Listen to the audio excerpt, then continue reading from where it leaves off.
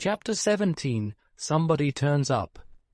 It has not occurred to me to mention Peggotty since I ran away, but, of course, I wrote her a letter almost as soon as I was housed at Dover, and another, and a longer letter, containing all particulars fully related, when my aunt took me formally under her protection. On my being settled at Dr. Strong's, I wrote to her again, detailing my happy condition and prospects. I never could have derived anything like the pleasure from spending the money Mr. Dick had given me that I felt in sending a gold half-guinea to Peggotty per post enclosed in this last letter, to discharge the sum I had borrowed of her, in which epistle not before I mentioned about the young man with the donkey cart. To these communications Peggotty replied as promptly, if not as concisely, as a merchant's clerk. Her utmost powers of expression, which were certainly not great in ink, were exhausted in the attempt to write what she felt on the subject of my journey. 4 sides of incoherent and interjectional beginnings of sentences that had no end, except blots, were inadequate to afford her any relief. But the blots were more expressive to me than the best composition, for they showed me that Peggotty had been crying all over the paper, and what could I have desired more? I made out, without much difficulty, that she could not take quite kindly to my aunt yet. The notice was too short after so long a prepossession the other way. We never knew a person, she wrote, but to think that Miss Betsy should seem to be so different from what she had been thought to be, was immoral. That was her word.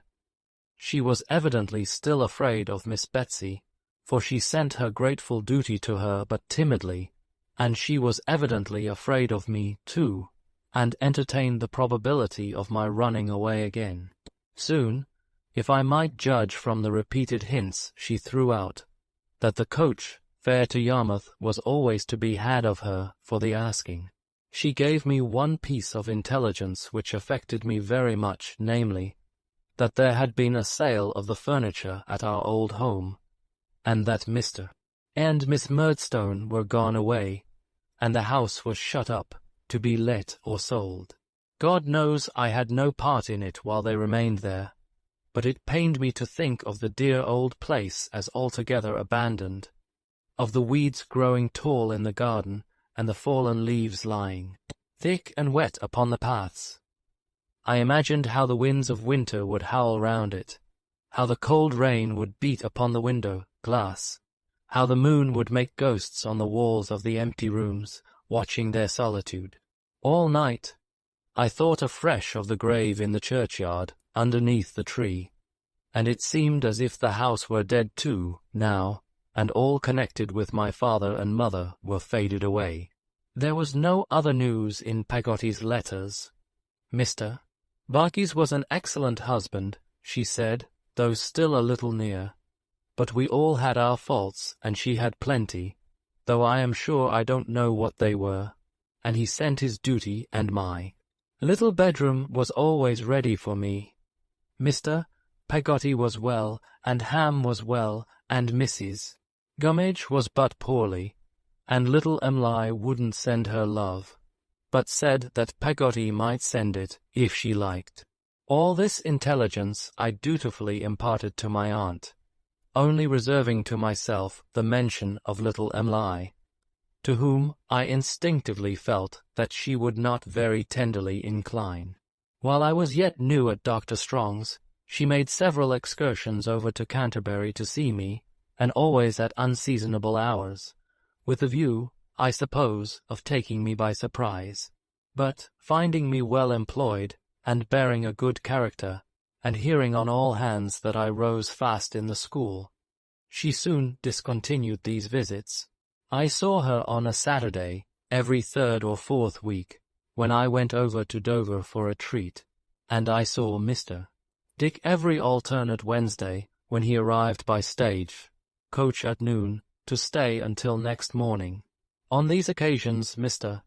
Dick never travelled without a leathern writing desk, containing a supply of stationery and the memorial, in relation to which document he had a notion that time was beginning to press now, and that it really must be got out of hand. Mr. Dick was very partial to gingerbread. To render his visits the more agreeable, my aunt had instructed me to open a credit for him at a cake shop, which was hampered with the stipulation that he should not be served with more than 1 shilling's worth in the course of any one day. This, and the reference of all his little bills at the county inn where he slept to my aunt before they were paid, induced me to suspect that he was only allowed to rattle his money and not to spend it. I found on further investigation that this was so, or at least there was an agreement between him and my aunt that he should account to her for all his disbursements. As he had no idea of deceiving her, and always desired to please her, he was thus made chary of launching into expense. On this point, as well as on all other possible points, Mr. Dick was convinced that my aunt was the wisest and most wonderful of women, as he repeatedly told me with infinite secrecy, and always in a whisper. "Trotwood," said Mr. Dick, with an air of mystery, after imparting this confidence to me, one Wednesday, "who's the man that hides near our house and frightens her?" "Frightens my aunt, sir." Mr. Dick nodded. "I thought nothing would have frightened her," he said, "for she's here," he whispered softly. "Don't mention it, the wisest and most wonderful of women." Having said which, he drew back too. Observe the effect which this description of her made upon me. "The first time he came," said Mr. Dick, "was, let me see, 1640. 9 was the date of King Charles's execution." "I think you said 1640. 9, yes, sir." "I don't know how it can be," said Mr. Dick, sorely puzzled and shaking his head. "I don't think I am as old as that." "Was it in that year that the man appeared, sir?" I asked. "Why, really," said Mr. Dick, "I don't see how it can have been in that year, Trotwood. Did you get that date out of history?" "Yes, sir." "I suppose history never lies, does it?" said Mr. Dick with a gleam of hope. "Oh dear, no, sir," I replied, most decisively. I was ingenuous and young, and I thought so. "I can't make it out," said Mr. Dick, shaking his head. "There's something wrong, somewhere." However, it was very soon after the mistake was made of putting some of the trouble out of King Charles's head into my head, that the man first came. I was walking out with Miss Trotwood after tea, just at dark, and there he was, close to our house. "Walking about?" I inquired. "Walking about," repeated Mr. Dick. "Let me see, I must recollect a bit. No, he was not walking about." I asked, as the shortest way to get at it, what he was doing. "Well, he wasn't there at all," said Mr. Dick, "until he came up behind her and whispered. Then she turned round and fainted, and I stood still and looked at him, and he walked away. But that he should have been hiding ever since, in the ground or somewhere, is the most extraordinary thing." "Has he been hiding ever since?" I asked. "To be sure he has," retorted Mr. Dick, nodding his head gravely. "Never came out till last night. We were walking last night, and he came up behind her again, and I knew him again." "And did he frighten my aunt again?" "All of a shiver," said Mr. Dick, counterfeiting that affection and making his teeth chatter. "Held by the palings. Cried. But, Trotwood, come here," getting me close to him, that he might whisper very softly. "Why did she give him money, boy, in the moonlight? He was a beggar, perhaps." Mr. Dick shook his head as utterly renouncing the suggestion, and having replied a great many times, and with great confidence, "No beggar, no beggar, no beggar, sir," went on to say that from his window he had afterwards, and late at night, seen my aunt give this person money outside the garden rails in the moonlight, who then slunk away into the ground. Again, as he thought probable, and was seen no more, while my aunt came hurriedly and secretly back into the house, and had, even that morning, been quite different from her usual self, which preyed on Mr. Dick's mind. I had not the least belief, in the outset of this story, that the unknown was anything but a delusion of Mr. Dick's, and one of the line of that ill-fated prince who occasioned him so much difficulty. But after some reflection, I began to entertain the question whether an attempt, or threat of an attempt, might have been twice made to take poor Mr. Dick himself from under my aunt's protection, and whether my aunt, the strength of whose kind feeling towards him I knew from herself, might have been induced to pay a price for his peace and quiet. As I was already much attached to Mr. Dick, and very solicitous for his welfare, my fears favoured this supposition, and for a long time his Wednesday hardly ever came round without my entertaining a misgiving that he would not be on the coach box as usual. There he always appeared, however, grey-headed, laughing, and happy, and he never had anything more to tell of the man who could frighten my aunt. These Wednesdays were the happiest days of Mr. Dick's life. They were far from being the least happy of mine. He soon became known to every boy in the school, and though he never took an active part in any game but kite-flying, was as deeply interested in all our sports as anyone among us. How often have I seen him, intent upon a match at marbles or peg-top, looking on with a face of unutterable interest, and hardly breathing at the critical times. How often, at hare and hounds, have I seen him mounted on a little knoll, cheering the whole field on to action, and waving his hat above his grey head, oblivious of King Charles the Martyr's head, and all belonging to it. How many a summer hour have I known to be but blissful minutes to him in the cricket field? How many winter days have I seen him, standing blue-nosed in the snow and east wind, looking at the boys going down the long slide, and clapping his worsted gloves in rapture. He was an universal favourite, and his ingenuity in little things was transcendent. He could cut oranges into such devices as none of us had an idea of. He could make a boat out of anything, from a skewer upwards. He could turn cramp bones into chessmen, fashion Roman chariots from old court cards, make spoked wheels out of cotton reels and bird cages of old wire. But he was greatest of all, perhaps, in the articles of string and straw, with which we were all persuaded he could do anything that could be done by hands. Mr. Dick's renown was not long confined to us. After a few Wednesdays, Dr. Strong himself made some inquiries of me about him, and I told him all my aunt had told me, which interested the doctor so much that he requested, on the occasion of his next visit, to be presented to him. This ceremony I performed, and the doctor begging Mr. Dick, whensoever he should not find me at the coach office, to come on there, and rest himself until our morning's work was over. It soon passed into a custom for Mr.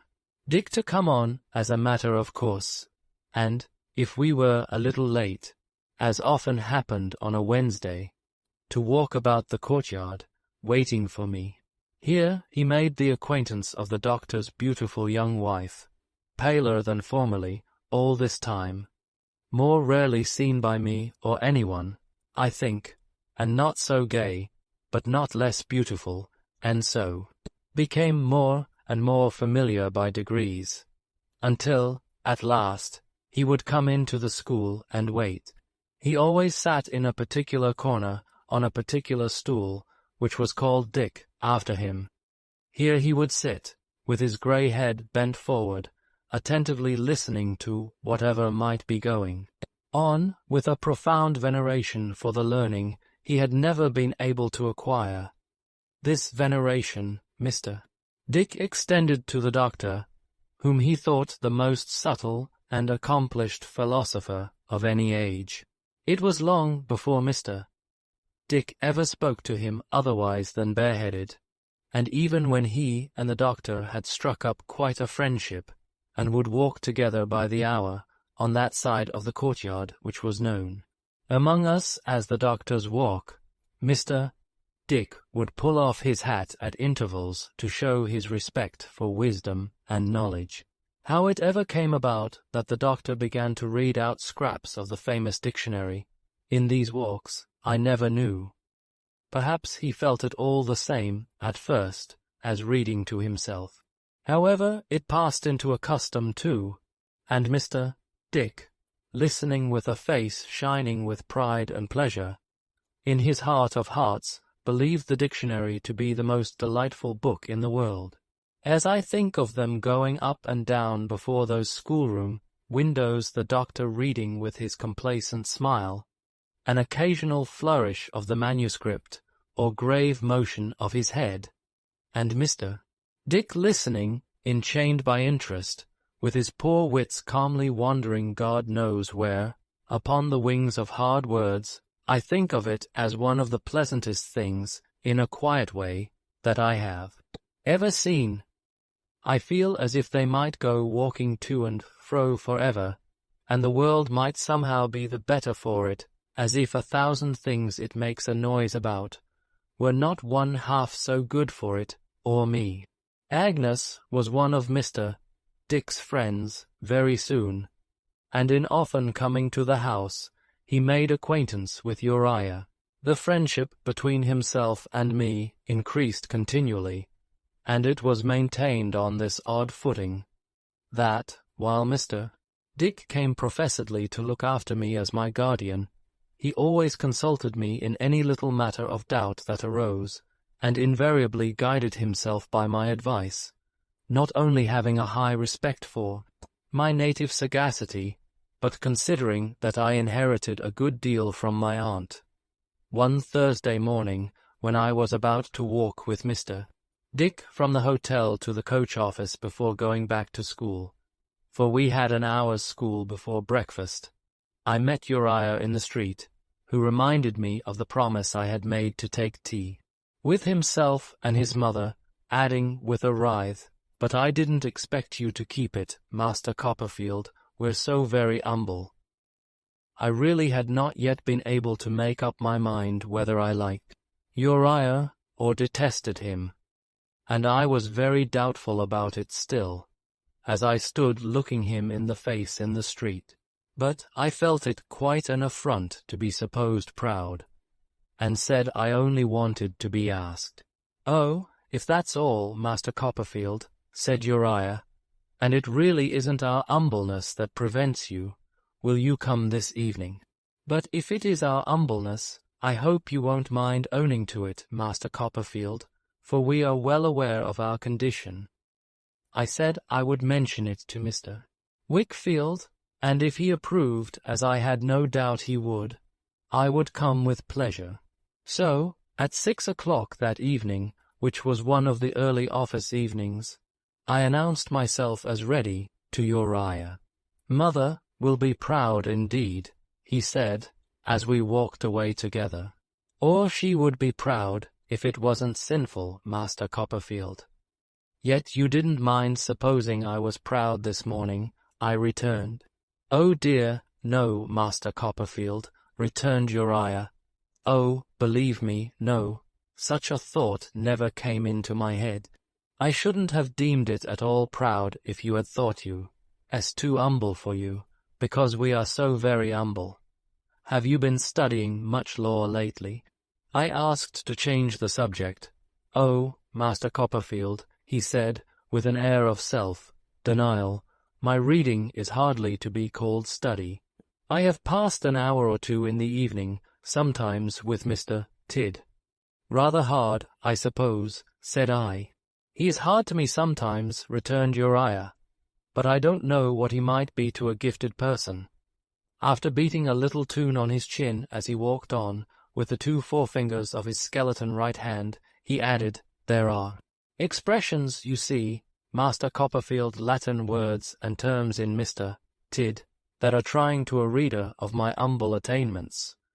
Would you like to be taught Latin? I said briskly, I will teach it you with pleasure, as I learn it. Oh, thank you, Master Copperfield, he answered, shaking his head. I am sure it's very kind of you to make the offer, but I am much too humble to accept it. What nonsense, Uriah. Oh, indeed, you must excuse me, Master Copperfield. I am greatly obliged, and I should like it of all things, I assure you. But I am far too humble. There are people enough to tread upon me in my lowly state, without my doing outrage to their feelings by possessing learning. Learning ain't for me. A person like myself had better not aspire. If he is to get on in life, he must get on humbly, Master Copperfield. I never saw his mouth so wide, or the creases in his cheeks so deep, as when he delivered himself of these sentiments, shaking his head all the time, and writhing modestly. I think you are wrong, Uriah, I said. I dare say there are several things that I could teach you, if you would like to learn them. Oh, I don't doubt that, Master Copperfield, he answered, not in the least. But not being humble yourself, you don't judge well, perhaps, for them that are. I won't provoke my betters with knowledge, thank you. I'm much too humble. Here is my humble dwelling, Master Copperfield. We entered a low, old-fashioned room, walked straight into from the street, and found there Mrs. Heep, who was the dead image of Uriah, only short. She received me with the utmost humility, and apologized to me for giving her son a kiss, observing that, lowly as they were, they had their natural affections, which they hoped would give no offense to anyone.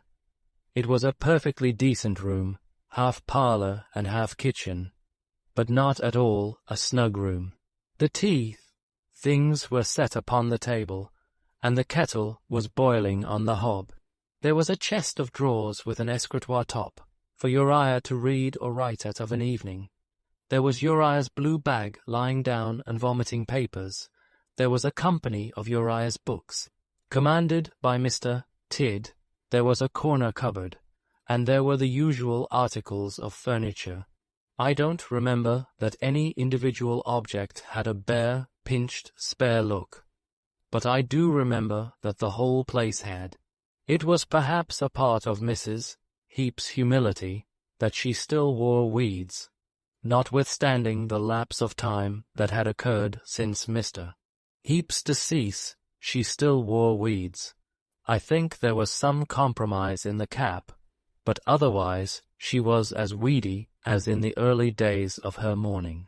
This is a day to be remembered, my Uriah, I am sure, said Mrs. Heep, making the tea when Master Copperfield pays us a visit. I said you'd think so, mother, said Uriah. If I could have wished father to remain among us for any reason, said Mrs. Heep, it would have been that he might have known his company this afternoon. I felt embarrassed by these compliments, but I was sensible, too, of being entertained as an honored guest, and I thought Mrs. Heep an agreeable woman. My Uriah, said Mrs. Heep, has looked forward to this, sir, a long while. He had his fears that our humbleness stood in the way, and I joined in them myself. Humble we are, humble we have been, humble we shall ever be, said Mrs.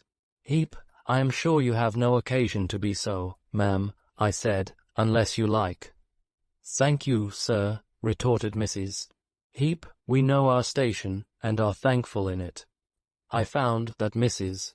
Heep gradually got nearer to me, and that Uriah gradually got opposite to me, and that they respectfully plied me with the choicest of the eatables on the table. There was nothing particularly choice there, to be sure, but I took the will for the deed, and felt that they were very attentive. Presently they began to talk about aunts, and then I told them about mine, and about fathers and mothers, and then I told them about mine, and then Mrs. Heep began to talk about fathers-in-law, and then I began to tell her about mine, but stopped, because my aunt had advised me to observe a silence on that subject. A tender young cork, however, would have had no more chance against a pair of corkscrews, or a tender young tooth against a pair of dentists, or a little shuttlecock against two battledores, than I had against Uriah and Mrs. Heep. They did just what they liked with me, and wormed things out of me that I had no desire to tell, with a certainty I blush to think of. The more especially, as in my juvenile frankness, I took some credit to myself for being so confidential, and felt that I was quite the patron of my two respectful entertainers. They were very fond of one another, that was certain. I take it, that had its effect upon me as a touch of nature, but the skill with which the one followed up whatever the other said was a touch of art which I was still less proof against. When there was nothing more to be got out of me about myself, for on the Murdstone and Grinby life, and on my journey, I was dumb, they began about Mr. Wickfield and Agnes. Uriah threw the ball to Mrs. Heep. Mrs. Heep caught it and threw it back to Uriah. Uriah kept it up a little while, then sent it back to Mrs. Heep, and so they went on tossing it about, until I had no idea who had got it, and was quite bewildered. The ball itself was always changing too. Now it was Mr. Wickfield, now Agnes, now the excellence of Mr. Wickfield, now my admiration of Agnes, now the extent of Mr. Wickfield's business and resources, now our domestic life after dinner, now the wine that Mr. Wickfield took, the reason why he took it, and the pity that it was he took so much. Now one thing, now another, then everything at once, and all the time, without appearing to speak very often, or to do anything, but sometimes encourage them a little, for fear they should be overcome by their humility and the honor of my company. I found myself perpetually letting out something or other that I had no business to let out, and seeing the effect of it in the twinkling of Uriah's dinted nostrils. I had begun to be a little uncomfortable, and to wish myself well out of the visit, when a figure coming down the street passed the door. It stood open to air the room, which was warm, the weather being close for the time of year, came back again, looked in, and walked in, exclaiming loudly, "Copperfield! Is it possible? It was Mr. Micawber, it was Mr. Micawber, with his eyeglass and his walking stick, and his shirt, collar, and his genteel air, and the condescending roll in his voice, all complete." "My dear Copperfield," said Mr. Micawber, putting out his hand, "this is indeed a meeting which is calculated to impress the mind with a sense of the instability and uncertainty of all human. In short, it is a most extraordinary meeting. Walking along the street, reflecting upon the probability of something turning up, of which I am at present rather sanguine, I find a young but valued friend turn up, who is connected with the most eventful period of my life, I may say, with the turning point of my existence. Copperfield, my dear fellow, how do you do? I cannot say, I really cannot say that I was glad to see Mr. Micawber there, but I was glad to see him too, and shook hands with him heartily, inquiring how Mrs. Micawber was. "Thank you," said Mr. Micawber, waving his hand as of old, and settling his chin in his shirt collar. "She is tolerably convalescent. The twins no longer derive their sustenance from nature's founts. In short," said Mr. Micawber, in one of his bursts of confidence, "they are weaned, and Mrs. Micawber is, at present, my travelling companion. She will be rejoiced, Copperfield, to renew her acquaintance with one who has proved himself in all respects a worthy minister at the sacred altar of friendship." I said I should be delighted to see her. "You are very good," said Mr. Micawber. Mr. Micawber then smiled, settled his chin again, and looked about him. "I have discovered my friend Copperfield," said Mr. Micawber genteelly, and without addressing himself particularly to anyone, not in solitude, but partaking of a social meal in company with a widow lady, and one who is apparently her offspring in short, said Mr. Micawber, in another of his bursts of confidence, her son. I shall esteem it an honor to be presented. I could do no less, under these circumstances, than make Mr. Micawber known to Uriah Heep and his mother, which I accordingly did. As they abased themselves before him, Mr. Micawber took a seat, and waved his hand in his most courtly manner. Any friend of my friend Copperfield's, said Mr. Micawber, has a personal claim upon myself. We are too humble, sir, said Mrs. Heep, my son and me, to be the friends of Master Copperfield. He has been so good as take his tea with us, and we are thankful to him for his company, also to you, sir, for your notice. Ma'am, returned Mr. Micawber, with a bow, you are very obliging. And what are you doing, Copperfield? Still in the wine trade? I was excessively anxious to get Mr. Micawber away, and replied, with my hat in my hand, and a very red face, I have no doubt that I was a pupil at Dr. Strong's. A pupil, said Mr. Micawber, raising his eyebrows. I am extremely happy to hear it. Although a mind like my friend Copperfield's to Uriah and Mrs. Heep does not require that cultivation which, without his knowledge of men and things, it would require. Still, it is a rich soil teeming with latent vegetation, in short, said Mr. Micawber, smiling in another burst of confidence. It is an intellect capable of getting up the classics to any extent. Uriah, with his long hands slowly twining over one another, made a ghastly writhe from the waist upwards, to express his concurrence in this estimation of me. Shall we go and see Mrs. Micawber, sir? I said, to get Mr. Micawber away. If you will do her that favour, Copperfield, replied Mr. Micawber, rising. I have no scruple in saying, in the presence of our friends here, that I am a man who has, for some years, contended against the pressure of pecuniary difficulties. I knew he was certain to say something of this kind. He always would be so boastful about his difficulties. Sometimes I have risen superior to my difficulties. Sometimes my difficulties have, in short, have floored me. There have been times when I have administered a succession of faces to them. There have been times when they have been too many for me, and I have given in, and said to Mrs. Micawber, in the words of Cotto, Plotto, thou reasonest well, it's all up now, I can show fight no more. But at no time of my life, said Mr.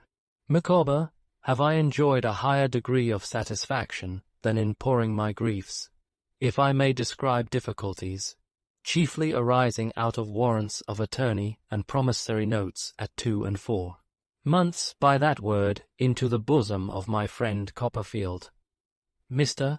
Micawber closed this handsome tribute by saying, Mr. Heep, good evening. Mrs. Heep, your servant, and then walking out with me in his most fashionable manner, making a good deal of noise on the pavement with his shoes, and humming a tune as we went. It was a little inn where Mr. Micawber put up, and he occupied a little room in it, partitioned off from the commercial room, and strongly flavoured with tobacco smoke. I think it was over the kitchen, because a warm greasy smell appeared to come up through the chinks in the floor, and there was a flabby perspiration on the walls. I know it was near the bar, on account of the smell of spirits and jingling of glasses. Here, recumbent on a small sofa, underneath a picture of a race horse, with her head close to the fire, and her feet pushing the mustard off the dumb waiter at the other end of the room, was Mrs. Micawber, to whom Mr. Micawber entered first, saying, My dear, allow me to introduce to you a pupil of Dr. Strong's. I noticed, by the by, that although Mr. Micawber was just as much confused as ever about my age and standing, he always remembered, as a genteel thing, that I was a pupil of Dr. Strong's. Mrs. Micawber was amazed, but very glad to see me. I was very glad to see her too, and, after an affectionate greeting on both sides, sat down on the small sofa near her. "My dear," said Mr. Micawber, "if you will mention to Copperfield what our present position is, which I have no doubt he will like to know, I will go and look at the paper the while, and see whether anything turns up. Among the advertisements, I thought you were at Plymouth, ma'am," I said to Mrs. Micawber as he went out. "My dear Master Copperfield," she replied, "we went to Plymouth." "To be on the spot," I hinted. "Just so," said Mrs. Micawber, "to be on the spot, but the truth is, talent is not wanted in the custom house." The local influence of my family was quite unavailing to obtain any employment in that department. For a man of Mr. Micawber's abilities, they would rather not have a man of Mr. Micawber's abilities. He would only show the deficiency of the others. "Apart from which," said Mrs. Micawber, "I will not disguise from you, my dear Master Copperfield, that when that branch of my family which is settled in Plymouth became aware that Mr. Micawber was accompanied by myself, and by little Wilkins and his sister, and by the twins, they did not receive him with that ardour which he might have expected, being so newly released from captivity. In fact," said Mrs. Micawber, lowering her voice, "this is between ourselves, our reception was cool." "Dear me," I said. "Yes," said Mrs. Micawber, "it is truly painful to contemplate mankind in such an aspect, Master Copperfield, but our reception was decidedly cool. There is no doubt about it. In fact, that branch of my family which is settled in Plymouth became quite personal to Mr. Micawber before we had been there a week. I said and thought that they ought to be ashamed of themselves. Still, so it was," continued Mrs. Micawber. "Under such circumstances, what could a man of Mr. Micawber's spirit do? But one obvious course was left, to borrow of that branch of my family the money to return to London, and to return at any sacrifice." "Then you all came back again, ma'am?" I said. "We all came back again," replied Mrs. Micawber. "Since then, I have consulted other branches of my family on the course which it is most expedient for Mr. Micawber to take, for I maintain that he must take some course, Master Copperfield," said Mrs. Micawber argumentatively. "It is clear that a family of 6, not including a domestic, cannot live upon air." "Certainly, ma'am," said I. "The opinion of those other branches of my family," pursued Mrs. Micawber, "is that Mr. Micawber should immediately turn his attention to coals." "To what, ma'am?" "To coals," said Mrs. Micawber, "to the coal trade." Mr. Micawber was induced to think, on inquiry, that there might be an opening for a man of his talent in the Medway coal trade. Then, as Mr. Micawber very properly said, the first step to be taken clearly was to come and see the Medway, which we came and saw. "I say we, Master Copperfield, for I never will," said Mrs. Micawber with emotion. "I never will desert Mr. Micawber." I murmured my admiration and approbation. "We came," repeated Mrs. Micawber, "and saw the Medway.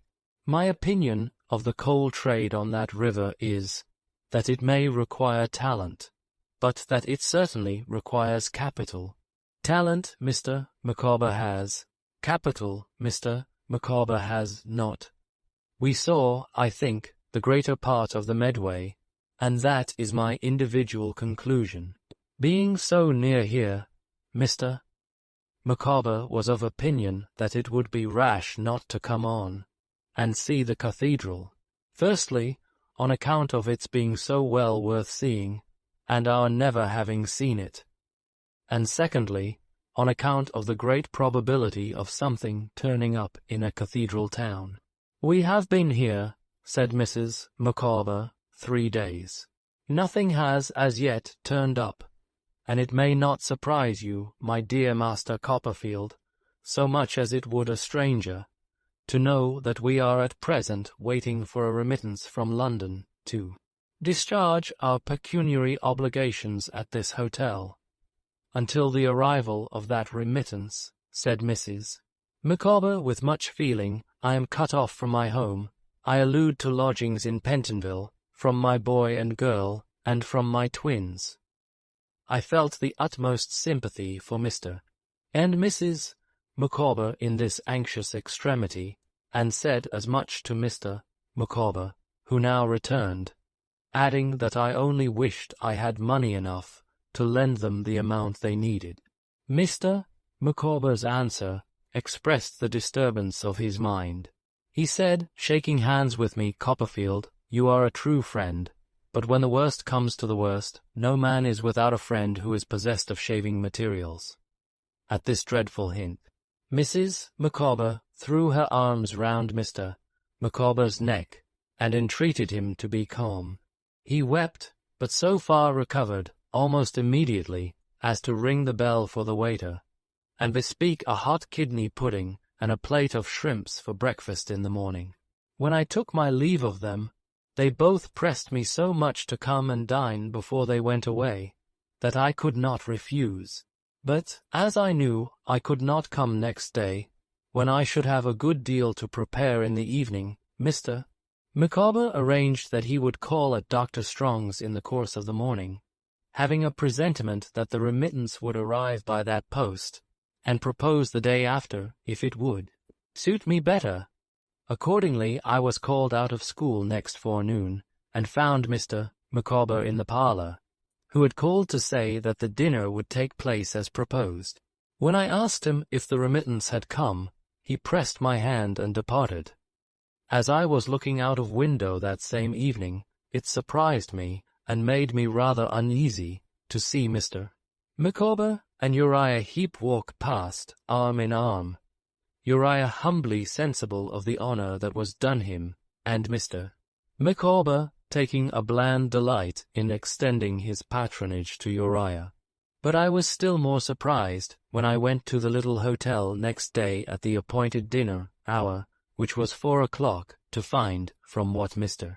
Micawber said, that he had gone home with Uriah and had drunk brandy and water at Mrs. Heep's. And I'll tell you what, my dear Copperfield, said Mr. Micawber, your friend Heep is a young fellow who might be Attorney General. If I had known that young man at the period when my difficulties came to a crisis, all I can say is that I believe my creditors would have been a great deal better managed than they were. I hardly understood how this could have been, seeing that Mr. Micawber had paid them nothing at all as it was, but I did not like to ask. Neither did I like to say that I hoped he had not been too communicative to Uriah, or to inquire if they had talked much about me.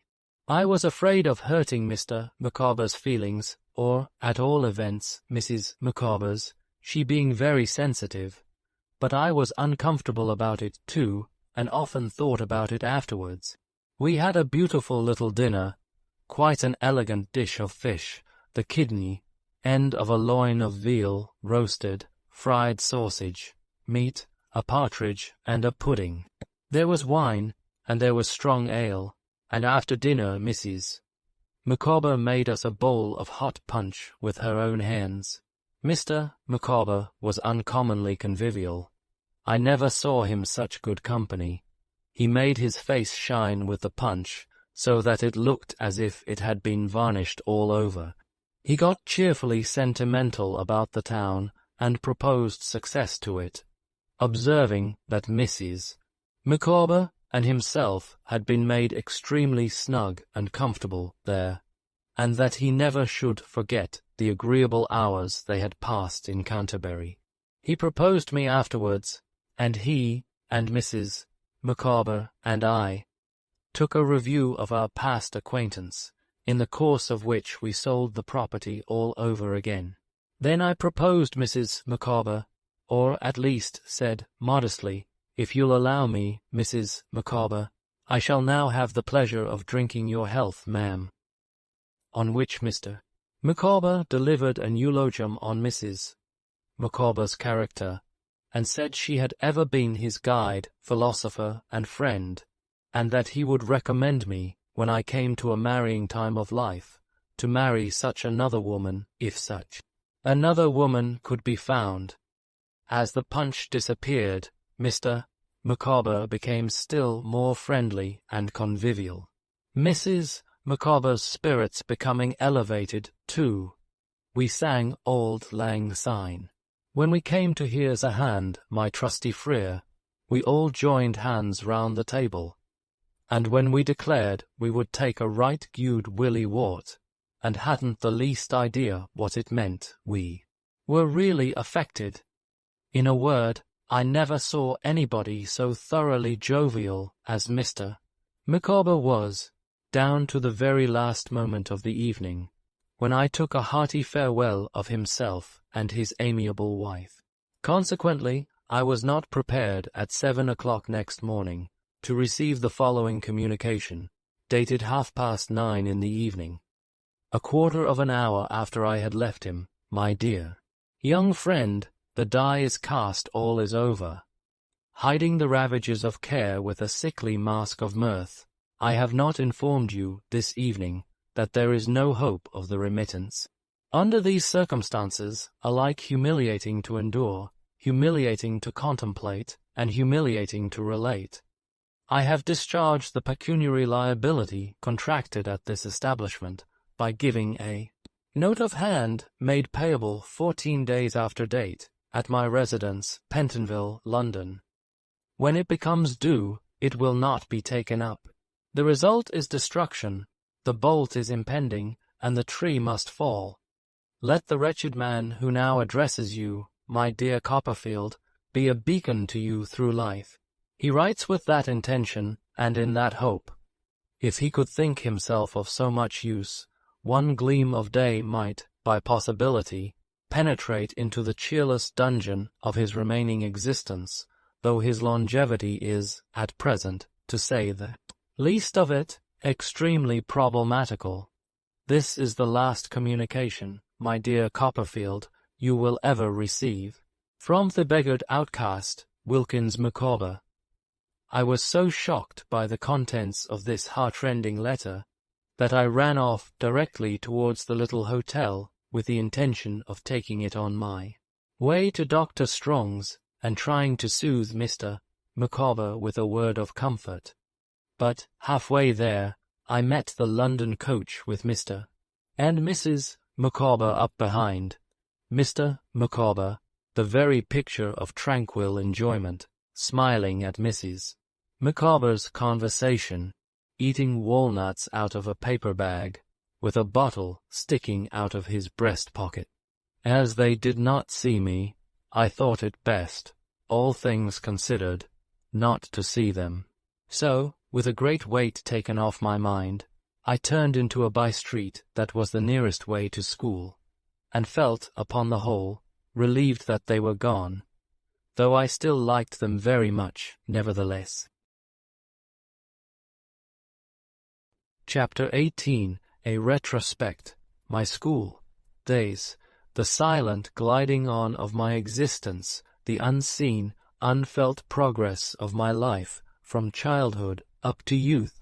Let me think, as I look back upon that flowing water, now a dry channel overgrown with leaves, whether there are any marks along its course, by which I can remember how it ran.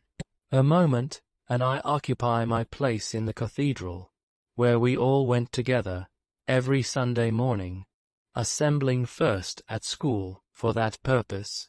The earthy smell, the sunless air, the sensation of the world being shut out, the resounding of the organ through the black and white arched galleries and aisles, are wings that take me back, and hold me hovering above those days in a half-sleeping and half-waking dream. I am not the last boy in the school. I have risen in a few months over several heads, but the first boy seems to me a mighty creature, dwelling afar off, whose giddy height is unattainable. Agnes says no, but I say yes, and tell her that she little thinks what stores of knowledge have been mastered by the wonderful being, at whose place she thinks I, even I, weak aspirant, may arrive in time. He is not my private friend and public patron, as Steerforth was, but I hold him in a reverential respect. I chiefly wonder what he'll be when he leaves Dr. Strong's, and what mankind will do to maintain any place against him. But who is this that breaks upon me? This is Miss Shepherd, whom I love. Miss Shepherd is a boarder at the Mrs. Nettingall's establishment. I adore Miss Shepherd. She is a little girl in a spencer, with a round face and curly flaxen hair. The Mrs. Nettingall's young ladies come to the cathedral too. I cannot look upon my book, for I must look upon Miss Shepherd. When the choristers chaunt, I hear Miss Shepherd. In the service I mentally insert Miss Shepherd's name. I put her in among the royal family. At home, in my own room, I am sometimes moved to cry out, "Oh, Miss Shepherd," in a transport of love.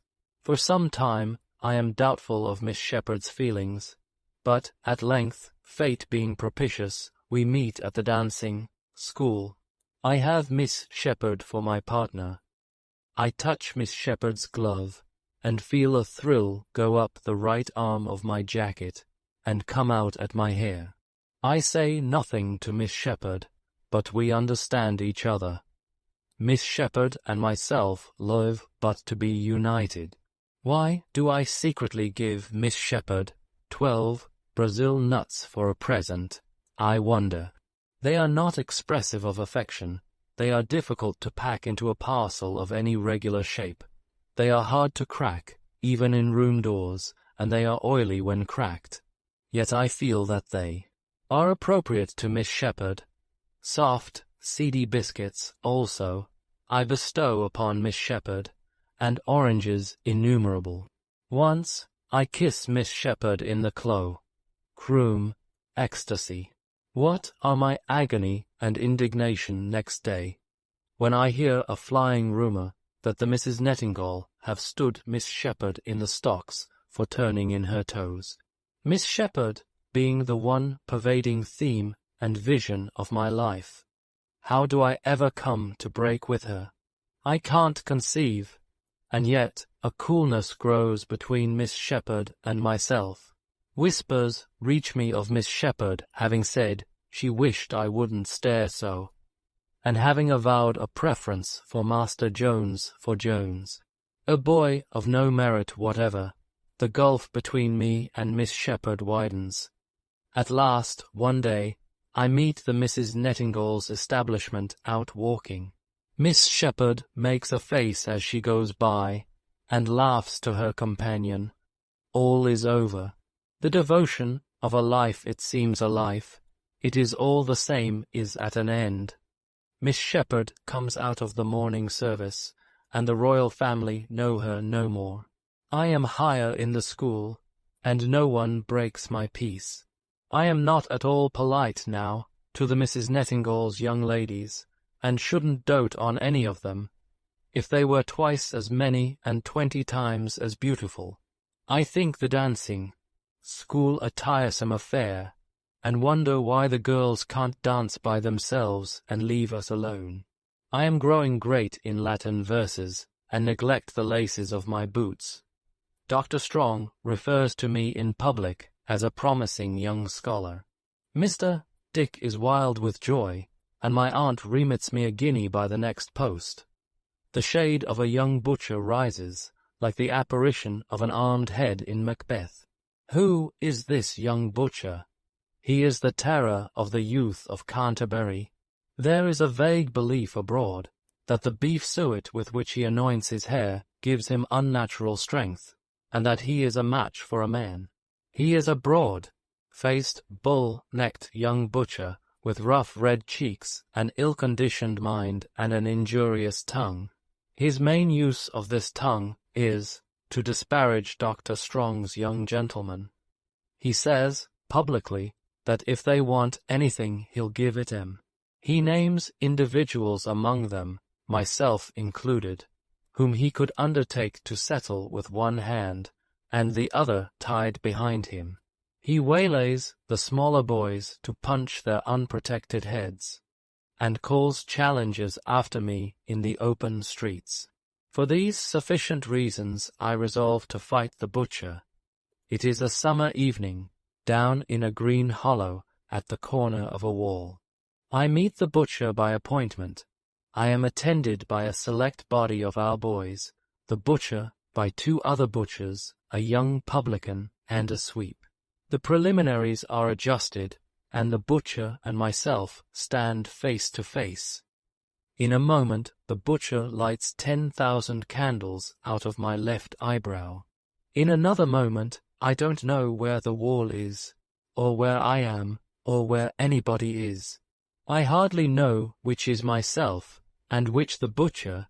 We are always in such a tangle and tussle, knocking about upon the trodden grass. Sometimes I see the butcher, bloody but confident. Sometimes I see nothing, and sit gasping on my second's knee. Sometimes I go in at the butcher madly, and cut my knuckles open against his face, without appearing to discompose him at all. At last I awake, very queer about the head, as from a giddy sleep, and see the butcher walking off, congratulated by the 2 other butchers and the sweep and publican, and putting on his coat as he goes, from which I augur, justly, that the victory is his.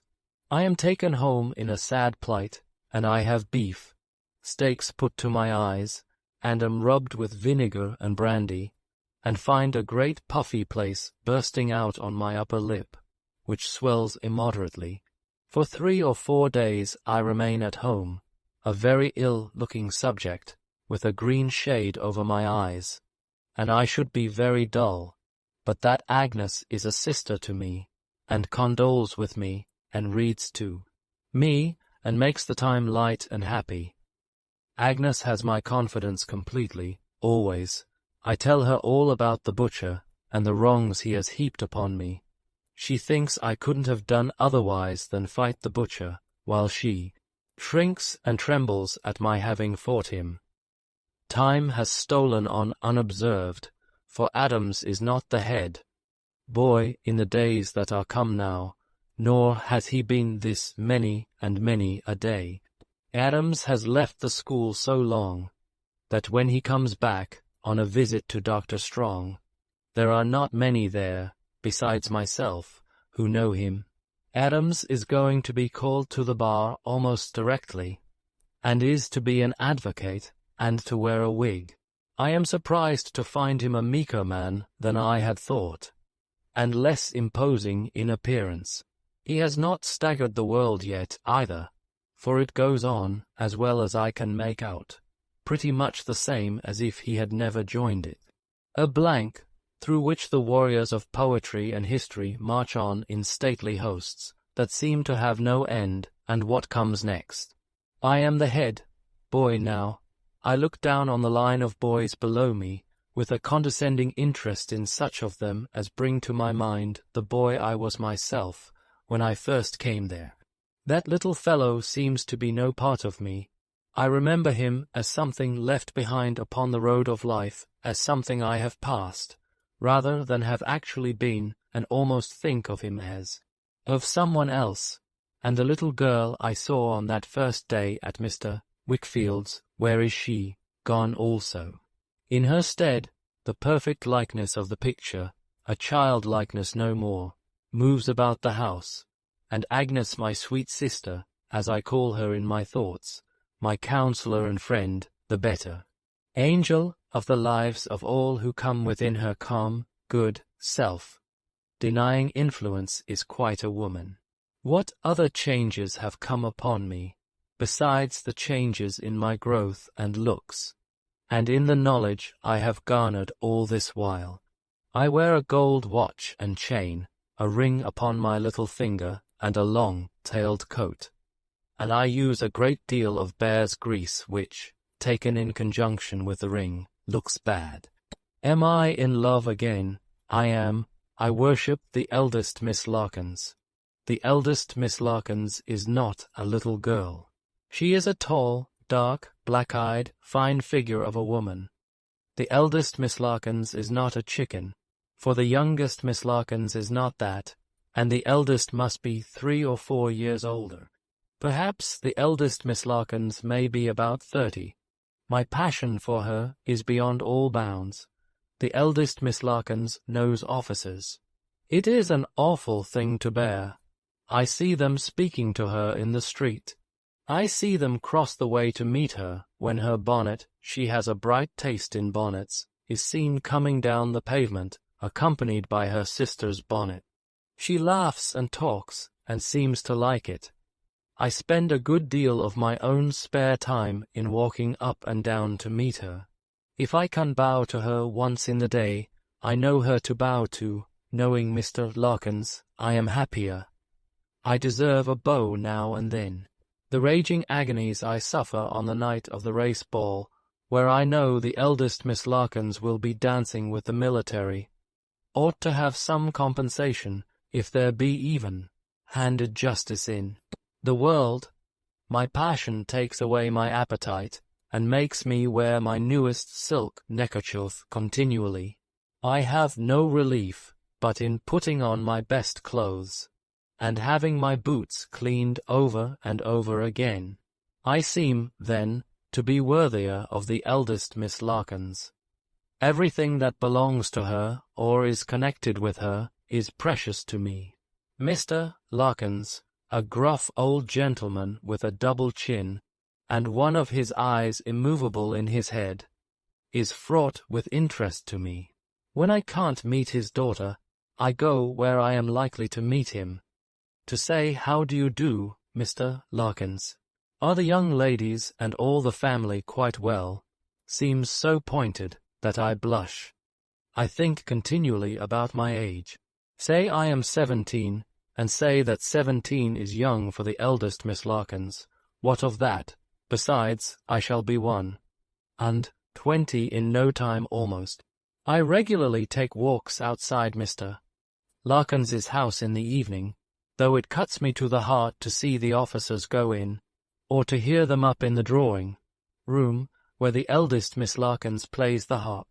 I even walk, on 2 or 3 occasions, in a sickly, spoony manner, round and round the house after the family are gone to bed, wondering which is the eldest Miss Larkins's chamber, and pitching, I dare say now, on Mr. Larkins's instead, wishing that a fire would burst out, that the assembled crowd would stand appalled, that I, dashing through them with a ladder, might rear it against her window, save her in my arms, go back for something she had left behind, and perish in the flames. For I am generally disinterested in my love, and think I could be content to make a figure before Miss Larkins, and expire. Generally, but not always. Sometimes brighter visions rise before me. When I dress, the occupation of 2 hours, for a great ball given at the Larkinses, the anticipation of 3 weeks, I indulge my fancy with pleasing images. I picture myself taking courage to make a declaration to Miss Larkins. I picture Miss Larkins sinking her head upon my shoulder, and saying, "Oh, Mr. Copperfield, can I believe my ears?" I picture Mr. Larkins waiting on me next morning, and saying, "My dear Copperfield, my daughter has told me all. Youth is no objection. Here are £20,000. Be happy." I picture my aunt relenting and blessing us, and Mr. Dick and Dr. Strong being present at the marriage ceremony. I am a sensible fellow. I believe, on looking back. I mean and modest, I am sure. But all this goes on notwithstanding. I repair to the enchanted house, where there are lights, chattering, music, flowers, officers, I am sorry to see, and the eldest Miss Larkins, a blaze of beauty. She is dressed in blue, with blue flowers in her hair, forget-me-nots, as if she had any need to wear forget-me-nots. It is the first really grown-up party that I have ever been invited to, and I am a little uncomfortable, for I appear not to belong to anybody, and nobody appears to have anything to say to me, except Mr. Larkins, who asks me how my schoolfellows are, which he needn't do, as I have not come there to be insulted.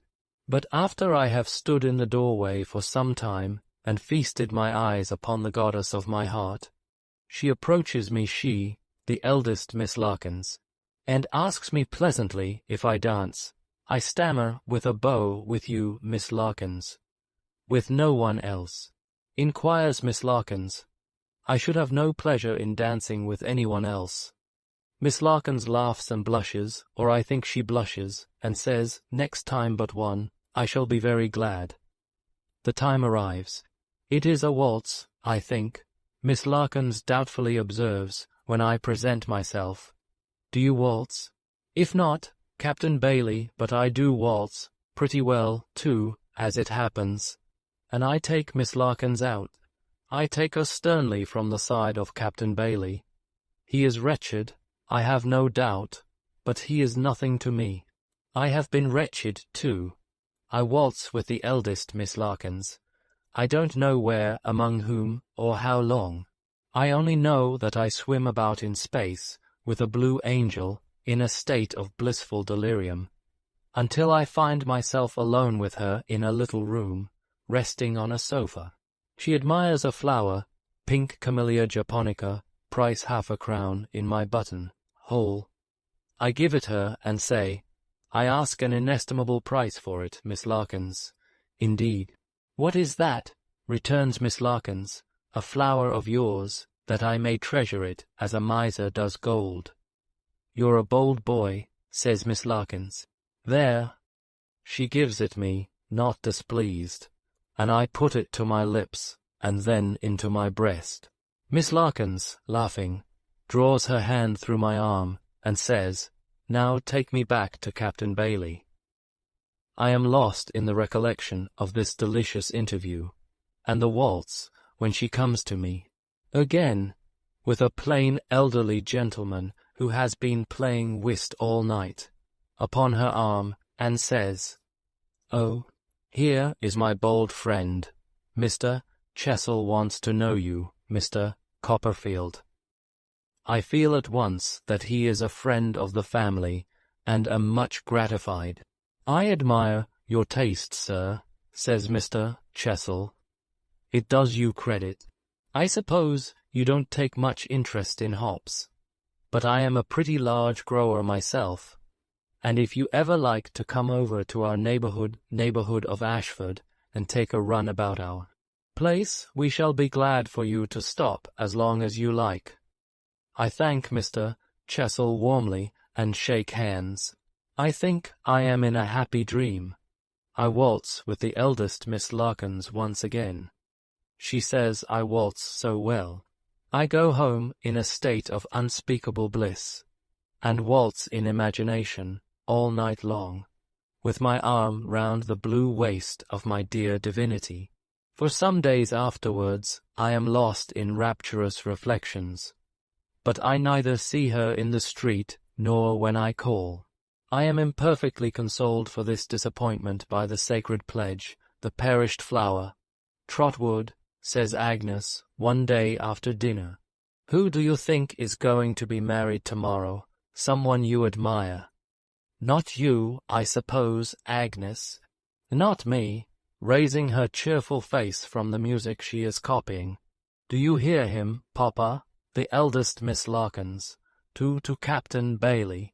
I have just enough power to ask, no, to no captain, to Mr. Chessel, a hop grower. I am terribly dejected for about a week or two. I take off my ring. I wear my worst clothes. I use no bear's grease, and I frequently lament over the late Miss Larkins's faded flower. Being, by that time, rather tired of this kind of life, and having received new provocation from the butcher, I throw the flower away, go out with the butcher, and gloriously defeat him. This, and the resumption of my ring, as well as of the bear's grease in moderation, are the last marks I can discern, now, in my progress to 17. Chapter 19. I look about me, and make a discovery. I am doubtful whether I was at heart glad or sorry when my school days drew to an end, and the time came for my leaving Dr. Strong's. I had been very happy there. I had a great attachment for the doctor, and I was eminent and distinguished in that little world. For these reasons I was sorry to go, but for other reasons, unsubstantial enough, I was glad. Misty ideas of being a young man at my own disposal, of the importance attaching to a young man at his own disposal, of the wonderful things to be seen and done by that magnificent animal, and the wonderful effects he could not fail to make upon society, lured me away. So powerful were these visionary considerations in my boyish mind, that I seem, according to my present way of thinking, to have left school without natural regret. The separation has not made the impression on me that other separations have. I try in vain to recall how I felt about it, and what its circumstances were, but it is not momentous in my recollection. I suppose the opening prospect confused me. I know that my juvenile experiences went for little or nothing then, and that life was more like a great fairy story, which I was just about to begin to read, than anything else. My aunt and I had held many grave deliberations on the calling to which I should be devoted. For a year or more I had endeavored to find a satisfactory answer to her often repeated question, what I would like to be, but I had no particular liking that I could discover for anything. If I could have been inspired with a knowledge of the science of navigation, taken the command of a fast sailing expedition, and gone round the world on a triumphant voyage of discovery, I think I might have considered myself completely suited. But, in the absence of any such miraculous provision, my desire was to apply myself to some pursuit that would not lie too heavily upon her purse, and to do my duty in it, whatever it might be. Mr. Dick had regularly assisted at our councils, with a meditative and sage demeanour. He never made a suggestion but once, and on that occasion I don't know what put it in his head. He suddenly proposed that I should be a brazier. My aunt received this proposal so very ungraciously that he never ventured on a second, but ever afterwards confined himself to looking watchfully at her for her suggestions, and rattling his money. "Trot, I tell you what, my dear," said my aunt, one morning in the Christmas season when I left school, "as this knotty point is still unsettled, and as we must not make a mistake in our decision if we can help it, I think we had better take a little breathing time. In the meanwhile, you must try to look at it from a new point of view, and not as a schoolboy." "I will, aunt. It has occurred to me," pursued my aunt, "that a little change and a glimpse of life, out of doors, may be useful in helping you to know your own mind, and form a cooler judgment. Suppose you were to go down into the old part of the country again, for instance, and see that out-of-the-way woman with the savagest of names," said my aunt, rubbing her nose, for she could never thoroughly forgive Peggotty for being so called. "Of all things in the world, aunt, I should like it best." "Well," said my aunt, "that's lucky, for I should like it too. But it's natural and rational that you should like it. And I am very well persuaded that whatever you do, Trot, will always be natural and rational." "I hope so, aunt. Your sister, Betsy Trotwood," said my aunt, "would have been as natural and rational a girl as ever breathed. You'll be worthy of her, won't you?" "I hope I shall be worthy of you, aunt. That will be enough for me. It's a mercy that poor dear baby of a mother of yours didn't live," said my aunt, looking at me approvingly, "or she'd have been so vain of her boy by this time that her soft little head would have been completely turned, if there was anything of it left to turn." My aunt always excused any weakness of her own in my behalf by transferring it in this way to my poor mother.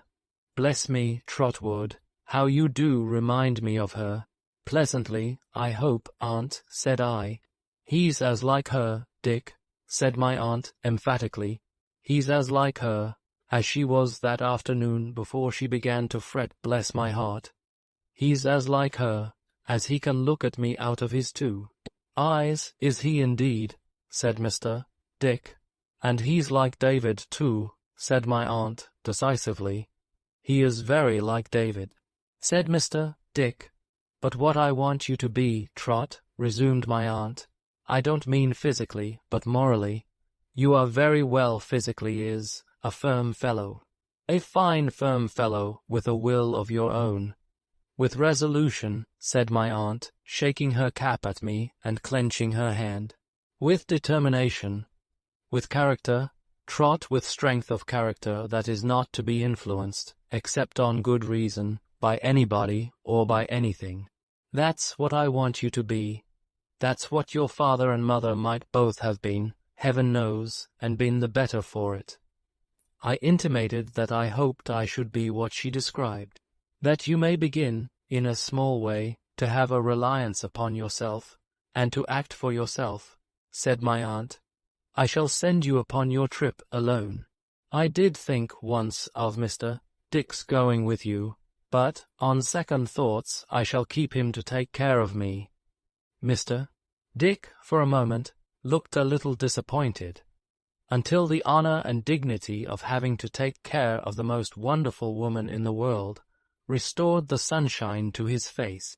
Besides, said my aunt, there's the memorial. Oh, certainly, said Mr. Dick, in a hurry. I intend, Trotwood, to get that done immediately. It really must be done immediately. And then it will go in, you know. And then said Mr. Dick, after checking himself and pausing a long time, there'll be a pretty kettle of fish. In pursuance of my aunt's kind scheme, I was shortly afterwards fitted out with a handsome purse of money and a portmanteau, and tenderly dismissed upon my expedition. At parting, my aunt gave me some good advice and a good many kisses, and said that as her object was that I should look about me, and should think a little, she would recommend me to stay a few days in London, if I liked it, either on my way down into Suffolk, or in coming back.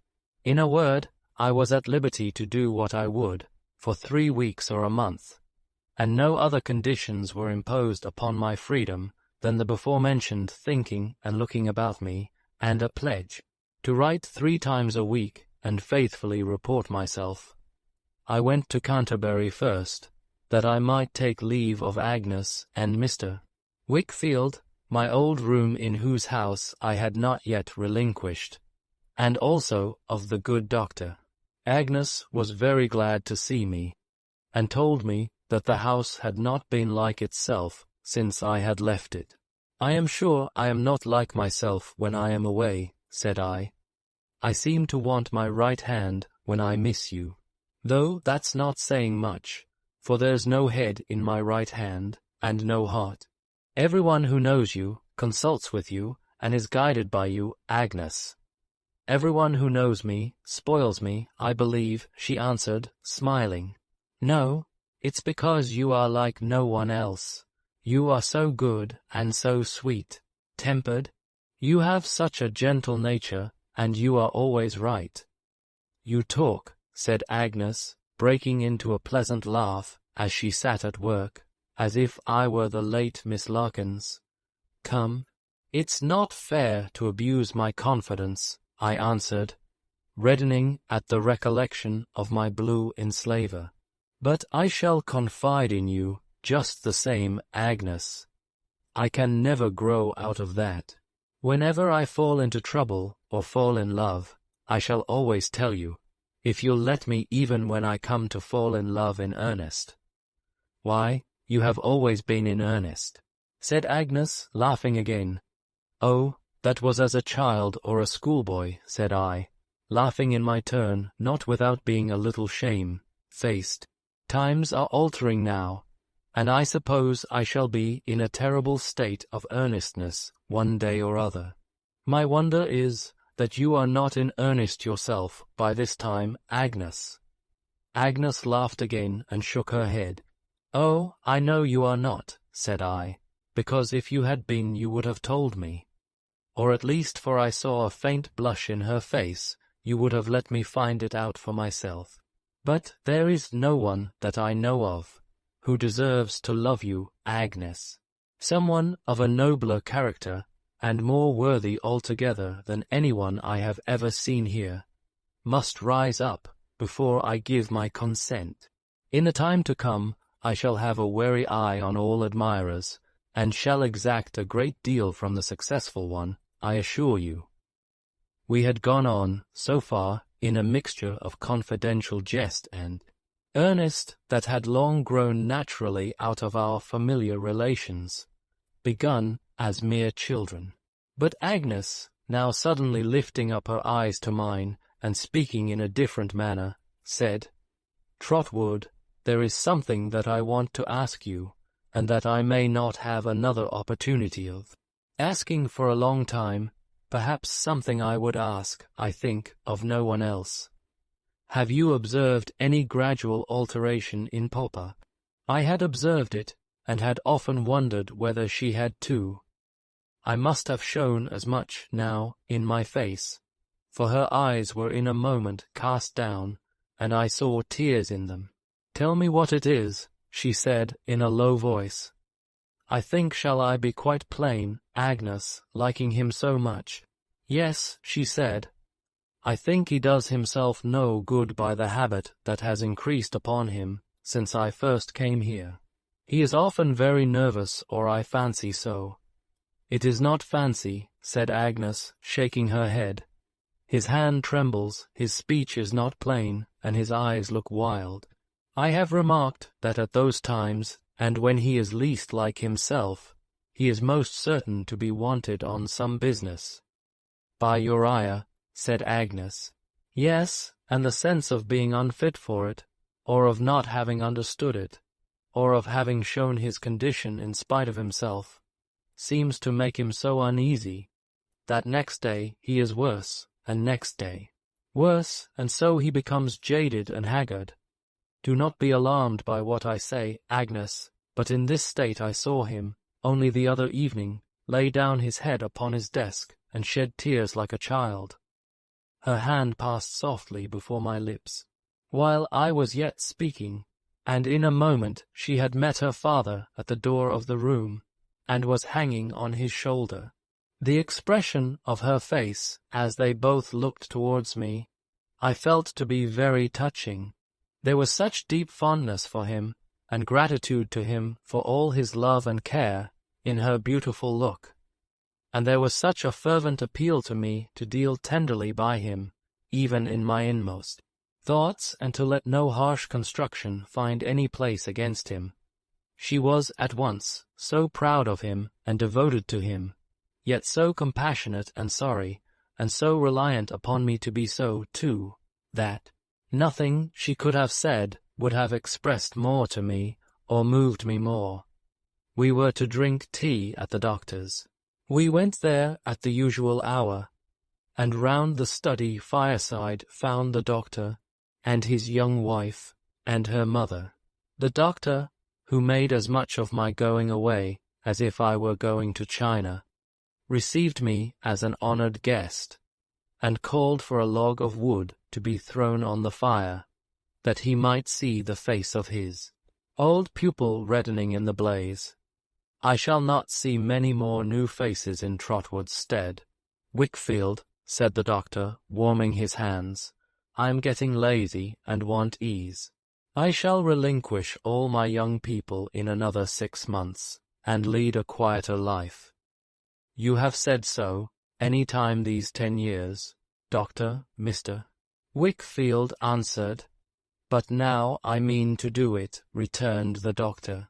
"My first master will succeed me. I am in earnest at last, so you'll soon have to arrange our contracts, and to bind us firmly to them, like a couple of knaves." "And to take care," said Mr. Wickfield, that you're not imposed on, as you certainly would be, in any contract you should make for yourself. Well, I am ready. There are worse tasks than that in my calling. I shall have nothing to think of then, said the doctor with a smile, but my dictionary, and this other contract, bargain Annie, as Mr. Wickfield glanced towards her, sitting at the tea-table by Agnes. She seemed to me to avoid his look with such unwanted hesitation and timidity, that his attention became fixed upon her, as if something were suggested to his thoughts. There is a post come in from India, I observe, he said, after a short silence. By the by, and letters from Mr. Jack Maldon, said the doctor. Indeed. Poor dear Jack, said Mrs. Markleham, shaking her head. That trying climate. Like living, they tell me, on a sand heap underneath a burning glass. He looked strong, but he wasn't. My dear doctor, it was his spirit, not his constitution, that he ventured on so boldly. Annie, my dear, I am sure you must perfectly recollect that your cousin never was strong, not what can be called robust, you know, said Mrs. Markleham, with emphasis, and looking round upon us generally, from the time when my daughter and himself were children together, and walking about, arm in arm, the livelong day. Annie, thus addressed, made no reply. Do I gather from what you say, ma'am, that Mr. Maldon is ill? Asked Mr. Wickfield. Ill, replied the old soldier. My dear sir, he's all sorts of things. Except well, said Mr. Wickfield. Except well, indeed, said the old soldier. He has had dreadful strokes of the sun, no doubt, and jungle fevers and agues, and every kind of thing you can mention. As to his liver, said the old soldier resignedly, that, of course, he gave up altogether when he first went out. Does he say all this? Asked Mr. Wickfield. Say, my dear sir, returned Mrs. Markleham, shaking her head and her fan, you little know my poor Jack Maldon when you ask that question. Say, not he. You might drag him at the heels of 4 wild horses first. Mamma, said Mrs. Strong. Annie, my dear, returned her mother, once for all, I must really beg that you will not interfere with me, unless it is to confirm what I say. You know, as well as I do, that your cousin Maldon would be dragged at the heels of any number of wild horses. Why should I confine myself to 4?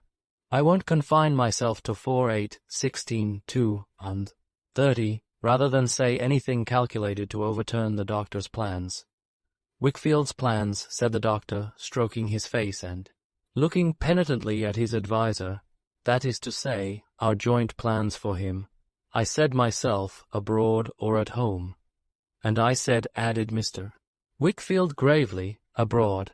I was the means of sending him abroad. It's my responsibility. Oh, responsibility, said the old soldier. Everything was done for the best, my dear Mr. Wickfield. Everything was done for the kindest and best, we know. But if the dear fellow can't live there, he can't live there. And if he can't live there, he'll die there, sooner than he'll overturn the doctor's plans. I know him, said the old soldier, fanning herself in a sort of calm prophetic agony, and I know he'll die there, sooner than he'll overturn the doctor's plans. Well, well, ma'am, said the doctor cheerfully, I am not bigoted to my plans, and I can overturn them myself. I can substitute some other plans. If Mr. Jack Maldon comes home on account of ill health, he must not be allowed to go back, and we must endeavour to make some more suitable and fortunate provision for him in this country. Mrs. Markleham was so overcome by this generous speech which, I need not say, she had not at all expected or led up to, that she could only tell the doctor it was like himself, and go several times through that operation of kissing the sticks of her fan, and then tapping his hand with it.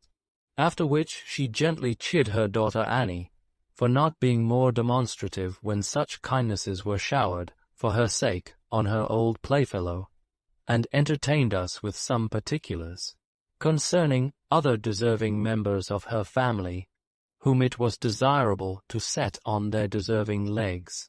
All this time her daughter Annie never once spoke or lifted up her eyes. All this time Mr.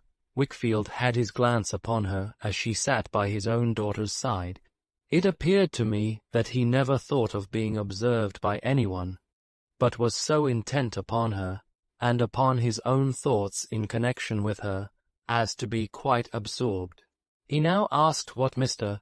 Jack Maldon had actually written in reference to himself, and to whom he had written.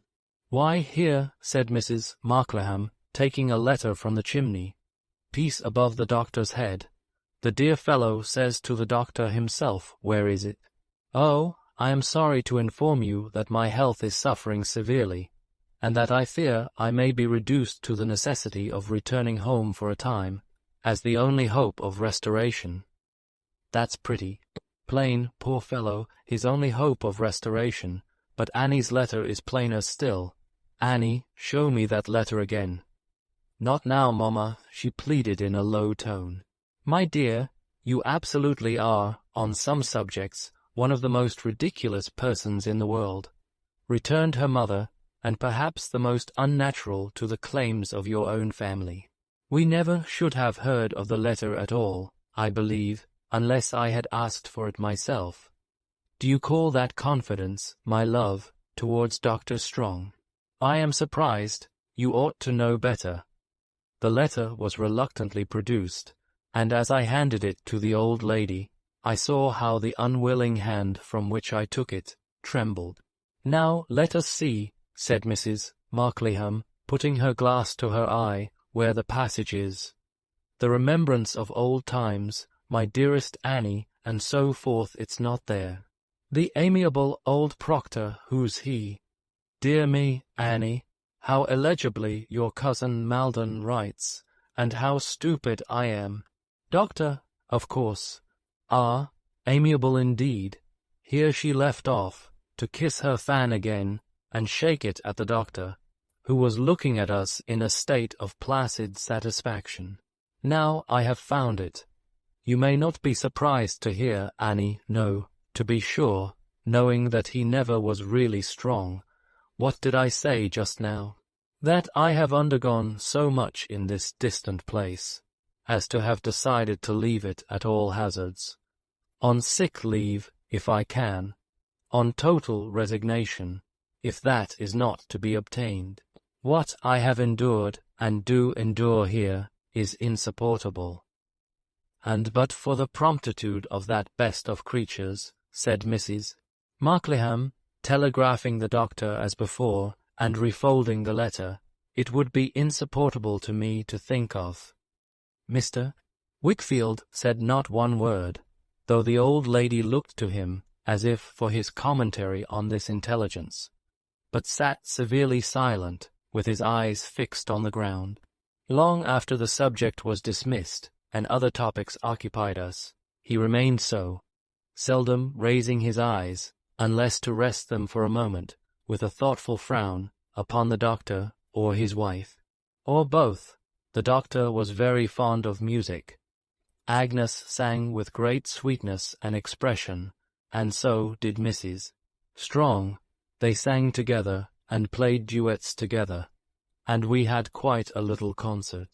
But I remarked two things. First, that though Annie soon recovered her composure, and was quite herself, there was a blank between her and Mr. Wickfield which separated them wholly from each other. Secondly, that Mr. Wickfield seemed to dislike the intimacy between her and Agnes, and to watch it with uneasiness. And now, I must confess, the recollection of what I had seen on that night when Mr. Maldon went away, first began to return upon me with a meaning it had never had, and to trouble me. The innocent beauty of her face was not as innocent to me as it had been. I mistrusted the natural grace and charm of her manner, and when I looked at Agnes by her side, and thought how good and true Agnes was, suspicions arose within me that it was an ill-assorted friendship. She was so happy in it herself, however, and the other was so happy too, that they made the evening fly away as if it were but an hour. It closed in an incident which I well remember. They were taking leave of each other, and Agnes was going to embrace her and kiss her, when Mr. Wickfield stepped between them, as if by accident, and drew Agnes quickly away.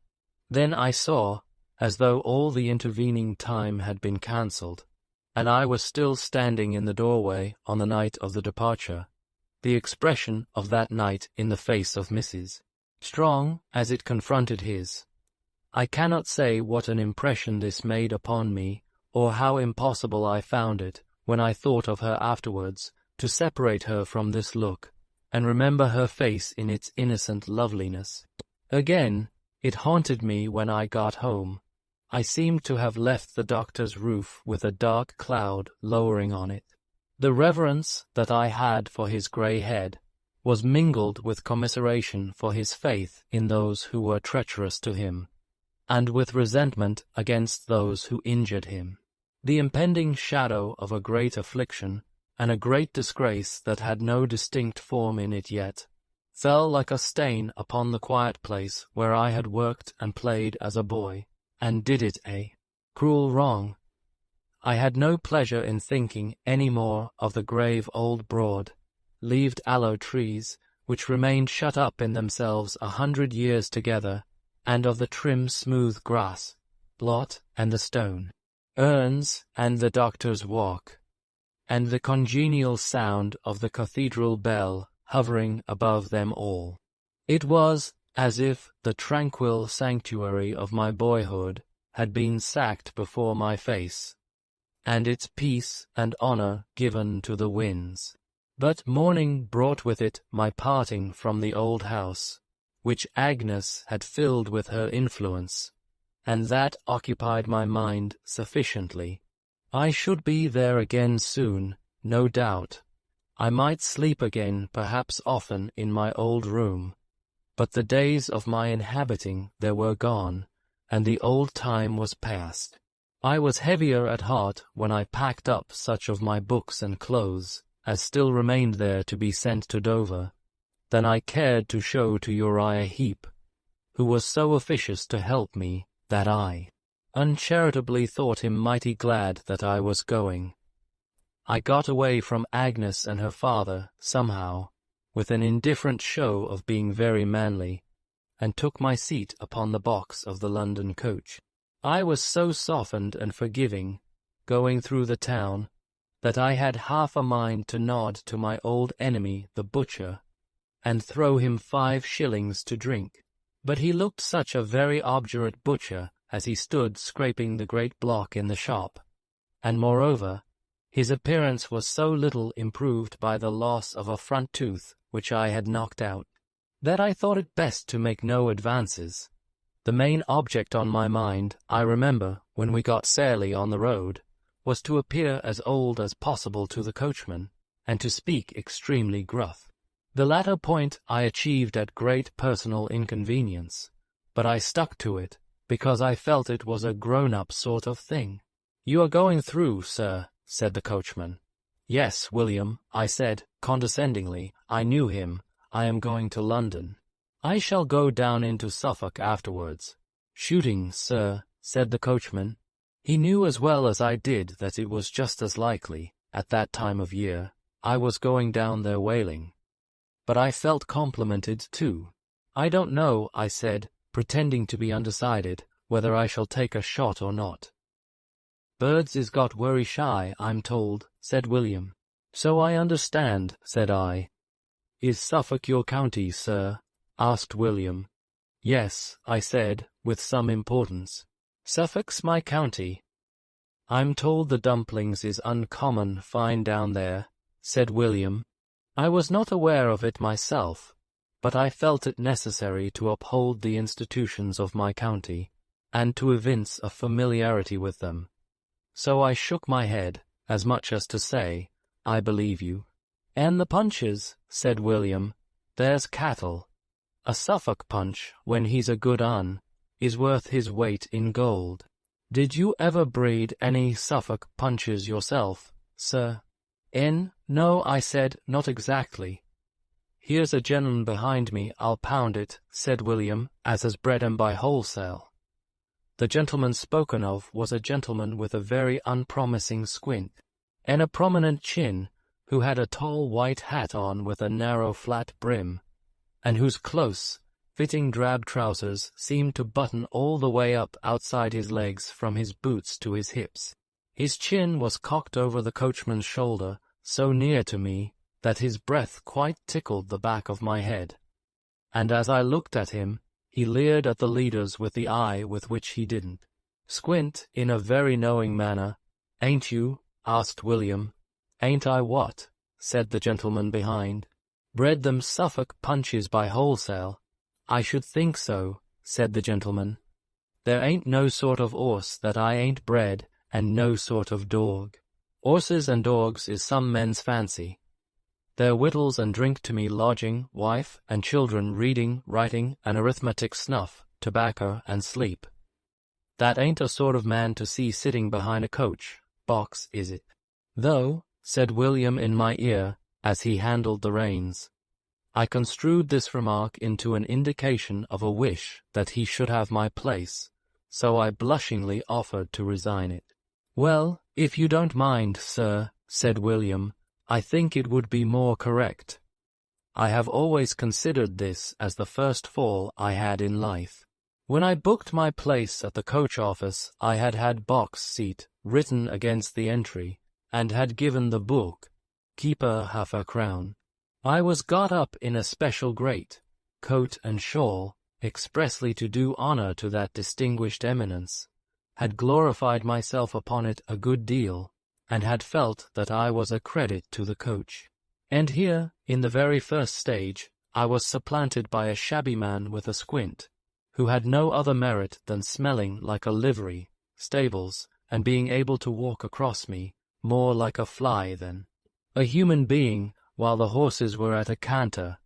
A distrust of myself, which has often beset me in life on small occasions, when it would have been better away, was assuredly not stopped in its growth by this little incident outside the Canterbury coach. It was in vain to take refuge in gruffness of speech.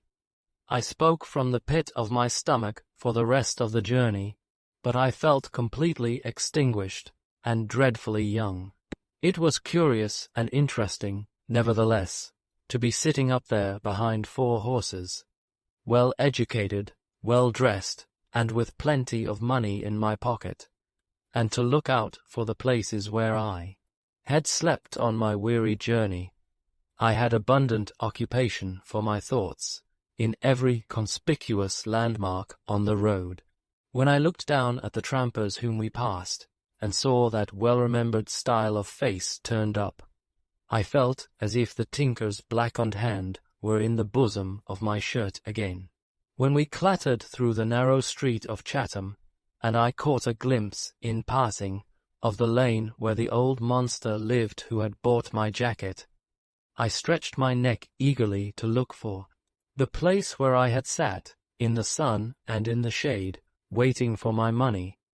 When we came, at last, within a stage of London, and passed the veritable Salem house where Mr. Creakle had laid about him with a heavy hand, I would have given all I had for lawful permission to get down and thrash him, and let all the boys out like so many caged sparrows. We went to the Golden Cross at Charing Cross, then a mouldy sort of establishment in a close neighbourhood. A waiter showed me into the coffee room, and a chambermaid introduced me to my small bedchamber, which smelt like a hackney coach and was shut up like a family vault. I was still painfully conscious of my youth, for nobody stood in any awe of me at all, the chambermaid being utterly indifferent to my opinions on any subject, and the waiter being familiar with me, and offering advice to my inexperience. "Well now," said the waiter in a tone of confidence, "what would you like for dinner?" Young gentleman likes poultry in general. Have a fowl. I told him, as majestically as I could, that I wasn't in the humor for a fowl. Ain't you? Said the waiter. Young gentleman is generally tired of beef and mutton. Have a veal cutlet. I assented to this proposal, in default of being able to suggest anything else. Do you care for taters? Said the waiter, with an insinuating smile, and his head on one side. Young gentleman generally has been overdosed with taters. I commanded him, in my deepest voice, to order a veal cutlet and potatoes, and all things fitting, and to inquire at the bar if there were any letters for Trotwood Copperfield, Esquire, which I knew there were not, and couldn't be, but thought it manly to appear to expect. He soon came back to say that there were none, at which I was much surprised, and began to lay the cloth for my dinner in a box by the fire.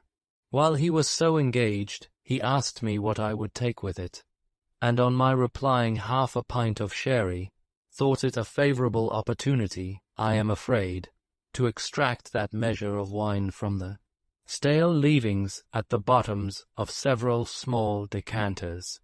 I am of this opinion because, while I was reading the newspaper, I observed him behind a low wooden partition, which was his private apartment, very busy pouring out of a number of those vessels into one, like a chemist and druggist making up a prescription.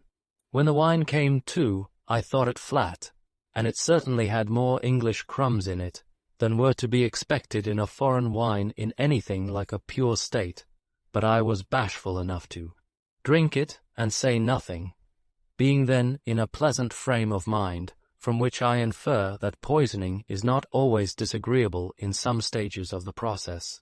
I resolved to go to the play. It was Covent Garden Theatre that I chose, and there, from the back of a centre box, I saw Julius Caesar and the new pantomime. To have all those noble Romans alive before me, and walking in and out for my entertainment, instead of being the stern taskmasters they had been at school, was a most novel and delightful effect. But the mingled reality and mystery of the whole show, the influence upon me of the poetry, the lights, the music, the company, the smooth, stupendous changes of glittering and brilliant scenery, were so dazzling and opened up such illimitable regions of delight, that when I came out into the rainy street at 12 o'clock at night, I felt as if I had come from the clouds where I had been, leading a romantic life for ages, to a bawling, splashing, clighted, umbrella-struggling hackney, coach, jostling, pattern, clinking, muddy, miserable world. I had emerged by another door, and stood in the street for a little while, as if I really were a stranger upon earth. But the unceremonious pushing and hustling that I received soon recalled me to myself, and put me in the road back to the hotel, whither I went, revolving the glorious vision all the way, and where, after some porter and oysters, I sat revolving it still, at past 1 o'clock, with my eyes on the coffer-room fire. I was so filled with the play, and with the past, for it was, in a manner, like a shining transparency, through which I saw my earlier life moving along, that I don't know when the figure of a handsome, well-formed young man, dressed with a tasteful easy negligence, which I have reason to remember very well, became a real presence to me. But I recollect being conscious of his company, without having noticed his coming in, and my still sitting, musing, over the coffer-room fire. At last I rose to go to bed, much to the relief of the sleepy waiter, who had got the fidgets in his legs, and was twisting them, and hitting them, and putting them through all kinds of contortions, in his small pantry. In going towards the door, I passed the person who had come in, and saw him plainly. I turned directly, came back, and looked again. He did not know me, but I knew him in a moment. At another time, I might have wanted the confidence or the decision to speak to him, and might have put it off until next day, and might have lost him. But, in the then condition of my mind, where the play was still running high, his former protection of me appeared so deserving of my gratitude, and my old love for him overflowed my breast so freshly and spontaneously, that I went up to him at once, with a fast, beating heart, and said, "Steerforth, won't you speak to me?" He looked at me just as he used to look, sometimes, but I saw no recognition in his face. "You don't remember me, I am afraid," said I. "My God," he suddenly exclaimed, "it's little Copperfield." I grasped him by both hands and could not let them go. But for very shame, and the fear that it might displease him, I could have held him round the neck and cried, "I never, never, never was so glad. My dear Steerforth, I am so overjoyed to see you, and I am rejoiced to see you too," he said, shaking my hands heartily. Why, Copperfield, old boy, don't be overpowered. And yet he was glad, too, I thought, to see how the delight I had in meeting him affected me. I brushed away the tears that my utmost resolution had not been able to keep back, and I made a clumsy laugh of it, and we sat down together, side by side. "Why, how do you come to be here?" said Steerforth, clapping me on the shoulder. "I came here by the Canterbury coach today. I have been adopted by an aunt down in that part of the country, and have just finished my education there." "How do you come to be here, Steerforth?" "Well, I am what they call an Oxford man," he returned. "That is to say, I get bored to death down there, periodically, and I am on my way now to my mother's." "You're a devilish amiable looking fellow, Copperfield. Just what you used to be, now I look at you. Not altered in the least. I knew you immediately," I said, "but you are more easily remembered."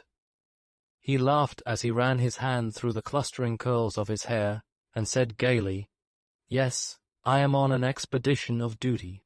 My mother lives a little way out of town, and the roads being in a beastly condition, and our house tedious enough, I remained here tonight instead of going on.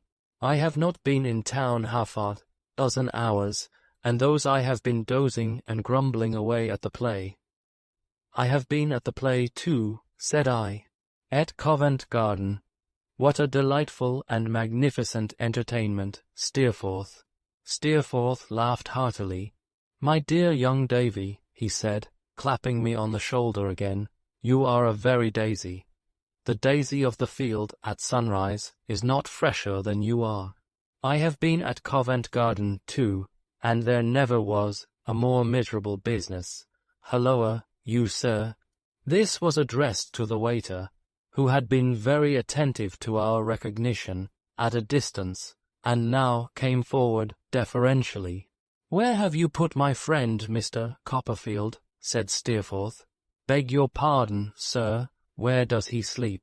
"What's his number? You know what I mean," said Steerforth. "Well, sir," said the waiter, with an apologetic air, "Mr. Copperfield is at present in 44, sir." "And what the devil do you mean," retorted Steerforth, "by putting Mr. Copperfield into a little loft over a stable?" "Why, you see we wasn't aware, sir," returned the waiter, still apologetically, as Mr. Copperfield was anyways particular. "We can give Mr. Copperfield 72, sir, if it would be preferred." "Next you, sir. Of course it would be preferred," said Steerforth, "and do it at once." The waiter immediately withdrew to make the exchange. Steerforth, very much amused at my having been put into 44, laughed again, and clapped me on the shoulder again, and invited me to breakfast with him next morning at 10 o'clock. An invitation I was only too proud and happy to accept. It being now pretty late, we took our candles and went upstairs, where we parted with friendly heartiness at his door, and where I found my new room a great improvement on my old one, it not being at all musty, and having an immense 4-post bedstead in it, which was quite a little landed estate. Here among pillows enough for 6, I soon fell asleep in a blissful condition, and dreamed of ancient Rome, Steerforth, and friendship, until the early morning coaches, rumbling out of the archway, underneath, made me dream of thunder and the gods. Chapter 20. Steerforth's Home. When the chambermaid tapped at my door at 8 o'clock, and informed me that my shaving water was outside, I felt severely the having no occasion for it, and blushed in my bed. The suspicion that she laughed too, when she said it, preyed upon my mind all the time I was dressing, and gave me, I was conscious, a sneaking and guilty air when I passed her on the staircase, as I was going down to breakfast. I was so sensitively aware, indeed, of being younger than I could have wished, that for some time I could not make up my mind to pass her at all, under the ignoble circumstances of the case, but, hearing her there with a broom, stood peeping out of window at King Charles on horseback, surrounded by a maze of hackney coaches, and looking anything but regal in a drizzling rain and a dark brown fog, until I was admonished by the waiter that the gentleman was waiting for me. It was not in the coffer room that I found Steerforth expecting me, but in a snug private apartment, red, curtained and turkey, carpeted, where the fire burnt bright, and a fine hot breakfast was set forth on a table covered with a clean cloth, and a cheerful miniature of the room, the fire, the breakfast, Steerforth, and all, was shining in the little round mirror over the sideboard.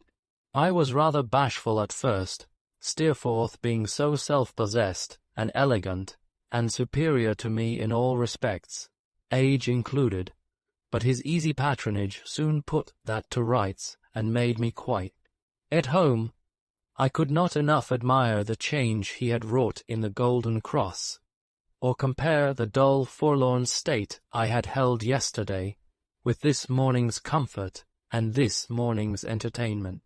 As to the waiter's familiarity, it was quenched as if it had never been. He attended on us, as I may say, in sackcloth and ashes. "Now, Copperfield," said Steerforth, when we were alone, "I should like to hear what you are doing, and where you are going, and all about you. I feel as if you were my property." Glowing with pleasure to find that he had still this interest in me, I told him how my aunt had proposed the little expedition that I had before me, and whither it tended. "As you are in no hurry, then," said Steerforth, "come home with me to Highgate, and stay a day or 2. You will be pleased with my mother. She is a little vain and prosy about me, but that you can forgive her, and she will be pleased with you. I should like to be as sure of that, as you are kind." "Enough to say you are," I answered, smiling. "Oh," said Steerforth, "everyone who likes me has a claim on her that is sure to be acknowledged." "Then I think I shall be a favourite," said I. "Good," said Steerforth. "Come and prove it. We will go and see the lions for an hour or 2. It's something to have a fresh fellow like you to show them to, Copperfield, and then we'll journey out to Highgate by the coach." I could hardly believe but that I was in a dream, and that I should wake presently in number 44, to the solitary box in the coffer room and the familiar waiter again. After I had written to my aunt and told her of my fortunate meeting with my admired old schoolfellow, and my acceptance of his invitation, we went out in a hackney chariot and saw a panorama and some other sights, and took a walk through the museum, where I could not help observing how much Steerforth knew, on an infinite variety of subjects, and of how little account he seemed to make his knowledge. "You'll take a high degree at college, Steerforth," said I, "if you have not done so already, and they will have good reason to be proud of you." "I take a degree," cried Steerforth. "Not I. My dear Daisy, will you mind my calling you Daisy?" "Not at all," said I. "That's a good fellow. my dear Daisy," said Steerforth, laughing. "I have not the least desire or intention to distinguish myself in that way. I have done quite sufficient for my purpose. I find that I am heavy company enough for myself as I am. But the fame I was beginning—" "You romantic Daisy," said Steerforth, laughing still more heartily. "Why should I trouble myself, that a parcel of heavy-headed fellows may gape and hold up their hands? Let them do it at some other man. There's fame for him, and he's welcome to it." I was abashed at having made so great a mistake, and was glad to change the subject. Fortunately, it was not difficult to do, for Steerforth could always pass from one subject to another with a carelessness and lightness that were his own. Lunch succeeded to our sight-seeing, and the short winter day wore away so fast that it was dusk when the stage-coach stopped with us at an old brick house at Highgate on the summit of the hill. An elderly lady, though not very far advanced in years, with a proud carriage and a handsome face, was in the doorway as we alighted, and greeting Steerforth as my dearest James, folded him in her arms. To this lady he presented me as his mother, and she gave me a stately welcome. It was a genteel, old-fashioned house, very quiet and orderly. From the windows of my room I saw all London lying in the distance like a great vapour, with here and there some lights twinkling through it. I had only time in dressing to glance at the solid furniture, the framed pieces of work done, I supposed, by Steerforth's mother when she was a girl, and some pictures in crayons of ladies with powdered hair and bodices coming and going on the walls as the newly kindled fire crackled and sputtered when I was called to dinner. There was a second lady in the dining-room, of a slight short figure, dark and not agreeable to look at, but with some appearance of good looks too, who attracted my attention, perhaps because I had not expected to see her, perhaps because I found myself sitting opposite to her, perhaps because of something really remarkable in her. She had black hair and eager black eyes, and was thin, and had a scar upon her lip. It was an old scar, I should rather call it seam, for it was not discoloured, and had healed years ago, which had once cut through her mouth, downward towards the chin, but was now barely visible. Across the table, except above and on her upper lip, the shape of which it had altered, I concluded in my own mind that she was about 30 years of age, and that she wished to be married. She was a little dilapidated like a house with having been so long to let, yet had, as I have said, an appearance of good looks. Her thinness seemed to be the effect of some wasting fire within her, which found a vent in her gaunt eyes. She was introduced as Miss Dartle, and both Steerforth and his mother called her Rosa. I found that she lived there, and had been for a long time Mrs. Steerforth's companion. It appeared to me that she never said anything she wanted to say outright, but hinted it, and made a great deal more of it by this practice. For example, when Mrs. Steerforth observed, more in jest than earnest, that she feared her son led but a wild life at college, Miss Dartle put in thus: "Oh, really, you know how ignorant I am, and that I only ask for information, but isn't it always so? I thought that kind of life was on all hands understood to be it is education for a very grave profession. If you mean that, Rosa," Mrs. Steerforth answered with some coldness. "Oh, yes, that's very true," returned Miss Dartle. "But isn't it, though? I want to be put right. If I am wrong, isn't it, really?" "Really what?" said Mrs. Steerforth. "Oh, you mean it's not," returned Miss Dartle. "Well, I'm very glad to hear it. Now, I know what to do. That's the advantage of asking. I shall never allow people to talk before me about wastefulness and profligacy, and so forth, in connection with that life, any more." "And you will be right," said Mrs. Steerforth. "My son's tutor is a conscientious gentleman, and if I had not implicit reliance on my son, I should have reliance on him. Should you? Said Miss Dartle. Dear me, conscientious is he. Really conscientious now. Yes, I am convinced of it, said Mrs. Steerforth. How very nice, exclaimed Miss Dartle. What a comfort, really conscientious. Then he's not, but of course he can't be, if he's really conscientious. Well, I shall be quite happy in my opinion of him from this time. You can't think how it elevates him in my opinion to know for certain that he's really conscientious. Her own views of every question, and her correction of everything that was said to which she was opposed, Miss Dartle insinuated in the same way. Sometimes I could not conceal from myself with great power, though in contradiction even of Steerforth. An instance happened before dinner was done.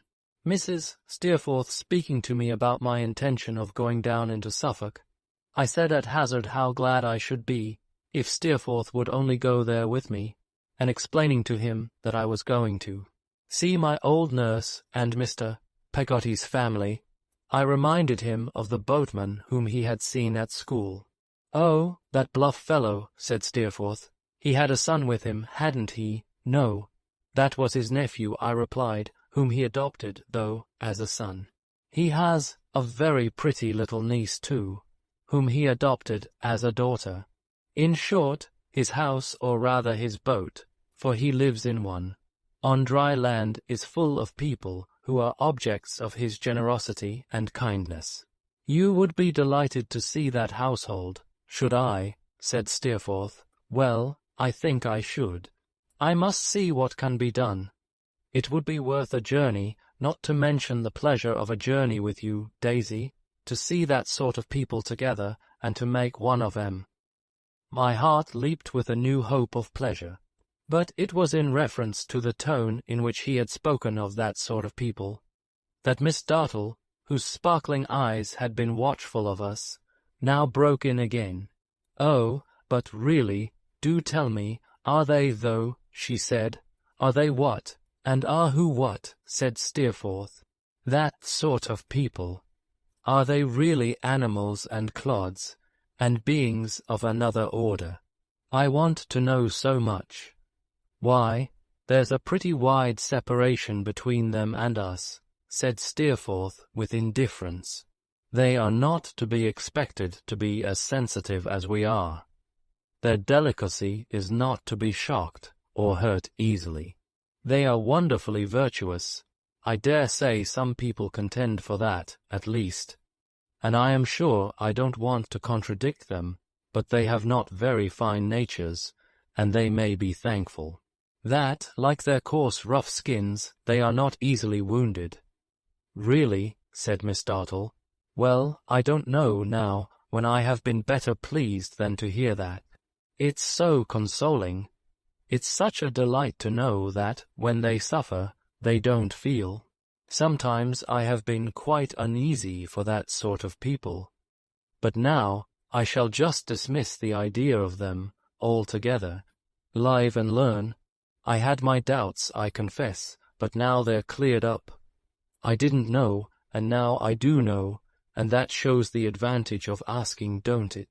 I believed that Steerforth had said what he had, in jest, or to draw Miss Dartle out, and I expected him to say as much when she was gone, and we, too, were sitting before the fire. But he merely asked me what I thought of her. She is very clever, is she not? I asked. Clever? She brings everything to a grindstone, said Steerforth, and sharpens it, as she has sharpened her own face and figure these years past. She has worn herself away by constant sharpening. She is all edge. What a remarkable scar that is upon her lip. I said. Steerforth's face fell, and he paused a moment. Why, the fact is, he returned, I did that. By an unfortunate accident. No, I was a young boy, and she exasperated me, and I threw a hammer at her. A promising young angel I must have been. I was deeply sorry to have touched on such a painful theme, but that was useless now. She has borne the mark ever since, as you see, said Steerforth, and she'll bear it to her grave, if she ever rests in one, though I can hardly believe she will ever rest anywhere. She was the motherless child of a sort of cousin of my father's. He died one day. My mother, who was then a widow, brought her here to be company to her. She has a couple of £1,000 of her own, and saves the interest of it every year, to add to the principal. There's the history of Miss Rosa Dartle for you, and I have no doubt she loves you like a brother. Said I. Humph, retorted Steerforth, looking at the fire. Some brothers are not loved over much, and some love but help yourself, Copperfield. We'll drink the daisies of the field in compliment to you, and the lilies of the valley that toil not, neither do they spin, in compliment to me, the more shame for me. A moody smile that had overspread his features cleared off as he said this merrily, and he was his own frank, winning self again. I could not help glancing at the scar with a painful interest when we went in to tea. It was not long before I observed that it was the most susceptible part of her face, and that, when she turned pale, that mark altered first, and became a dull, lead-coloured streak lengthening out, to its full extent, like a mark in invisible ink brought to the fire. There was a little altercation between her and Steerforth about a cast of the dice at backgammon, when I thought her, for one moment, in a storm of rage, and then I saw it start forth like the old. Writing on the wall, it was no matter of wonder to me to find Mrs. Steerforth devoted to her son. She seemed to be able to speak or think about nothing else. She showed me his picture as an infant in a locket with some of his baby hair in it. She showed me his picture as he had been when I first knew him, and she wore at her breast his picture as he was now. All the letters he had ever written to her she kept in a cabinet near her own chair by the fire, and she would have read me some of them, and I should have been very glad to hear them too, if he had not interposed and coaxed her out of the design. It was at Mr. Creakle's, my son tells me, that you first became acquainted, said Mrs. Steerforth, as she and I were talking at one table, while they played backgammon at another. Indeed, I recollect his speaking at that time of a pupil younger than himself who had taken his fancy there. But your name, as you may suppose, has not lived in my memory. He was very generous and noble to me in those days, I assure you, ma'am, said I, and I stood in need of such a friend. I should have been quite crushed without him. He is always generous and noble, said Mrs. Steerforth, proudly. I subscribed to this with all my heart, God knows. She knew I did, for the stateliness of her manner already abated towards me, except when she spoke in praise of him, and then her air was always lofty. It was not a fit school generally for my son, said she, far from it. But there were particular circumstances to be considered at the time, of more importance even than that selection. My son's high spirit made it desirable that he should be placed with some man who felt its superiority, and would be content to bow himself before it, and we found such a man there. I knew that, knowing the fellow, and yet I did not despise him the more for it, but thought it a redeeming quality in him if he could be allowed any grace for not resisting one so irresistible as Steerforth. My son's great capacity was tempted on, there, by a feeling of voluntary emulation and conscious pride. The fond lady went on to say, he would have risen against all constraint, but he found himself the monarch of the place, and he haughtily determined to be worthy of his station. It was like himself. I echoed with all my heart and soul that it was like himself. So my son took, of his own will, and on no compulsion, to the course in which he can always, when it is his pleasure, outstrip every competitor, she pursued. My son informs me, Mr. Copperfield, that you were quite devoted to him. and that when you met yesterday, you made yourself known to him with tears of joy. I should be an affected woman if I made any pretense of being surprised by my son's inspiring such emotions. But I cannot be indifferent to anyone who is so sensible of his merit, and I am very glad to see you here, and can assure you that he feels an unusual friendship for you, and that you may rely on his protection." Miss Dartle played backgammon as eagerly as she did everything else. If I had seen her first at the board, I should have fancied that her figure had got thin, and her eyes had got large over that pursuit, and no other in the world. But I am very much mistaken if she missed a word of this, or lost a look of mine as I received it with the utmost pleasure, and honoured by Mrs. Steerforth's confidence, felt older than I had done since I left Canterbury. When the evening was pretty far spent, and a tray of glasses and decanters came in, Steerforth promised over the fire that he would seriously think of going down into the country with me. There was no hurry, he said.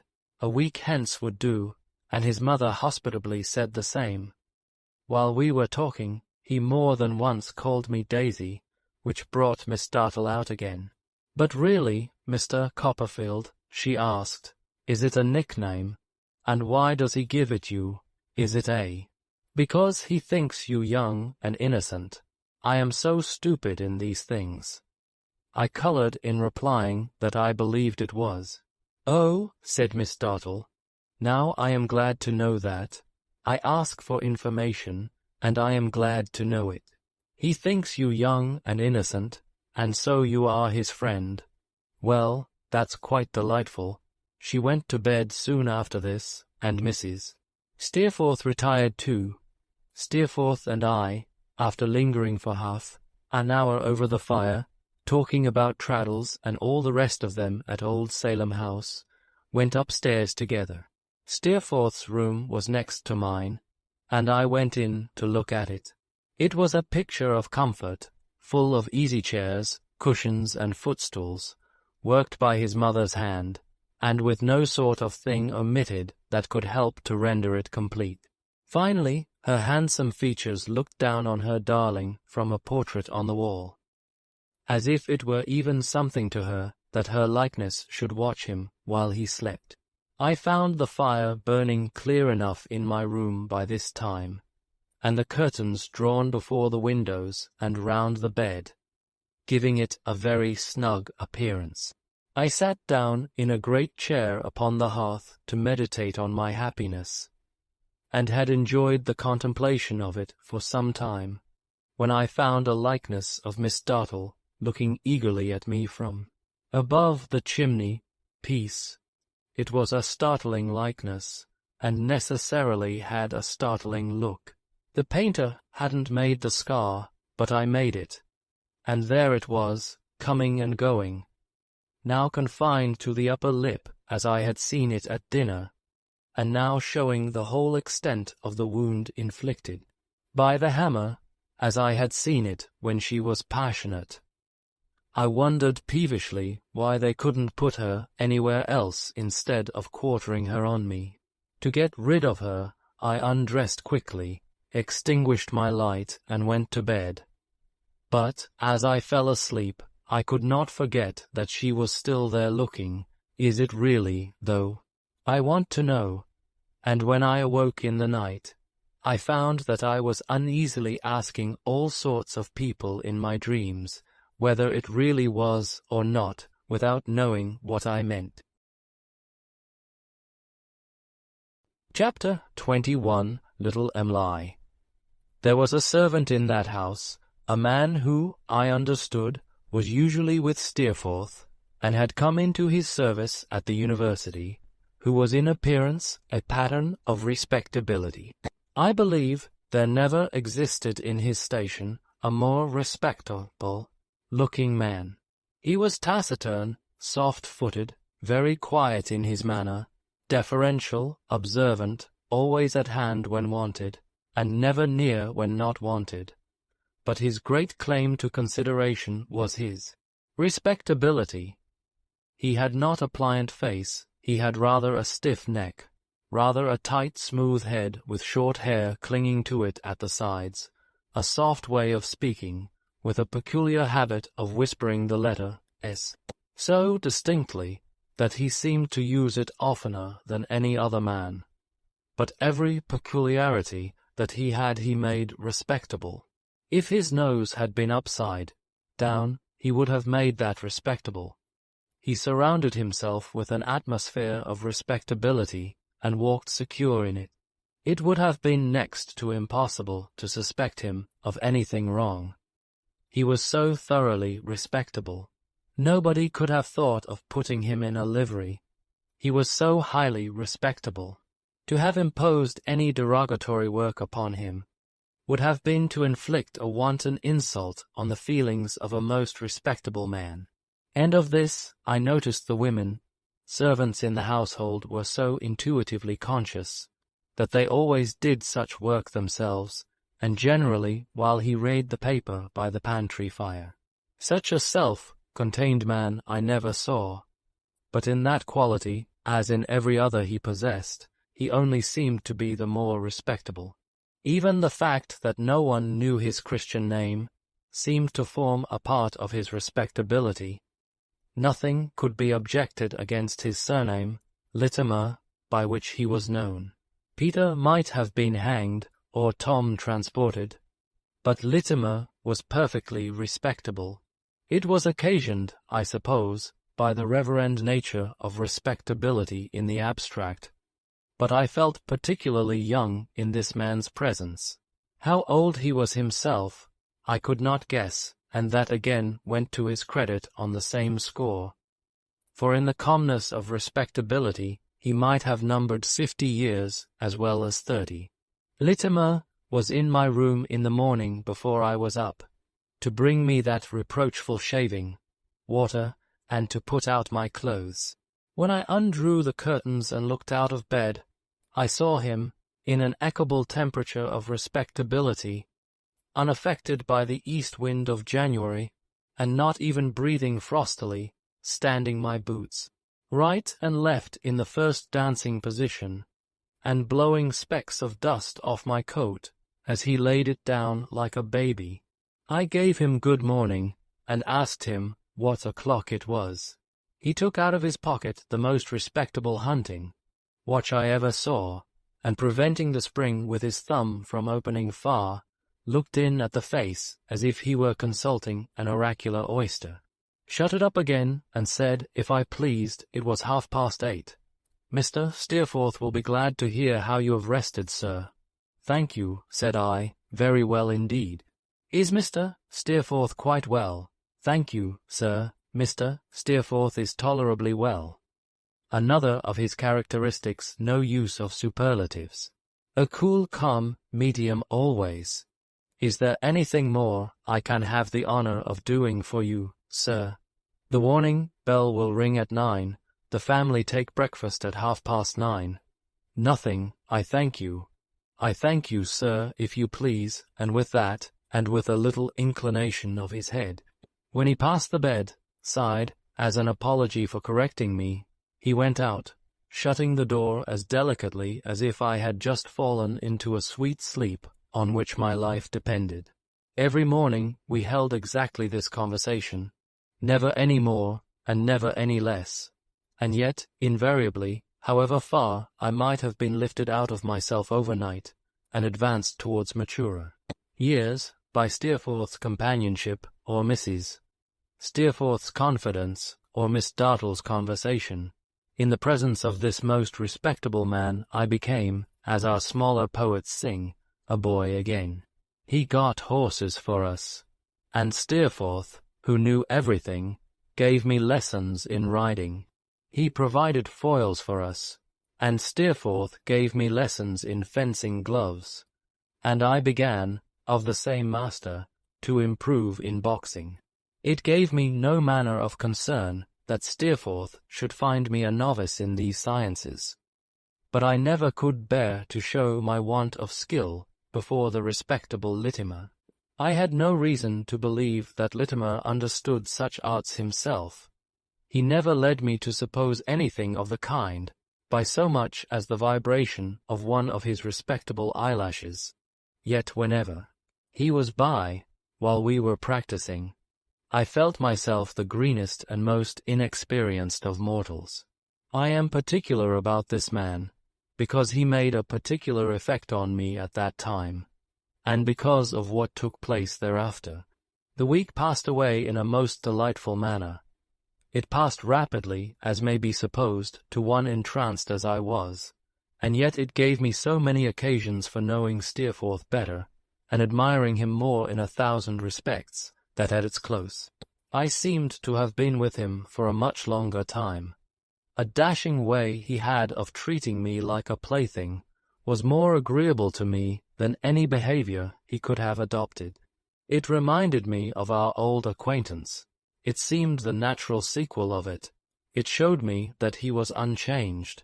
It relieved me of any uneasiness I might have felt in comparing my merits with his, and measuring my claims upon his friendship by any equal standard. Above all, it was a familiar, unrestrained, affectionate demeanor that he used towards no one else.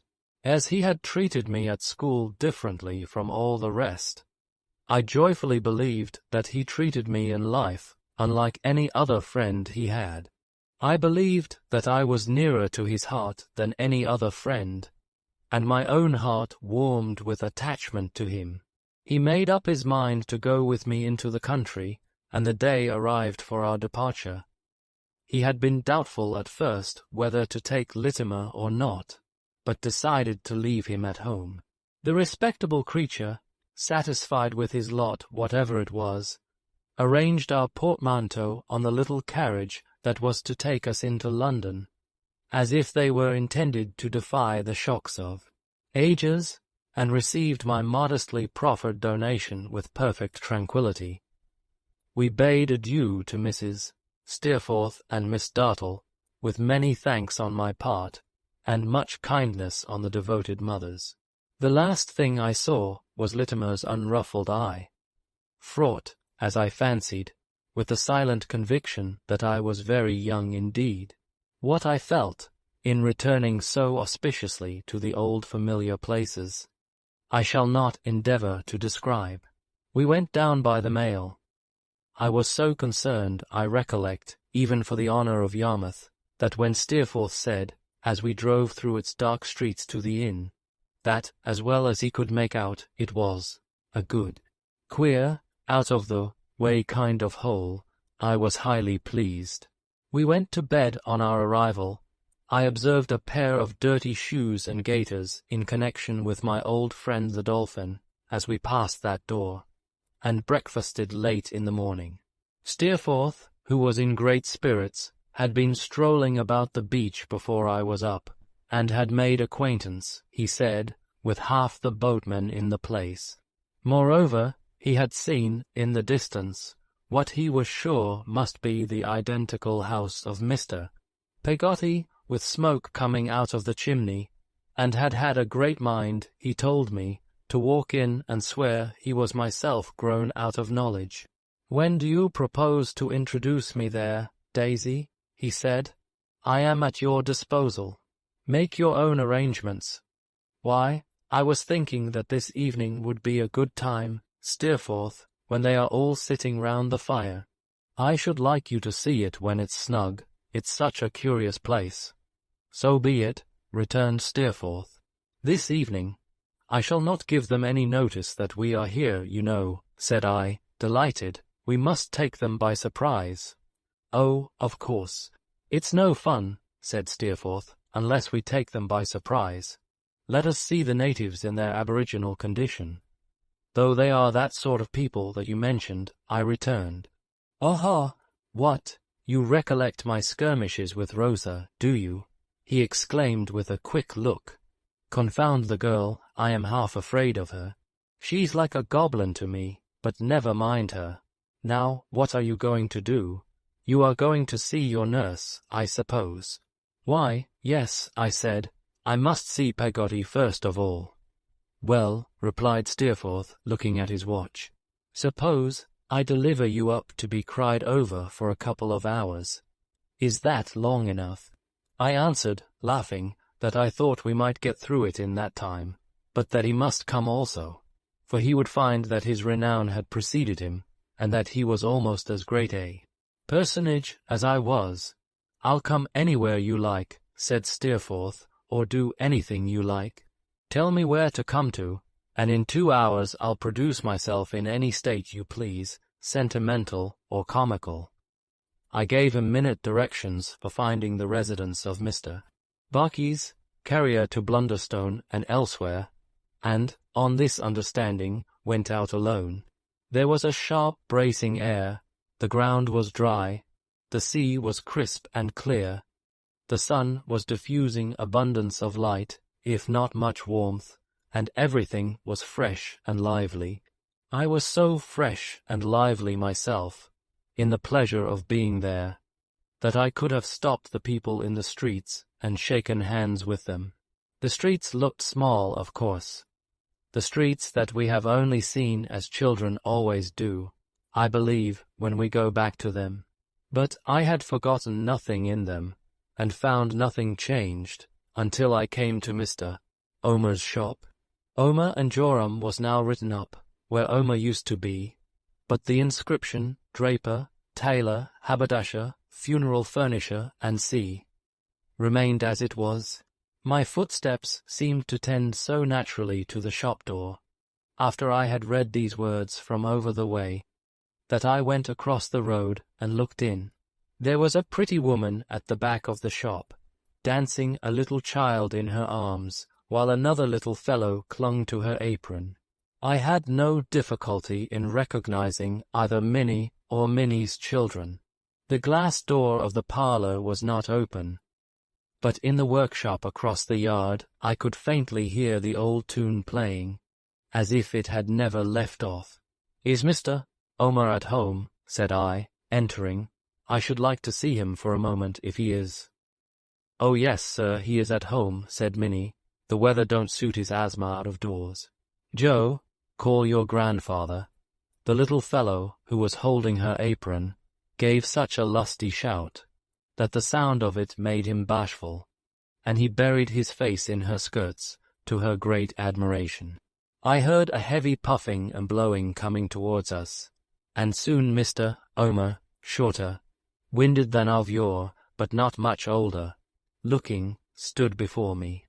"Servant, sir," said Mr. Omer. "What can I do for you, sir?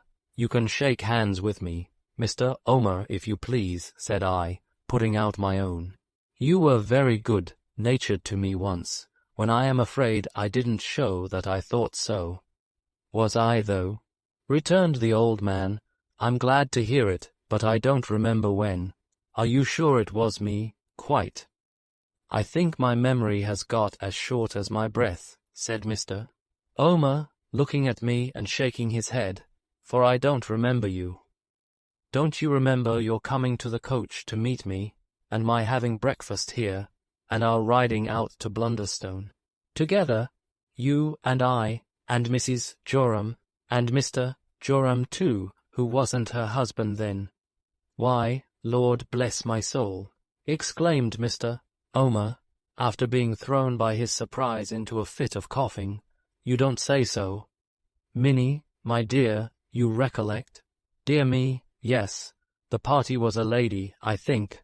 My mother," I rejoined. "To be sure," said Mr. Omer, touching my waistcoat with his forefinger, "and there was a little child too." "There was 2 parties. The little party was laid along with the other party. Over at Blunderstone it was, of course." "Dear me, and how have you been since?" "Very well, I thanked him, as I hoped he had been too." "Oh, nothing to grumble at, you know," said Mr. Omer. "I find my breath gets short, but it seldom gets longer as a man gets older. I take it as it comes and make the most of it. That's the best way, ain't it?" Mr. Omer coughed again in consequence of laughing, and was assisted out of his fit by his daughter, who now stood close beside us, dancing her smallest child on the counter. "Dear me," said Mr. Omer. "Yes, to be sure.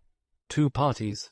Why, in that very ride, if you'll believe me, the day was named for my Minnie to marry Joram. Do name it, sir, says Joram. Yes, do, father, says Minnie. And now he's come into the business. And look here. The youngest, Minnie, laughed, and stroked her banded hair upon her temples, as her father put one of his fat fingers into the hand of the child she was dancing on the counter. 2 parties, of course, said Mr. Omer, nodding his head retrospectively. Exactly so. And Joram's at work, at this minute, on a grey one with silver nails. Not this measurement, the measurement of the dancing child upon the counter, by a good 2 inches. Will you take something? I thanked him, but declined. Let me see, said Mr. Omer. Barkis is the carrier's wife, Peggotty's the boatman's sister. She had something to do with your family. She was in service there, sure. My answering in the affirmative gave him great satisfaction. I believe my breath will get long next. My memory's getting so much so, said Mr. Omer. Well, sir, we've got a young relation of hers here, under articles to us, that has as elegant a taste in the dressmaking business, I assure you. I don't believe there's a duchess in England can touch her. Not little Emily, said I, involuntarily. Emily's her name, said Mr. Omer, and she's little too. But if you'll believe me, she has such a face of her own, that half the women in this town are mad against her. Nonsense, father, cried Minnie. My dear, said Mr. Omer, I don't say it's the case with you, winking at me, but I say that half the women in Yarmouth are, and in 5 mile round are mad against that girl. Then she should have kept to her own station in life, father, said Minnie, and not have given them any hold to talk about her, and then they couldn't have done it. Couldn't have done it, my dear, retorted Mr. Omer. Couldn't have done it? Is that your knowledge of life? What is there that any woman couldn't do, that she shouldn't do, especially on the subject of another woman's good looks? I really thought it was all over with Mr. Omer. After he had uttered this libellous pleasantry, he coughed to that extent, and his breath eluded all his attempts to recover it with that obstinacy, that I fully expected to see his head go down behind the counter, and his little black breeches, with the rusty little bunches of ribbons at the knees, come quivering up in a last ineffectual struggle. At length, however, he got better, though he still panted hard, and was so exhausted that he was obliged to sit on the stool of the shop desk. You see, he said, wiping his head and breathing with difficulty, she hasn't taken much to any companions here. She hasn't taken kindly to any particular acquaintances and friends, not to mention sweethearts. In consequence, an ill-natured story got about that Emily wanted to be a lady. Now my opinion is that it came into circulation principally on account of her sometimes saying, at the school, that if she was a lady she would like to do so, and so for her uncle, don't you see, and buy him such fine things. I assure you, Mr. Omer, she has said so to me, I returned eagerly when we were both children. Mr. Omer nodded his head and rubbed his chin, just so. Then out of a very little she could dress herself, you see, better than most others could out of a deal, and that made things unpleasant. Moreover, she was rather what might be called But I'll go so far as to say what I should call wayward myself, said Mr. Omer. Didn't know her own mind, quite a little spoiled, and couldn't, at first, exactly bind herself down. No more than that was ever said against her, Minnie. No, father, said Mrs. Joram, that's the worst, I believe. So when she got a situation, said Mr. Omer, to keep a fractious old lady company, they didn't very well agree, and she didn't stop. At last she came here, apprenticed for 3 years. Nearly 2 of 'em are over, and she has been as good a girl as ever was. worth any 6? Minnie, is she worth any 6, now? Yes, father, replied Minnie. Never say I detracted from her. Very good, said Mr. Omer. That's right. And so, young gentleman, he added, after a few moments' further rubbing of his chin, that you may not consider me long-winded as well as short-breathed, I believe that's all about it. As they had spoken, in a subdued tone, while speaking of Emily, I had no doubt that she was near. On my asking now, if that were not so, Mr. Omer nodded yes, and nodded towards the door of the parlour. My hurried inquiry if I might peep in was answered with a free permission, and, looking through the glass, I saw her sitting at her work. I saw her, a most beautiful little creature, with the cloudless blue eyes that had looked into my childish heart, turned laughingly upon another child of Minnie's who was playing near her, with enough of wilfulness in her bright face to justify what I had heard, with much of the old capricious coyness lurking in it, but with nothing in her pretty looks, I am sure, but what was meant for goodness and for happiness, and what was on a good and happy course. The tune across the yard that seemed as if it never had left off, alas. It was the tune that never does leave off, was beating, softly, all the while.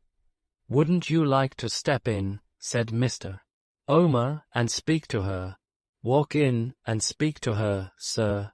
Make yourself at home. I was too bashful to do so, then I was afraid of confusing her, and I was no less afraid of confusing myself. But I informed myself of the hour at which she left of an evening, in order that our visit might be timed accordingly, and taking leave of Mr. Omer, and his pretty daughter, and her little children, went away to my dear old Peggotty's. Here she was, in the tiled kitchen, cooking dinner. The moment I knocked at the door she opened it, and asked me what I pleased to want. I looked at her with a smile, but she gave me no smile in return. I had never ceased to write to her, but it must have been 7 years since we had met. Is Mr. Barkis at home, ma'am? I said, feigning to speak roughly to her. He's at home, sir, returned Peggotty, but he's bad abed with the rheumatics. Don't he go over to Blunderstone now? I asked. When he's well he do, she answered. Do you ever go there, Mrs. Barkis? She looked at me more attentively, and I noticed a quick movement of her hands towards each other. Because I want to ask a question about a house there, that they call the what is it? The Rookery, said I. She took a step backward, and put out her hands in an undecided, frightened way, as if to keep me off. Peggotty, I cried to her. She cried, my darling boy, and we both burst into tears, and were locked in one another's arms. What extravagances she committed! What laughing and crying over me! What pride she showed! What joy! What sorrow that she whose pride and joy I might have been, could never hold me in a fond embrace, I have not the heart to tell. I was troubled with no misgiving that it was young in me to respond to her emotions. I had never laughed and cried in all my life. I dare say not even to her more freely than I did that morning. Barkis will be so glad, said Peggotty, wiping her eyes with her apron, that it'll do him more good than pints of liniment. May I go and tell him you are here? Will you come up and see him, my dear? Of course I would. But Peggotty could not get out of the room as easily as she meant to, for as often as she got to the door and looked round at me, she came back again to have another laugh and another cry upon my shoulder. At last, to make the matter easier, I went upstairs with her, and having waited outside for a minute, while she said a word of preparation to Mr. Barkis, presented myself before that invalid. He received me with absolute enthusiasm. He was too rheumatic to be shaken hands with, but he begged me to shake the tassel on the top of his nightcap, which I did most cordially. When I sat down by the side of the bed, he said that it did him a world of good to feel as if he was driving me on the Blunderstone road again. As he lay in bed, face upward and so covered, with that exception, that he seemed to be nothing but a face like a conventional cherubim, he looked the queerest object I ever beheld. "What name was it, as I wrote up in the cart, sir?" said Mr. Barkis with a slow rheumatic smile. "Oh, Mr. Barkis, we had some grave talks about that matter, hadn't we?" "I was willin' a long time, sir," said Mr. Barkis. "A long time," said I. "And I don't regret it," said Mr. Barkis. "Do you remember what you told me once, about her making all the apple pasties and doing all the cooking?" "Yes, very well," I returned. "It was as true," said Mr. Barkis, "as turnips is." "It was as true," said Mr. Barkis, nodding his nightcap, which was his only means of emphasis, "as taxes is, and nothing's truer than them." Mr. Barkis turned his eyes upon me, as if for my assent to this result of his reflections in bed, and I gave it. "Nothing's truer than them," repeated Mr. Barkis. "A man as poor as I am finds that out in his mind when he's laid up." "I'm a very poor man, sir. I am sorry to hear it, Mr. Barkis." "A very poor man indeed I am," said Mr. Barkis. Here his right hand came slowly and feebly from under the bedclothes, and with a purposeless, uncertain grasp took hold of a stick which was loosely tied to the side of the bed. After some poking about with this instrument, in the course of which his face assumed a variety of distracted expressions, Mr. Barkis poked it against a box, an end of which had been visible to me all the time. Then his face became composed. "Old clothes," said Mr. Barkis. "Oh," said I. "I wish it was money, sir," said Mr. Barkis. "I wish it was, indeed," said I. "But it ain't," said Mr. Barkis, opening both his eyes as wide as he possibly could. I expressed myself quite sure of that, and Mr. Barkis, turning his eyes more gently to his wife, said, "She's the usefulest and best of women, C. P. Barkis, all the praise that anyone can give to C. P. Barkis she deserves and more. My dear, you'll get a dinner today, for company, something good to eat and drink, will you?" I should have protested against this unnecessary demonstration in my honor, but that I saw Peggotty on the opposite side of the bed, extremely anxious I should not. So I held my peace. "I have got a trifle of money somewhere about me, my dear," said Mr. Barkis, "but I'm a little tired. If you and Mr. David will leave me for a short nap, I'll try and find it when I wake." We left the room in compliance with this request. When we got outside the door, Peggotty informed me that Mr. Barkis, being now a little nearer than he used to be, always resorted to this same device before producing a single coin from his store, and that he endured unheard of agonies in crawling out of bed alone and taking it from that unlucky box. In effect, we presently heard him uttering suppressed groans of the most dismal nature, as this magpie proceeding racked him in every joint. But while Peggotty's eyes were full of compassion for him, she said his generous impulse would do him good, and it was better not to check it. So he groaned on until he had got into bed again, suffering, I have no doubt, a martyrdom, and then called us in, pretending to have just woke up from a refreshing sleep, and to produce a guinea from under his pillow. His satisfaction in which happy imposition on us, and in having preserved the impenetrable secret of the box, appeared to be a sufficient compensation to him for all his tortures. I prepared Peggotty for Steerforth's arrival, and it was not long before he came. I am persuaded she knew no difference between his having been a personal benefactor of hers, and a kind friend to me, and that she would have received him with the utmost gratitude and devotion in any case. But his easy-spirited good humour, his genial manner, his handsome looks, his natural gift of adapting himself to whomsoever he pleased, and making direct, when he cared to do it, to the main point of interest in anybody's heart, bound her to him wholly in 5 minutes. His manner to me, alone, would have won her. But, through all these causes combined, I sincerely believe she had a kind of adoration for him before he left the house that night. He stayed there with me to dinner. If I were to say willingly, I should not half express how readily and gaily. He went into Mr. Barkis's room like light and air, brightening and refreshing it as if he were healthy weather. There was no noise, no effort, no consciousness in anything he did, but in everything an indescribable lightness, a seeming impossibility of doing anything else, or doing anything better, which was so graceful, so natural and agreeable, that it overcomes me, even now, in the remembrance.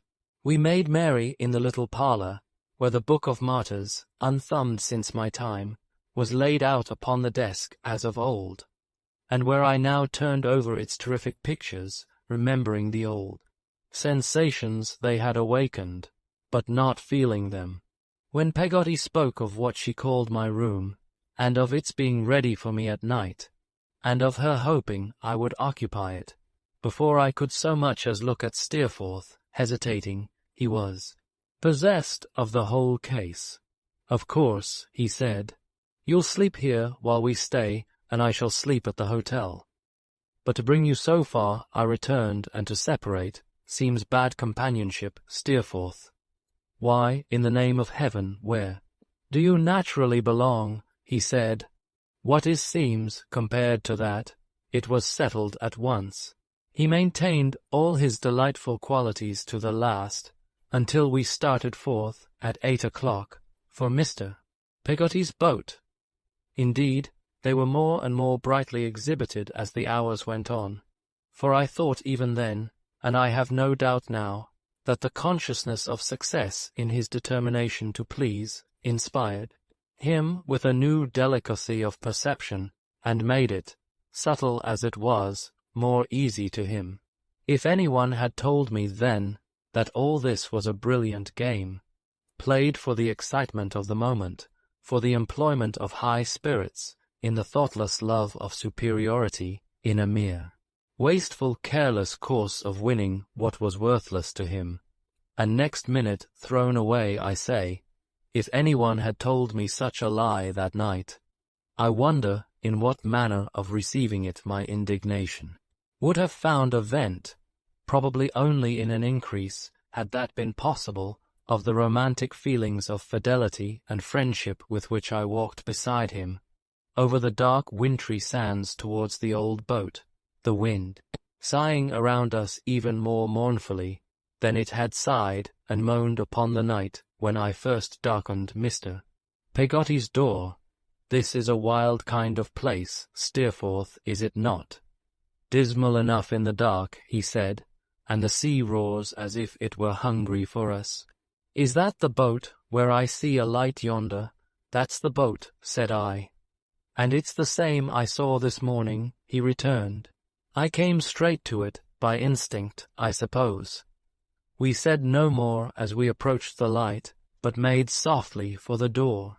I laid my hand upon the latch, and whispering Steerforth to keep close to me, went in.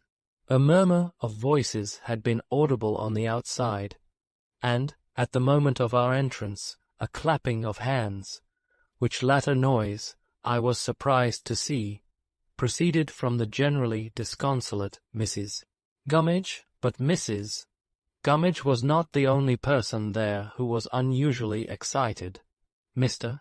Peggotty, his face lighted up with uncommon satisfaction, and laughing with all his might, held his rough arms wide open, as if for little Emily to run into them. Ham, with a mixed expression in his face of admiration, exultation, and a lumbering sort of bashfulness that sat upon him very well, held little Emily by the hand, as if he were presenting her to Mr. Peggotty, little Emily herself, blushing and shy, but delighted with Mr. Peggotty's delight, as her joyous eyes expressed, was stopped by our entrance, for she saw us first, in the very act of springing from Ham to nestle in Mr. Peggotty's embrace. In the first glimpse we had of them all, and at the moment of our passing from the dark, cold night into the warm light-room, this was the way in which they were all employed, Mrs. Gummidge in the background, clapping her hands like a madwoman. The little picture was so instantaneously dissolved by our going in, that one might have doubted whether it had ever been. I was in the midst of the astonished family, face to face with Mr. Peggotty, and holding out my hand to him, when Ham shouted, "Mas'r Davy! It's Mas'r Davy!" In a moment we were all shaking hands with one another, and asking one another how we did, and telling one another how glad we were to meet, and all talking at once. Mr. Peggotty was so proud and overjoyed to see us, that he did not know what to say or do, but kept over and over again shaking hands with me, and then with Steerforth, and then with me, and then ruffling his shaggy hair all over his head, and laughing with such glee and triumph, that it was a treat to see him. "Why, that you two gentlemen growed should come to this here roof tonight, of all nights in my life," said Mr. Peggotty, "is such a thing as never happened afore, I do rightly believe. Em'ly, my darling, come here. Come here, my little witch. There's Mas'r Davy's friend, my dear. There's the gentleman as you've heerd on, Em'ly. He comes to see you, along with Mas'r Davy, on the brightest night of your uncle's life as ever was or will be. Gorm the tay, other one, and horror for it." After delivering this speech all in a breath, and with extraordinary animation and pleasure, Mr. Peggotty put one of his large hands rapturously on each side of his niece's face, and kissing it a dozen times, laid it with a gentle pride and love upon his broad chest, and patted it as if his hand had been a lady's. Then he let her go, and as she ran into the little chamber where I used to sleep, looked round upon us, quite hot and out of breath with his uncommon satisfaction. "If you two gentlemen growed now, and such gentlemen," said Mr. Peggotty. "So thr, so thr," cried Ham. "Well said, so thr. Mas'r Davy bore gentlemen growed, so thr. If you two gentlemen growed," said Mr. Peggotty. "Don't excuse me for being in a state of mind. When you understand matters, I'll ax your pardon. Em'ly, my dear, she knows I'm a-going to tell." Here his delight broke out again, and has made off. "Would you be so good as look arter her, mawther, for a minute?" Mrs. Gummidge nodded and disappeared.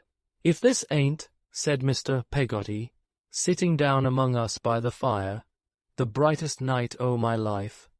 I'm a shellfish biled 2 and more, I can't say. This here little Em'ly, sir," in a low voice to Steerforth. "Her as you see a-blushing here just now," Steerforth only nodded, but with such a pleased expression of interest and of participation in Mr. Peggotty's feelings, that the latter answered him as if he had spoken. "To be sure," said Mr. Peggotty, "that's her, and so she is. Thank ye, sir." Ham nodded to me several times, as if he would have said so too. "This here little Em'ly of ours," said Mr. Peggotty, "has been in our house, what I suppose I'm a ignorant man, but that's my belief. No one but a little bright-eyed creetur can be in a house. She ain't my child, I never had one, but I couldn't love her more. You understand, I couldn't do it." "I quite understand," said Steerforth. "I know you do, sir," returned Mr. Peggotty, "and thank ye again. Mas'r Davy, he can remember what she was. You may judge for your own self what she is. But neither of you can't fully know what she has been, is, and will be, to my loving art." "I am rough, sir," said Mr. Peggotty. "I am as rough as a sea porcupine, but no one, unless, mayhap, it is a woman, can know, I think, what our little Em'ly is to me. And betwixt ourselves," sinking his voice lower yet, "that woman's name ain't Mrs. Gummidge neither, though she has a world of merits." Mr. Peggotty ruffled his hair again with both hands, as a further preparation for what he was going to say, and went on, with a hand upon each of his knees. "There was a certain person as had knowed our Em'ly from the time when her father was drownded, as had seen her constant, when a babby, when a young gal, when a woman. Not much of a person to look at, he warn't," said Mr. Peggotty, "something o' my own build, rough a good deal o' the Sioux Wester in him, worry salt, but, on the whole, a honest sort of a chap, with his art in the right place. I thought I had never seen him grin to anything like the extent to which he sat grinning at us now." "What does this here blessed tarpaulin go and do?" said Mr. Peggotty, with his face one high noon of enjoyment. "But he loses that there art of his to our little Em'ly. He follers her about, he makes hisself a sort o' servant to her. He loses in a great measure his relish for his wittles, and in the long run he makes it clear to me what's amiss. Now I could wish myself, you see, that our little Em'ly was in a fair way of being married. I could wish to see her, at all ewents, under articles to a honest man as had a right to defend her. I don't know how long I may live, or how soon I may die, but I know that if I was capsized any night in a gale of wind in Yarmouth Roads here, and was to see the town, lights shining for the last time over the rollers as I couldn't make no head against, I could go down quieter for thinking there's a man ashore there, true to my little Em'ly, God bless her, and no wrong can touch my Em'ly while so be as that man lives." Mr. Peggotty, in simple earnestness, waved his right arm as if he were waving it at the town lights for the last time, and then, exchanging a nod with Ham, whose eye he caught, proceeded as before. "Well, I counsels him to speak to Em'ly. He's big enough, but he's bashfuller than a little and he don't like. So I speak. What, him, says Em'ly, him that I've knowed so intimate so many years, and like so much. Oh, uncle, I never can have him. He's such a good fellow. I gives her a kiss, and I says no more to her than, my dear, you're right to speak out, you're to choose for yourself, you're as free as a little bird. Then I aways to him, and I says, I wish it could have been so, but it can't. But you can both be as you was, and what I say to you is, be as you was with her, like a man. He says to me, shaking of my hand, I will. He says, and he was honourable and manful for 2 year going on, and we was just the same at home here as afore. Mr.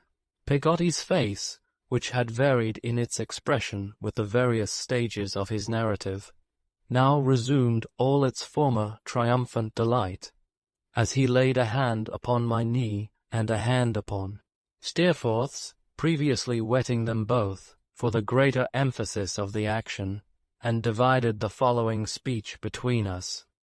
All of a sudden, one evening, as it might be tonight, comes little Em'ly from her work, and him with her. There ain't so much in that, you'll say. No, because he takes care on her, like a brother, arter dark, and indeed afore dark, and at all times. But this tarpaulin chap, he takes hold of her hand, and he cries out to me, joyful, look here. This is to be my little wife. And she says, half bold and half shy, and half a laughing and half a crying, yes, uncle, if you please. If I please, cried Mr. Peggotty, rolling his head in an ecstasy at the idea. Lord, as if I should do anything else. If you please, I am steadier now, and I have thought better of it.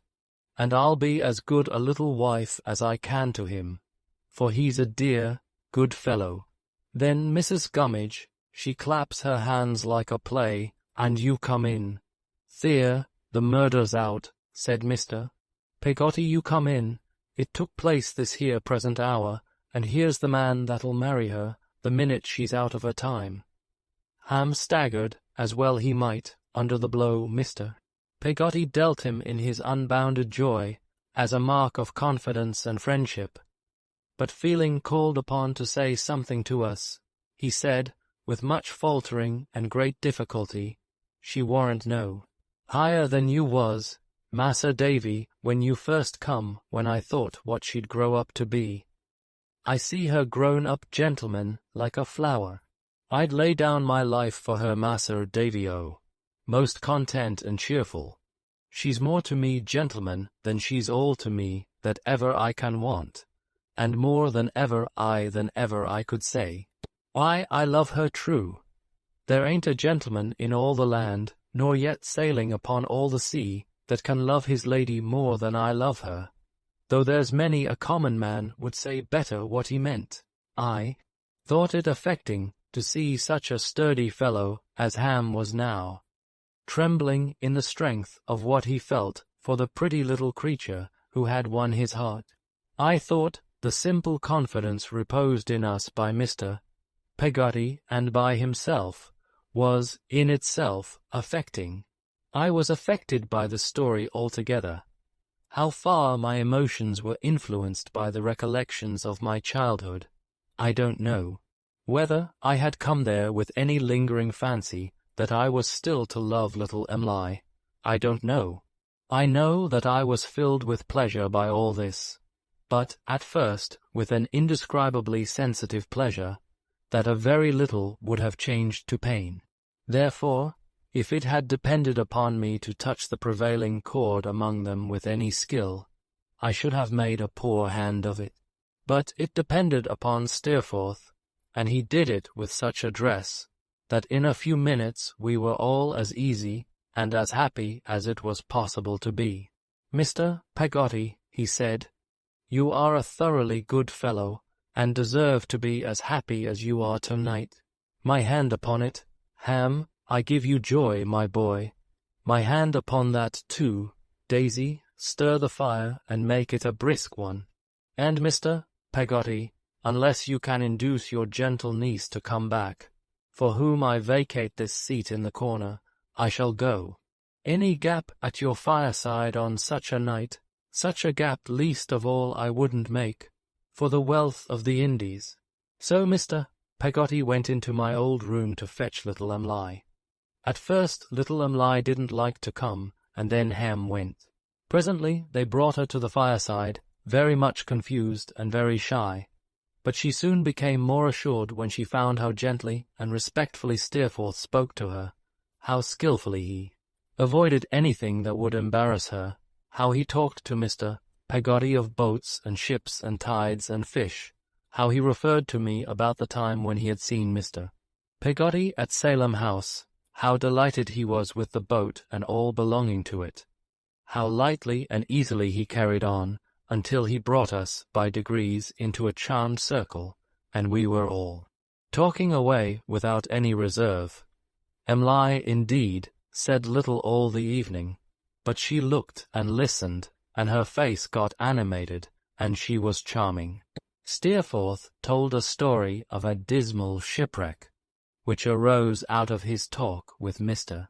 Peggotty, as if he saw it all before him, and little Em'ly's eyes were fastened on him all the time, as if she saw it too.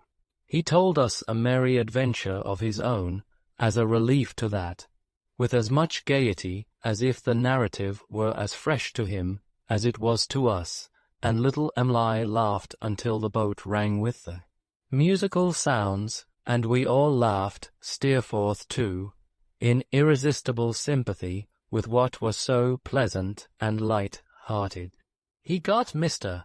Peggotty to sing, or rather to roar, when the stormy winds do blow, do blow, do blow, and he sang a sailor's song himself, so pathetically and beautifully that I could have almost fancied that the real wind, creeping sorrowfully round the house, and murmuring low through our unbroken silence, was there to listen. As to Mrs. Gummidge, he roused that victim of despondency with a success never attained by anyone else. So Mr. Peggotty informed me, since the decease of the old one. He left her so little leisure for being miserable, that she said next day she thought she must have been bewitched. But he set up no monopoly of the general attention, or the conversation. When little Emily grew more courageous and talked, but still bashfully, across the fire to me, of our old wanderings upon the beach, to pick up shells and pebbles, and when I asked her if she recollected how I used to be devoted to her, and when we both laughed and reddened, casting these looks back on the pleasant old times, so unreal to look at now, he was silent and attentive, and observed us thoughtfully. She sat, at this time, and all the evening, on the old locker in her old little corner, by the fire ham beside her, where I used to sit. I could not satisfy myself whether it was in her own little tormenting way, or in a maidenly reserve before us, that she kept quite close to the wall and away from him, but I observed that she did so all the evening. As I remember, it was almost midnight when we took our leave. We had had some biscuit and dried fish for supper, and Steerforth had produced from his pocket a full flask of Hollands, which we men, I may say we men, now, without a blush, had emptied. We parted merrily, and as they all stood crowded round the door to light us as far as they could upon our road, I saw the sweet blue eyes of little Emily peeping after us from behind Ham, and heard her soft voice calling to us to be careful how we went. "A most engaging little beauty," said Steerforth, taking my arm. "Well, it's a quaint place, and they are quaint company, and it's quite a new sensation to mix with them." "How fortunate we are, too," I returned, "to have arrived to witness their happiness in that intended marriage. I never saw people so happy. How delightful to see it, and to be made the sharers in their honest joy, as we have been." "That's rather a chuckle-headed fellow for the girl, isn't he?" said Steerforth. He had been so hearty with him, and with them all, that I felt a shock in this unexpected and cold reply. But turning quickly upon him, and seeing a laugh in his eyes, I answered, much relieved, "Ah, Steerforth, it's well for you to joke about the poor. You may skirmish with Miss Dartle, or try to hide your sympathies in jest from me, but I know better, when I see how perfectly you understand them, how exquisitely you can enter into happiness like this plain fisherman's, or humour a love like my old nurse's. I know that there is not a joy or sorrow, not an emotion of such people that can be indifferent to you, and I admire and love you for it, Steerforth, 20 times the more." He stopped, and, looking in my face, said, "Daisy, I believe you are in earnest and are good. I wish we all were." Next moment he was gaily singing Mr. Peggotty's song, as we walked at a round pace back to Yarmouth. Chapter 22. Some Old Scenes and Some New People. Steerforth and I stayed for more than a fortnight in that part of the country. We were very much together, I need not say, but occasionally we were asunder for some hours at a time. He was a good sailor, and I was but an indifferent one, and when he went out boating with Mr. Peggotty, which was a favourite amusement of his, I generally remained ashore. My occupation of Peggotty's spare room put a constraint upon me from which he was free, for, knowing how assiduously she attended on Mr. Barkis all day, I did not like to remain out late at night, whereas Steerforth, lying at the inn, had nothing to consult but his own humour. Thus it came about that I heard of his making little treats for the fishermen at Mr. Peggotty's house of call, the Willing Mind, after I was in bed, and of his being afloat, wrapped in fisherman's clothes, whole moonlight nights, and coming back when the morning tide was at flood. By this time, however, I knew that his restless nature and bold spirits delighted to find a vent in rough toil and hard weather, as in any other means of excitement that presented itself freshly to him, so none of his proceedings surprised me. Another cause of our being sometimes apart was that I had naturally an interest in going over to Blunderstone and revisiting the old familiar scenes of my childhood, while Steerforth, after being there once, had naturally no great interest in going there again. Hence, on 3 or 4 days that I can at once recall, we went our several ways after an early breakfast, and met again at a late dinner. I had no idea how he employed his time in the interval, beyond a general knowledge that he was very popular in the place, and had 20 means of actively diverting himself where another man might not have found one.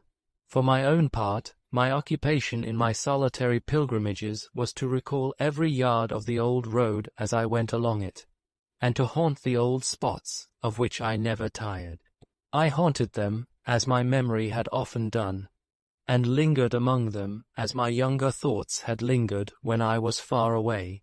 The grave beneath the tree, where both my parents lay, on which I had looked out, when it was my father's only, with such curious feelings of compassion, and by which I had stood, so desolate, when it was opened to receive my pretty mother and her baby, the grave which Peggotty's own faithful care had ever since kept neat, and made a garden of, I walked near, by the hour.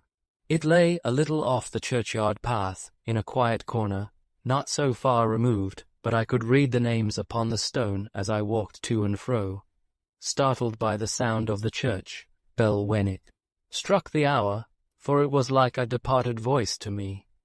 My reflections at these times were always associated with the figure I was to make in life, and the distinguished things I was to do.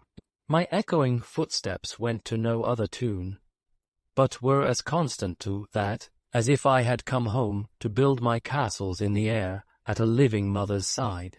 There were great changes in my old home. The ragged nests, so long deserted by the rooks, were gone, and the trees were lopped and topped out of their remembered shapes. The garden had run wild, and half the windows of the house were shut up. It was occupied, but only by a poor lunatic gentleman and the people who took care of him. He was always sitting at my little window, looking out into the churchyard, and I wondered whether his rambling thoughts ever went upon any of the fancies that used to occupy mine on the rosy mornings when I peeped out of that same little window in my night clothes, and saw the sheep quietly feeding in the light of the rising sun. Our old neighbors, Mr. and Mrs. Graper, were gone to South America, and the rain had made its way through the roof of their empty house and stained the outer walls. Mr. Chillip was married again to a tall, raw-boned, high-nosed wife, and they had a weazen little baby with a heavy head that it couldn't hold up, and 2 weak staring eyes with which it seemed to be always wondering why it had ever been born. It was with a singular jumble of sadness and pleasure that I used to linger about my native place, until the reddening winter sun admonished me that it was time to start on my returning walk. But when the place was left behind, and especially when Steerforth and I were happily seated over our dinner by a blazing fire, it was delicious to think of having been there. So it was, though in a softened degree, when I went to my neat room at night, and, turning over the leaves of the crocodile book, which was always there upon a little table, remembered with a grateful heart how blessed I was in having such a friend as Steerforth, such a friend as Peggotty, and such a substitute for what I had lost as my excellent and generous aunt. My nearest way to Yarmouth, in coming back from these long walks, was by a ferry. It landed me on the flat between the town and the sea, which I could make straight across, and so save myself a considerable circuit by the high road. Mr. Peggotty's house being on that waste place, and not 100 yards out of my track, I always looked in as I went by. Steerforth was pretty sure to be there expecting me, and we went on together through the frosty air and gathering fog towards the twinkling lights of the town. One dark evening, when I was later than usual, for I had, that day, been making my parting visit to Blunderstone, as we were now about to return home, I found him alone in Mr. Peggotty's house, sitting thoughtfully before the fire. He was so intent upon his own reflections that he was quite unconscious of my approach. This, indeed, he might easily have been if he had been less absorbed, for footsteps fell noiselessly on the sandy ground outside, but even my entrance failed to rouse him. I was standing close to him, looking at him, and still, with a heavy brow, he was lost in his meditations. He gave such a start when I put my hand upon his shoulder that he made me start too. "You come upon me," he said, almost angrily, like a reproachful ghost. I was obliged to announce myself. Somehow, I replied. "Have I called you down from the stars?" "No," he answered. "No? Up from anywhere, then," said I, taking my seat near him. "I was looking at the pictures in the fire," he returned. "But you are spoiling them for me," said I, as he stirred it quickly with a piece of burning wood, striking out of it a train of red, hot sparks that went careering up the little chimney and roaring out into the air.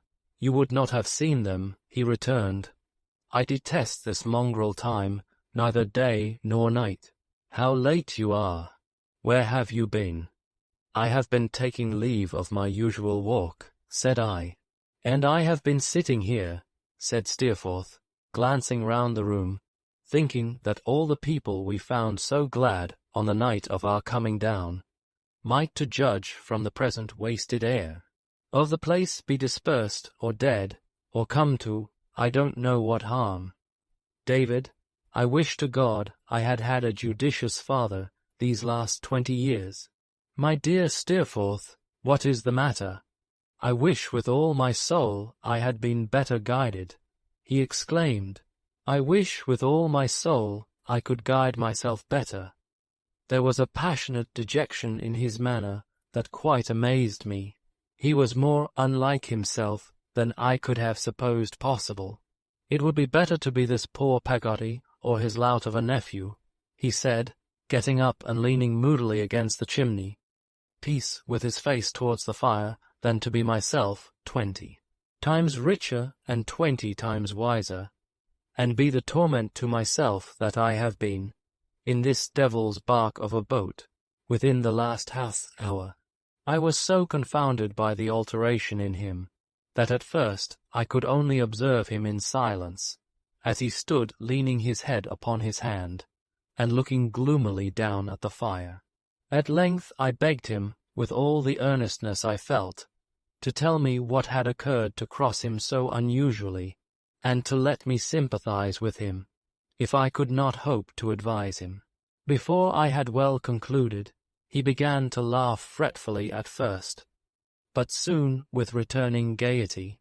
"Tut, it's nothing, Daisy, nothing," he replied. "I told you at the inn in London I am heavy company for myself sometimes. I have been a nightmare to myself, just now must have had one, I think.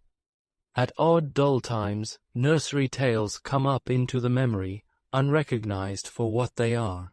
I believe I have been confounding myself with the bad boy who didn't care, and became food for lions, a grander kind of going to the dogs, I suppose. What old women call the horrors have been creeping over me from head to foot. I have been afraid of myself." "You are afraid of nothing else, I think," said I. "Perhaps not, and yet may have enough to be afraid of too," he answered. "Well, so it goes by. I am not about to be hipped again, David, but I tell you, my good fellow, once more, that it would have been well for me, and for more than me, if I had had a steadfast and judicious father." His face was always full of expression, but I never saw it express such a dark kind of earnestness as when he said these words, with his glance bent on the fire. "So much for that," he said, making as if he tossed something light into the air with his hand. "Why, being gone, I am a man again, like Macbeth. And now for dinner, if I have not, Macbeth-like, broken up the feast with most admired disorder, Daisy. But where are they all, I wonder?" Said I. "God knows," said Steerforth. "After strolling to the ferry looking for you, I strolled in here and found the place deserted. That set me thinking, and you found me thinking." The advent of Mrs. Gummidge with a basket explained how the house had happened to be empty. She had hurried out to buy something that was needed against Mr. Peggotty's return with the tide, and had left the door open in the meanwhile, lest Ham and little Emily, with whom it was an early night, should come home while she was gone. Steerforth, after very much improving Mrs. Gummidge's spirits by a cheerful salutation and a jocose embrace, took my arm and hurried me away. He had improved his own spirits no less than Mrs. Gummidge's, for they were again at their usual flow, and he was full of vivacious conversation as we went along. "And so," he said gaily, "we abandon this buccaneer life tomorrow, do we?" "So we agreed," I returned. "And our places by the coach are taken, you know." "Aye, there's no help for it, I suppose," said Steerforth. "I have almost forgotten that there is anything to do in the world, but to go out tossing on the sea here. I wish there was not." "As long as the novelty should last," said I, laughing. "Like enough," he returned, "though there's a sarcastic meaning in that observation for an amiable piece of innocence like my young friend." "Well, I dare say I am a capricious fellow, David. I know I am, but while the iron is hot, I can strike it vigorously too. I could pass a reasonably good examination already as a pilot in these waters, I think." "Mr. Peggotty says you are a wonder," I returned. "A nautical phenomenon," laughed Steerforth. "Indeed he does, and you know how truly. I know how ardent you are in any pursuit you follow, and how easily you can master it. And that amazes me most in you, Steerforth, that you should be contented with such fitful uses of your powers." "Contented," he answered merrily. "I am never contented, except with your freshness, my gentle Daisy. As to fitfulness, I have never learned the art of binding myself to any of the wheels on which the ictions of these days are turning round and round. I missed it somehow in a bad apprenticeship, and now don't care about it. You know, I have bought a boat down here." "What an extraordinary fellow you are, Steerforth!" I exclaimed, stopping, for this was the first I had heard of it. "When you may never care to come near the place again." "I don't know that," he returned. "I have taken a fancy to the place. At all events," walking me briskly on, "I have bought a boat that was for sale, a clipper, Mr. Peggotty says, and so she is, and Mr. Peggotty will be master of her in my absence." "Now I understand you, Steerforth," said I, exultingly. "You pretend to have bought it for yourself, but you have really done so to confer a benefit on him. I might have known as much at first, knowing you. My dear kind Steerforth, how can I tell you what I think of your generosity?" "Tush," he answered, turning red. "The less said, the better." "Didn't I know?" cried I. "Didn't I say that there was not a joy, or sorrow, or any emotion of such honest hearts that was indifferent to you?" "Aye, he answered, "you told me all that. There, let it rest. We have said enough." Afraid of offending him by pursuing the subject when he made so light of it, I only pursued it in my thoughts as we went on at even a quicker pace than before.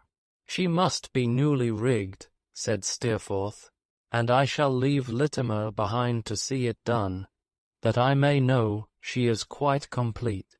Did I tell you Littimer had come down? No. Oh, yes? Came down this morning with a letter from my mother. As our looks met, I observed that he was pale even to his lips, though he looked very steadily at me. I feared that some difference between him and his mother might have led to his being in the frame of mind in which I had found him at the solitary fireside. I hinted so. Oh no, he said, shaking his head and giving a slight laugh. Nothing of the sort, yes. He is come down, that man of mine. The same as ever, said I. The same as ever, said Steerforth. Distant and quiet as the North Pole. He shall see to the boat being fresh named. She's the Stormy Petrel now. What does Mr. Peggotty care for Stormy Petrels? I'll have her christened again. By what name? I asked. The little Emily. As he had continued to look steadily at me, I took it as a reminder that he objected to being extolled for his consideration. I could not help showing in my face how much it pleased me, but I said little, and he resumed his usual smile and seemed relieved. But see here, he said, looking before us where the original little Emily comes, and that fellow with her, eh? Upon my soul, he's a true knight. He never leaves her. Ham was a boat builder in these days, having improved a natural ingenuity in that handicraft until he had become a skilled workman. He was in his working dress, and looked rugged enough, but manly withal, and a very fit protector for the blooming little creature at his side. Indeed, there was a frankness in his face, an honesty, and an undisguised show of his pride in her, and his love for her, which were, to me, the best of good looks. I thought, as they came towards us, that they were well matched even in that particular. She withdrew her hand timidly from his arm as we stopped to speak to them, and blushed as she gave it to Steerforth and to me. When they passed on, after we had exchanged a few words, she did not like to replace that hand, but, still appearing timid and constrained, walked by herself. I thought all this very pretty and engaging, and Steerforth seemed to think so too, as we looked after them fading away in the light of a young moon. Suddenly there passed us, evidently following them, a young woman, whose approach we had not observed, but whose face I saw as she went by, and thought I had a faint remembrance of. She was lightly dressed, looked bold and haggard and flaunting and poor, but seemed, for the time, to have given all that to the wind which was blowing, and to have nothing in her mind but going after them. As the dark, distant level, absorbing their figures into itself, left but itself visible between us and the sea and clouds, her figure disappeared in like manner, still no nearer to them than before. That is a black shadow to be following the girl, said Steerforth, standing still. What does it mean? He spoke in a low voice that sounded almost strange to me. She must have it in her mind to beg of them, I think, said I. A beggar would be no novelty, said Steerforth, but it is a strange thing that the beggar should take that shape tonight. Why, I asked, for no better reason, truly, than because I was thinking, he said, after a pause of something like it, when it came by.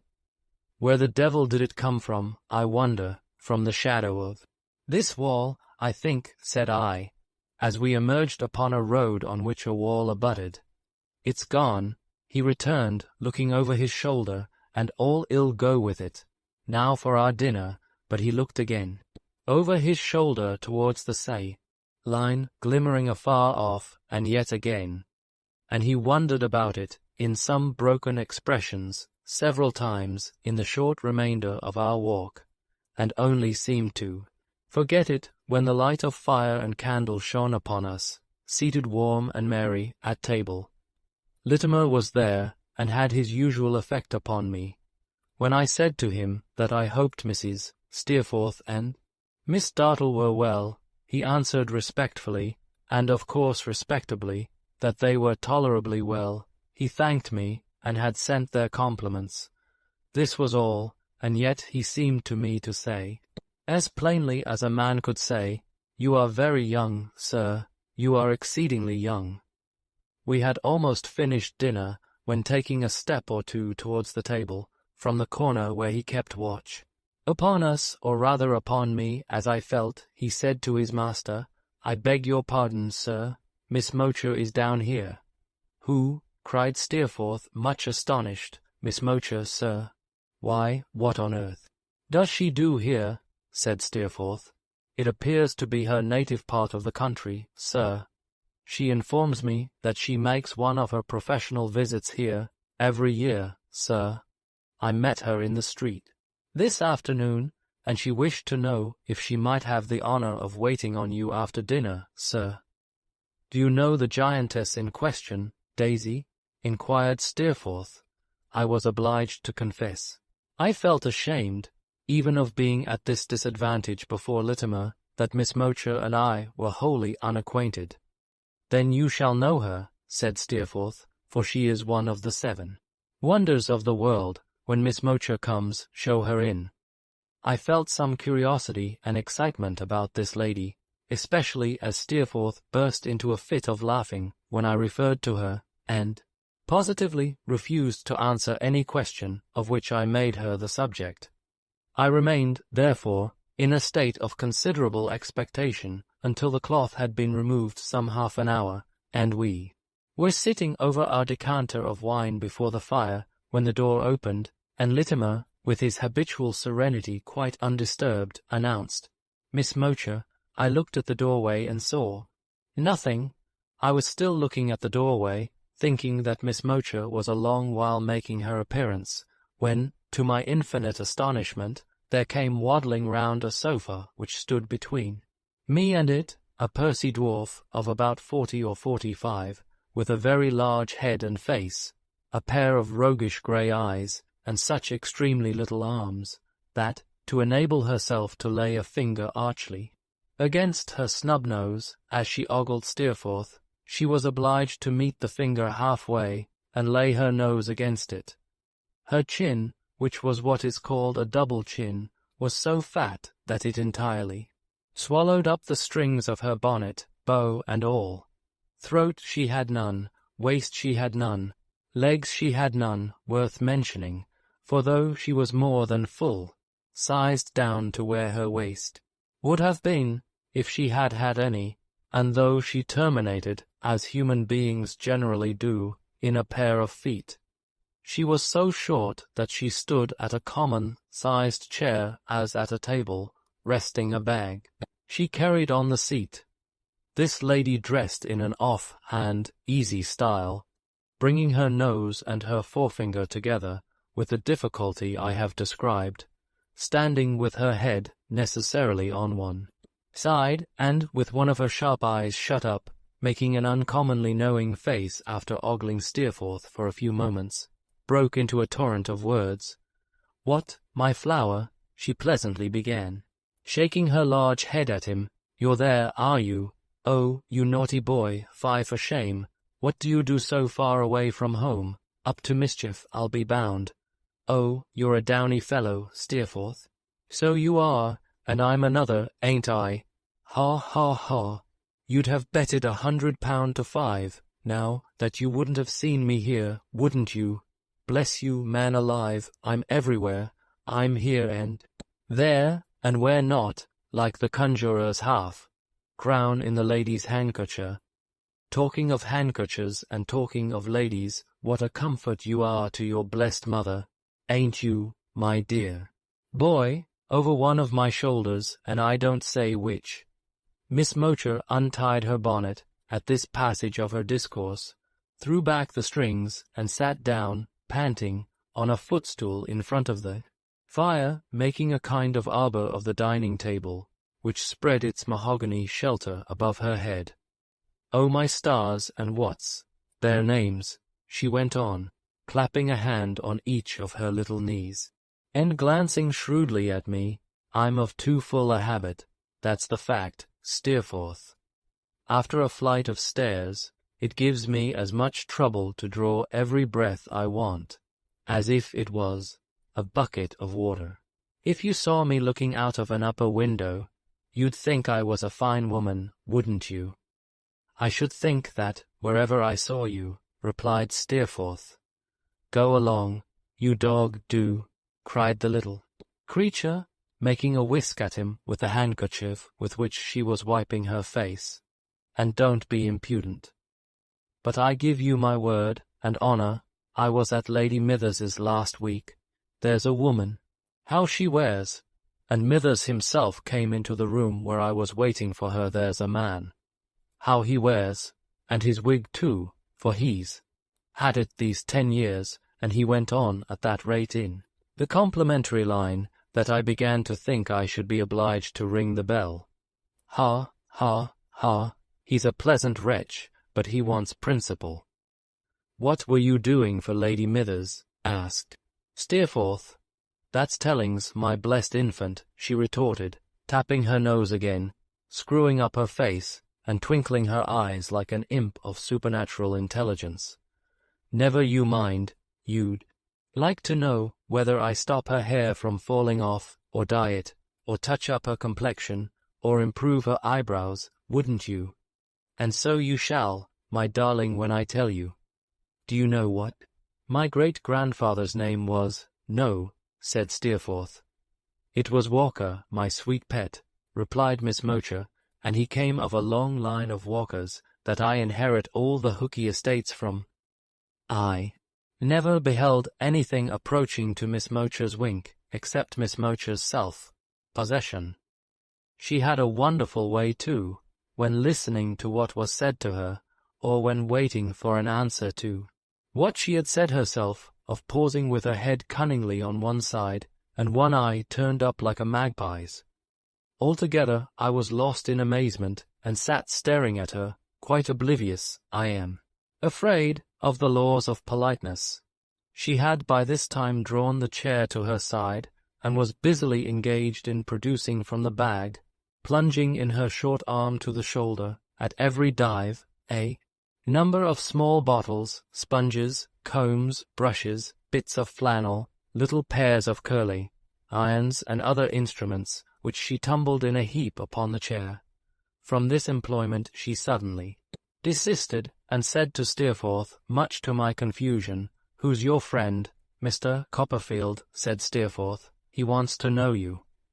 "Well, then, he shall. I thought he looked as if he did," returned Miss Mowcher, waddling up to me, bag in hand, and laughing on me as she came, face like a peach, standing on tiptoe to pinch my cheek as I sat.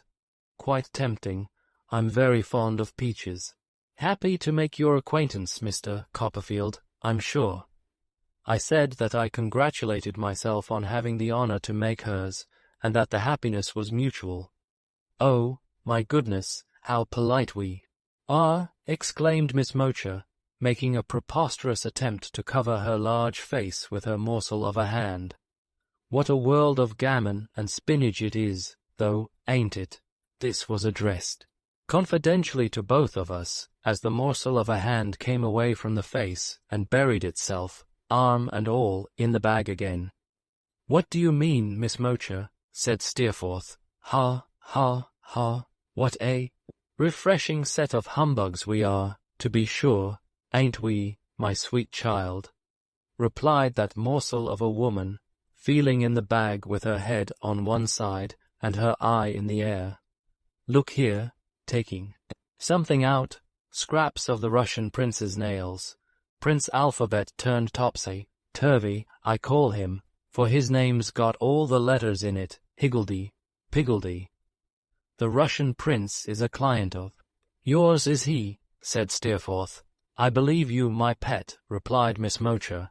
"I keep his nails in order for him, twice a week, fingers and toes." "He pays well, I hope," said Steerforth. "Pays as he speaks, my dear child, through the nose," replied Miss Mowcher. "None of your close shavers, the prince ain't. You'd say so, if you saw his moustachios, red by nature, black by art." "By your art?" "Of course," said Steerforth. Miss Mowcher winked assent, forced to send for me, couldn't help it. The climate affected his dye. It did very well in Russia, but it was no go here. You never saw such a rusty prince in all your born days as he was. Like old iron. Is that why you called him a humbug just now? Inquired Steerforth. Oh, you're a broth of a boy, ain't you? Returned Miss Mowcher, shaking her head violently.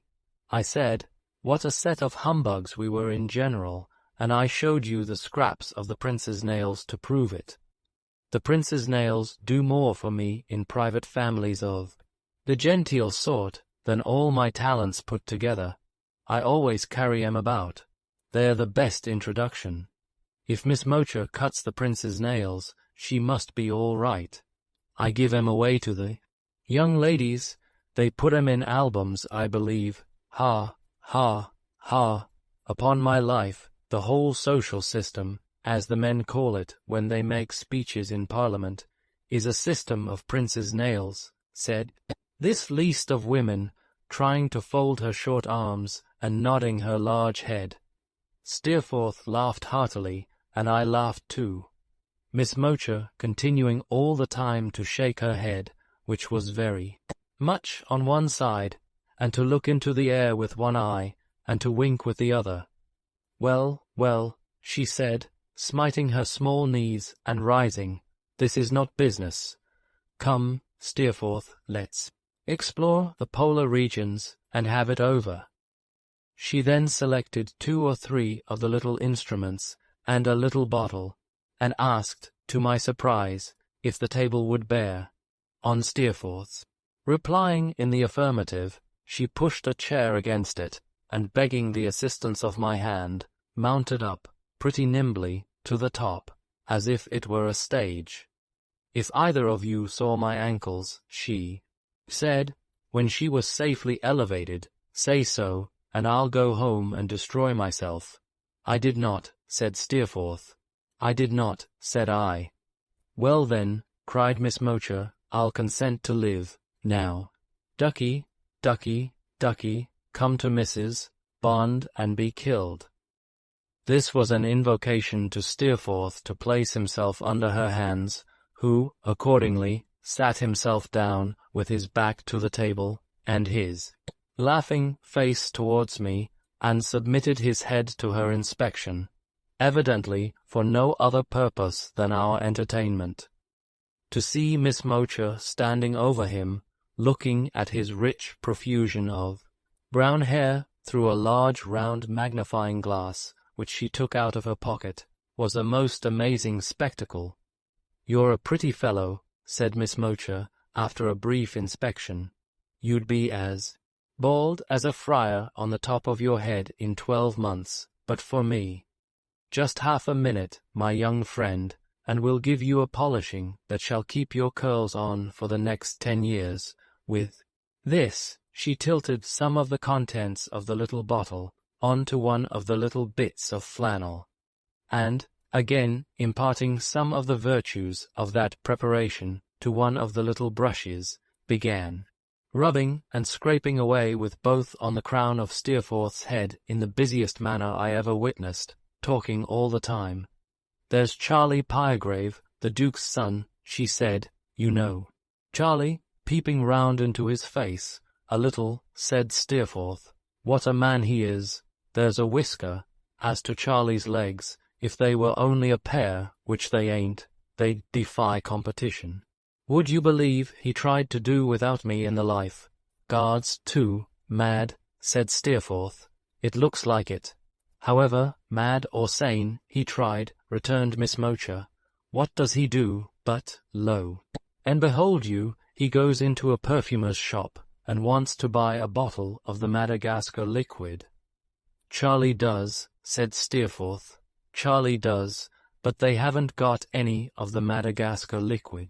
What is it? Something to drink? Asked Steerforth. To drink, returned Miss Mowcher, stopping to slap his cheek.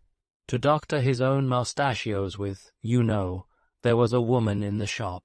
Elderly female, quite a griffin, who had never even heard of it by name.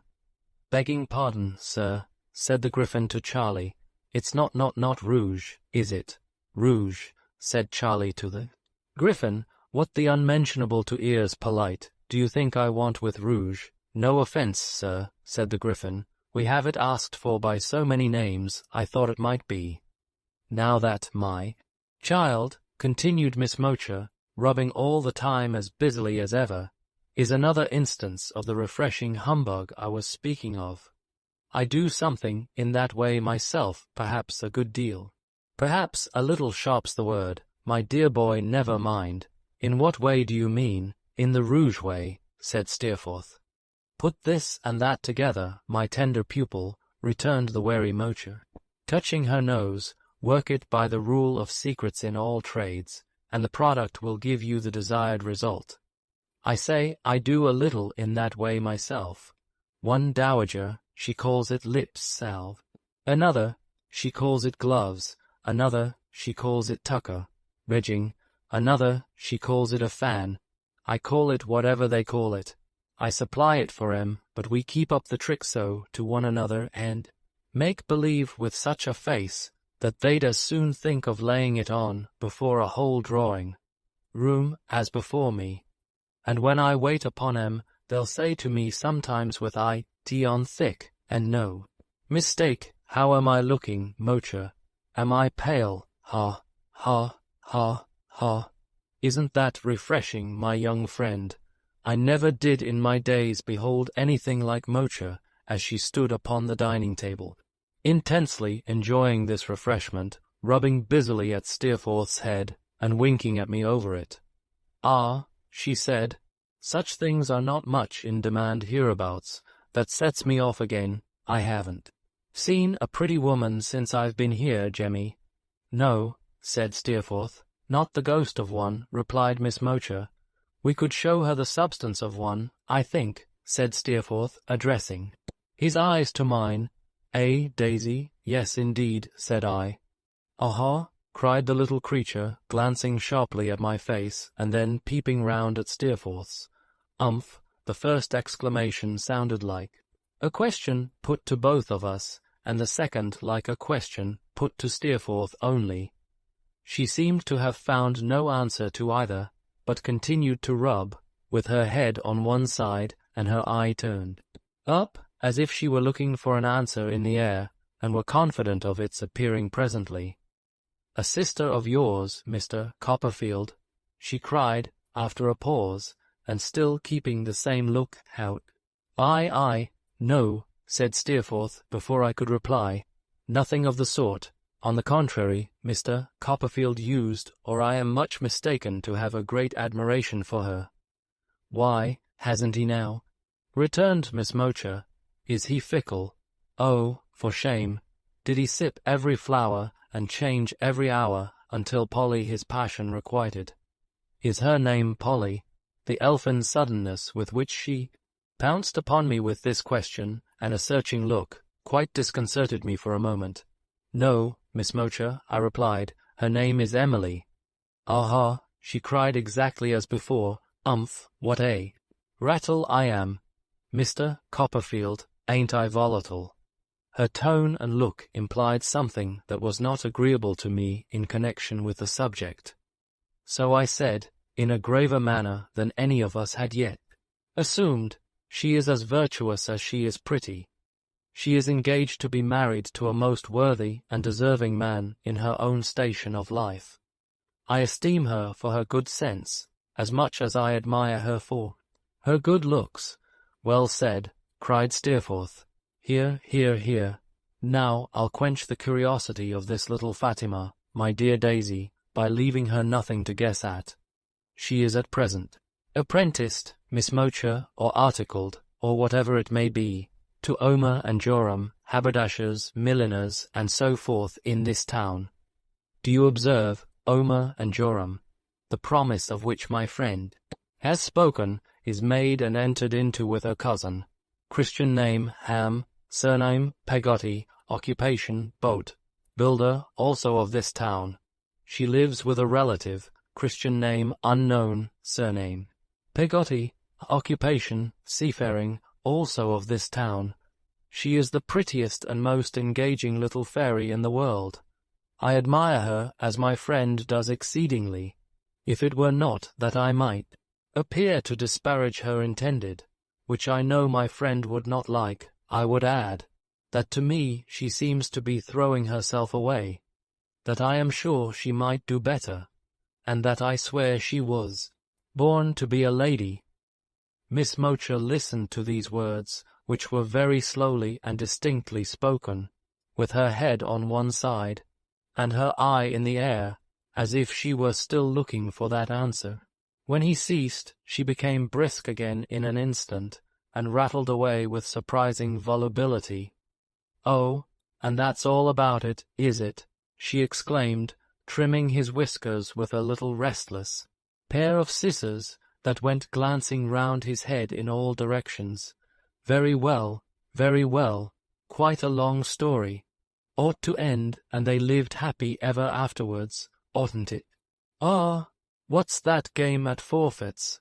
I love my love with an E, because she's enticing. I hate her with an E, because she's engaged. I took her to the sign of the exquisite, and treated her with an elopement. Her name's Emily, and she lives in the East. Ha, ha, ha, Mr. Copperfield, ain't I volatile?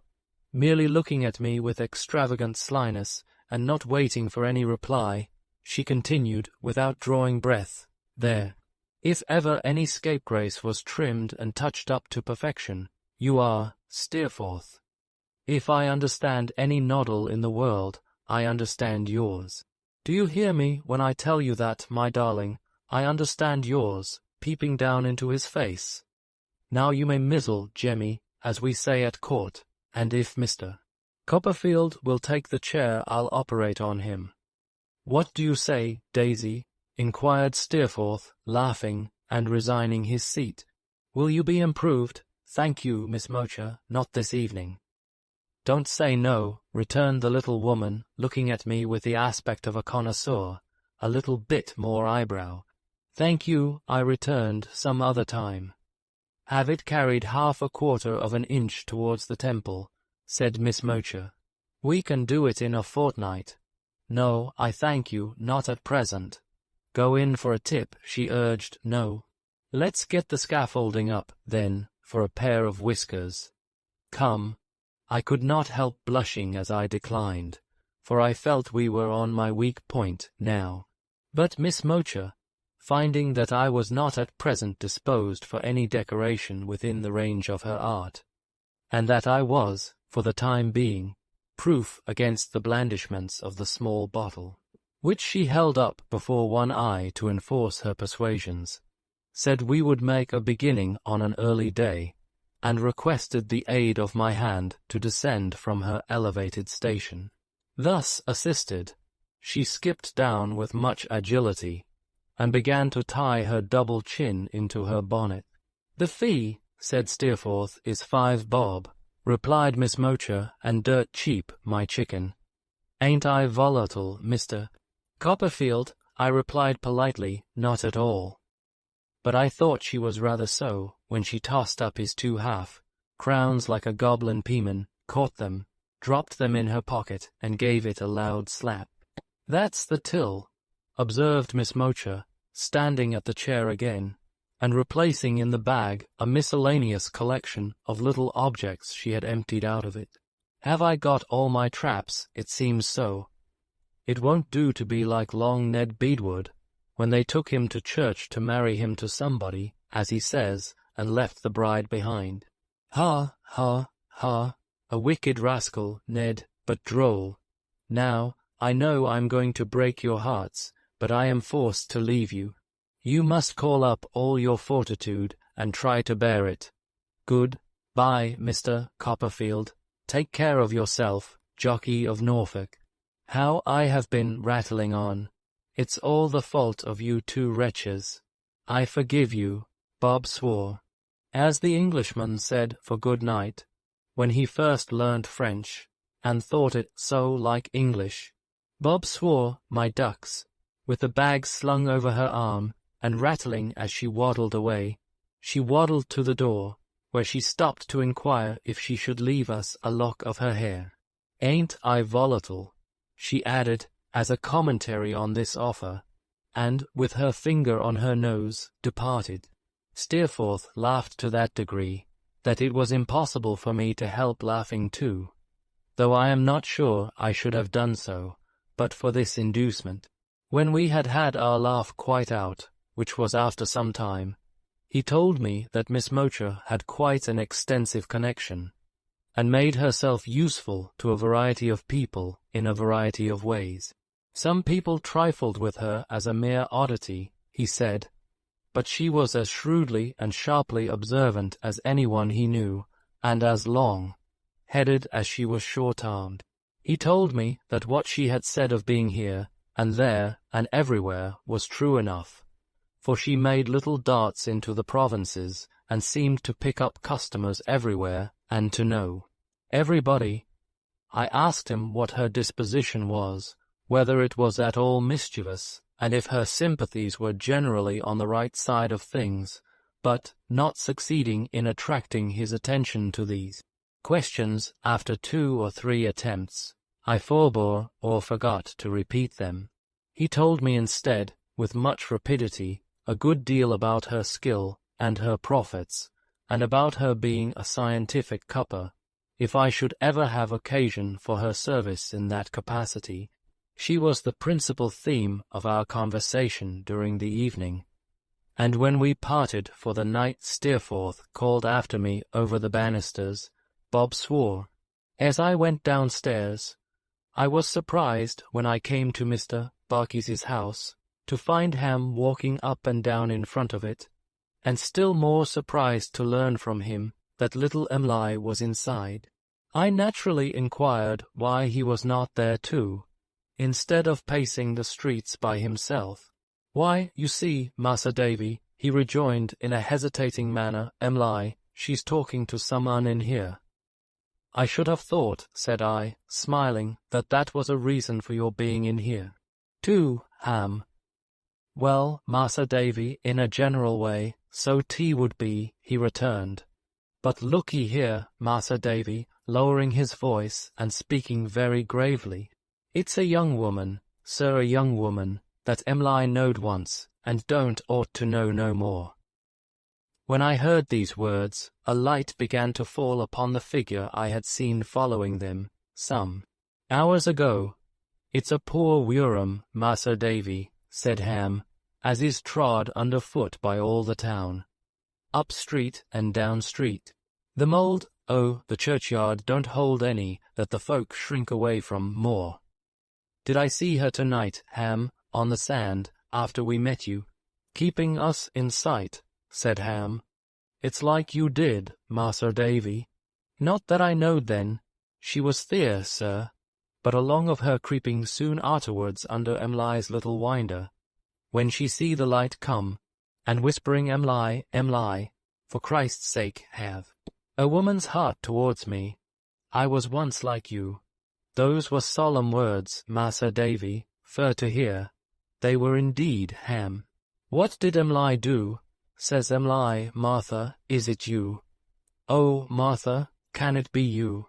For they had sat at work together many a day at Mr. Omer's. "I recollect her now," cried I, recalling one of the 2 girls I had seen when I first went there. "I recollect her quite well, Martha Endell," said Ham, 2 or 3 years older than Emily, but was at the school with her. "I never heard her name," said I. "I didn't mean to interrupt you." "For the matter o' that, Mas'r Davy," replied Ham, "all's told a'most in them words. Emily, Emily, for Christ's sake, have a woman's heart towards me. I was once like you." She wanted to speak to Emily. Emily couldn't speak to her there, for her loving uncle was come home, and he wouldn't know, Mas'r Davy, said Ham, with great earnestness. He couldn't, kind-natured, tender-hearted as he is, see them 2 together, side by side, for all the treasures that's wrecked in the sea. I felt how true this was. I knew it, on the instant, quite as well as Ham. So Emily writes in pencil on a bit of paper, he pursued, and gives it to her out o' winder to bring here. Show that, she says to my aunt Mrs. Barkys, and she'll set you down by her fire, for the love of me, till uncle is gone out, and I can come. By and by she tells me what I tell you, Massa Davy, and asks me to bring her. What can I do? She don't ought to know any such, but I can't deny her, when the tears is on her face. He put his hand into the breast of his shaggy jacket, and took out with great care a pretty little purse. And if I could deny her when the tears was on her face, Massa Davy, said Ham, tenderly adjusting it on the rough palm of his hand, how could I deny her when she give me this to carry for her, knowing what she brought it for? Such a toy as it is, said Ham, thoughtfully looking on it, with such a little money in it, Emily, my dear. I shook him warmly by the hand when he had put it away again, for that was more satisfactory to me than saying anything, and we walked up and down. For a minute or two, in silence. The door opened then, and Peggotty appeared, beckoning to Ham to come in. I would have kept away, but she came after me, entreating me to come in too. Even then, I would have avoided the room where they all were, but for its being the neat, tiled kitchen I have mentioned more than once. The door opening immediately into it, I found myself among them before I considered whither I was going. The girl, the same I had seen upon the sands, was near the fire. She was sitting on the ground, with her head and one arm lying on a chair. I fancied, from the disposition of her figure, that Emily had but newly risen from the chair, and that the forlorn head might perhaps have been lying on her lap. I saw but little of the girl's face, over which her hair fell loose and scattered, as if she had been disordering it with her own hands, but I saw that she was young, and of a fair complexion. Peggotty had been crying, so had little Emily. Not a word was spoken when we first went in, and the Dutch clock by the dresser seemed, in the silence, to tick twice as loud as usual. Emily spoke first. Martha wants, she said to Ham, to go to London. Why to London? Returned Ham. He stood between them, looking on the prostrate girl with a mixture of compassion for her, and of jealousy of her holding any companionship with her whom he loved so well, which I have always remembered distinctly. They both spoke as if she were ill, in a soft, suppressed tone that was plainly heard, although it hardly rose above a whisper. Better there than here, said a third voice aloud Martha's, though she did not move. No one knows me there. Everybody knows me here. What will she do there? Inquired Ham. She lifted up her head, and looked darkly round at him for a moment, then laid it down again, and curved her right arm about her neck, as a woman in a fever, or in an agony of pain from a shot, might twist herself. She will try to do well, said little Emily. You don't know what she has said to us. Does he do they, aunt? Peggotty shook her head compassionately. I'll try, said Martha, if you'll help me away. I never can do worse than I have done here. I may do better. Oh, with a dreadful shiver, take me out of these streets, where the whole town knows me from a child. As Emily held out her hand to Ham, I saw him put in it a little canvas bag. She took it as if she thought it were her purse, and made a step or two forward, but finding her mistake, came back to where he had retired near me, and showed it to him. It's all yourn, Emily, I could hear him say. I haven't nowt in all the world that ain't yourn, my dear. It ain't of no delight to me, except for you. The tears rose freshly in her eyes, but she turned away and went to Martha. What she gave her, I don't know. I saw her stooping over her and putting money in her bosom. She whispered something, as she asked was that enough. More than enough, the other said, and took her hand and kissed it. Then Martha arose, and gathering her shawl about her, covering her face with it, and weeping aloud, went slowly to the door.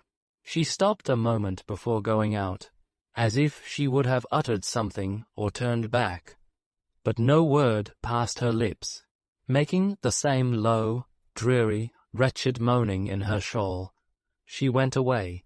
As the door closed, little Emily looked at us three in a hurried manner, and then hid her face in her hands and fell to sobbing. "Don't, Emily," said Ham, tapping her gently on the shoulder. "Don't, my dear, you don't ought to cry so, pretty." "Oh, Ham," she exclaimed, still weeping pitifully, "I am not so good a girl as I ought to be. I know I have not the thankful heart, sometimes, I ought to have." "Yes, yes, you have, I'm sure," said Ham. "No, no, no," cried little Emily, sobbing and shaking her head. "I am not as good a girl as I ought to be. Not near, not near." And still she cried, as if her heart would break. "I try your love too much. I know I do," she sobbed. "I'm often cross to you, and changeable with you, when I ought to be far different. You are never so to me. Why am I ever so to you, when I should think of nothing but how to be grateful, and to make you happy?" "You always make me so," said Ham, "my dear. I am happy in the sight of you. I am happy all day long in the thoughts of you." "Ah, that's not enough," she cried. "That is because you are good, not because I am. Oh, my dear, it might have been a better fortune for you, if you had been fond of someone else, of someone steadier and much worthier than me, who was all bound up in you, and never vain and changeable like me. Poor little tender heart," said Ham in a low voice.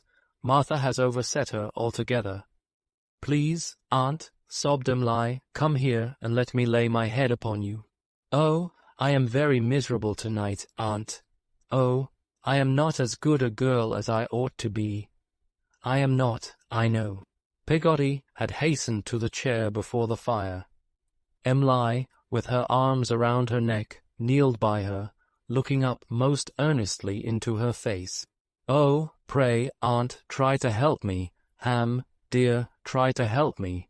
Mr. David, for the sake of old times, do, please, try to help me. I want to be a better girl than I am. I want to feel 100 times more thankful than I do. I want to feel more. What a blessed thing it is to be the wife of a good man, and to lead a peaceful life. Oh me, oh me, oh my heart, my heart."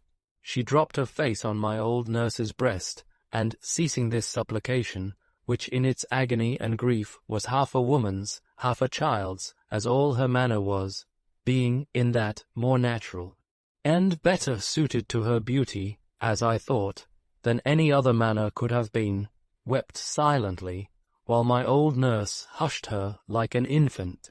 She got calmer by degrees, and then we soothed her, now talking encouragingly, and now jesting a little with her, until she began to raise her head and speak to us.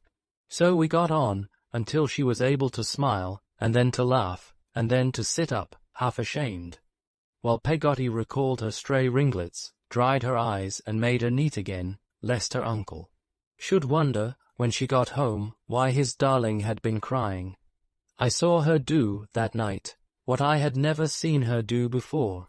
I saw her innocently kiss her chosen husband on the cheek, and creep close to his bluff form, as if it were her best support. When they went away together, in the waning moonlight, and I looked after them, comparing their departure in my mind with Martha's, I saw that she held his arm with both her hands, and still kept close to him. Chapter 23. I corroborate Mr. Dick, and choose a profession. When I awoke in the morning, I thought very much of little Emily, and her emotion last night, after Martha had left. I felt as if I had come into the knowledge of those domestic weaknesses and tendernesses in a sacred confidence, and that to disclose them, even to Steerforth, would be wrong. I had no gentler feeling towards anyone than towards the pretty creature who had been my playmate, and whom I have always been persuaded, and shall always be persuaded, to my dying day, I then devotedly loved. The repetition to any ears, even to Steerforth's, of what she had been unable to repress when her heart lay open to me by an accident, I felt would be a rough deed, unworthy of myself, unworthy of the light of our pure childhood, which I always saw encircling her head. I made a resolution, therefore, to keep it in my own breast, and there it gave her image a new grace. While we were at breakfast, a letter was delivered to me from my aunt. As it contained matter on which I thought Steerforth could advise me as well as anyone, and on which I knew I should be delighted to consult him, I resolved to make it a subject of discussion on our journey home.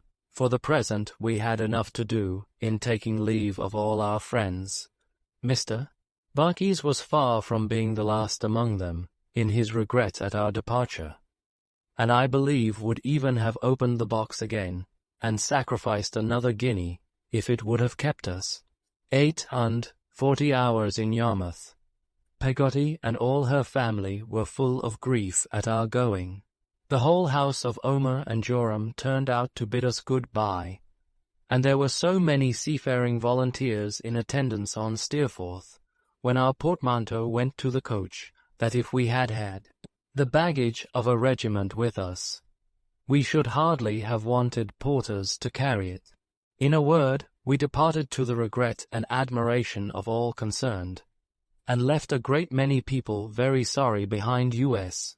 "Do you stay long here, Littimer?" said I, as he stood waiting to see the coach start. "No, sir," he replied, "probably not very long, sir." "He can hardly say just now," observed Steerforth carelessly. "He knows what he has to do, and he'll do it." "That I am sure he will," said I. Littimer touched his hat in acknowledgment of my good opinion, and I felt about 8 years old. He touched it once more, wishing us a good journey, and we left him standing on the pavement, as respectable a mystery as any pyramid in Egypt.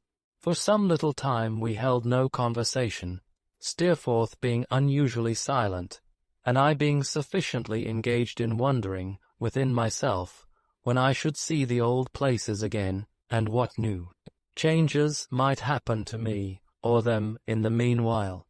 At length Steerforth, becoming gay and talkative in a moment, as he could become anything he liked at any moment, pulled me by the arm. "Find a voice, David. What about that letter you were speaking of at breakfast?" "Oh," said I, taking it out of my pocket, "it's from my aunt." "And what does she say, requiring consideration?" "Why, she reminds me, Steerforth," said I, "that I came out on this expedition to look about me, and to think a little." "Which, of course, you have done." "Indeed, I can't say I have, particularly.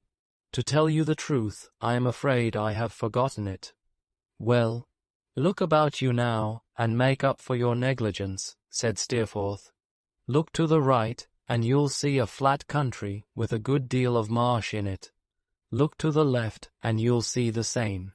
Look to the front, and you'll find no difference. Look to the rear, and there it is still." I laughed, and replied that I saw no suitable profession in the whole prospect, which was perhaps to be attributed to its flatness. "What says our aunt on the subject?" inquired Steerforth, glancing at the letter in my hand. "Does she suggest anything?" "Why, yes," said I. "She asks me, here, if I think I should like to be a proctor." "What do you think of it?" "Well, I don't know," replied Steerforth coolly. "You may as well do that as anything else, I suppose." I could not help laughing again, at his balancing all callings and professions so equally, and I told him so. "What is a proctor, Steerforth?" said I. "Why, he is a sort of monkish attorney," replied Steerforth. "He is, to some faded courts held in Doctors' Commons, a lazy old nook near St. Paul's churchyard, what solicitors are to the courts of law and equity. He is a functionary whose existence, in the natural course of things, would have terminated about 200 years ago. I can tell you best what he is by telling you what Doctors' Commons is. It's a little out-of-the-way place where they administer what is called ecclesiastical law, and play all kinds of tricks with obsolete old monsters of Acts of Parliament, which 3/4 of the world know nothing about, and the other fourth supposes to have been dug up in a fossil state in the days of the Edwards. It's a place that has an ancient monopoly in suits about people's wills and people's marriages, and disputes among ships and boats. Nonsense, Steerforth, I exclaimed. You don't mean to say that there is any affinity between nautical matters and ecclesiastical matters? I don't indeed, my dear boy, he returned, but I mean to say that they are managed and decided by the same set of people, down in that same Doctors' Commons.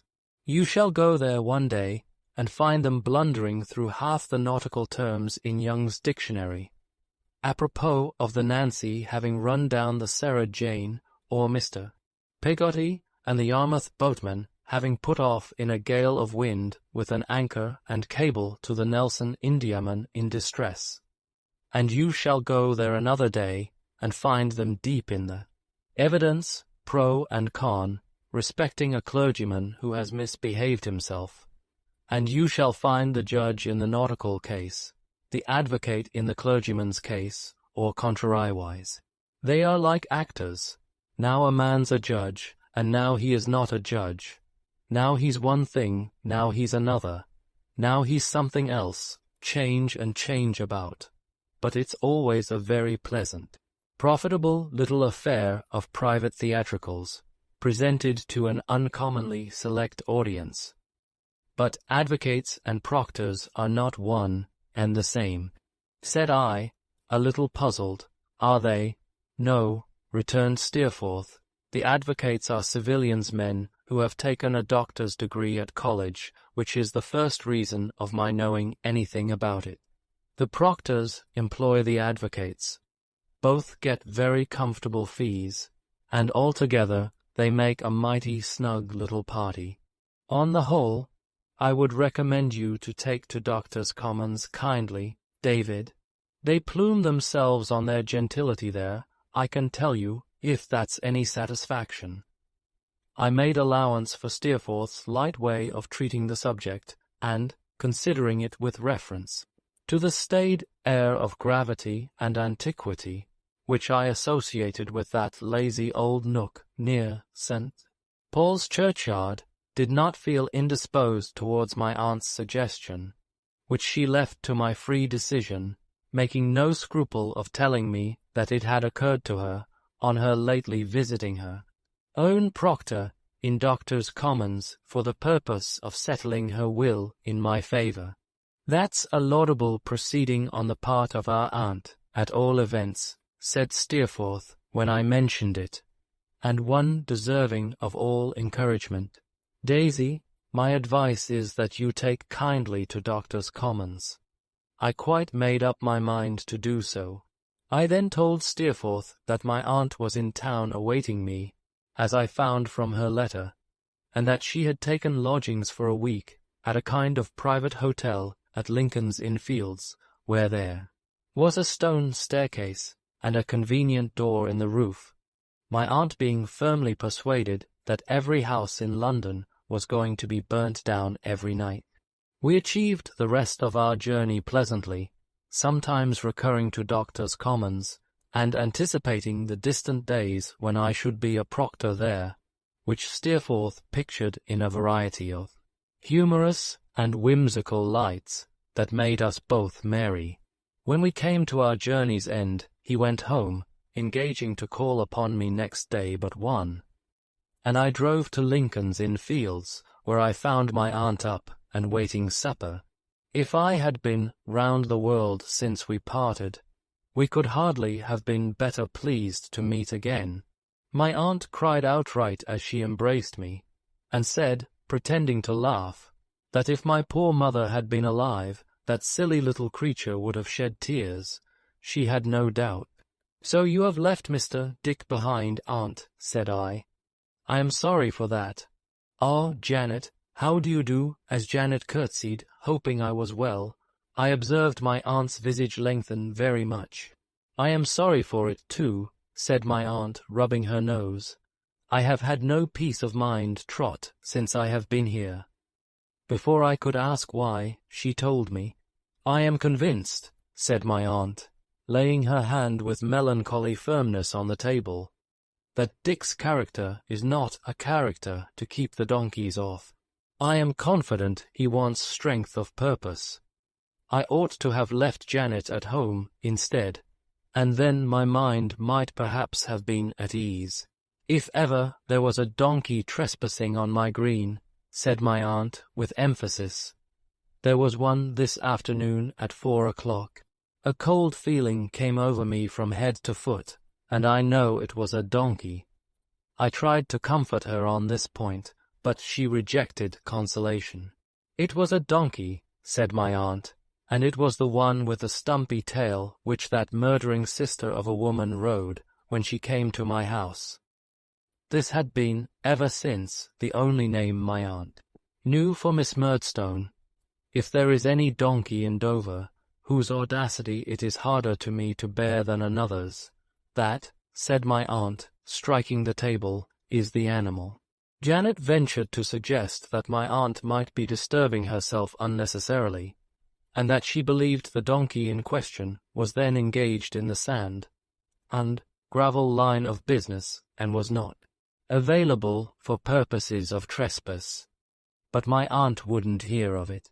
Supper was comfortably served and hot, though my aunt's rooms were very high up, whether that she might have more stone stairs for her money, or might be nearer to the door in the roof, I don't know, and consisted of a roast fowl, a steak, and some vegetables, to all of which I did ample justice, and which were all excellent. But my aunt had her own ideas concerning London provision, and ate but little. I suppose this unfortunate fowl was born and brought up in a cellar, said my aunt, and never took the air except on a hackney coach stand. I hope the steak may be beef, but I don't believe it. Nothing's genuine in the place, in my opinion, but the dirt. Don't you think the fowl may have come out of the country, aunt? I hinted. Certainly not, returned my aunt. It would be no pleasure to a London tradesman to sell anything which was what he pretended it was. I did not venture to controvert this opinion, but I made a good supper, which it greatly satisfied her to see me do. When the table was cleared, Janet assisted her to arrange her hair, to put on her nightcap, which was of a smarter construction than usual, in case of fire, my aunt said, and to fold her gown back over her knees, these being her usual preparations for warming herself before going to bed. I then made her, according to certain established regulations from which no deviation, however slight, could ever be permitted, a glass of hot wine and water, and a slice of toast cut into long thin strips. With these accompaniments we were left alone to finish the evening, my aunt sitting opposite to me drinking her wine and water, soaking her strips of toast in it, one by one, before eating them, and looking benignantly on me from among the borders of her nightcap. "Well, Trot," she began, "what do you think of the Proctor plan? Or have you not begun to think about it yet? I have thought a good deal about it, my dear aunt, and I have talked a good deal about it with Steerforth. I like it very much indeed. I like it exceedingly. Come," said my aunt, "that's cheering. I have only one difficulty, aunt." "Say what it is, Trot," she returned. "Why, I want to ask, aunt, as this seems, from what I understand, to be a limited profession, whether my entrance into it would not be very expensive." "It will cost," returned my aunt, "to article you, just £1,000. "Now, my dear aunt," said I, drawing my chair nearer, "I am uneasy in my mind about that. It's a large sum of money. You have expended a great deal on my education, and have always been as liberal to me in all things as it was possible to be. You have been the soul of generosity.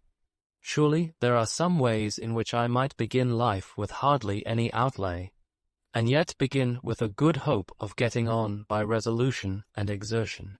Are you sure that it would not be better to try that course? Are you certain that you can afford to part with so much money, and that it is right that it should be so expended? I only ask you, my second mother, to consider. Are you certain?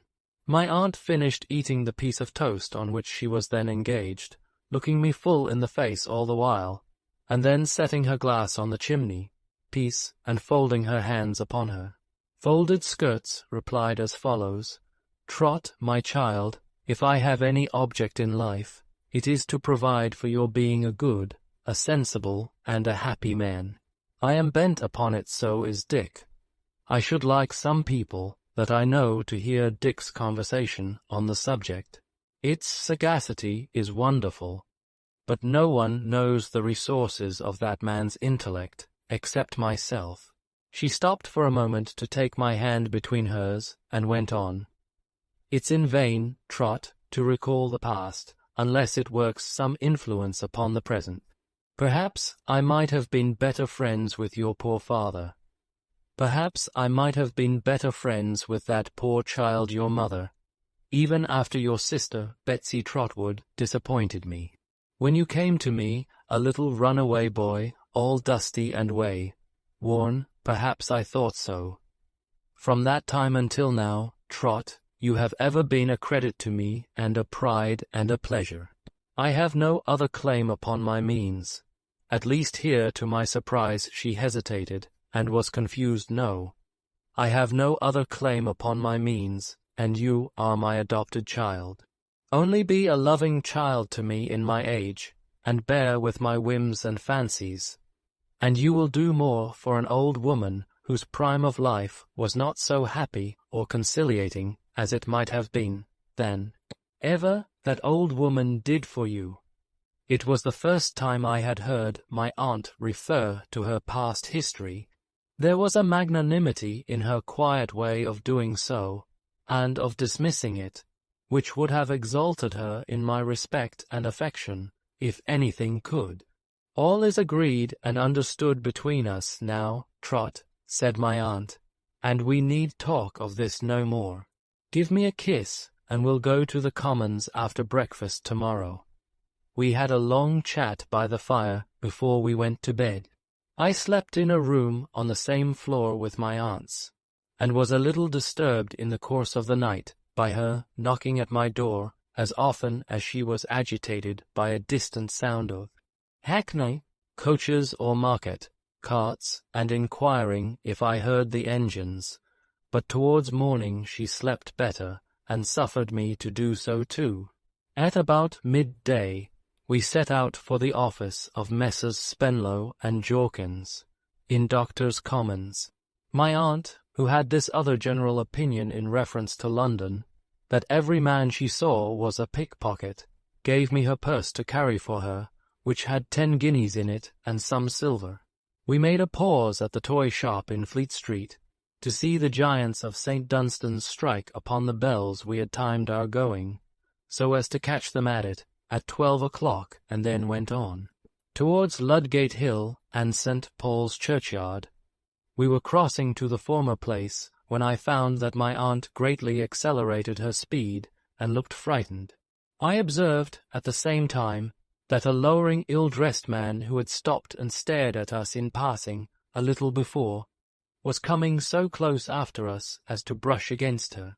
"Trot, my dear Trot," cried my aunt in a terrified whisper, and pressing my arm, "I don't know what I am to do."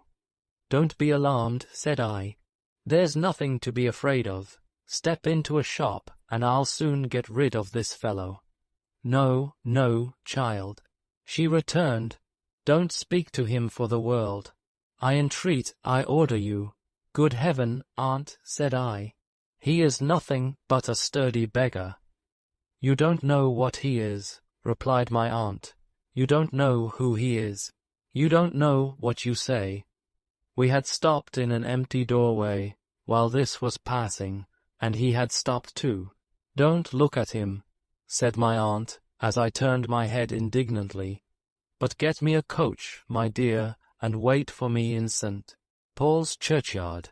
"Wait for you," I replied. "Yes," rejoined my aunt, "I must go alone. I must go with him." "With him, aunt? This man?" "I am in my senses," she replied, "and I tell you I must. Get me coach." However much astonished I might be, I was sensible that I had no right to refuse compliance with such a peremptory command. I hurried away a few paces and called a hackney chariot which was passing empty. Almost before I could let down the steps, my aunt sprang in, I don't know how, and the man followed. She waved her hand to me to go away, so earnestly, that, all confounded as I was, I turned from them at once. In doing so, I heard her say to the coachman, "Drive anywhere, drive straight on," and presently the chariot passed me, going up the hill. What Mr. Dick had told me, and what I had supposed to be a delusion of his, now came into my mind. I could not doubt that this person was the person of whom he had made such mysterious mention, though what the nature of his hold upon my aunt could possibly be, I was quite unable to imagine. After half an hour's cooling in the churchyard, I saw the chariot coming back. The driver stopped beside me, and my aunt was sitting in it alone. She had not yet sufficiently recovered from her agitation to be quite prepared for the visit we had to make. She desired me to get into the chariot, and to tell the coachman to drive slowly up and down a little while. She said no more except, "My dear child, never ask me what it was, and don't refer to it," until she had perfectly regained her composure, when she told me she was quite herself now, and we might get out. On her giving me her purse to pay the driver, I found that all the guineas were gone, and only the loose silver remained. Doctors' Commons was approached by a little low archway. Before we had taken many paces down the street beyond it, the noise of the city seemed to melt, as if by magic, into a softened distance. A few dull courts and narrow ways brought us to the skylighted offices of Spenlow and Jorkins, in the vestibule of which temple, accessible to pilgrims without the ceremony of knocking, 3 or 4 clerks were at work as copyists. One of these, a little dry man, sitting by himself, who wore a stiff brown wig that looked as if it were made of gingerbread, rose to receive my aunt and show us into Mr. Spenlow's room. "Mr. Spenlow's in court, ma'am," said the dry man. "It's an Arches day, but it's close by, and I'll send for him directly." As we were left to look about us while Mr. Spenlow was fetched, I availed myself of the opportunity. The furniture of the room was old-fashioned and dusty, and the green baize on the top of the writing table had lost all its color, and was as withered and pale as an old pauper. There were a great many bundles of papers on it, some endorsed as allegations, and some, to my surprise, as libels, and some as being in the consistory court, and some in the Arches court, and some in the prerogative court, and some in the Admiralty court, and some in the delegates' court, giving me occasion to wonder much how many courts there might be in the gross, and how long it would take to understand them all. Besides these, there were sundry immense manuscript books of evidence taken on affidavit, strongly bound, and tied together in massive sets, a set to each cause, as if every cause were a history in 10 or 20 volumes. All this looked tolerably expensive, I thought, and gave me an agreeable notion of a proctor's business.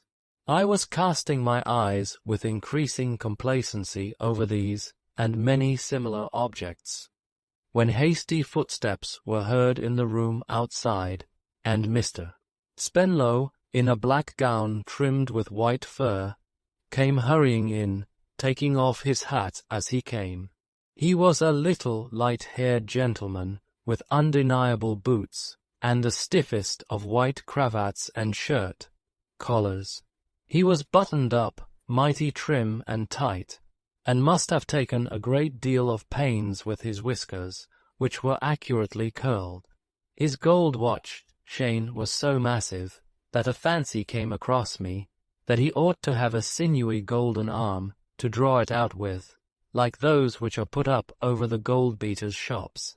He was got up with such care, and was so stiff, that he could hardly bend himself, being obliged, when he glanced at some papers on his desk, after sitting down in his chair, to move his whole body, from the bottom of his spine, like Punch. I had previously been presented by my aunt, and had been courteously received. He now said, "And so, Mr. Copperfield, you think of entering into our profession?" I casually mentioned to Miss Trotwood, when I had the pleasure of an interview with her the other day, with another inclination of his body Punch again, that there was a vacancy here. Miss Trotwood was good enough to mention that she had a nephew who was her peculiar care, and for whom she was seeking to provide genteelly in life. That nephew, I believe, I have now the pleasure of Punch again. I bowed my acknowledgments and said, my aunt had mentioned to me that there was that opening, and that I believed I should like it very much. That I was strongly inclined to like it, and had taken immediately to the proposal. That I could not absolutely pledge myself to like it until I knew something more about it. That although it was little else than a matter of form, I presumed I should have an opportunity of trying how I liked it, before I bound myself to it irrevocably. "Oh, surely, surely," said Mr. Spenlow, "we always in this house propose a month an initiatory month. I should be happy, myself, to propose 2 months 3 an indefinite period, in fact, but I have a partner, Mr. Jorkins, and the premium, sir," I returned, "is £1,000, and the premium, stamp included, is £1,000, said Mr. Spenlow. "As I have mentioned to Miss Trotwood, I am actuated by no mercenary considerations. Few men are less so, I believe, but Mr. Jorkins has his opinions on these subjects, and I am bound to respect Mr. Jorkins's opinions. Mr. Jorkins thinks £1,000 too little, in short." "I suppose, sir," said I, still desiring to spare my aunt, "that it is not the custom here, if an articled clerk were particularly useful, and made himself a perfect master of his profession." I could not help blushing. This looked so like praising myself. I suppose it is not the custom, in the later years of his time, to allow him any. Mr. Spenlow, by a great effort, just lifted his head far enough out of his cravat to shake it, and answered, anticipating the word salary, "No. I will not say what consideration I might give to that point myself, Mr. Copperfield, if I were unfettered. Mr. Jorkins is immovable." I was quite dismayed by the idea of this terrible Jorkins, but I found out afterwards that he was a mild man of a heavy temperament, whose place in the business was to keep himself in the background, and be constantly exhibited by name as the most obdurate and ruthless of men. If a clerk wanted his salary raised, Mr. Jorkins wouldn't listen to such a proposition. If a client was slow to settle his bill of costs, Mr. Jorkins was resolved to have it paid, and however painful these things might be, and always were, to the feelings of Mr. Spenlow, Mr. Jorkins would have his bond. The heart and hand of the good angel Spenlow would have been always open, but for the restraining demon Jorkins. As I have grown older, I think I have had experience of some other houses doing business on the principle of Spenlow and Jorkins. It was settled that I should begin my month's probation as soon as I pleased, and that my aunt need neither remain in town nor return at its expiration, as the articles of agreement, of which I was to be the subject, could easily be sent to her at home for her signature. When we had got so far, Mr. Spenlow offered to take me into court then and there, and show me what sort of place it was. As I was willing enough to know, we went out with this object, leaving my aunt behind, who would trust herself, she said, in no such place, and who, I think, regarded all courts of law as a sort of powder mills that might blow up at any time. Mr. Spenlow conducted me through a paved courtyard formed of grave brick houses, which I inferred, from the doctors' names upon the doors, to be the official abiding places of the learned advocates of whom Steerforth had told me, and into a large dull room, not unlike a chapel to my thinking, on the left hand. The upper part of this room was fenced off from the rest, and there, on the two sides of a raised platform of the horse-shoe form, sitting on easy old-fashioned dining-room chairs, were sundry gentlemen in red gowns and grey wigs, whom I found to be the doctors aforesaid, blinking over a little desk like a pulpit. Desk in the curve of the horse-shoe was an old gentleman, whom, if I had seen him in an aviary, I should certainly have taken for an owl, but who, I learned, was the presiding judge. In the space within the horse-shoe, lower than these, that is to say, on about the level of the floor, were sundry other gentlemen of Mr. Spenlow's rank, and dressed like him in black gowns with white fur upon them, sitting at a long green table. Their cravats were in general stiff, I thought, and their looks haughty. But in this last respect I presently conceived I had done them an injustice, for when 2 or 3 of them had to rise and answer a question of the presiding dignitary, I never saw anything more sheepish. The public, represented by a boy with a comforter, and a shabby, genteel man secretly eating crumbs out of his coat pockets, was warming itself at a stove in the centre of the court. The languid stillness of the place was only broken by the chirping of this fire, and by the voice of one of the doctors, who was wandering slowly through a perfect library of evidence, and stopping to put up, from time to time, at little roadside inns of argument on the journey. Altogether, I have never, on any occasion, made one at such a cosy, dozy, old-fashioned time, forgotten, sleepy, headed little family, party in all my life, and I felt it would be quite a soothing opiate to belong to it in any character, except perhaps as a suitor. Very well satisfied with the dreamy nature of this retreat, I informed Mr. Spenlow that I had seen enough for that time, and we rejoined my aunt, in company with whom I presently departed from the Commons, feeling very young when I went out of Spenlow and Jorkins's on account of the clerks poking one another with their pens to point me out. We arrived at Lincoln's Inn Fields without any new adventures, except encountering an unlucky donkey in a costermonger's cart, who suggested painful associations to my aunt. We had another long talk about my plans when we were safely housed, and as I knew she was anxious to get home, and, between fire, food, and pickpockets, could never be considered at her ease for half an hour in London, I urged her not to be uncomfortable on my account, but to leave me to take care of myself. I have not been here a week tomorrow, without considering that too, my dear, she returned. There is a furnished little set of chambers to be let in the Adelphi, Trot, which ought to suit you to a marvel.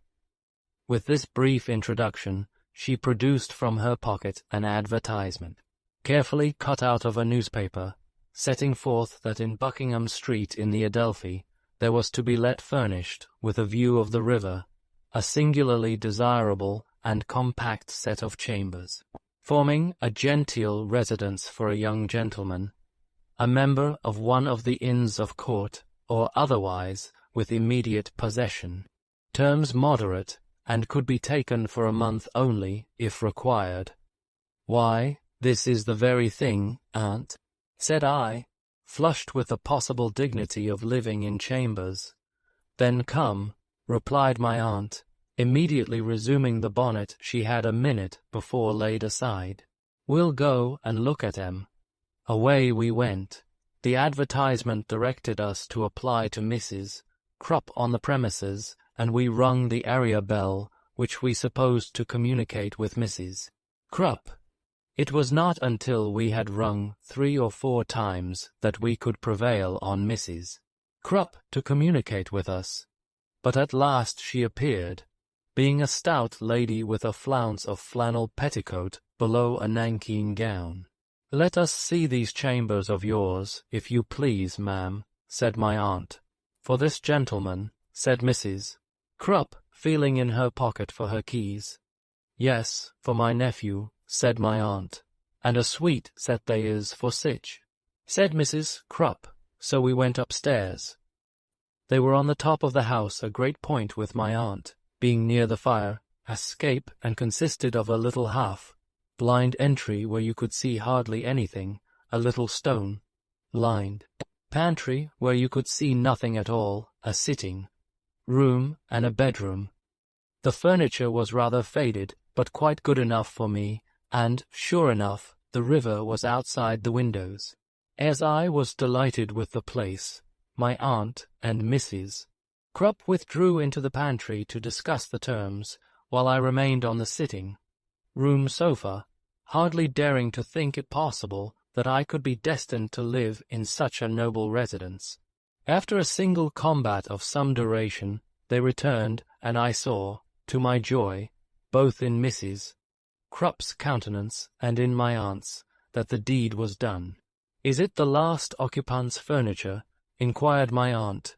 "Yes, it is, ma'am," said Mrs. Krupp. "What's become of him?" asked my aunt. Mrs. Krupp was taken with a troublesome cough, in the midst of which she articulated with much difficulty, "He was took ill here, ma'am, and ugh, dear me, and he died." "Hey, what did he die of?" asked my aunt. "Well, ma'am, he died of drink," said Mrs. Krupp in confidence, "and smoke." "Smoke? You don't mean chimneys," said my aunt. "No, ma'am," returned Mrs. Krupp, "cigars and pipes." "That's not catching, Trot, at any rate," remarked my aunt, turning to me. "No, indeed," said I. In short, my aunt, seeing how enraptured I was with the premises, took them for a month, with leave to remain for 12 months when that time was out. Mrs. Krupp was to find linen and to cook. Every other necessary was already provided, and Mrs. Krupp expressly intimated that she should always yearn towards me as a son. I was to take possession the day after tomorrow, and Mrs. Krupp said, thank heaven, she had now found someone she could care for. On our way back, my aunt informed me how she confidently trusted that the life I was now to lead would make me firm and self-reliant, which was all I wanted. She repeated this several times next day, in the intervals of our arranging for the transmission of my clothes and books from Mr. Wickfield's, relative to which, and to all my late holiday, I wrote a long letter to Agnes, of which my aunt took charge, as she was to leave on the succeeding day. Not to lengthen these particulars, I need only add that she made a handsome provision for all my possible wants during my month of trial.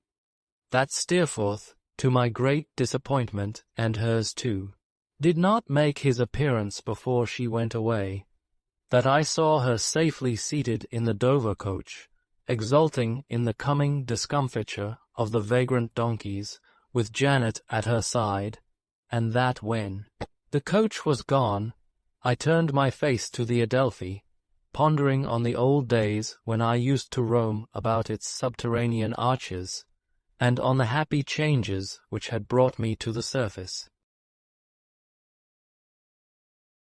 Chapter 24. My first dissipation.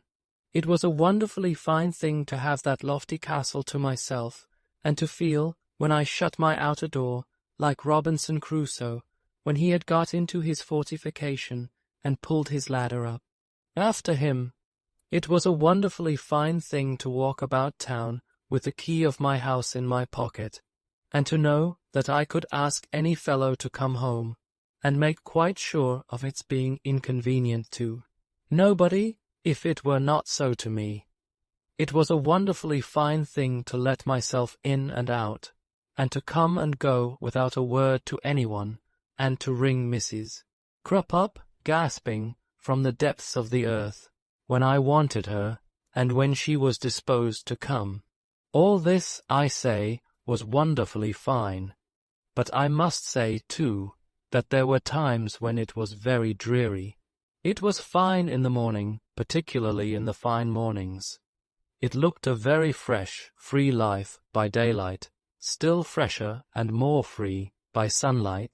But, as the day declined, the life seemed to go down too. I don't know how it was. It seldom looked well by candle light. I wanted somebody to talk to, then. I missed Agnes. I found a tremendous blank in the place of that smiling repository of my confidence. Mrs. Crupp appeared to be a long way off. I thought about my predecessor, who had died of drink and smoke, and I could have wished he had been so good as to live, and not bother me with his decease. After 2 days and nights, I felt as if I had lived there for a year, and yet I was not an hour older, but was quite as much tormented by my own youthfulness as ever. Steerforth not yet appearing, which induced me to apprehend that he must be ill. I left the Commons early on the 3rd day, and walked out to Highgate. Mrs. Steerforth was very glad to see me, and said that he had gone away with one of his Oxford friends to see another who lived near St. Albans, but that she expected him to return tomorrow. I was so fond of him that I felt quite jealous of his Oxford friends. As she pressed me to stay to dinner, I remained, and I believe we talked about nothing but him all day.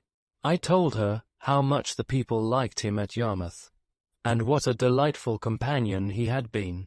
Miss Dartle was full of hints and mysterious questions, but took a great interest in all our proceedings there, and said, "Was it really, though?"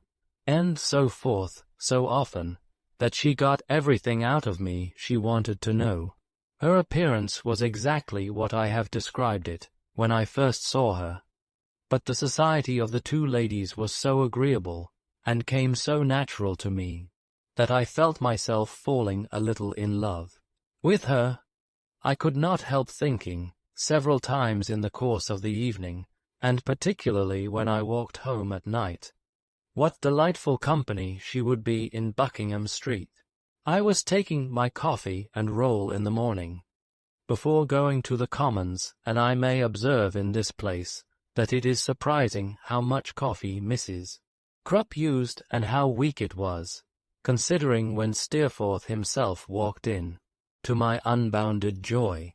"My dear Steerforth," cried I began to think I should never see you again. "I was carried off by force of arms," said Steerforth, the very next morning after I got home. "Why, Daisy, what a rare old bachelor you are here." I showed him over the establishment, not omitting the pantry, with no little pride, and he commended it highly. "I tell you what, old boy," he added, "I shall make quite a town house of this place, unless you give me notice to quit." This was a delightful hearing. I told him, if he waited for that, he would have to wait till doomsday. "But you shall have some breakfast," said I, with my hand on the bell. "Rope and Mrs. Crupp shall make you some fresh coffee, and I'll toast you some bacon in a bachelor's Dutch oven that I have got here." "No, no," said Steerforth. "Don't ring. I can't. I am going to breakfast with one of these fellows who is at the Piazza Hotel in Covent Garden." "But you'll come back to dinner," said I. "I can't, upon my life. There's nothing I should like better, but I must remain with these 2 fellows. We are all 3 off together tomorrow morning." "Then bring them here to dinner," I returned. "Do you think they would come?" "Oh, they would come fast enough," said Steerforth. but we should inconvenience you. You had better come and dine with us somewhere. I would not by any means consent to this, for it occurred to me that I really ought to have a little house warming, and that there never could be a better opportunity. I had a new pride in my rooms after his approval of them, and burned with a desire to develop their utmost resources. I therefore made him promise positively in the names of his two friends, and we appointed 6 o'clock as the dinner hour. When he was gone, I rang for Mrs. Krupp and acquainted her with my desperate design. Mrs. Krupp said, in the first place, of course it was well known she couldn't be expected to wait, but she knew a handy young man who she thought could be prevailed upon to do it, and whose terms would be 5 shillings and what I pleased. I said, certainly we would have him. Next Mrs. Krupp said it was clear she couldn't be in 2 places at once, which I felt to be reasonable, and that a young gal stationed in the pantry with a bedroom candle, there never to desist from washing plates, would be indispensable. I said, what would be the expense of this young female, and Mrs. Krupp said she supposed 18 would neither make me nor break me. I said I supposed not, and that was settled. Then Mrs. Krupp said, now about the dinner. It was a remarkable instance of want of forethought on the part of the ironmonger who had made Mrs. Krupp's kitchen fireplace, that it was capable of cooking nothing but chops and mashed potatoes. As to a fish kettle, Mrs. Krupp said, well, would I only come and look at the range? She couldn't say fairer than that. Would I come and look at it? As I should not have been much the wiser if I had looked at it, I declined and said, never mind fish. But Mrs. Krupp said, don't say that. Oysters was in, why not them? So that was settled. Mrs. Krupp then said what she would recommend would be this: a pair of hot roast fowls from the pastry cook's, a dish of stewed beef with vegetables from the pastry cook's, 2 little corner things as a raised pie, and a dish of kidneys from the pastry cook's, a tart, and, if I liked, a shape of jelly from the pastry cook's. This, Mrs. Krupp said, would leave her at full liberty to concentrate her mind on the potatoes, and to serve up the cheese and celery as she could wish to see it done. I acted on Mrs. Krupp's opinion, and gave the order at the pastry cook's myself, walking along the Strand afterwards, and observing a hard mottled substance in the window of a ham and beef shop, which resembled marble, but was labelled mock turtle. I went in and bought a slab of it, which I have since seen reason to believe would have sufficed for 15 people. This preparation Mrs. Krupp, after some difficulty, consented to warm up, and it shrunk so much in a liquid state that we found it what Steerforth called rather a tight fit for 4. These preparations happily completed, I bought a little dessert in Covent Garden Market, and gave a rather extensive order at a retail wine merchant's in that vicinity. When I came home in the afternoon and saw the bottles drawn up in a square on the pantry floor, they looked so numerous, though there were 2 missing, which made Mrs. Krupp very uncomfortable, that I was absolutely frightened at them. One of Steerforth's friends was named Grainger, and the other Markham. They were both very gay and lively fellows, Grainger something older than Steerforth, Markham youthful looking, and I should say not more than 20.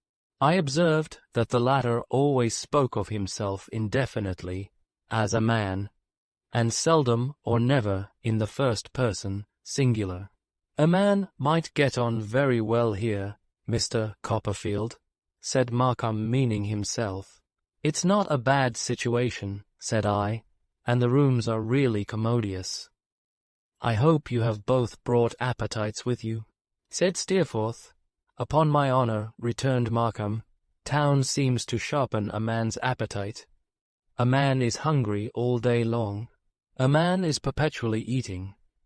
Being a little embarrassed at first, and feeling much too young to preside, I made Steerforth take the head of the table when dinner was announced, and seated myself opposite to him. Everything was very good.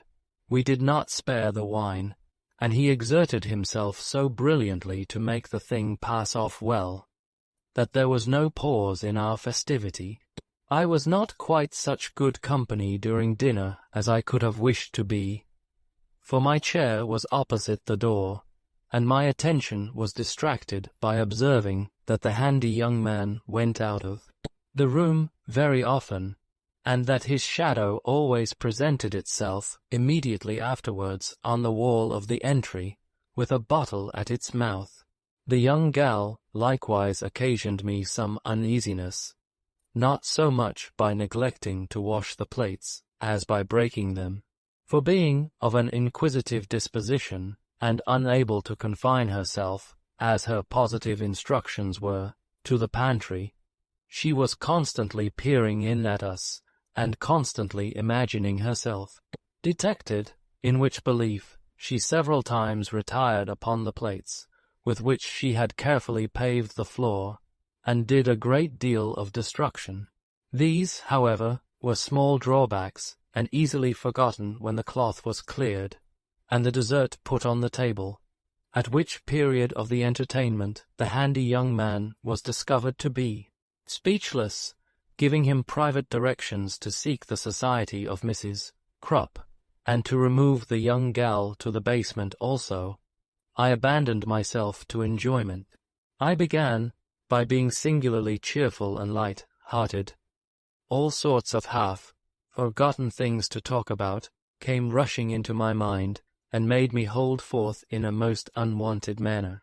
I laughed heartily at my own jokes and everybody else's, called Steerforth to order for not passing the wine, made several engagements to go to Oxford, announced that I meant to have a dinner party exactly like that once a week until further notice, and madly took so much snuff out of Granger's box that I was obliged to go into the pantry and have a private fit of sneezing 10 minutes long. I went on by passing the wine faster and faster yet, and continually starting up with a corkscrew to open more wine, long before any was needed. I proposed Steerforth's health. I said he was my dearest friend, the protector of my boyhood, and the companion of my prime. I said I was delighted to propose his health. I said I owed him more obligations than I could ever repay, and held him in a higher admiration than I could ever express. I finished by saying, "I'll give you Steerforth. God bless him. Hurrah!" We gave him 3 times 3, and another, and a good one to finish with. I broke my glass in going round the table to shake hands with him, and I said, in 2 words, "Steerforth urethigiting starf, me existence." I went on by finding suddenly that somebody was in the middle of a song. Markham was the singer, and he sang when the heart of a man is depressed with care. He said, when he had sung it, he would give us woman. I took objection to that, and I couldn't allow it. I said it was not a respectful way of proposing the toast, and I would never permit that toast to be drunk in my house otherwise than as the ladies. I was very high with him, mainly I think because I saw Steerforth and Granger laughing at me, or at him, or at both of us. He said a man was not to be dictated to. I said a man was. He said a man was not to be insulted, then. I said he was right there, never under my roof, where the lares were sacred, and the laws of hospitality paramount. He said it was no derogation from a man's dignity to confess that I was a devilish good fellow. I instantly proposed his health. Somebody was smoking. We were all smoking. I was smoking, and trying to suppress a rising tendency to shudder. Steerforth had made a speech about me, in the course of which I had been affected almost to tears. I returned thanks, and hoped the present company would dine with me tomorrow, and the day after each day at 5 o'clock, that we might enjoy the pleasures of conversation and society through a long evening. I felt called upon to propose an individual. I would give them my aunt, Miss Betsy Trotwood, the best of her sex. Somebody was leaning out of my bedroom window, refreshing his forehead against the cool stone of the parapet, and feeling the air upon his face. It was myself. I was addressing myself as Copperfield, and saying, "Why did you try to smoke? You might have known you couldn't do it." Now, somebody was unsteadily contemplating his features in the looking-glass. That was I too. I was very pale in the looking-glass. My eyes had a vacant appearance, and my hair only my hair, nothing else looked drunk. Somebody said to me, "Let us go to the theatre, Copperfield." There was no bedroom before me, but again the jingling table covered with glasses, the lamp, Granger on my right hand, Markham on my left, and Steerforth opposite, all sitting in a mist, and a long way off, the theatre, to be sure, the very thing. Come along. But they must excuse me if I saw everybody out first, and turned the lamp off in case of fire. Owing to some confusion in the dark, the door was gone. I was feeling for it in the window, curtains, when Steerforth, laughing, took me by the arm and led me out. We went downstairs, one behind another. Near the bottom, somebody fell and rolled down. Somebody else said it was Copperfield. I was angry at that false report, until, finding myself on my back in the passage, I began to think there might be some foundation for it. A very foggy night, with great rings round the lamps in the streets. There was an indistinct talk of its being wet. I considered it frosty. Steerforth dusted me under a lamp post and put my hat into shape, which somebody produced from somewhere in a most extraordinary manner, for I hadn't had it on before. Steerforth then said, "You are all right, Copperfield, are you not?" And I told him Neverborough. A man sitting in a pigeon-hole place looked out of the fog and took money from somebody, inquiring if I was one of the gentlemen paid for, and appearing rather doubtful, as I remember in the glimpse I had of him, whether to take the money for me or not. Shortly afterwards, we were very high up in a very hot theatre, looking down into a large pit that seemed to me to smoke. The people with whom it was crammed were so indistinct. There was a great stage, too, looking very clean and smooth after the streets, and there were people upon it, talking about something or other, but not at all intelligibly. There was an abundance of bright lights, and there was music, and there were ladies down in the boxes, and I don't know what more. The whole building looked to me as if it were learning to swim. It conducted itself in such an unaccountable manner when I tried to steady it. On somebody's motion, we resolved to go downstairs to the dress-boxes where the ladies were. A gentleman lounging, full-dressed on a sofa, with an opera-glass in his hand, passed before my view, and also my own figure at full length in a glass. Then I was being ushered into one of these boxes, and found myself saying something as I sat down, and people about me crying silence, to somebody, and ladies casting indignant glances at me, and what? Yes, Agnes, sitting on the seat before me in the same box, with a lady and gentleman beside her, whom I didn't know. I see her face now, better than I did then, I dare say, with its indelible look of regret and wonder turned upon me. "Agnes," I said, thickly lawblessmer. "Agnes, hush, pray," she answered. I could not conceive why. "You disturb the company. Look at the stage." I tried, on her injunction, to fix it, and to hear something of what was going on there, but quite in vain. I looked at her again, by and by, and saw her shrink into her corner, and put her gloved hand to her forehead. "Agnes," I said, "I'm afraid you're an well. Yes, yes, do not mind me, Trotwood, she returned. Listen. Are you going away soon? Amigarawaisu, I repeated. Yes.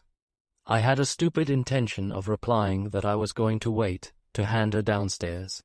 I suppose I expressed it somehow, for after she had looked at me attentively for a little while, she appeared to understand and replied in a low tone, I know you will do as I ask you if I tell you I am very earnest in it. Go away now, Trotwood, for my sake, and ask your friends to take you home. She had so far improved me for the time that though I was angry with her, I felt ashamed, and with a short gory, which I intended for good night, got up and went away. They followed, and I stepped at once out of the box, door into my bedroom, where only Steerforth was with me, helping me to undress, and where I was by turns telling him that Agnes was my sister, and adjuring him to bring the corkscrew, that I might open another bottle of wine. How somebody, lying in my bed, lay saying and doing all this over again, at cross purposes, in a feverish dream all night, the bed a rocking sea that was never still. How, as that somebody slowly settled down into myself, did I begin to parch, and feel as if my outer covering of skin were a hard board, my tongue the bottom of an empty kettle, furred with long service, and burning up over a slow fire, the palms of my hands, hot plates of metal, which no ice could cool. But the agony of mind, the remorse and shame I felt when I became conscious next day, my horror of having committed 1,000 offences I had forgotten, and which nothing could ever expiate my recollection of that indelible look which Agnes had given me, the torturing impossibility of communicating with her, not knowing, beast that I was, how she came to be in London, or where she stayed, my disgust of the very sight of the room where the revel had been held, my racking head, the smell of smoke, the sight of glasses, the impossibility of going out, or even getting up. Oh, what a day it was! Oh, what an evening, when I sat down by my fire to a basin of mutton broth, dimpled all over with fat, and thought I was going the way of my predecessor, and should succeed to his dismal story as well as to his chambers, and had half a mind to rush express to Dover and reveal all. What an evening, when Mrs. Krupp, coming in to take away the broth basin, produced 1 kidney on a cheese plate as the entire remains of yesterday's feast, and I was really inclined to fall upon her nankeen breast and say in heartfelt penitence, Oh, Mrs. Krupp, never mind the broken meats, I am very miserable, only that I doubted, even at that pass, if Mrs. Krupp were quite the sort of woman to confide in. Chapter 25. Good and Bad Angels. I was going out at my door on the morning after that deplorable day of headache, sickness, and repentance, with an odd confusion in my mind relative to the date of my dinner party, as if a body of Titans had taken an enormous lever and pushed the day before yesterday some months back, when I saw a ticket porter coming upstairs with a letter in his hand. He was taking his time about his errand then, but when he saw me on the top of the staircase, looking at him over the banisters, he swung into a trot, and came up panting as if he had run himself into a state of exhaustion. T. Copperfield, Esquire, said the ticket porter, touching his hat with his little cane. I could scarcely lay claim to the name. I was so disturbed by the conviction that the letter came from Agnes. However, I told him I was T. Copperfield, Esquire, and he believed it, and gave me the letter, which he said required an answer.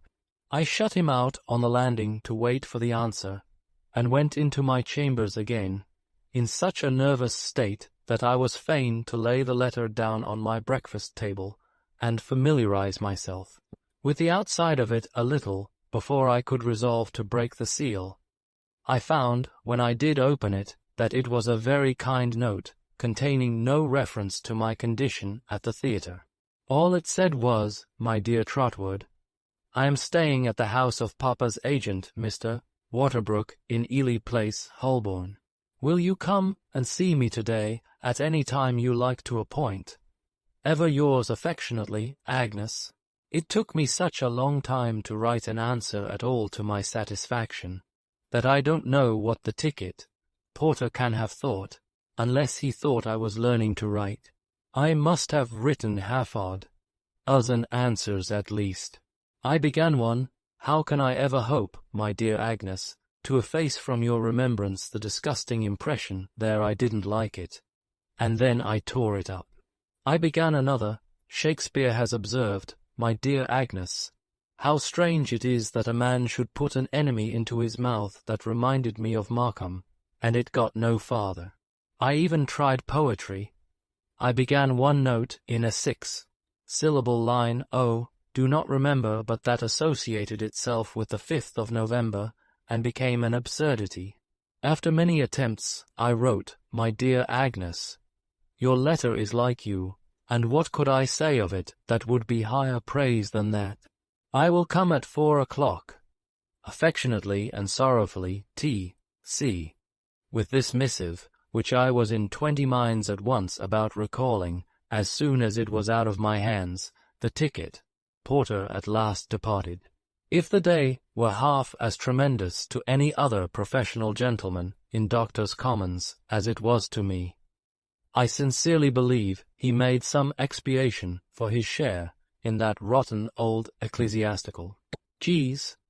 Although I left the office at 3:30, and was prowling about the place of appointment within a few minutes afterwards, the appointed time was exceeded by a full quarter of an hour, according to the clock of St. Andrew's, Holborn, before I could muster up sufficient desperation to pull the private bell handle let into the left-hand door post of Mr.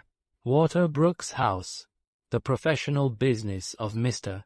Waterbrook's establishment was done on the ground floor, and the genteel business, of which there was a good deal, in the upper part of the building. I was shown into a pretty but rather close drawing room, and there sat Agnes, netting a purse.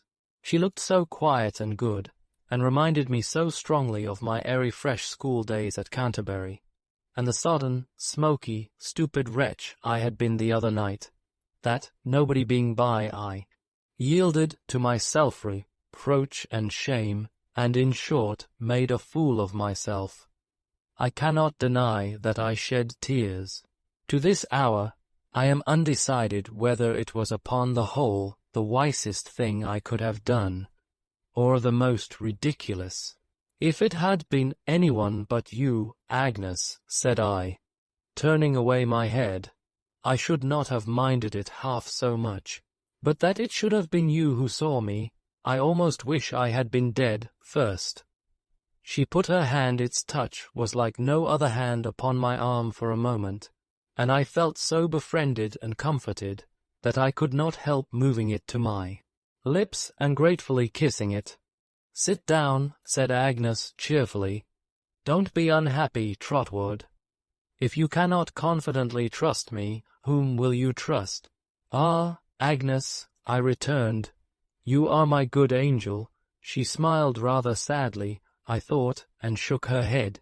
"Yes, Agnes, my good angel, always my good angel. If I were indeed Trotwood," she returned, "there is one thing that I should set my heart on very much."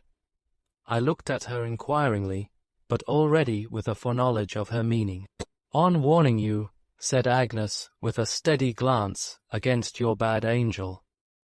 "My dear Agnes," I began. "If you mean Steerforth, I do, Trotwood," she returned. "Then, Agnes, you wrong him very much. He my bad angel, or anyone's. He anything but a guide, a support, and a friend to me.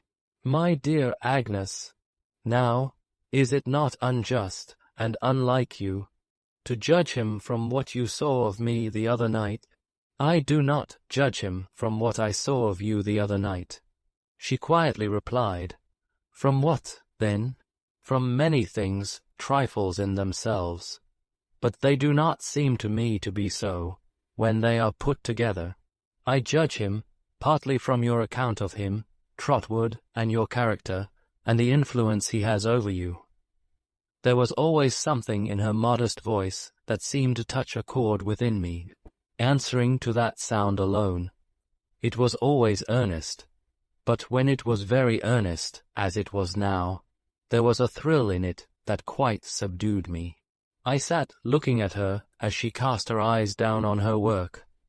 I sat seeming still to listen to her, and Steerforth, in spite of all my attachment to him, darkened in that tone. "It is very bold in me," said Agnes, looking up again, "who have lived in such seclusion, and can know so little of the world, to give you my advice so confidently, or even to have this strong opinion, but I know in what it is engendered, Trotwood, in how true a remembrance of our having grown up together, and in how true an interest in all relating to you. It is that which makes me bold. I am certain that what I say is right. I am quite sure it is. I feel as if it were someone else speaking to you, and not I, when I caution you that you have made a dangerous friend." Again I looked at her, again I listened to her after she was silent, and again his image, though it was still fixed in my heart, darkened. "I am not so unreasonable as to expect," said Agnes, resuming her usual tone after a little while, "that you will, or that you can at once, change any sentiment that has become a conviction to you, least of all a sentiment that is rooted in your trusting disposition. You ought not hastily to do that. I only ask you, Trotwood, if you ever think of me, I mean, with a quiet smile," for I was going to interrupt her, and she knew why, "as often as you think of me to think of what I have said. Do you forgive me for all this?" "I will forgive you, Agnes," I replied, "when you come to do Steerforth justice, and to like him as well as I do." "Not until then," said Agnes. I saw a passing shadow on her face when I made this mention of him, but she returned my smile, and we were again as unreserved in our mutual confidence as of old. "And when, Agnes," said I, "will you forgive me the other night, when I recall it?" said Agnes. She would have dismissed the subject so, but I was too full of it to allow that, and insisted on telling her how it happened that I had disgraced myself, and what chain of accidental circumstances had had the theatre for its final link. It was a great relief to me to do this, and to enlarge on the obligation that I owed to Steerforth for his care of me when I was unable to take care of myself. "You must not forget," said Agnes, calmly changing the conversation as soon as I had concluded, "that you are always to tell me, not only when you fall into trouble, but when you fall in love." "Who has succeeded to Miss Larkins, Trotwood?" "No one, Agnes." "Someone, Trotwood," said Agnes, laughing and holding up her finger. "No, Agnes, upon my word. There is a lady, certainly, at Mrs. Steerforth's house, who is very clever, and whom I like to talk to Miss Dartle, but I don't adore her." Agnes laughed again at her own penetration, and told me that if I were faithful to her in my confidence, she thought she should keep a little register of my violent attachments, with the date, duration, and termination of each, like the table of the reigns of the kings and queens in the History of England. Then she asked me if I had seen Uriah. "Uriah Heep," said I. "No. Is he in London?" "He comes to the office downstairs every day," returned Agnes. "He was in London a week before me. I am afraid, on disagreeable business, Trotwood." "On some business that makes you uneasy, Agnes, I see," said I. What can that be? Agnes laid aside her work and replied, folding her hands upon one another and looking pensively at me out of those beautiful soft eyes of hers. I believe he is going to enter into partnership with Papa. What, Uriah, that mean, fawning fellow, worm himself into such promotion? I cried indignantly. Have you made no remonstrance about it, Agnes? Consider what a connection it is likely to be. You must speak out. You must not allow your father to take such a mad step. You must prevent it, Agnes, while there's time. Still looking at me, Agnes shook her head while I was speaking, with a faint smile at my warmth, and then replied, You remember our last conversation about Papa. It was not long after that, not more than 2 or 3 days, when he gave me the first intimation of what I tell you. It was sad to see him struggling between his desire to represent it to me as a matter of choice on his part, and his inability to conceal that it was forced upon him. I felt very sorry. Forced upon him, Agnes, who forces it upon him? Uriah, she replied after a moment's hesitation, has made himself indispensable to Papa. He is subtle and watchful. He has mastered Papa's weaknesses, fostered them, and taken advantage of them, until, to say all that I mean in a word, Trotwood, until Papa is afraid of him. There was more that she might have said, more that she knew or that she suspected, I clearly saw. I could not give her pain by asking what it was, for I knew that she withheld it from me to spare her father. It had long been going on to this, I was sensible. Yes, I could not but feel, on the least reflection, that it had been going on to this for a long time. I remained silent. His ascendancy over Papa, said Agnes, is very great. He professes humility and gratitude with truth, perhaps. I hope so, but his position is really one of power, and I fear he makes a hard use of his power. I said he was a hound, which at the moment was a great satisfaction to me. At the time I speak of, as the time when Papa spoke to me, pursued Agnes, he had told Papa that he was going away, that he was very sorry and unwilling to leave, but that he had better prospects. Papa was very much depressed then, and more bowed down by care than ever you or I have seen him. But he seemed relieved by this expedient of the partnership, though at the same time he seemed hurt by it and ashamed of it. And how did you receive it, Agnes? I did, Trotwood, she replied, what I hope was right, feeling sure that it was necessary for Papa's peace that the sacrifice should be made. I entreated him to make it. I said it would lighten the load of his life, I hope it will, and that it would give me increased opportunities of being his companion.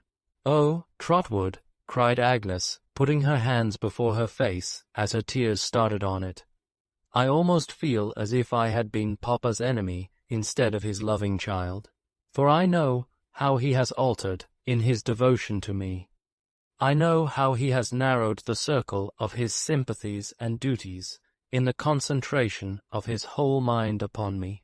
I know what a multitude of things he has shut out for my sake, and how his anxious thoughts of me have shadowed his life, and weakened his strength and energy, by turning them always upon one idea. If I could ever set this right, if I could ever work out his restoration, as I have so innocently been the cause of his decline. I had never before seen Agnes cry. I had seen tears in her eyes when I had brought new honours home from school, and I had seen them there when we last spoke about her father, and I had seen her turn her gentle head aside when we took leave of one another, but I had never seen her grieve like this. It made me so sorry that I could only say, in a foolish, helpless manner, Pray, Agnes, don't, my dear sister.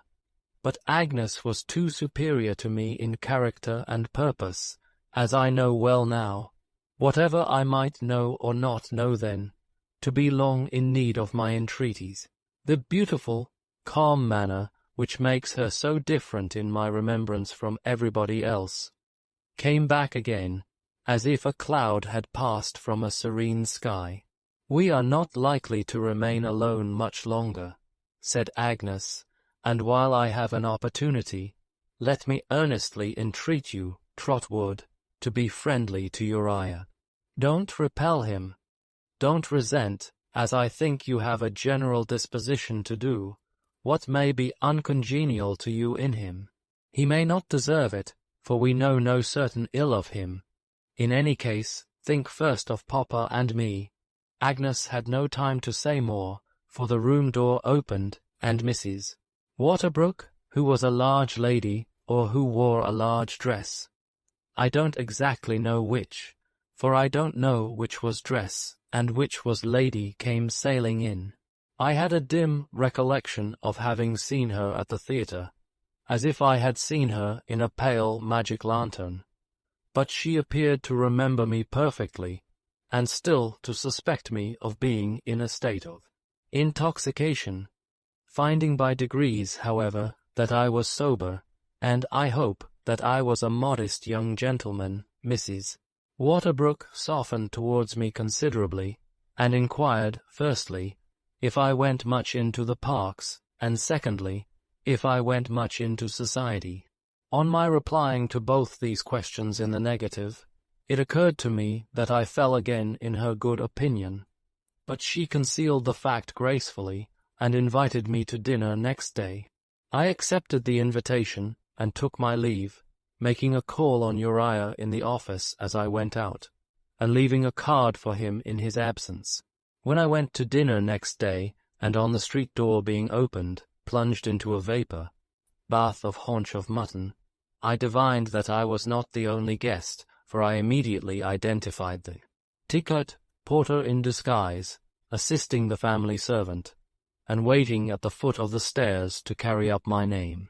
He looked to the best of his ability when he asked me for it confidentially, as if he had never seen me before. But well did I know him, and well did he know me. Conscience made cowards of us both. I found Mr. Waterbrook to be a middle-aged gentleman with a short throat and a good deal of shirt, collar, who only wanted a black nose to be the portrait of a pug dog. He told me he was happy to have the honor of making my acquaintance, and when I had paid my homage to Mrs. Waterbrook, presented me with much ceremony to a very awful lady in a black velvet dress and a great black velvet hat, whom I remember as looking like a near relation of Hamlet's, say his aunt. Mrs. Henry Spiker was this lady's name, and her husband was there too, so cold a man that his head, instead of being grey, seemed to be sprinkled with hoar frost. Immense deference was shown to the Henry Spikers, male and female, which Agnes told me was on account of Mr. Henry Spiker being solicitor to something or to somebody, I forget what or which, remotely connected with the Treasury. I found Uriah Heep among the company, in a suit of black, and in deep humility. He told me, when I shook hands with him, that he was proud to be noticed by me, and that he really felt obliged to me for my condescension. I could have wished he had been less obliged to me, for he hovered about me in his gratitude all the rest of the evening, and whenever I said a word to Agnes, was sure, with his shadowless eyes and cadaverous face, to be looking gauntly down upon us from behind. There were other guests all iced for the occasion, as it struck me, like the wine. But there was one who attracted my attention before he came in, on account of my hearing him announced as Mr. Traddles. My mind flew back to Salem House, and could it be Tommy, I thought, who used to draw the skeletons? I looked for Mr. Traddles with unusual interest. He was a sober, steady-looking young man of retiring manners, with a comic head of hair, and eyes that were rather wide open, and he got into an obscure corner so soon that I had some difficulty in making him out. At length I had a good view of him, and either my vision deceived me, or it was the old unfortunate Tommy. I made my way to Mr. Waterbrook, and said, that I believed I had the pleasure of seeing an old schoolfellow there. "Indeed," said Mr. Waterbrook, surprised. "You are too young to have been at school with Mr. Henry Spiker." "Oh, I don't mean him," I returned. "I mean the gentleman named Traddles." "Oh, I, indeed," said my host with much diminished interest. "Possibly." "If it's really the same person," said I, glancing towards him, "it was at a place called Salem House where we were together, and he was an excellent fellow." "Oh, yes. Traddles is a good fellow," returned my host, nodding his head with an air of toleration. "Traddles is quite a good fellow." "It's a curious coincidence," said I. "It is really," returned my host, "quite a coincidence that Traddles should be here at all. As Traddles was only invited this morning when the place at table, intended to be occupied by Mrs. Henry Spiker's brother, became vacant in consequence of his indisposition. A very gentlemanly man, Mrs. Henry Spiker's brother, Mr. Copperfield." I murmured an assent which was full of feeling, considering that I knew nothing at all about him, and I inquired what Mr. Traddles was by profession. "Traddles," returned Mr. Waterbrook, "is a young man reading for the bar." "Yes, he is quite a good fellow, nobody's enemy but his own." "Is he his own enemy?" said I, sorry to hear this. "Well," returned Mr. Waterbrook, pursing up his mouth and playing with his watch chain in a comfortable, prosperous sort of way, "I should say he was one of those men who stand in their own light. Yes, I should say he would never, for example, be worth £500. Traddles was recommended to me by a professional friend. Oh, yes, yes. He has a kind of talent for drawing briefs and stating a case in writing, plainly. I am able to throw something in Traddles's way in the course of the year. Something for him considerable. Oh, yes, yes. I was much impressed by the extremely comfortable and satisfied manner in which Mr. Waterbrook delivered himself of this little word yes, every now and then. There was wonderful expression in it. It completely conveyed the idea of a man who had been born, not to say with a silver spoon, but with a scaling ladder, and had gone on mounting all the heights of life one after another until now. He looked from the top of the fortifications, with the eye of a philosopher and a patron, on the people down in the trenches. My reflections on this theme were still in progress when dinner was announced. Mr. Waterbrook went down with Hamlet's aunt. Mr. Henry Spiker took Mrs. Waterbrook. Agnes, whom I should have liked to take myself, was given to a simpering fellow with weak legs. Uriah, Traddles, and I, as the junior part of the company, went down last how we could. I was not so vexed at losing Agnes as I might have been, since it gave me an opportunity of making myself known to Traddles on the stairs, who greeted me with great fervour, while Uriah writhed with such obtrusive satisfaction and self-abasement that I could gladly have pitched him over the banisters. Traddles and I were separated at table, being billeted in two remote corners, he in the glare of a red velvet lady, I in the gloom of Hamlet's aunt. The dinner was very long, and the conversation was about the aristocracy and blood. Mrs. Waterbrook repeatedly told us that if she had a weakness, it was blood. It occurred to me several times that we should have got on better if we had not been quite so genteel.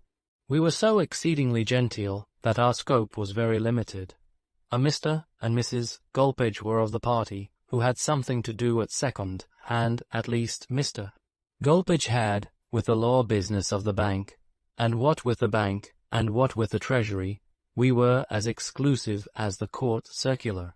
To mend the matter, Hamlet's aunt had the family failing of indulging in soliloquy, and held forth in a desultory manner by herself on every topic that was introduced.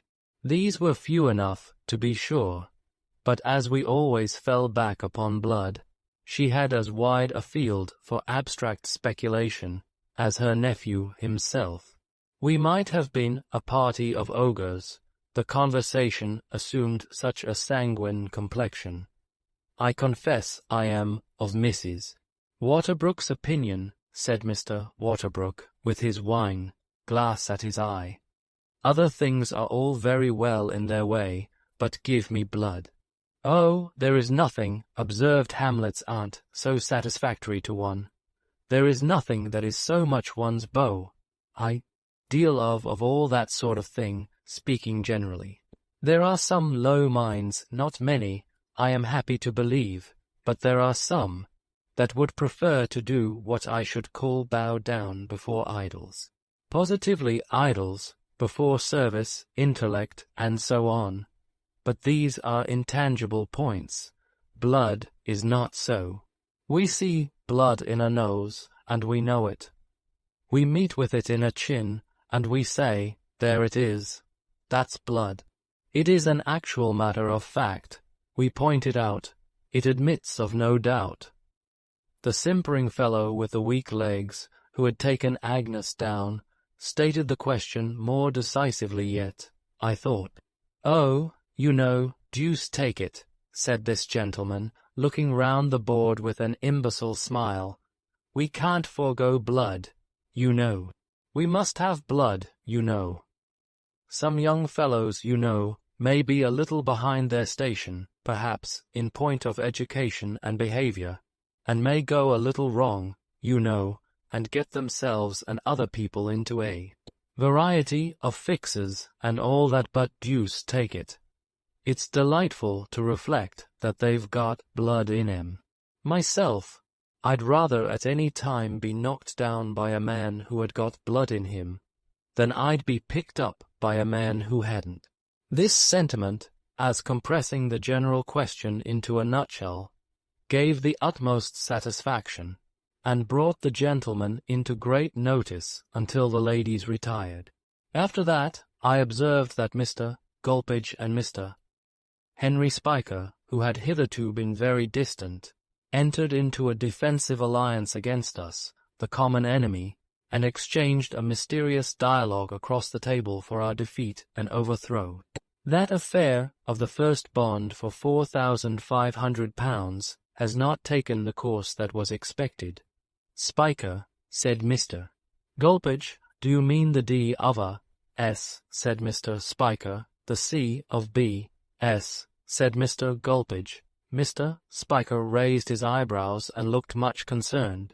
When the question was referred to Lord I needn't name him, said Mr. Gulpidge, checking himself, I understand, said Mr. Spiker, and Mr. Gulpidge darkly nodded, was referred to him. His answer was money or no release. Lord bless my soul, cried Mr. Spiker. Money or no release, repeated Mr. Gulpidge firmly. The next in reversion, you understand me. K, said Mr. Spiker with an ominous look. K then positively refused to sign. He was attended at Newmarket for that purpose, and he point blank refused to do it. Mr. Spiker was so interested that he became quite stony. So the matter rests at this hour, said Mr. Gulpidge, throwing himself back in his chair. Our friend Waterbrook will excuse me if I forbear to explain myself generally, on account of the magnitude of the interests involved. Mr. Waterbrook was only too happy, as it appeared to me, to have such interests and such names even hinted at across his table. He assumed an expression of gloomy intelligence, though I am persuaded he knew no more about the discussion than I did, and highly approved of the discretion that had been observed. Mr. Spiker, after the receipt of such a confidence, naturally desired to favour his friend with a confidence of his own. Therefore, the foregoing dialogue was succeeded by another, in which it was Mr. Gulpidge's turn to be surprised, and that by another in which the surprise came round to Mr. Spiker's turn again, and so on, turn and turn about. All this time we The outsiders remained oppressed by the tremendous interests involved in the conversation, and our host regarded us with pride, as the victims of a salutary awe and astonishment. I was very glad indeed to get upstairs to Agnes, and to talk with her in a corner, and to introduce Traddles to her, who was shy, but agreeable, and the same good-natured creature still. As he was obliged to leave early, on account of going away next morning for a month, I had not nearly so much conversation with him as I could have wished, but we exchanged addresses and promised ourselves the pleasure of another meeting when he should come back to town. He was greatly interested to hear that I knew Steerforth, and spoke of him with such warmth that I made him tell Agnes what he thought of him. But Agnes only looked at me the while, and very slightly shook her head when only I observed her. As she was not among people with whom I believed she could be very much at home, I was almost glad to hear that she was going away within a few days, though I was sorry at the prospect of parting from her again so soon. This caused me to remain until all the company were gone. Conversing with her, and hearing her sing, was such a delightful reminder to me of my happy life in the grave old house she had made so beautiful, that I could have remained there half the night. But, having no excuse for staying any longer, when the lights of Mr. Waterbrook's society were all snuffed out, I took my leave very much against my inclination. I felt then, more than ever, that she was my better angel, and if I thought of her sweet face and placid smile, as though they had shone on me from some removed being, like an angel, I hope I thought no harm. I have said that the company were all gone, but I ought to have excepted Uriah, whom I don't include in that denomination, and who had never ceased to hover near us. He was close behind me when I went downstairs. He was close beside me when I walked away from the house, slowly fitting his long skeleton fingers into the still longer fingers of a great Guy Fawkes pair of gloves. It was in no disposition for Uriah's company, but in remembrance of the entreaty Agnes had made to me, that I asked him if he would come home to my rooms and have some coffee. "Oh, really, Master Copperfield," he rejoined, "I beg your pardon, Mr. Copperfield, but the other comes so natural. I don't like that you should put a constraint upon yourself to ask a numble person like me to your ooze." "There is no constraint in the case," said I. "Will you come?" "I should like to, very much," replied Uriah with a writhe. "Well, then, come along," said I. I could not help being rather short with him, but he appeared not to mind it. We went the nearest way, without conversing much upon the road, and he was so humble in respect of those scarecrow gloves, that he was still putting them on, and seemed to have made no advance in that labor when we got to my place. I led him up the dark stairs, to prevent his knocking his head against anything, and really his damp cold hand felt so like a frog in mine, that I was tempted to drop it and run away. Agnes and hospitality prevailed, however, and I conducted him to my fireside. When I lighted my candles, he fell into meek transports with the room that was revealed to him, and when I heated the coffee in an unassuming tin vessel in which Mrs. Krupp delighted to prepare it, chiefly, I believe, because it was not intended for the purpose, being a shaving pot, and because there was a patent invention of great price mouldering away in the pantry, he professed so much emotion that I could joyfully have scolded him. "Oh, really, Master Copperfield, I mean Mr. Copperfield," said Uriah, "to see you waiting upon me is what I never could have expected. But, one way and another, so many things happen to me which I never could have expected. I am sure, in my humble station, that it seems to rain blessings on my head. You have heard something, I say, of a change in my expectations, Master Copperfield. I should say, Mr. Copperfield." As he sat on my sofa, with his long knees drawn up under his coffee cup, his hat and gloves upon the ground close to him, his spoon going softly round and round, his shadowless red eyes, which looked as if they had scorched their lashes off, turned towards me without looking at me.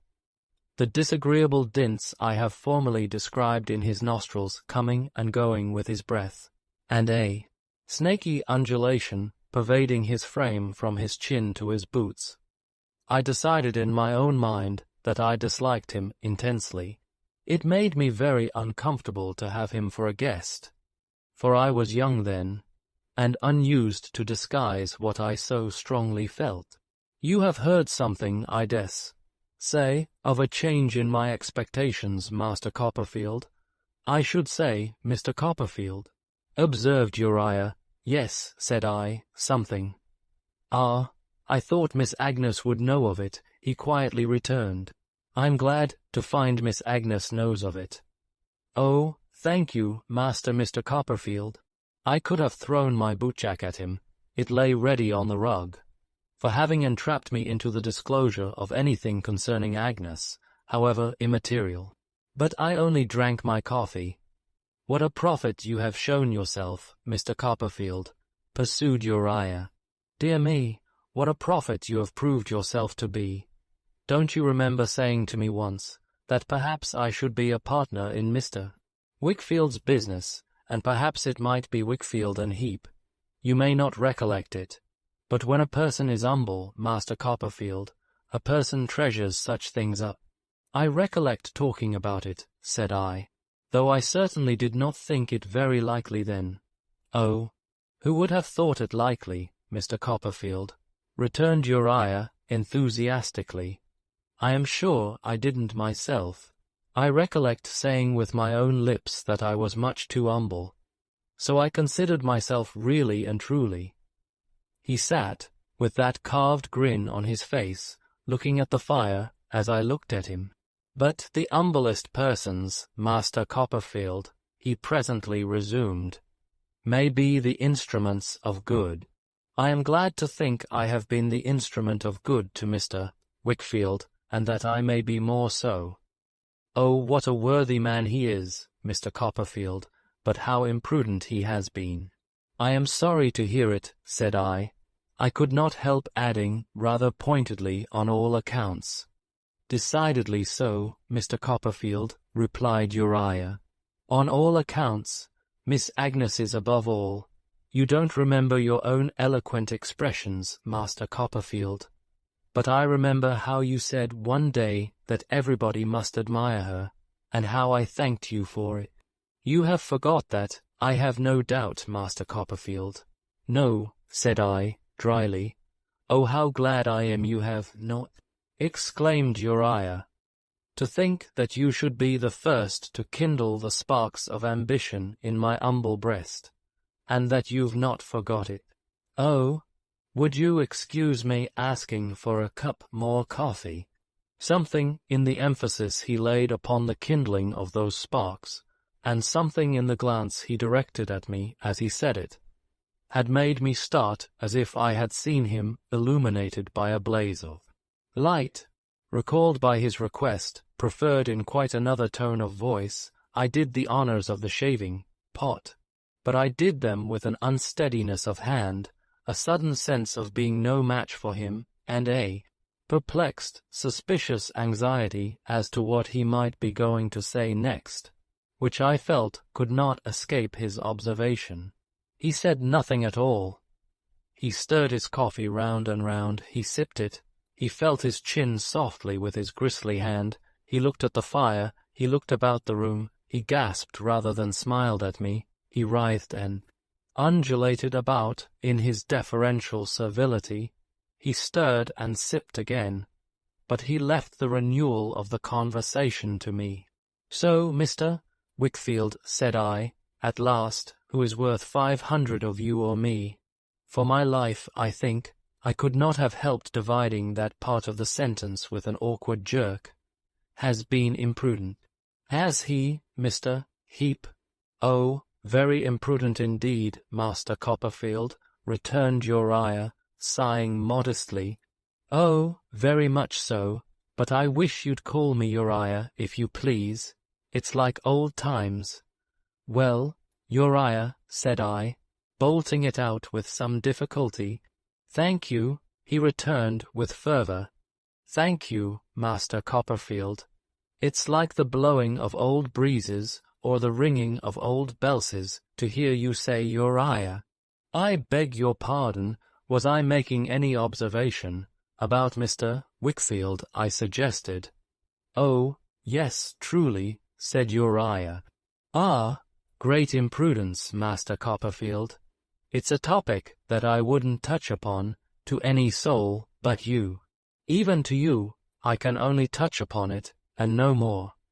If anyone else had been in my place during the last few years, by this time he would have had Mr.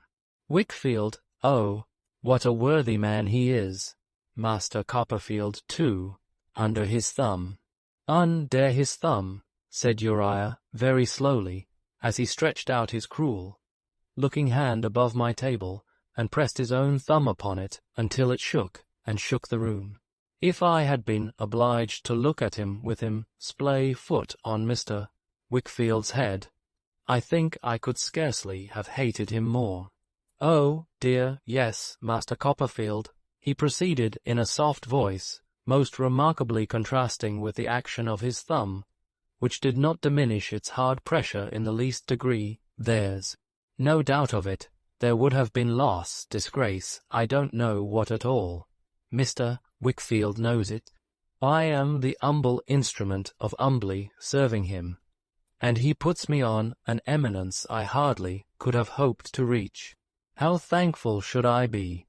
With his face turned towards me as he finished, but without looking at me, he took his crooked thumb off the spot where he had planted it, and slowly and thoughtfully scraped his lank jaw with it, as if he were shaving himself.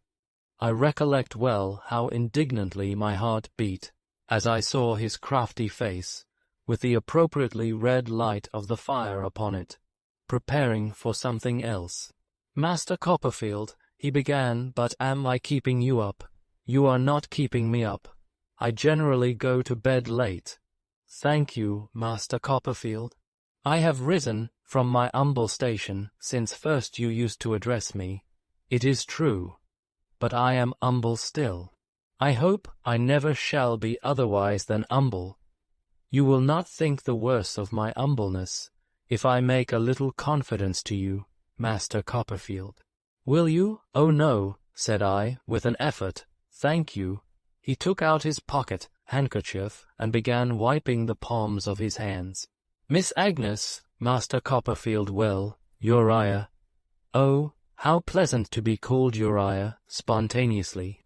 He cried, and gave himself a jerk, like a convulsive fish. You thought her looking very beautiful tonight, Master Copperfield. I thought her looking, as she always does, superior, in all respects, to everyone around her, I returned. Oh, thank you, it's so true, he cried. Oh, thank you very much for that. Not at all, I said, loftily. There is no reason why you should thank me.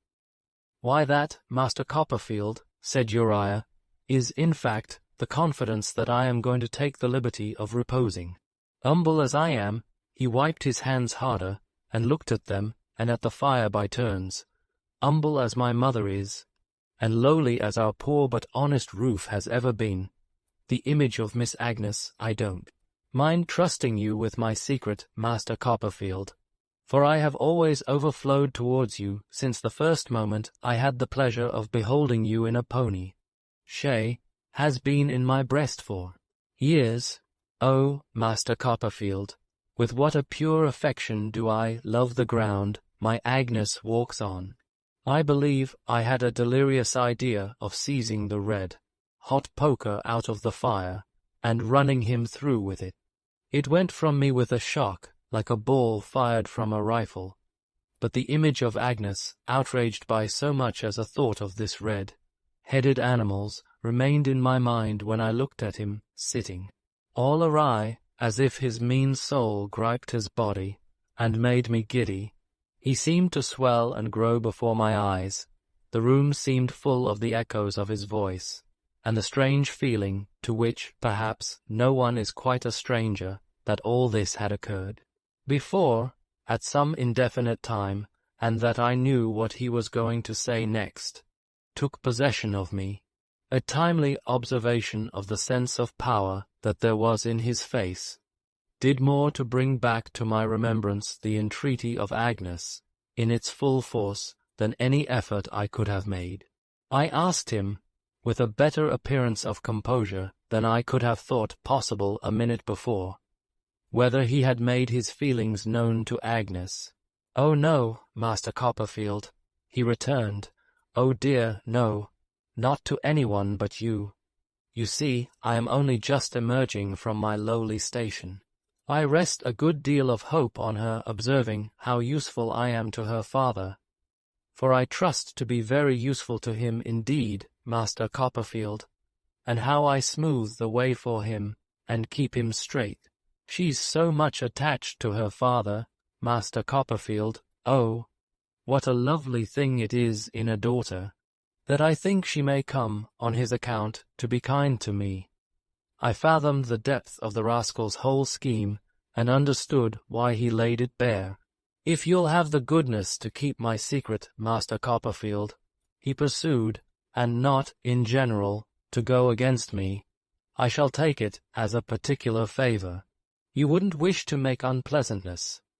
I know what a friendly heart you've got, but having only known me on my humble footing, on my humblest I should say, for I am very humble still, you might, unbeknown, go against me rather, with my Agnes. I call her mine, you see, Master Copperfield.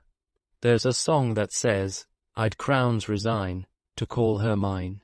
I hope to do it one of these days. Dear Agnes, so much too loving and too good for anyone that I could think of.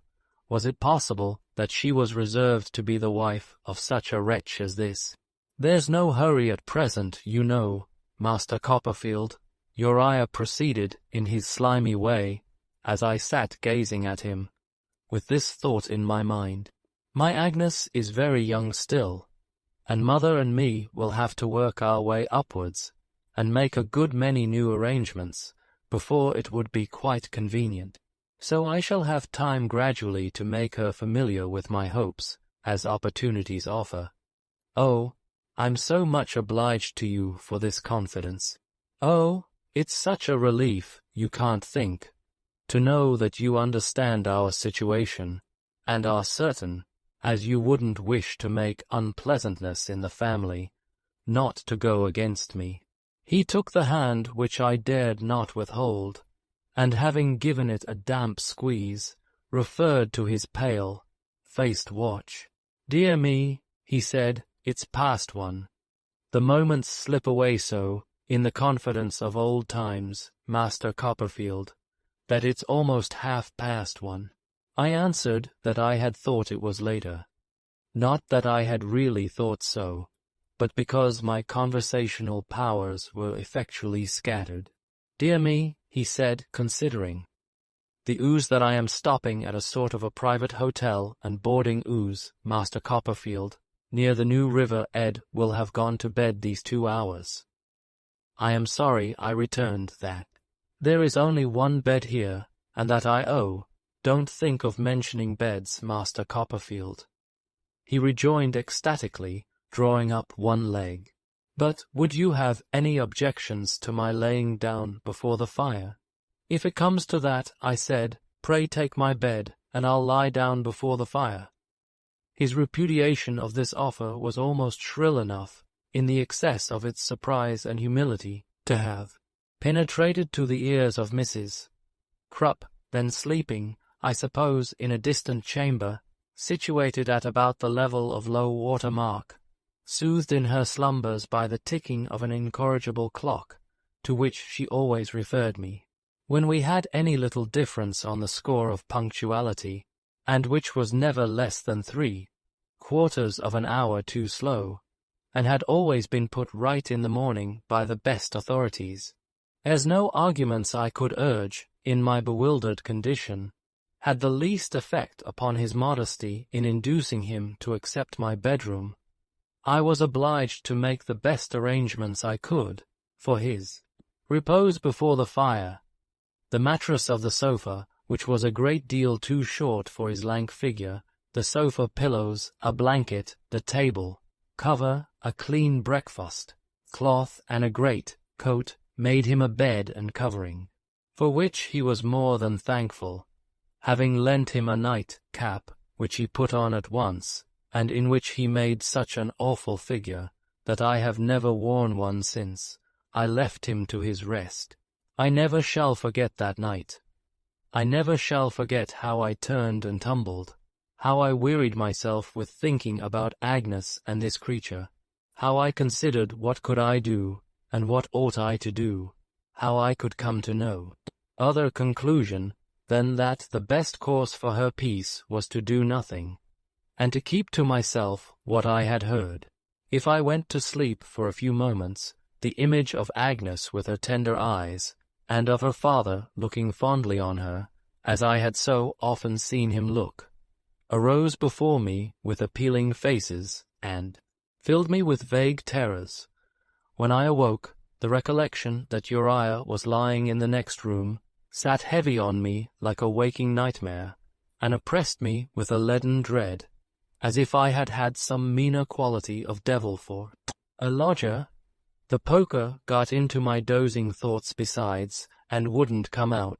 I thought, between sleeping and waking, that it was still red hot, and I had snatched it out of the fire and run him through the body. I was so haunted at last by the idea, though I knew there was nothing in it, that I stole into the next room to look at him. There I saw him, lying on his back, with his legs extending to I don't know where, gurglings taking place in his throat, stoppages in his nose, and his mouth open like a post-office. He was so much worse in reality than in my distempered fancy, that afterwards I was attracted to him in very repulsion, and could not help wandering in and out every half hour or so, and taking another look at him. Still, the long, long night seemed heavy and hopeless as ever, and no promise of day was in the murky sky. When I saw him going downstairs early in the morning, for, thank heaven, he would not stay to breakfast, it appeared to me as if the night was going away in his person. When I went out to the Commons, I charged Mrs. Krupp with particular directions to leave the windows open, that my sitting room might be aired and purged of his presence. Chapter 26. I fall into captivity. I saw no more of Uriah Heep until the day when Agnes left town. I was at the coach office to take leave of her and see her go, and there was he, returning to Canterbury by the same conveyance. It was some small satisfaction to me to observe his spare, short-waisted, oldered mulberry-coloured great coat perched up, in company with an umbrella like a small tent, on the edge of the back seat on the roof, while Agnes was, of course, inside. But what I underwent in my efforts to be friendly with him, while Agnes looked on, perhaps deserved that little recompense.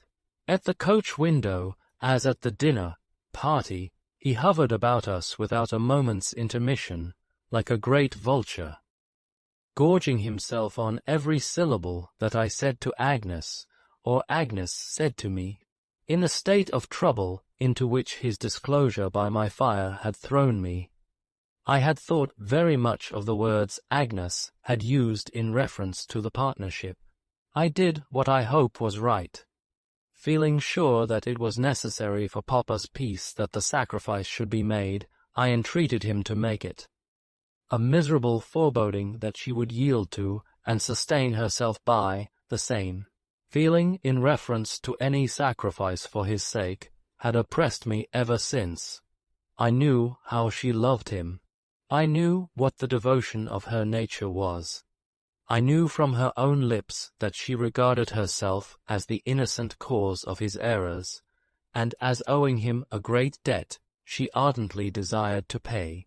I had no consolation in seeing how different she was from this detestable Rufus with the mulberry-coloured great-coat, for I felt that in the very difference between them, in the self-denial of her pure soul and the sordid baseness of his, the greatest danger lay.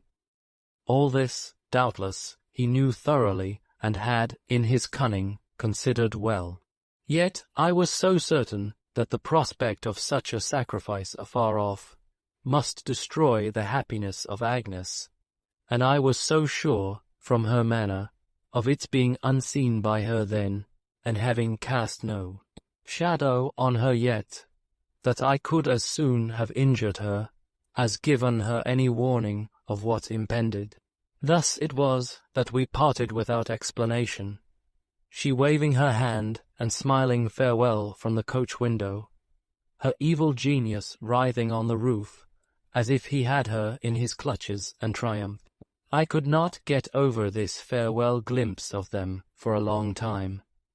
When Agnes wrote to tell me of her safe arrival, I was as miserable as when I saw her going away. Whenever I fell into a thoughtful state, this subject was sure to present itself, and all my uneasiness was sure to be redoubled. Hardly a night passed without my dreaming of it. It became a part of my life, and as inseparable from my life as my own head. I had ample leisure to refine upon my uneasiness, for Steerforth was at Oxford, as he wrote to me, and when I was not at the Commons, I was very much alone.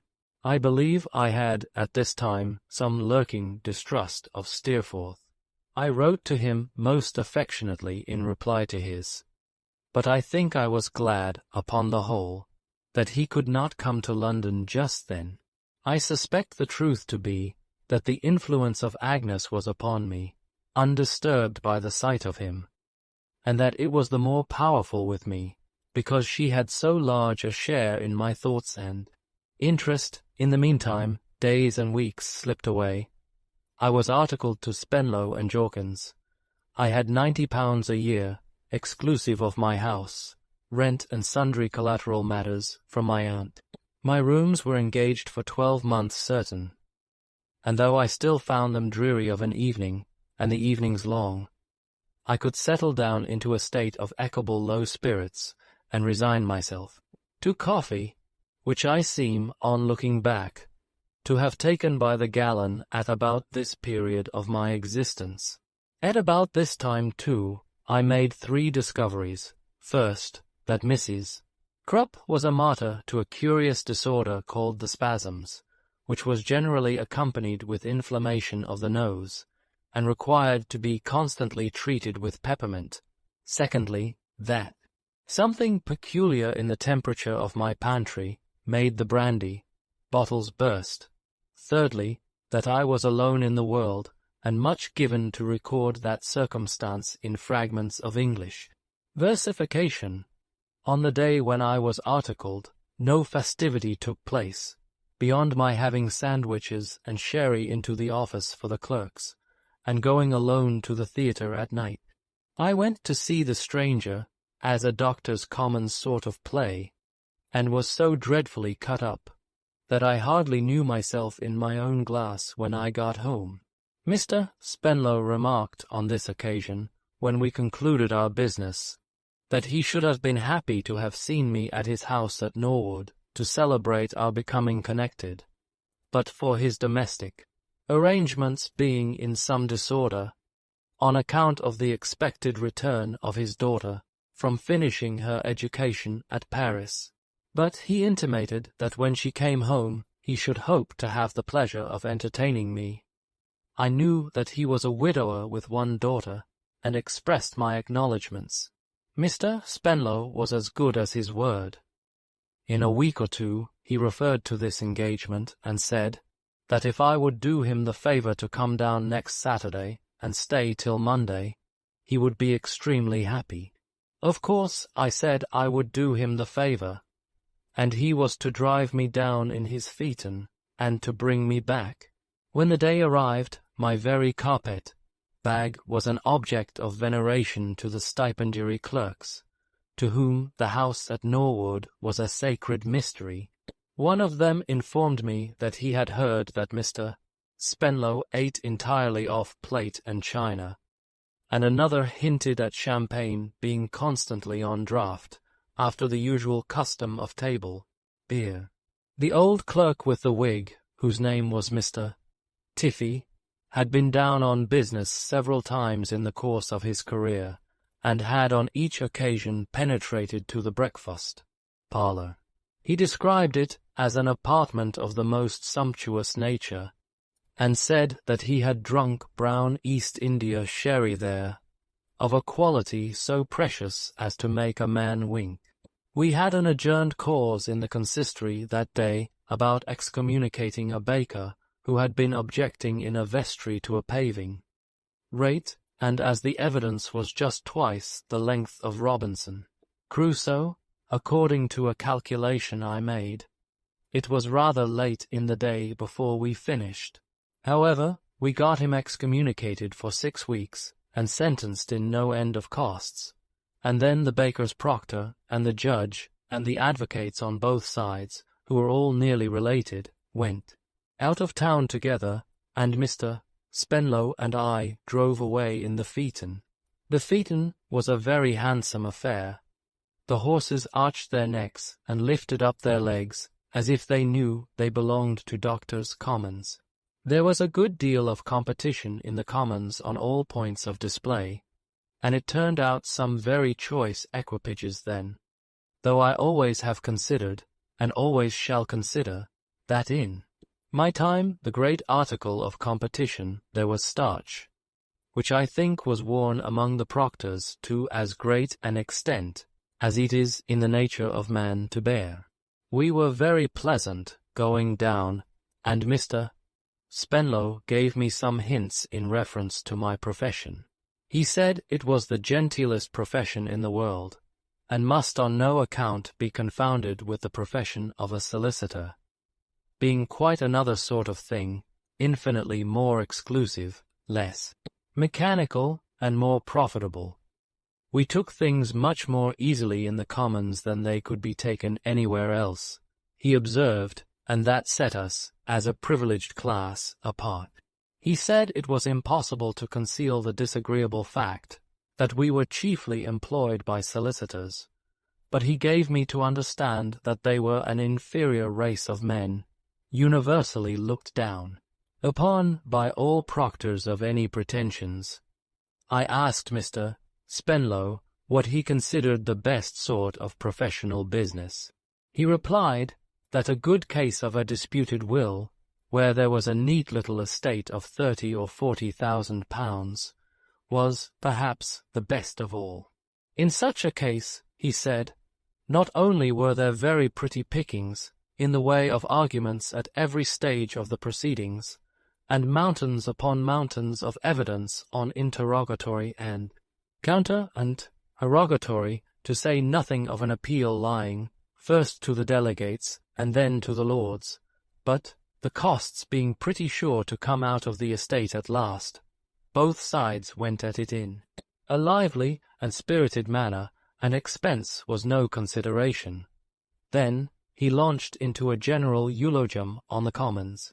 What was to be particularly admired, he said, in the Commons, was its compactness. It was the most conveniently organized place in the world. It was the complete idea of snugness. It lay in a nutshell. For example, you brought a divorce case or a restitution case into the consistory. Very good. You tried it in the consistory. You made a quiet little round game of it among a family group, and you played it out at leisure. Suppose you were not satisfied with the consistory, what did you do then? Why, you went into the Arches. What was the Arches? The same court in the same room, with the same bar and the same practitioners, but another judge, for there the consistory judge could plead any court, they as an advocate. Well, you played your round game out again. Still, you were not satisfied. Very good. What did you do then? Why, you went to the delegates, Who were the delegates?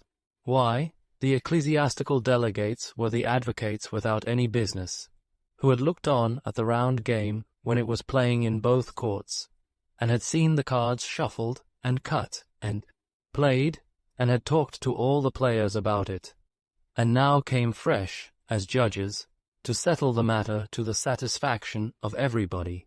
Discontented people might talk of corruption in the Commons, closeness in the Commons, and the necessity of reforming the Commons, said Mr. Spenlow solemnly in conclusion, but when the price of wheat per bushel had been highest, the Commons had been busiest, and a man might lay his hand upon his heart and say this to the whole world: touch the Commons, and down comes the country. I listened to all this with attention, and though, I must say, I had my doubts whether the country was quite as much obliged to the Commons as Mr.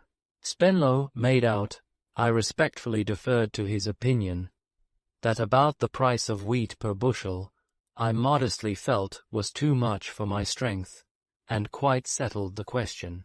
I have never, to this hour, got the better of that bushel of wheat. It has reappeared to annihilate me all through my life in connection with all kinds of subjects.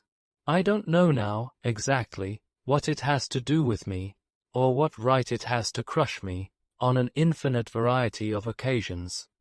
But whenever I see my old friend the bushel brought in by the head and shoulders, as he always is, I observe, I give up a subject for lost. This is a digression. I was not the man to touch the Commons and bring down the country.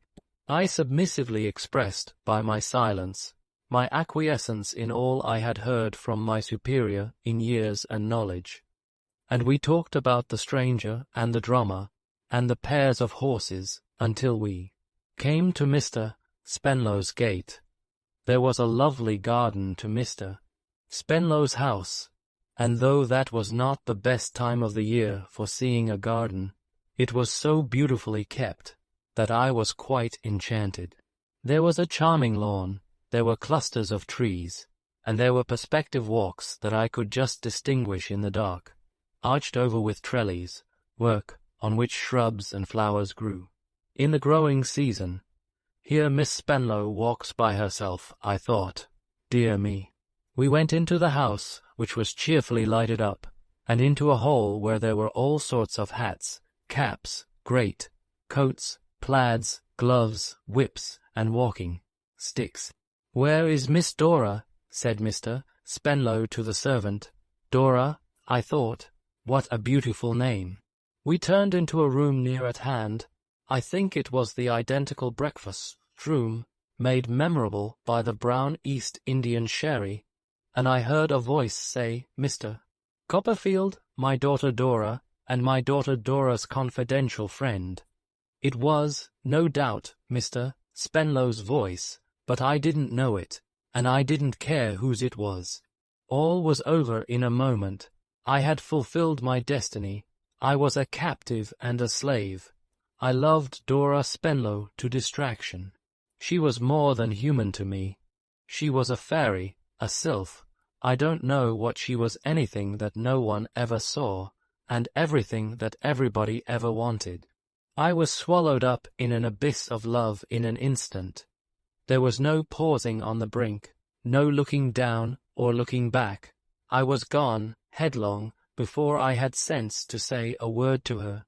I, observed a well-remembered voice, when I had bowed and murmured something, have seen Mr. Copperfield before. The speaker was not Dora. No, the confidential friend, Miss Murdstone. I don't think I was much astonished. To the best of my judgment, no capacity of astonishment was left in me. There was nothing worth mentioning in the material world, but Dora Spenlow, to be astonished about. I said, "How do you do, Miss Murdstone? I hope you are well." She answered, "Very well." I said, "How is Mr. Murdstone?" She replied, "My brother is robust. I am obliged to you." Mr. Spenlow, who I suppose had been surprised to see us recognize each other, then put in his word. "I am glad to find," he said, "Copperfield, that you and Miss Murdstone are already acquainted." "Mr. Copperfield and myself," said Miss Murdstone, with severe composure, "are connections. We were once slightly acquainted. It was in his childish days. Circumstances have separated us since. I should not have known him." I replied that I should have known her anywhere, which was true enough. "Miss Murdstone has had the goodness," said Mr. Spenlow to me, "to accept the office, if I may so describe it, of my daughter Dora's confidential friend. My daughter Dora having, unhappily, no mother, Miss Murdstone is obliging enough to become her companion and protector." A passing thought occurred to me that Miss Murdstone, like the pocket instrument called a life preserver, was not so much designed for purposes of protection as of assault. But as I had none but passing thoughts for any subject save Dora, I glanced at her directly afterwards, and was thinking that I saw, in her prettily pettish manner, that she was not very much inclined to be particularly confidential to her companion and protector, when a bell rang, which Mr. Spenlow said was the first dinner bell, and so carried me off to dress. The idea of dressing oneself, or doing anything in the way of action, in that state of love, was a little too ridiculous. I could only sit down before my fire, biting the key of my carpet bag, and think of the captivating, girlish, bright-eyed, lovely Dora. What a form she had! What a face she had! What a graceful, variable, enchanting manner! The bell rang again so soon that I made a mere scramble of my dressing. Instead of the careful operation I could have wished under the circumstances, and went downstairs. There was some company. Dora was talking to an old gentleman with a grey head, grey as he was, and a great grandfather into the bargain, for he said so. I was madly jealous of him. What a state of mind I was in! I was jealous of everybody. I couldn't bear the idea of anybody knowing Mr. Spenlow better than I did. It was torturing to me to hear them talk of occurrences in which I had had no share. When a most amiable person, with a highly polished bald head, asked me across the dinner table, if that were the first occasion of my seeing the grounds, I could have done anything to him that was savage and revengeful. I don't remember who was there except Dora. I have not the least idea what we had for dinner besides Dora. My impression is that I dined off Dora entirely and sent away half a dozen plates untouched. I sat next to her. I talked to her. She had the most delightful little voice, the gayest little laugh, the pleasantest and most fascinating little ways, that ever led a lost youth into hopeless slavery. She was rather diminutive altogether. So much the more precious, I thought. When she went out of the room with Miss Murdstone, no other ladies were of the party. I fell into a reverie, only disturbed by the cruel apprehension that Miss Murdstone would disparage me to her. The amiable creature with the polished head told me a long story, which I think was about gardening. I think I heard him say "my gardener" several times. I seemed to pay the deepest attention to him, but I was wandering in a garden of Eden all the while with Dora. My apprehensions of being disparaged to the object of my engrossing affection were revived when we went into the drawing-room by the grim and distant aspect of Miss Murdstone. But I was relieved of them in an unexpected manner. "David Copperfield," said Miss Murdstone, beckoning me aside into a window. "A word." I confronted Miss Murdstone alone. "David Copperfield," said Miss Murdstone, "I need not enlarge upon family circumstances.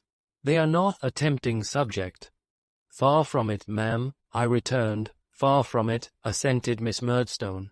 "I do not wish to revive the memory of past differences, or of past outrages. I have received outrages from a person, a female, I am sorry to say, for the credit of my sex, who is not to be mentioned without scorn and disgust. and therefore I would rather not mention her.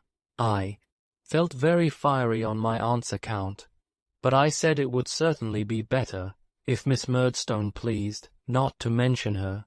I could not hear her disrespectfully mentioned, I added, without expressing my opinion in a decided tone. Miss Murdstone shut her eyes and disdainfully inclined her head. Then, slowly opening her eyes, resumed, David Copperfield, I shall not attempt to disguise the fact that I formed an unfavorable opinion of you in your childhood. It may have been a mistaken one, or you may have ceased to justify it. That is not in question between us now. I belong to a family remarkable, I believe, for some firmness, and I am not the creature of circumstance or change.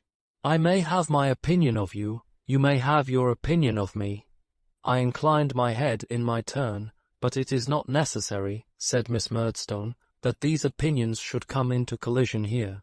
Under existing circumstances, it is as well on all accounts that they should not. As the chances of life have brought us together again, and may bring us together on other occasions, I would say, let us meet here as distant acquaintances. Family circumstances are a sufficient reason for our only meeting on that footing, and it is quite unnecessary that either of us should make the other the subject of remark. Do you approve of this, Miss Murdstone? I returned. I think you and Mr. Murdstone used me very cruelly, and treated my mother with great unkindness. I shall always think so as long as I live, but I quite agree in what you propose. Miss Murdstone shut her eyes again and bent her head.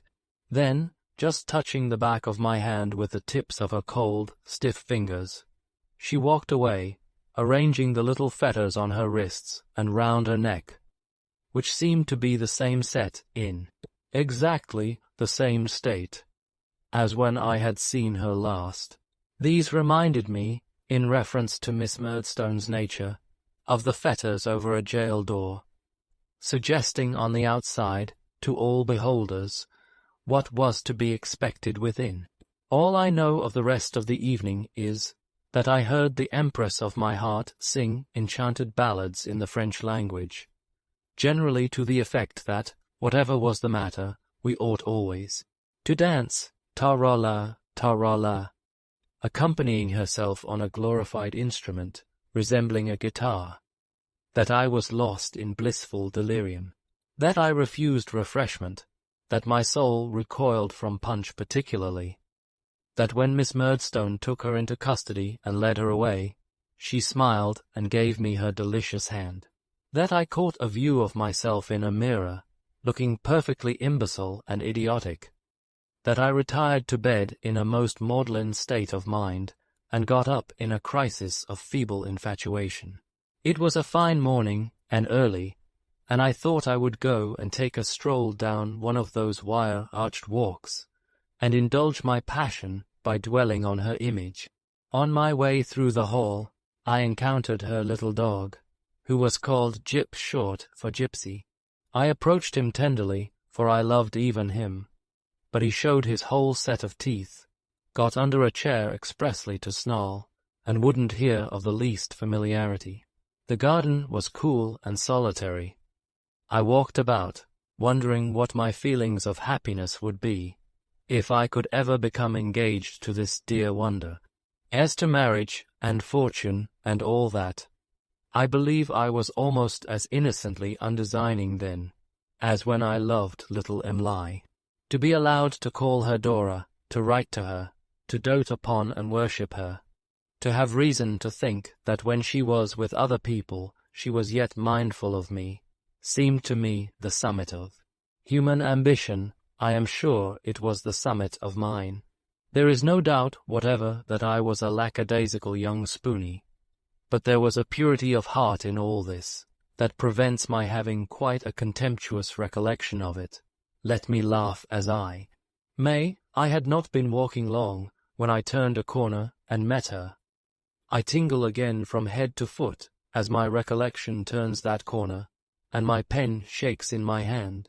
"You are out early, Miss Spenlow," said I.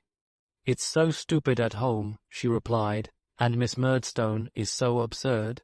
She talks such nonsense about its being necessary for the day to be aired before I come out." "Aired?" She laughed here in the most melodious manner. "On a Sunday morning, when I don't practice, I must do something.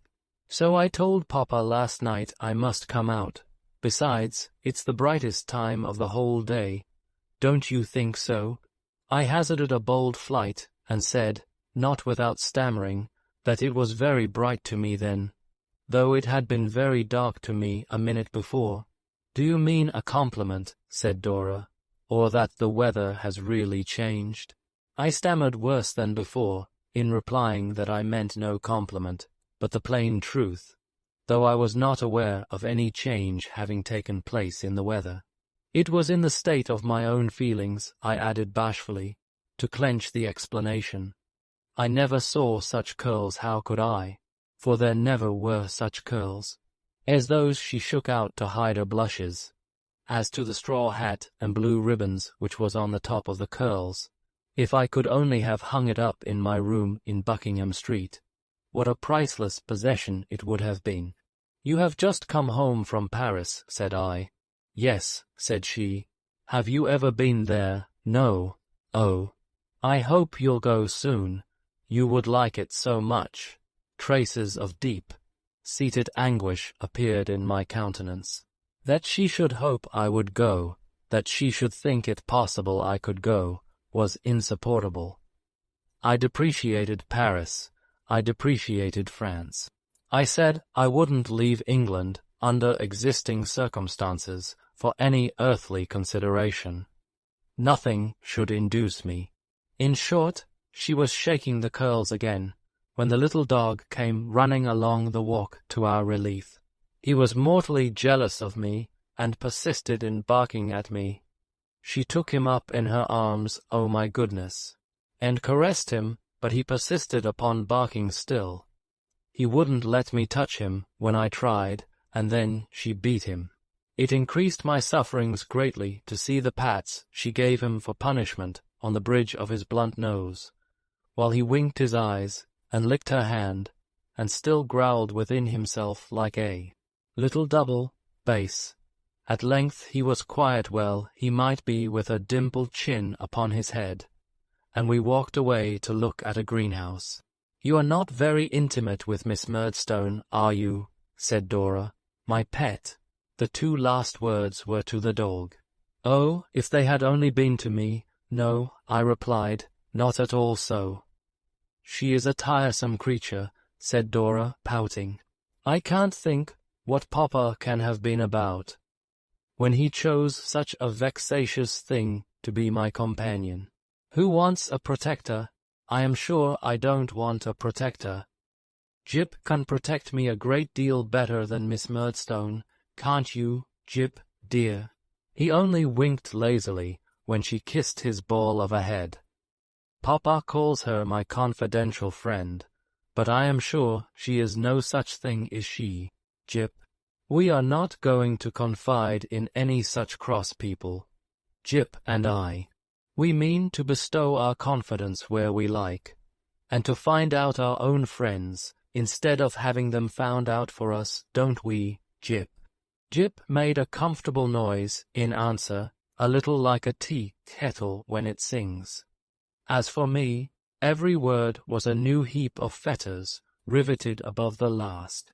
It is very hard, because we have not a kind mamma, that we are to have instead a sulky, gloomy old thing like Miss Murdstone, always following us about, isn't it, Jip? Never mind, Jip. We won't be confidential, and we'll make ourselves as happy as we can in spite of her, and we'll tease her and not please her, won't we, Jip? If it had lasted any longer, I think I must have gone down on my knees on the gravel, with the probability before me of grazing them, and of being presently ejected from the premises besides. But, by good fortune, the greenhouse was not far off, and these words brought us to it. It contained quite a show of beautiful geraniums. We loitered along in front of them, and Dora often stopped to admire this one or that one, and I stopped to admire the same one, and Dora, laughing, held the dog up childishly to smell the flowers. And if we were not all three in fairyland, certainly I was. The scent of a geranium leaf at this day strikes me with a half-comical, half-serious wonder as to what change has come over me in a moment. And then I see a straw hat and blue ribbons, and a quantity of curls, and a little black dog being held up, in two slender arms, against a bank of blossoms and bright leaves. Miss Murdstone had been looking for us. She found us here, and presented her uncongenial cheek, the little wrinkles in it filled with hair powder, to Dora to be kissed. Then she took Dora's arm in hers, and marched us into breakfast as if it were a soldier's funeral. How many cups of tea I drank, because Dora made it, I don't know. But I perfectly remember that I sat swilling tea until my whole nervous system, if I had had any in those days, must have gone by the board. By and by we went to church. Miss Murdstone was between Dora and me in the pew, but I heard her sing, and the congregation vanished. A sermon was delivered about Dora, of course, and I am afraid that is all I know of the service. We had a quiet day. No company, a walk, a family dinner of 4, and an evening of looking over books and pictures. Miss Murdstone with a homily before her, and her eye upon us, keeping guard vigilantly. Ah, little did Mr. Spenlow imagine, when he sat opposite to me after dinner that day, with his pocket-handkerchief over his head, how fervently I was embracing him, in my fancy, as his son-in-law. Little did he think, when I took leave of him at night, that he had just given his full consent to my being engaged to Dora, and that I was invoking blessings on his head. We departed early in the morning, for we had a salvage case coming on in the Admiralty Court, requiring a rather accurate knowledge of the whole science of navigation, in which, as we couldn't be expected to know much about those matters in the Commons, the judge had entreated 2 old Trinity masters, for charity's sake, to come and help him out. Dora was at the breakfast table to make the tea again, however, and I had the melancholy pleasure of taking off my hat to her in the phaeton, as she stood on the door-step with Jip in her arms. What the Admiralty was to me that day, what nonsense I made of our case in my mind, as I listened to it, how I saw Dora engraved upon the blade of the silver oar which they lay upon the table, as the emblem of that high jurisdiction, and how I felt when Mr. Spenlow went home without me. I had had an insane hope that he might take me back again, as if I were a mariner myself, and the ship to which I belonged had sailed away and left me on a desert island I shall make no fruitless effort to describe. If that sleepy old court could rouse itself, and present in any visible form the daydreams I have had in it about Dora, it would reveal my truth. I don't mean the dreams that I dreamed on that day alone, but day after day, from week to week, and term to term. I went there, not to attend to what was going on, but to think about Dora. If ever I bestowed a thought upon the cases, as they dragged their slow length before me, it was only to wonder, in the matrimonial cases, remembering Dora, how it was that married people could ever be otherwise than happy, and, in the prerogative cases, to consider, if the money in question had been left to me, what were the foremost steps I should immediately have taken in regard to Dora. Within the first week of my passion, I bought 4 sumptuous waistcoats not for myself. I had no pride in them, for Dora, and took to wearing straw-coloured kid gloves in the streets, and laid the foundations of all the corns I have ever had. If the boots I wore at that period could only be produced and compared with the natural size of my feet, they would show what the state of my heart was, in a most affecting manner. And yet, Wretched cripple as I made myself by this act of homage to Dora, I walked miles upon miles daily in the hope of seeing her. Not only was I soon as well known on the Norwood Road as the postman on that beat, but I pervaded London likewise. I walked about the streets where the best shops for ladies were. I haunted the bazaar like an unquiet spirit. I fagged through the park again and again, long after I was quite knocked up. Sometimes, at long intervals and on rare occasions, I saw her. Perhaps I saw her glove waved in a carriage window. Perhaps I met her, walked with her and Miss Murdstone a little way, and spoke to her. In the latter case I was always very miserable afterwards, to think that I had said nothing to the purpose, or that she had no idea of the extent of my devotion, or that she cared nothing about me. I was always looking out, as may be supposed, for another invitation to Mr. Spenlow's house. I was always being disappointed, for I got none.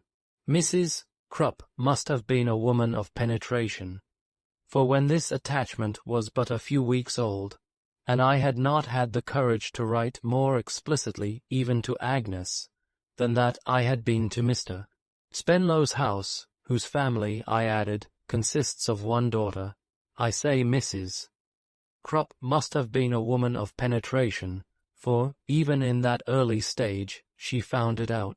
She came up to me one evening, when I was very low, to ask, she being then afflicted with the disorder I have mentioned, if I could oblige her with a little tincture of cardamoms mixed with rhubarb, and flavoured with 7 drops of the essence of cloves, which was the best remedy for her complaint, or if I had not such a thing by me, with a little brandy, which was the next best. It was not, she remarked, so palatable to her, but it was the next best. As I had never even heard of the first remedy, and always had the second in the closet, I gave Mrs. Crupp a glass of the second, which, that I might have no suspicion of its being devoted to any improper use, she began to take in my presence. "Cheer up, sir," said Mrs. Crupp. "I can't abear to see you so, sir. I'm a mother myself." I did not quite perceive the application of this fact to myself, but I smiled on Mrs. Crupp as benignly as was in my power. "Come, sir," said Mrs. Crupp, "excuse me. I know what it is, sir. There's a lady in the case."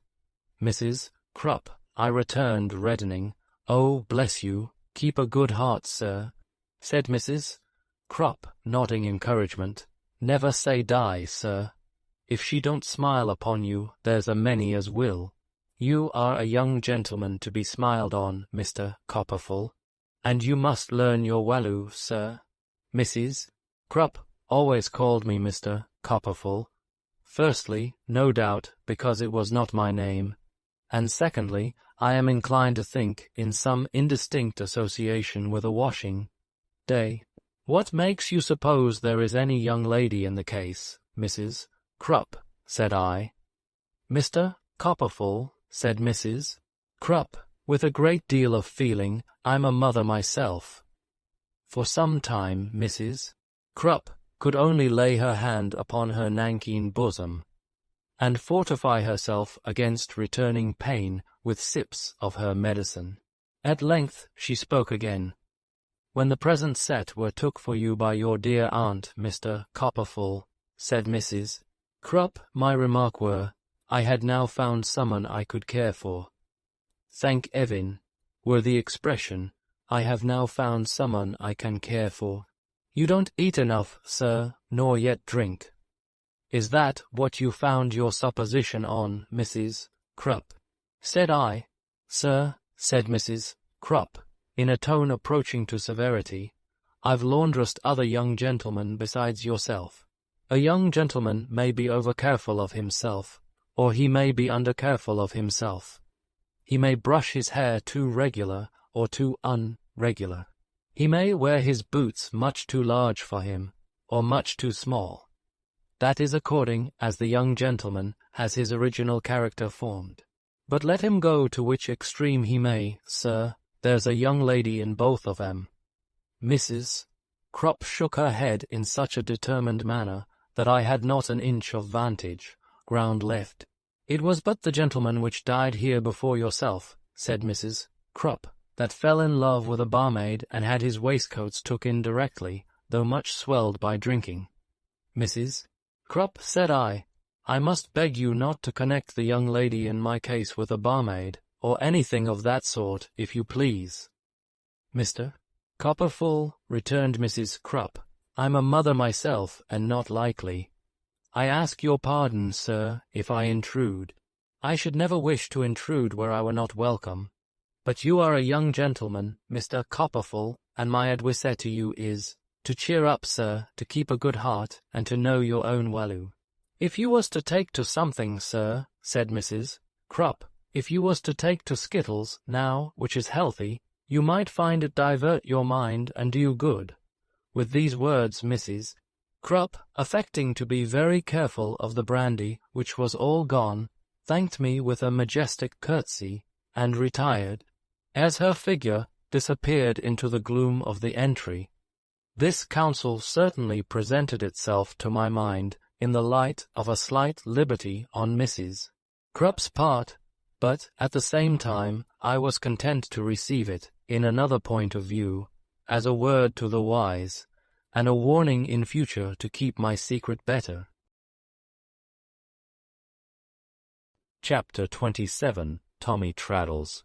It may have been in consequence of Mrs. Krupp's advice, and perhaps for no better reason than because there was a certain similarity in the sound of the words Skittles and Traddles, that it came into my head next day to go and look after Traddles.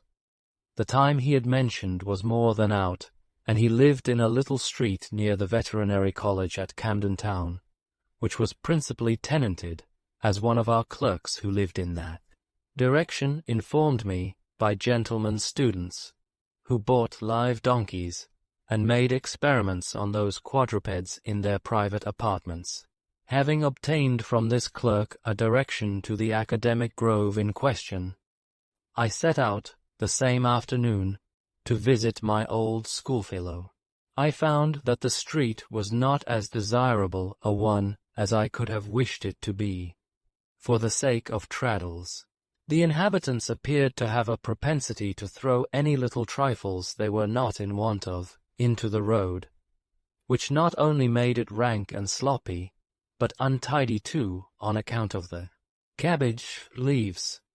The refuse was not wholly vegetable either, for I myself saw a shoe, a doubled-up saucepan, a black bonnet, and an umbrella, in various stages of decomposition, as I was looking out for the number I wanted. The general air of the place reminded me forcibly of the days when I lived with Mr. and Mrs. MICAWBER, an indescribable character of faded gentility that attached to the house I sought, and made it unlike all the other houses in the street, though they were all built on one monotonous pattern, and looked like the early copies of a blundering boy who was learning to make houses, and had not yet got out of his cramped brick and mortar pothocs. Reminded me still more of Mr. and Mrs. MICAWBER. Happening to arrive at the door as it was opened to the afternoon milkman, I was reminded of Mr. and Mrs. MICAWBER more forcibly yet.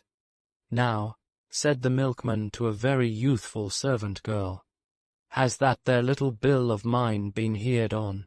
Oh, master says he'll attend to it immediate, was the reply. Because, said the milkman, going on as if he had received no answer, and speaking, as I judged from his tone, rather for the edification of somebody within the house than of the youthful servant, an impression which was strengthened by his manner of glaring down the passage, because that their little bill has been running so long, that I begin to believe it's run away altogether, and never won't be heard of. Now I'm not a-going to stand it, you know, said the milkman, still throwing his voice into the house and glaring down the passage. As to his dealing in the mild article of milk, by the by, there never was, a greater anomaly. His deportment would have been fierce in a butcher or a brandy merchant. The voice of the youthful servant became faint, but she seemed to me, from the action of her lips, again to murmur that it would be attended to immediate. "I tell you what," said the milkman, looking hard at her for the first time, and taking her by the chin. "Are you fond of milk?" "Yes, I likes it," she replied. "Good," said the milkman. "Then you won't have none tomorrow, do you hear? Not a fragment of milk you won't have tomorrow." I thought she seemed, upon the whole, relieved by the prospect of having any today. The milkman, after shaking his head at her darkly, released her chin, and with anything rather than good will opened his can, and deposited the usual quantity in the family jug.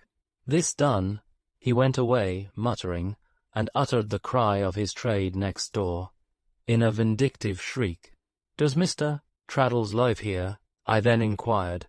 A mysterious voice from the end of the passage replied yes, upon which the youthful servant replied yes. "Is he at home?"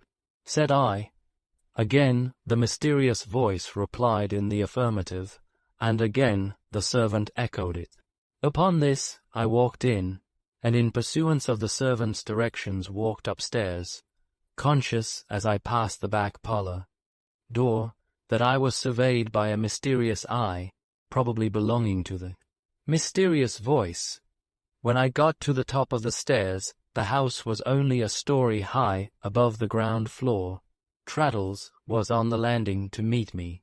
He was delighted to see me, and gave me welcome, with great heartiness, to his little room. It was in the front of the house, and extremely neat, though sparely furnished. It was his only room, I saw, for there was a sofa bedstead in it, and his blacking brushes and blacking were among his books on the top shelf, behind a dictionary. His table was covered with papers, and he was hard at work in an old coat. I looked at nothing that I know of, but I saw everything, even to the prospect of a church upon his china inkstand, as I sat down, and this, too, was a faculty confirmed in me in the old Micawber times. Various ingenious arrangements he had made for the disguise of his chest of drawers, and the accommodation of his boots, his shaving glass, and so forth, particularly impressed themselves upon me, as evidences of the same Traddles who used to make models of elephants' dens in writing, paper to put flies in, and to comfort himself under ill usage with the memorable works of art I have so often mentioned. In a corner of the room was something neatly covered up with a large white cloth. I could not make out what that was. "Traddles," said I, shaking hands with him again after I had sat down, "I am delighted to see you." "I am delighted to see you, Copperfield," he returned. "I am very glad indeed to see you. It was because I was thoroughly glad to see you when we met in Ely Place, and was sure you were thoroughly glad to see me, that I gave you this address instead of my address at Chambers." "Oh, you have Chambers," said I. "Why, I have the fourth of a room and a passage, and the fourth of a clerk," returned Traddles. "3 others and myself unite to have a set of chambers to look business like, and we quarter the clerk too. Half a crown a week he costs me." His old simple character and good temper, and something of his old unlucky fortune also, I thought, smiled at me in the smile with which he made this explanation. "It's not because I have the least pride, Copperfield, you understand," said Traddles, "that I don't usually give my address here. It's only on account of those who come to me, who might not like to come here. For myself, I am fighting my way on in the world against difficulties, and it would be ridiculous if I made a pretense of doing anything else." "You are reading for the bar, Mr. Waterbrook informed me," said I. "Why, yes," said Traddles, rubbing his hands slowly over one another. I am reading for the bar. The fact is, I have just begun to keep my terms, after rather a long delay. It's some time since I was articled, but the payment of that £100 was a great pull. A great pull, said Traddles with a wince, as if he had had a tooth out. Do you know what I can't help thinking of, Traddles, as I sit here looking at you? I asked him. No, said he. That sky blue suit you used to wear. Lord, to be sure, cried Traddles, laughing. Tight in the arms and legs, you know. Dear me. Well, those were happy times, weren't they? I think our schoolmaster might have made them happier, without doing any harm to any of us. I acknowledge, I returned. Perhaps he might, said Traddles, but dear me, there was a good deal of fun going on. Do you remember the nights in the bedroom, when we used to have the suppers, and when you used to tell the stories? Ha, ha, ha. And do you remember when I got caned for crying about Mr. Mell, old Creakle? I should like to see him again, too. He was a brute to you, Traddles, said I, indignantly, for his good humour made me feel as if I had seen him beaten but yesterday. Do you think so? Returned Traddles. Really, perhaps he was rather, but it's all over a long while. Old Creakle, you were brought up by an uncle, then, said I. Of course I was, said Traddles. The one I was always going to write to? And always didn't, eh? Ha, ha, ha. Yes, I had an uncle then. He died soon after I left school. Indeed? Yes, he was a retired, what do you call it, draper cloth merchant, and had made me his heir. But he didn't like me when I grew up. Do you really mean that? Said I. He was so composed that I fancied he must have some other meaning.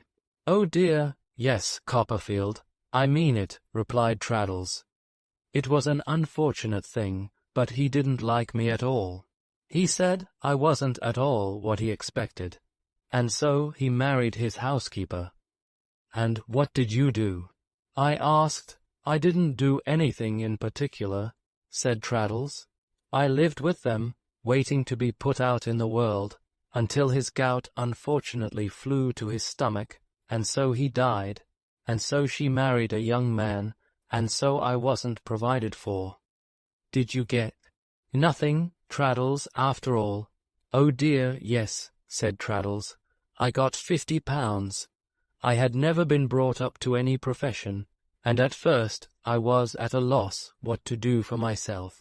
However, I began, with the assistance of the son of a professional man, who had been to Salem House Yawler, with his nose on one side. Do you recollect him? No, he had not been there with me. All the noses were straight in my day. It don't matter, said Traddles. I began, by means of his assistance, to copy law writings. That didn't answer very well, and then I began to state cases for them, and make abstracts, and that sort of work. For I am a plodding kind of fellow, Copperfield, and had learnt the way of doing such things pithily. Well, that put it in my head to enter myself as a law student, and that ran away with all that was left of the £50. Yawler recommended me to one or two other offices, however, Mr. Waterbrook's for one, and I got a good many jobs. I was fortunate enough, too, to become acquainted with a person in the publishing way, who was getting up an encyclopedia, and he set me to work, and indeed, glancing at his table, I am at work. For him at this minute. I am not a bad compiler, Copperfield, said Traddles, preserving the same air of cheerful confidence in all he said, but I have no invention at all, not a particle. I suppose there never was a young man with less originality than I have. As Traddles seemed to expect that I should assent to this as a matter of course, I nodded, and he went on with the same sprightly patience. I can find no better expression as before. So, by little and little, and not living high, I managed to scrape up the £100 at last, said Traddles. And thank heaven that's paid, though it certainly was, said Traddles, wincing again as if he had had another tooth out, a pull. I am living by the sort of work I have mentioned, still, and I hope, one of these days, to get connected with some newspaper, which would almost be the making of my fortune. Now, Copperfield, you are so exactly what you used to be, with that agreeable face, and it's so pleasant to see you, that I shan't conceal anything. Therefore, you must know that I am engaged. Engaged? Oh, Dora, she is a curate's daughter, said Traddles, one of 10, down in Devonshire. Yes, for he saw me glance involuntarily at the prospect on the inkstand. That's the church. You come round here to the left, out of this gate, tracing his finger along the inkstand, and exactly where I hold this pen, there stands the house facing, you understand, towards the church. The delight with which he entered into these particulars did not fully present itself to me until afterwards, for my selfish thoughts were making a ground plan of Mr. Spenlow's house and garden at the same moment. She is such a dear girl, said Traddles, a little older than me, but the dearest girl. I told you I was going out of town. I have been down there. I walked there, and I walked back, and I had the most delightful time. I dare say ours is likely to be a rather long engagement, but our motto is wait and hope. We always say that. Wait and hope, we always say. And she would wait, Copperfield, till she was 60, any age you can mention for me. Traddles rose from his chair, and, with a triumphant smile, put his hand upon the white cloth I had observed. However, he said, it's not that we haven't made a beginning towards housekeeping. No, no, we have begun. We must get on by degrees, but we have begun. Here, drawing the cloth off with great pride and care, are 2 pieces of furniture to commence with. This flower, pot and stand, she bought herself. You put that in a parlour window, said Traddles, falling a little back from it to survey it with the greater admiration, with a plant in it, and there you are. This little round table with the marble top, it's 2 feet 10 in circumference, I bought. You want to lay a book down, you know, or somebody comes to see you or your wife, and wants a place to stand a cup of tea upon. And there you are again, said Traddles. It's an admirable piece of workmanship, firm as a rock. I praised them both highly, and Traddles replaced the covering as carefully as he had removed it. It's not a great deal towards the furnishing, said Traddles, but it's something. The table, cloths and pillow, cases and articles of that kind are what discourage me most, Copperfield. So does the ironmongery candle, boxes and gridirons, and that sort of necessaries, because those things tell and mount up. However, wait and hope. And I assure you she's the dearest girl. I am quite certain of it, said I. In the meantime, said Traddles, coming back to his chair, and this is the end of my prosing about myself. I get on as well as I can. I don't make much, but I don't spend much. In general, I board with the people downstairs, who are very agreeable people indeed. Both Mr. and Mrs. Micawber have seen a good deal of life, and are excellent company. My dear Traddles, I quickly exclaimed, what are you talking about? Traddles looked at me, as if he wondered what I was talking about. Mr. and Mrs. Micawber, I repeated. Why, I am intimately acquainted with them. An opportune double knock at the door, which I knew well from old experience in Windsor Terrace, and which nobody but Mr. Micawber could ever have knocked at that door, resolved any doubt in my mind as to their being my old friends. I begged Traddles to ask his landlord to walk up, Traddles accordingly did so, over the banister, and Mr. Micawber not a bit changed his tights, his stick, his shirt, collar, and his eyeglass, all the same as ever came into the room with a genteel and youthful air. "I beg your pardon, Mr. Traddles," said Mr. Micawber, with the old roll in his voice, as he checked himself in humming a soft tune. "I was not aware that there was any individual, alien to this tenement, in your sanctum." Mr. Micawber slightly bowed to me and pulled up his shirt collar. "How do you do, Mr. Micawber?" said I. "Sir," said Mr. Micawber, "you are exceedingly obliging. I am in statu quo." "And Mrs. Micawber?" I pursued. "Sir," said Mr. Micawber, "she is also, thank God, in statu quo." "And the children, Mr. Micawber?" "Sir," said Mr. Micawber, "I rejoice to reply that they are, likewise, in the enjoyment of salubrity." All this time Mr. Micawber had not known me in the least, though he had stood face to face with me. But now, seeing me smile, he examined my features with more attention, fell back, cried, "Is it possible? Have I the pleasure of again beholding Copperfield?" and shook me by both hands with the utmost fervour. "Good heaven, Mr. Traddles," said Mr. Micawber, "to think that I should find you acquainted with the friend of my youth, the companion of earlier days. My dear," calling over the banisters to Mrs.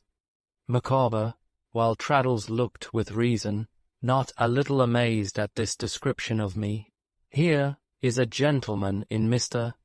Traddles's apartment, whom he wishes to have the pleasure of presenting to you, my love."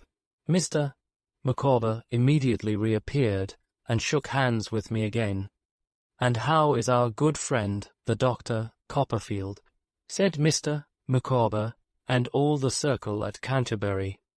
"I have none but good accounts of them," said I. "I am most delighted to hear it," said Mr. Micawber. "It was at Canterbury where we last met, within the shadow, I may figuratively say, of that religious edifice immortalized by Chaucer, which was anciently the resort of pilgrims from the remotest corners of in short," said Mr. Micawber, "in the immediate neighbourhood of the cathedral." I replied that it was. Mr. Micawber continued talking as volubly as he could, but not, I thought, without showing, by some marks of concern in his countenance, that he was sensible of sounds in the next room, as of Mrs. Micawber washing her hands, and hurriedly opening and shutting drawers that were uneasy in their action. "You find us, Copperfield," said Mr. Micawber, with one eye on Traddles, at present established on what may be designated as a small and unassuming scale. "But you are aware that I have, in the course of my career, surmounted difficulties and conquered obstacles. You are no stranger to the fact that there have been periods of my life when it has been requisite that I should pause, until certain expected events should turn up, when it has been necessary that I should fall back, before making what I trust I shall not be accused of presumption in terming a spring. The present is one of those momentous stages in the life of man. You find me fallen back for a spring, and I have every reason to believe that a vigorous leap will shortly be the result." I was expressing my satisfaction when Mrs. Micawber came in, a little more slatternly than she used to be, or so she seemed now, to my unaccustomed eyes, but still with some preparation of herself for company, and with a pair of brown gloves on. "My dear," said Mr. Micawber, leading her towards me, "here is a gentleman of the name of Copperfield, who wishes to renew his acquaintance with you. It would have been better, as it turned out, to have led gently up." To this announcement, for Mrs. Micawber, being in a delicate state of health, was overcome by it, and was taken so unwell, that Mr. Micawber was obliged, in great trepidation, to run down to the water, but in the backyard, and draw a basinful to lave her brow with. She presently revived, however, and was really pleased to see me. We had half an hour's talk altogether, and I asked her about the twins, who, she said, were grown great creatures, and after Master and Miss Micawber, whom she described as absolute giants. But they were not produced on that occasion. Mr. Micawber was very anxious that I should stay to dinner. I should not have been averse to do so, but that I imagined I detected trouble and calculation relative to the extent of the cold meat in Mrs. Micawber's eye. I therefore pleaded another engagement, and observing that Mrs. Micawber's spirits were immediately lightened, I resisted all persuasion to forego it. But I told Traddles and Mr. and Mrs. Micawber that before I could think of leaving, they must appoint a day when they would come and dine with me. The occupations to which Traddles stood pledged rendered it necessary to fix a somewhat distant one, but an appointment was made for the purpose that suited us all, and then I took my leave. Mr. Micawber, under pretence of showing me a nearer way than that by which I had come, accompanied me to the corner of the street. Being anxious, he explained to me, to say a few words to an old friend. In confidence, my dear Copperfield, said Mr. Micawber, I need hardly tell you that to have beneath our roof, under existing circumstances, a mind like that which gleams, if I may be allowed the expression which gleams in your friend, Traddles, is an unspeakable comfort. With a washerwoman who exposes hard, bake for sale in her parlour, window, dwelling next door, and a Bow Street officer residing over the way, you may imagine that his society is a source of consolation to myself and to Mrs. Micawber. I am at present, my dear Copperfield, engaged in the sale of corn upon commission. It is not an avocation of a remunerative description, in other words. It does not pay, and some temporary embarrassments of a pecuniary nature have been the consequence. I am, however, delighted to add that I have now an immediate prospect of something turning up. I am not at liberty to say in what direction, which I trust will enable me to provide permanently, both for myself and for your friend Traddles, in whom I have an unaffected interest. You may, perhaps, be prepared to hear that Mrs. Micawber is in a state of health which renders it not wholly improbable that an addition may be ultimately made to those pledges of affection which, in short, to the infantine group. Mrs. Micawber's family have been so good as to express their dissatisfaction at this state of things. I have merely to observe that I am not aware that it is any business of theirs, and that I repel that exhibition of feeling with scorn and with defiance. Mr. Micawber then shook hands with me again, and left me. Chapter 28. Mr. Micawber's Gauntlet. Until the day arrived on which I was to entertain my newly found old friends, I lived principally on Dora and coffee. In my lovelorn condition, my appetite languished, and I was glad of it, for I felt as though it would have been an act of perfidy towards Dora to have a natural relish for my dinner. The quantity of walking exercise I took was not in this respect attended with its usual consequence, as the disappointment counteracted the fresh air. I have my doubts, too, founded on the acute experience acquired at this period of my life, whether a sound enjoyment of animal food can develop itself freely in any human subject who is always in torment from tight boots. I think the extremities require to be at peace before the stomach will conduct itself with vigor. On the occasion of this domestic little party, I did not repeat my former extensive preparations. I merely provided a pair of soles, a small leg of mutton, and a pigeon pie. Mrs. Krupp broke out into rebellion on my first bashful hint in reference to the cooking of the fish and joint, and said, with a dignified sense of injury, "No, no, sir, you will not ask me sich a thing, for you are better acquainted with me than to suppose me capable of doing what I cannot do with ample satisfaction to my own feelings. But, in the end, a compromise was effected, and Mrs. Krupp consented to achieve this feat, on condition that I dined from home for a fortnight afterwards. And here I may remark that what I underwent from Mrs. Krupp, in consequence of the tyranny she established over me, was dreadful. I never was so much afraid of anyone. We made a compromise of everything. If I hesitated, she was taken with that wonderful disorder which was always lying in ambush in her system, ready, at the shortest notice, to prey upon her vitals. If I rang the bell impatiently, after half a dozen unavailing modest pulls, and she appeared at last, which was not by any means to be relied upon, she would appear with a reproachful aspect, sink breathless on a chair near the door, lay her hand upon her nankeen bosom, and become so ill that I was glad, at any sacrifice of brandy or anything else, to get rid of her.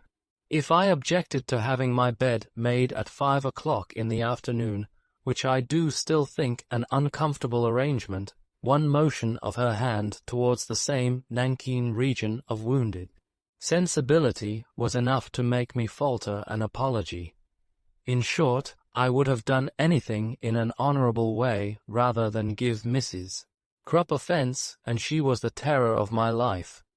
I bought a second-hand dumb waiter for this dinner party in preference to re-engaging the handy young man, against whom I had conceived a prejudice in consequence of meeting him in the Strand one Sunday morning, in a waistcoat remarkably like one of mine, which had been missing since the former occasion.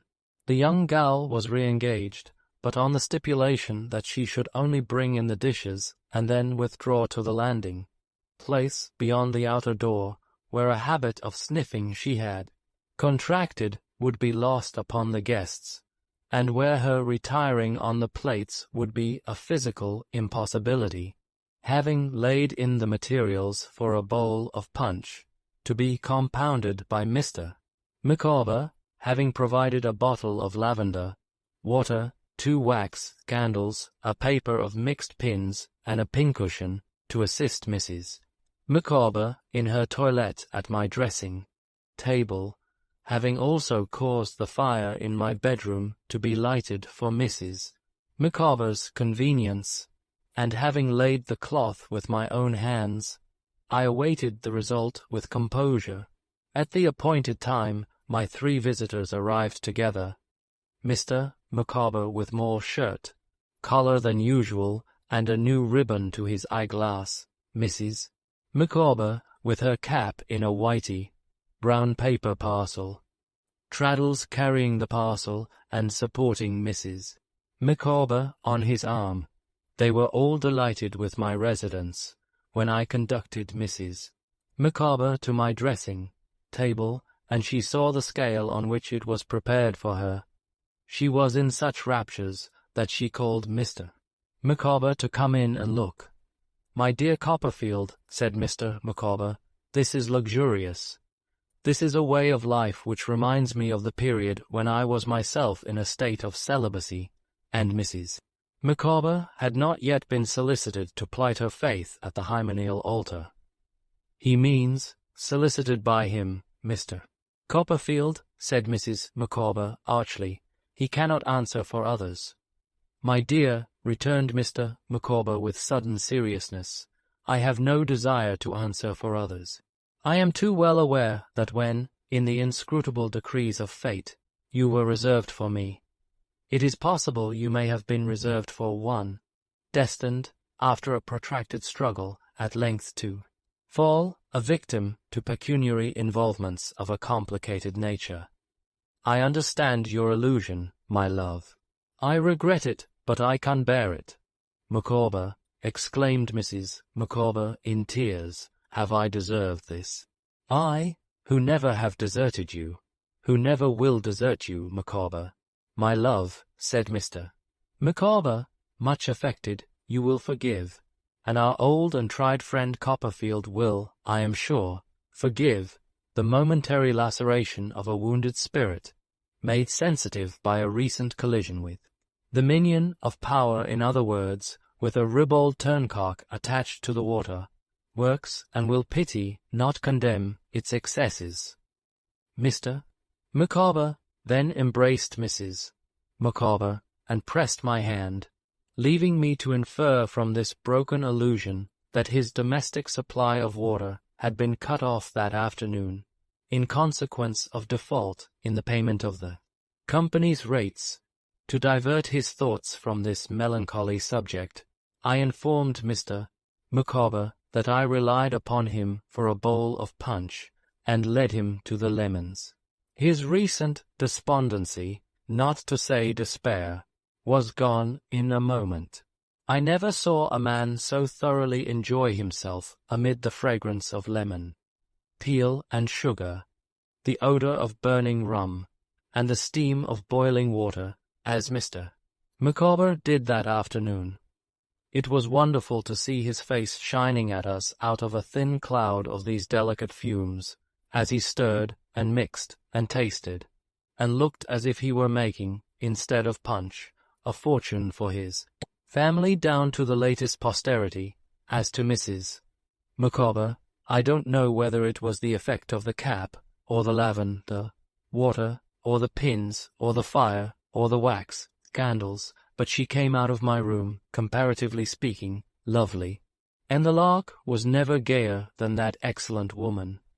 I suppose I never ventured to inquire, but I suppose that Mrs. Krupp, after frying the soles, was taken ill, because we broke down at that point.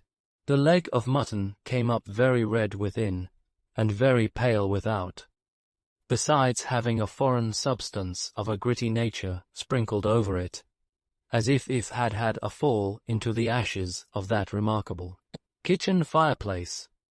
But we were not in condition to judge of this fact from the appearance of the gravy, for as much as the young gal had dropped it all upon the stairs, where it remained, by the by, in a long train, until it was worn out. The pigeon pie was not bad, but it was a delusive pie, the crust being like a disappointing head, phrenologically speaking, full of lumps and bumps, with nothing particular underneath. In short, the banquet was such a failure that I should have been quite unhappy about the failure. I mean, for I was always unhappy about Dora, if I had not been relieved by the great good humour of my company, and by a bright suggestion from Mr. Micawber. "My dear friend Copperfield," said Mr. Micawber, "accidents will occur in the best regulated families, and in families not regulated by that pervading influence which sanctifies while it enhances the I would say, in short, by the influence of woman in the lofty character of wife. They may be expected with confidence, and must be borne with philosophy. If you will allow me to take the liberty of remarking that there are few comestibles better, in their way, than a devil, and that I believe, with a little division of labour, we could accomplish a good one. If the young person in attendance could produce a gridiron, I would put it to you, that this little misfortune may be easily repaired." There was a gridiron in the pantry, on which my morning rasher of bacon was cooked. We had it in a twinkling, and immediately applied ourselves to carrying Mr. Micawber's idea into effect. The division of labour to which he had referred was this. Traddles cut the mutton into slices. Mr. Micawber, who could do anything of this sort to perfection, covered them with pepper, mustard, salt, and cayenne. I put them on the gridiron, turned them with a fork, and took them off under Mr. Micawber's direction, and Mrs. Micawber heated, and continually stirred, some mushroom ketchup in a little saucepan. When we had slices enough done to begin upon, we fell to, with our sleeves still tucked up at the wrist, more slices sputtering and blazing on the fire, and our attention divided between the mutton on our plates and the mutton then preparing. What with the novelty of this cookery, the excellence of it, the bustle of it, the frequent starting up to look after it, the frequent sitting down to dispose of it as the crisp slices came off the gridiron hot and hot, the being so busy, so flushed with the fire, so amused, and in the midst of such a tempting noise and savour, we reduced the leg of mutton to the bone. My own appetite came back miraculously. I am ashamed to record it, but I really believe I forgot Dora for a little while. I am satisfied that Mr. and Mrs. Micawber could not have enjoyed the feast more, if they had sold a bed to provide it. Traddles laughed as heartily, almost the whole time, as he ate and worked. Indeed, we all did, all at once, and I dare say there was never a greater success. We were at the height of our enjoyment, and were all busily engaged, in our several departments, endeavouring to bring the last batch of slices to a state of perfection that should crown the feast, when I was aware of a strange presence in the room, and my eyes encountered those of the staid Litimer, standing hat in hand before me. "What's the matter?" I involuntarily asked. "I beg your pardon, sir, I was directed to come in." "Is my master not here, sir?" "No." "Have you not seen him, sir?" "No." "Don't you come from him?" "Not immediately so, sir." "Did he tell you you would find him here?" "Not exactly so, sir, but I should think he might be here tomorrow, as he has not been here today." "Is he coming up from Oxford?" "I beg, sir," he returned respectfully, "that you will be seated, and allow me to do this." With which he took the fork from my unresisting hand, and bent over the gridiron, as if his whole attention were concentrated on it. We should not have been much discomposed, I dare say, by the appearance of Steerforth himself, but we became in a moment the meekest of the meek before his respectable serving man. Mr. Micawber, humming a tune to show that he was quite at ease, subsided into his chair, with the handle of a hastily concealed fork sticking out of the bosom of his coat, as if he had stabbed himself. Mrs. Micawber put on her brown gloves and assumed a genteel languor. Traddles ran his greasy hands through his hair, and stood it bolt upright, and stared in confusion on the table cloth.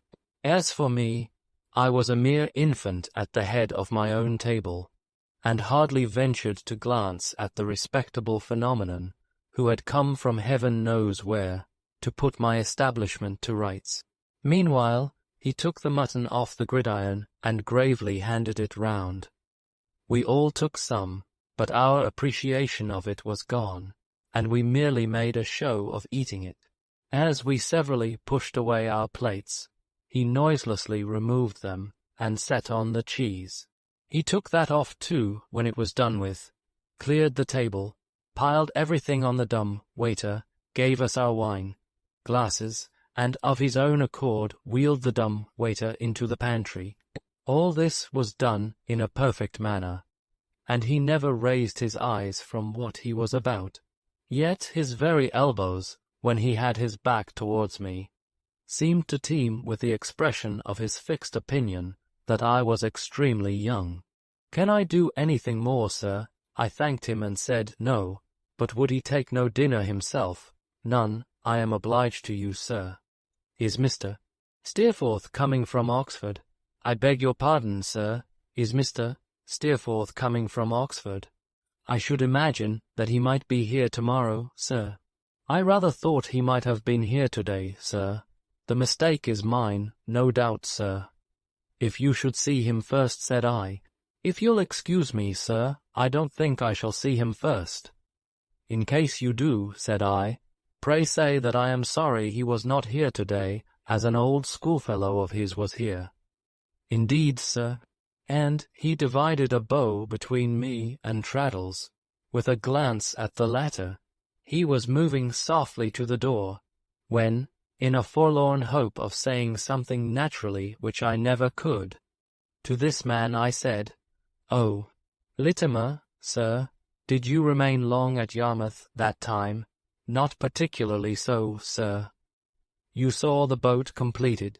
"Yes, sir, I remained behind on purpose to see the boat completed. I know, he raised his eyes to mine respectfully. Mr. Steerforth has not seen it yet, I suppose. I really can't say, sir. I think, but I really can't say, sir. I wish you good night, sir. He comprehended everybody present, in the respectful bow with which he followed these words, and disappeared. My visitors seemed to breathe more freely when he was gone. But my own relief was very great, for besides the constraint, arising from that extraordinary sense of being at a disadvantage which I always had in this man's presence, my conscience had embarrassed me with whispers that I had mistrusted his master, and I could not repress a vague, uneasy dread that he might find it out. How was it, having so little in reality to conceal, that I always did feel as if this man were finding me out? Mr. Micawber roused me from this reflection, which was blended with a certain remorseful apprehension of seeing Steerforth himself, by bestowing many encomiums on the absent Littimer as a most respectable fellow and a thoroughly admirable servant. Mr. Micawber, I may remark, had taken his full share of the general bow, and had received it with infinite condescension. "But punch, my dear Copperfield," said Mr. Micawber, tasting it, like time and tide, waits for no man. "Ah, it is at the present moment in high flavour. My love, will you give me your opinion?" Mrs. Micawber pronounced it excellent. "Then I will drink," said Mr. Micawber, "if my friend Copperfield will permit me to take that social liberty, to the days when my friend Copperfield and myself were younger, and fought our way in the world side by side. I may say, of myself and Copperfield, in words we have sung together before now, that we twa he run about the breeze and pooed the gowans fine, in a figurative point of view on several occasions. I am not exactly aware," said Mr. Micawber, with the old roll in his voice, and the old indescribable air of saying something genteel, "what gowans may be, but I have no doubt that Copperfield and myself would frequently have taken a pull at them if it had been feasible." Mr. Micawber at the then present moment took a pull at his punch. So we all did. Traddles evidently lost in wondering at what distant time Mr. Micawber and I could have been comrades in the battle of the world. "Ahem," said Mr. Micawber, clearing his throat and warming with the punch and with the fire. "My dear, another glass." Mrs. Micawber said it must be very little, but we couldn't allow that, so it was a glassful. "As we are quite confidential here, Mr. Copperfield," said Mrs. Micawber, sipping her punch, "Mr. Traddles being a part of our domesticity, I should much like to have your opinion on Mr. Micawber's prospects for corn," said Mrs. Micawber argumentatively, "as I have repeatedly said to Mr. Micawber, may be gentlemanly, but it is not remunerative. Commission to the extent of 2 and 9 in a fortnight cannot, however limited our ideas, be considered remunerative." We were all agreed upon that. "Then," said Mrs. Micawber, who prided herself on taking a clear view of things, and keeping Mr. Micawber straight by her woman's wisdom when he might otherwise go a little crooked, "then I ask myself this question. If corn is not to be relied upon, what is? Are coals to be relied upon? Not at all. We have turned our attention to that experiment on the suggestion of my family, and we find it fallacious." Mr. Micawber, leaning back in his chair with his hands in his pockets, eyed us aside and nodded his head, as much as to say that the case was very clearly put. "The articles of corn and coals," said Mrs. Micawber, still more argumentatively, "being equally out of the question, Mr. Copperfield, I naturally look round the world and say, what is there in which a person of Mr. Micawber's talent is likely to succeed? And I exclude the doing anything on commission, because commission is not a certainty. what is best suited to a person of Mr. Micawber's peculiar temperament is, I am convinced, a certainty. Traddles and I both expressed, by a feeling murmur, that this great discovery was no doubt true of Mr. Micawber, and that it did him much credit. I will not conceal from you, my dear Mr. Copperfield, said Mrs. Micawber, that I have long felt the brewing business to be particularly adapted to Mr. Micawber. Look at Barclay and Perkins. Look at Truman, Hanbury, and Buxton. It is on that extensive footing that Mr. Micawber, I know from my own knowledge of him, is calculated to shine, and the profits, I am told, are in or moves. But if Mr. Micawber cannot get into those firms which decline to answer his letters, when he offers his services even in an inferior capacity, what is the use of dwelling upon that idea? None. I may have a conviction that Mr. Micawber's manners hem. Really, my dear, interposed Mr. Micawber, my love, be silent, said Mrs. Micawber, laying her brown glove on his hand. I may have a conviction, Mr. Copperfield, that Mr. Micawber's manners peculiarly qualify him for the banking business. I may argue within myself that if I had a deposit at a banking house, the manners of Mr. Micawber, as representing that banking house, would inspire confidence and must extend the connection. But if the various banking houses refuse to avail themselves of Mr. Micawber's abilities, or receive the offer of them with contumely, what is the use of dwelling upon that idea? None. As to originating a banking business, I may know that there are members of my family who, if they chose to place their money in Mr. Micawber's hands, might found an establishment of that description. But if they do not choose to place their money in Mr. Micawber's hands, which they don't, what is the use of that? Again, I contend that we are no farther advanced than we were before. I shook my head and said, not a bit. Traddles also shook his head and said, not a bit. What do I deduce from this? Mrs. Micawber went on to say, still with the same air of putting a case lucidly, what is the conclusion, my dear Mr. Copperfield, to which I am irresistibly brought? Am I wrong in saying, it is clear that we must live? I answered not at all, and Traddles answered not at all, and I found myself afterwards sagely adding, alone, that a person must either live or die. Just so, returned Mrs. Micawber, it is precisely that, and the fact is, my dear Mr. Copperfield, that we cannot live without something widely different from existing circumstances shortly turning up.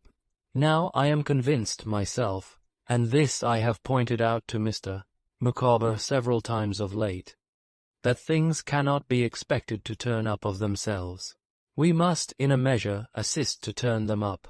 I may be wrong, but I have formed that opinion. Both Traddles and I applauded it highly. Very well, said Mrs. Micawber. Then what do I recommend? Here is Mr. Micawber with a variety of qualifications, with great talent really. My love, said Mr. Micawber. Pray, my dear, allow me to conclude. Here is Mr. Micawber with a variety of qualifications, with great talent, I should say, with genius. But that may be the partiality of a wife, Traddles, and I both murmured no. And here is Mr. Micawber, without any suitable position or employment. Where does that responsibility rest? Clearly on society. Then I would make a fact so disgraceful known, and boldly challenge society to set it right. It appears to me, my dear Mr. Copperfield, said Mrs. Micawber forcibly, that what Mr. Micawber has to do is to throw down the gauntlet to society, and say, in effect, show me who will take that up. Let the party immediately step forward. I ventured to ask Mrs. Micawber how this was to be done. By advertising, said Mrs. Micawber, in all the papers. It appears to me that what Mr. Micawber has to do injustice to himself, injustice to his family, and I will even go so far as to say injustice to society, by which he has been hitherto overlooked, is to advertise in all the papers, to describe himself plainly as so and so, with such and such qualifications, and to put it thus: now employ me on remunerative terms, and address post paid to W. M. Post Office, Camden Town. This idea of Mrs. Micawber's, my dear Copperfield, said Mr. Micawber, making his shirt collar meet in front of his chin and glancing at me sideways, is, in fact, the leap to which I alluded when I last had the pleasure of seeing you.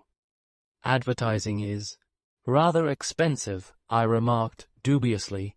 Exactly so, said Mrs. Micawber, preserving the same logical air.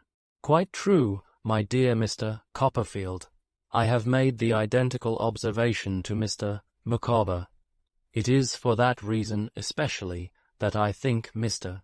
Micawber ought, as I have already said, in justice to himself, in justice to his family, and in justice to society, to raise a certain sum of money on a bill. Mr. Micawber, leaning back in his chair, trifled with his eyeglass and cast his eyes up at the ceiling. But I thought him observant of Traddles, too, who was looking at the fire. If no member of my family, said Mrs. Micawber, is possessed of sufficient natural feeling to negotiate that bill, I believe there is a better business term to express what I mean. Mr. Micawber, with his eyes still cast up at the ceiling, suggested discount. To discount that bill, said Mrs. Micawber, then my opinion is that Mr. Micawber should go into the city, should take that bill into the money market, and should dispose of it for what he can get. If the individuals in the money market oblige Mr. Micawber to sustain a great sacrifice, that is between themselves and their consciences, I view it steadily as an investment. I recommend Mr. Micawber, my dear Mr. Copperfield, to do the same, to regard it as an investment which is sure of return, and to make up his mind to any sacrifice. I felt, but I am sure I don't know why, that this was self-denying and devoted in Mrs. Micawber, and I uttered a murmur to that effect. Traddles, who took his tone from me, did likewise, still looking at the fire. I will not, said Mrs. Micawber, finishing her punch and gathering her scarf about her shoulders, preparatory to her withdrawal to my bedroom. I will not protract these remarks on the subject of Mr. Micawber's pecuniary affairs. At your fireside, my dear Mr. Copperfield, and in the presence of Mr. Traddles, who, though not so old a friend, is quite one of ourselves, I could not refrain from making you acquainted with the course I advise Mr. Micawber to take. I feel that the time is arrived when Mr. Micawber should exert himself, and I will add assert himself, and it appears to me that these are the means. I am aware that I am merely a female, and that a masculine judgment is usually considered more competent to the discussion of such questions. Still, I must not forget that, when I lived at home with my papa and mamma, my papa was in the habit of saying, Emma's form is fragile, but her grasp of a subject is inferior to none. That my papa was too partial, I well know, but that he was an observer of character in some degree, my duty and my reason equally forbid me to doubt. With these words, and resisting our entreaties that she would grace the remaining circulation of the punch with her presence, Mrs. Micawber retired to my bedroom. And really, I felt that she was a noble woman, the sort of woman who might have been a Roman matron, and done all manner of heroic things in times of public trouble. In the fervour of this impression, I congratulated Mr. Micawber on the treasure he possessed. So did Traddles. Mr. Micawber extended his hand to each of us in succession, and then covered his face with his pocket-handkerchief, which I think had more snuff upon it than he was aware of.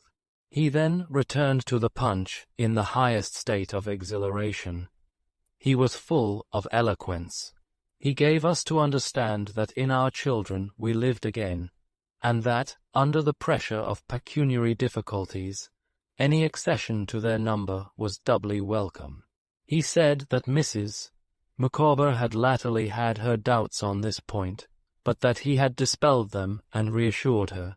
As to her family, they were totally unworthy of her, and their sentiments were utterly indifferent to him, and they might, I quote his own expression, go to the devil. Mr. Micawber then delivered a warm eulogy on Traddles. He said Traddles's was a character, to the steady virtues of which he, Mr. Micawber, could lay no claim, but which, he thanked heaven, he could admire. He feelingly alluded to the young lady, unknown, whom Traddles had honoured with his affection, and who had reciprocated that affection by honouring and blessing Traddles with her affection. Mr. Micawber pledged her, so did I.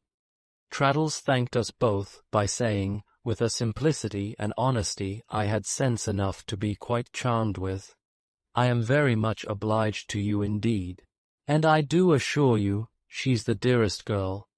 Mr. Micawber took an early opportunity, after that, of hinting, with the utmost delicacy and ceremony, at the state of my affections. Nothing but the serious assurance of his friend Copperfield to the contrary, he observed, could deprive him of the impression that his friend Copperfield loved and was beloved. After feeling very hot and uncomfortable for some time, and after a good deal of blushing, stammering, and denying, I said, having my glass in my hand, well, I would give them D, which so excited and gratified Mr. Micawber that he ran with a glass of punch into my bedroom in order that Mrs. Micawber might drink D, who drank it with enthusiasm, crying from within, in a shrill voice, "Here, here. My dear Mr. Copperfield, I am delighted. Here," and tapping at the wall by way of applause. Our conversation afterwards took a more worldly turn, Mr. Micawber telling us that he found Camden Town inconvenient, and that the first thing he contemplated doing, when the advertisement should have been the cause of something satisfactory turning up, was to move. He mentioned a terrace at the western end of Oxford Street, fronting Hyde Park, on which he had always had his eye, but which he did not expect to attain immediately, as it would require a large establishment.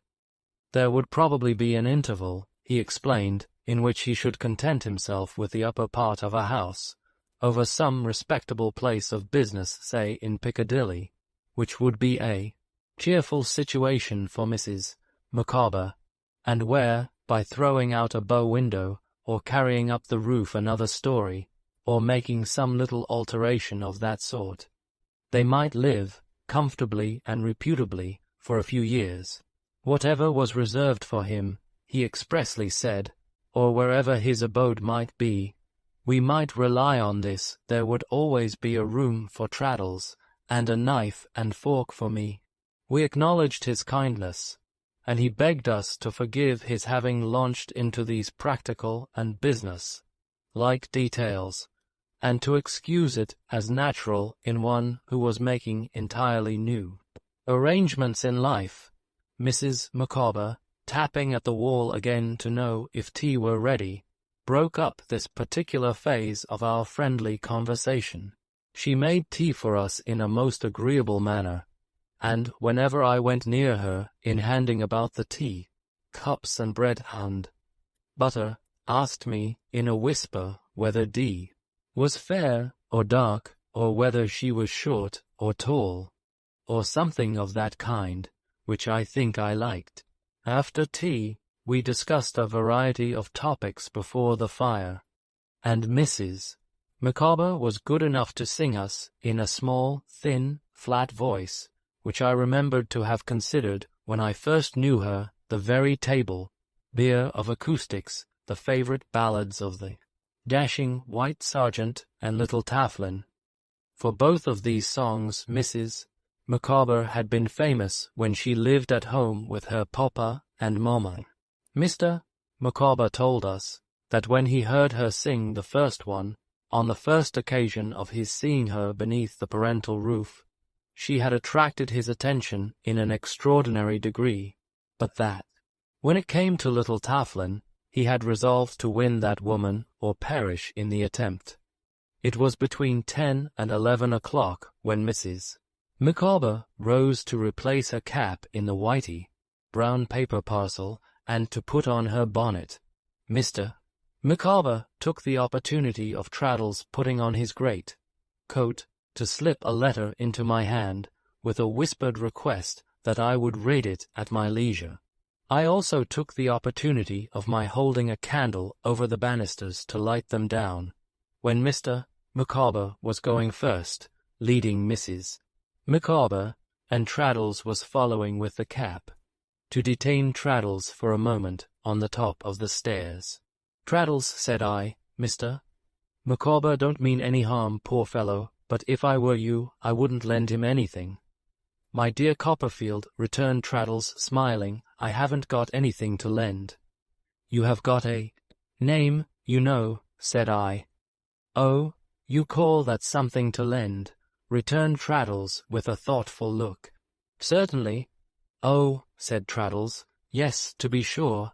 I am very much obliged to you, Copperfield, but I am afraid I have lent him that already, for the bill that is to be a certain investment." I inquired. "No," said Traddles, "not for that one. This is the first I have heard of that one. I have been thinking that he will most likely propose that one on the way home. Mine's another." "I hope there will be nothing wrong about it," said I. "I hope not," said Traddles. "I should think not, though, because he told me, only the other day, that it was provided for." That was Mr. Micawber's expression, provided for. Mr. Micawber looking up at this juncture to where we were standing, I had only time to repeat my caution. Traddles thanked me and descended, but I was much afraid, when I observed the good-natured manner in which he went down with the cap in his hand, and gave Mrs. Micawber his arm, that he would be carried into the money market neck and heels. I returned to my fireside, and was musing, half gravely and half laughing, on the character of Mr. Micawber and the old relations between us, when I heard a quick step ascending the stairs. At first, I thought it was Traddles coming back for something Mrs. Micawber had left behind, but as the step approached, I knew it, and felt my heart beat high, and the blood rush to my face, for it was Steerforth's. I was never unmindful of Agnes, and she never left that sanctuary in my thoughts, if I may call it so, where I had placed her from the first. But when he entered and stood before me with his hand out, the darkness that had fallen on him changed to light, and I felt confounded and ashamed of having doubted one I loved so heartily. I loved her none the less. I thought of her as the same benignant, gentle angel in my life. I reproached myself, not her, with having done him an injury, and I would have made him any atonement if I had known what to make and how to make it. "Why, Daisy, old boy, dumb, foundered," laughed Steerforth, shaking my hand heartily and throwing it gaily away. "Have I detected you in another feast, you Sybarite? These Doctors' Commons fellows are the gayest men in town, I believe, and beat us sober Oxford people all to nothing." His bright glance went merrily round the room, as he took the seat on the sofa opposite to me, which Mrs.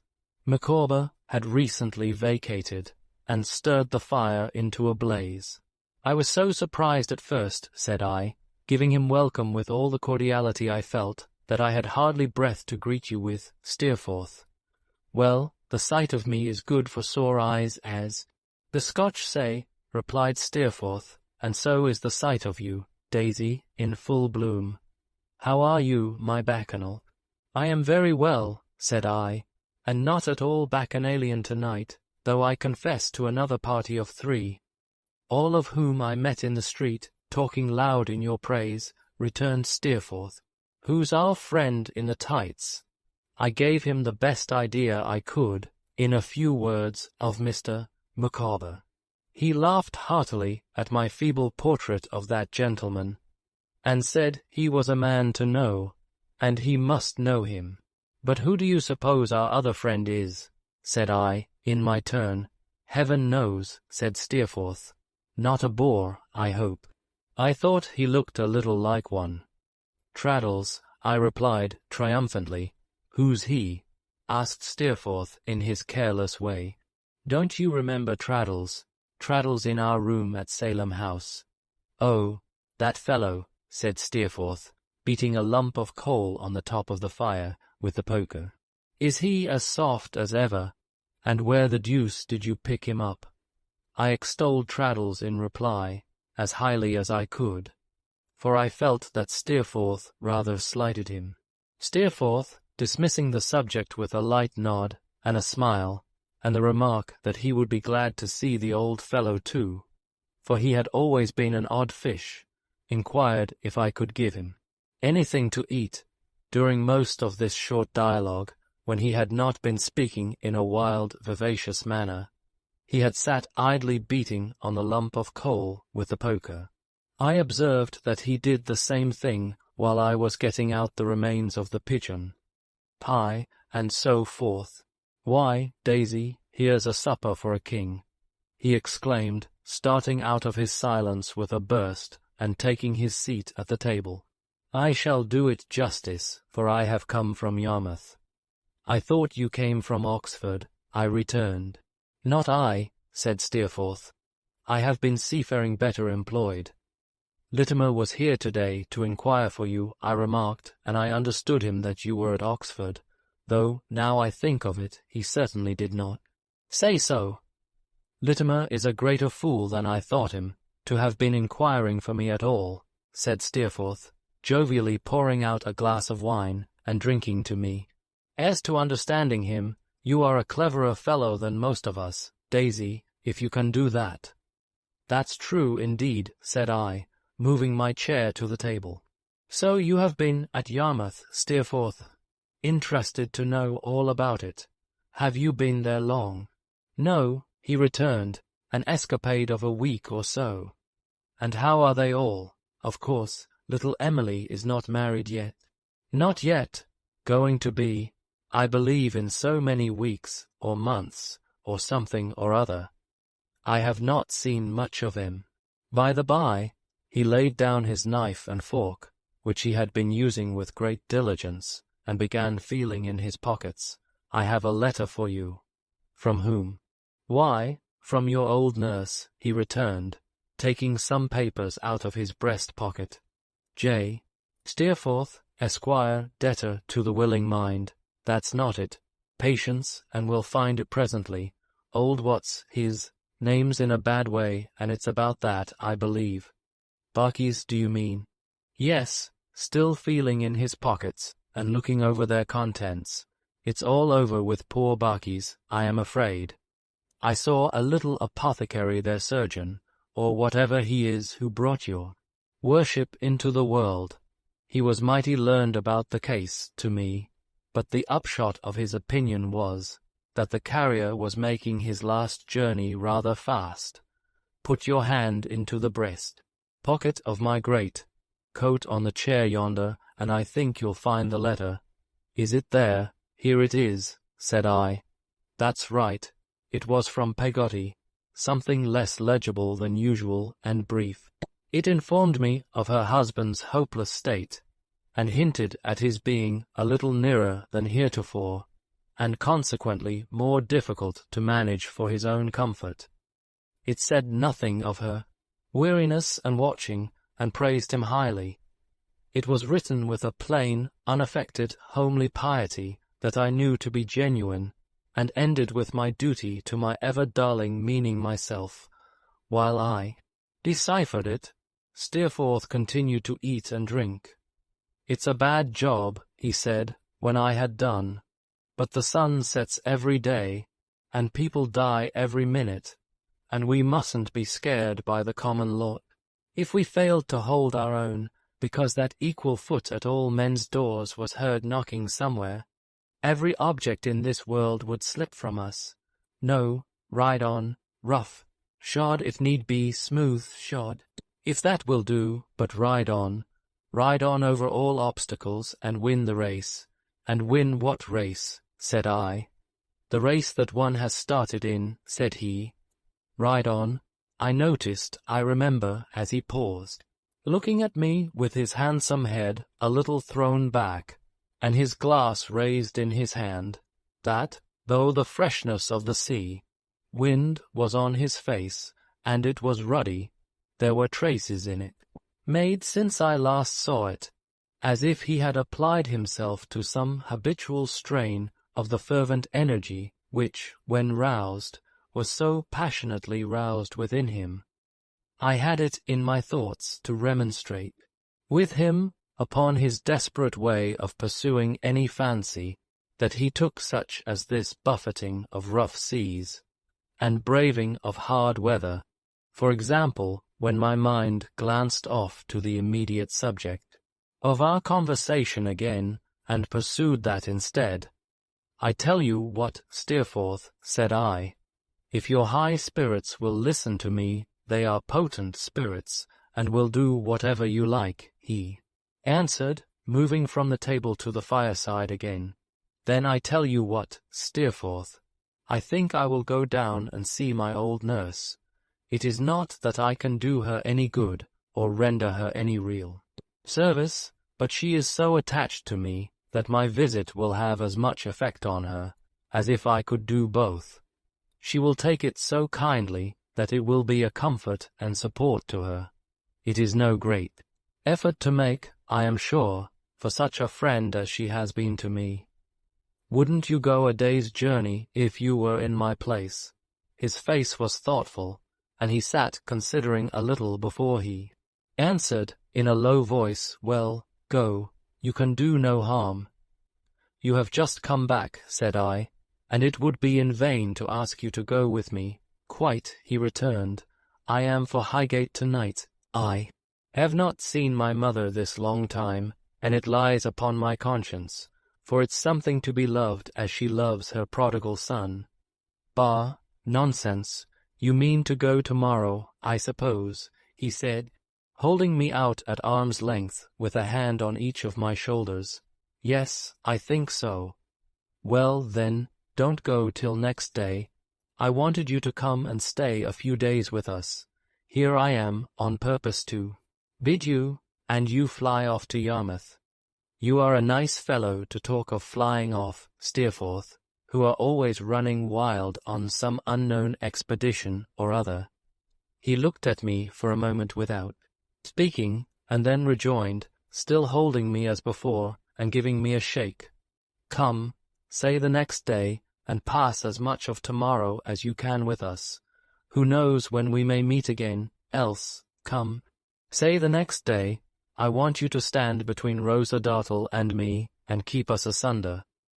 Would you love each other too much without me? Yes, or hate, laughed Steerforth, no matter which, come. Say the next day. I said the next day, and he put on his great coat and lighted his cigar and set off to walk home. Finding him in this intention, I put on my own great coat, but did not light my own cigar, having had enough of that for one while, and walked with him as far as the open road. A dull road, then, at night. He was in great spirits all the way, and when we parted, and I looked after him, going so gallantly and airily homeward, I thought of his saying, ride on over all obstacles, and win the race, and wished, for the first time, that he had some worthy race to run. I was undressing in my own room, when Mr. MICAWBER'S letter tumbled on the floor. Thus reminded of it, I broke the seal and read as follows. It was dated an hour and a half before dinner. I am not sure whether I have mentioned that, when Mr. MICAWBER was at any particularly desperate crisis, he used a sort of legal phraseology, which he seemed to think equivalent to winding up his affairs. Sir, for I dare not say, my dear Copperfield, it is expedient that I should inform you that the undersigned is crushed. Some flickering efforts to spare you the premature knowledge of his calamitous position you may observe in him this day, but hope has sunk beneath the horizon, and the undersigned is crushed. The present communication is penned within the personal range, I cannot call it the society, of an individual in a state closely bordering on intoxication, employed by a broker. That individual is in legal possession of the premises, under a distress for rent. His inventory includes not only the chattels and effects of every description belonging to the undersigned, as yearly tenant of this habitation, but also those appertaining to Mr.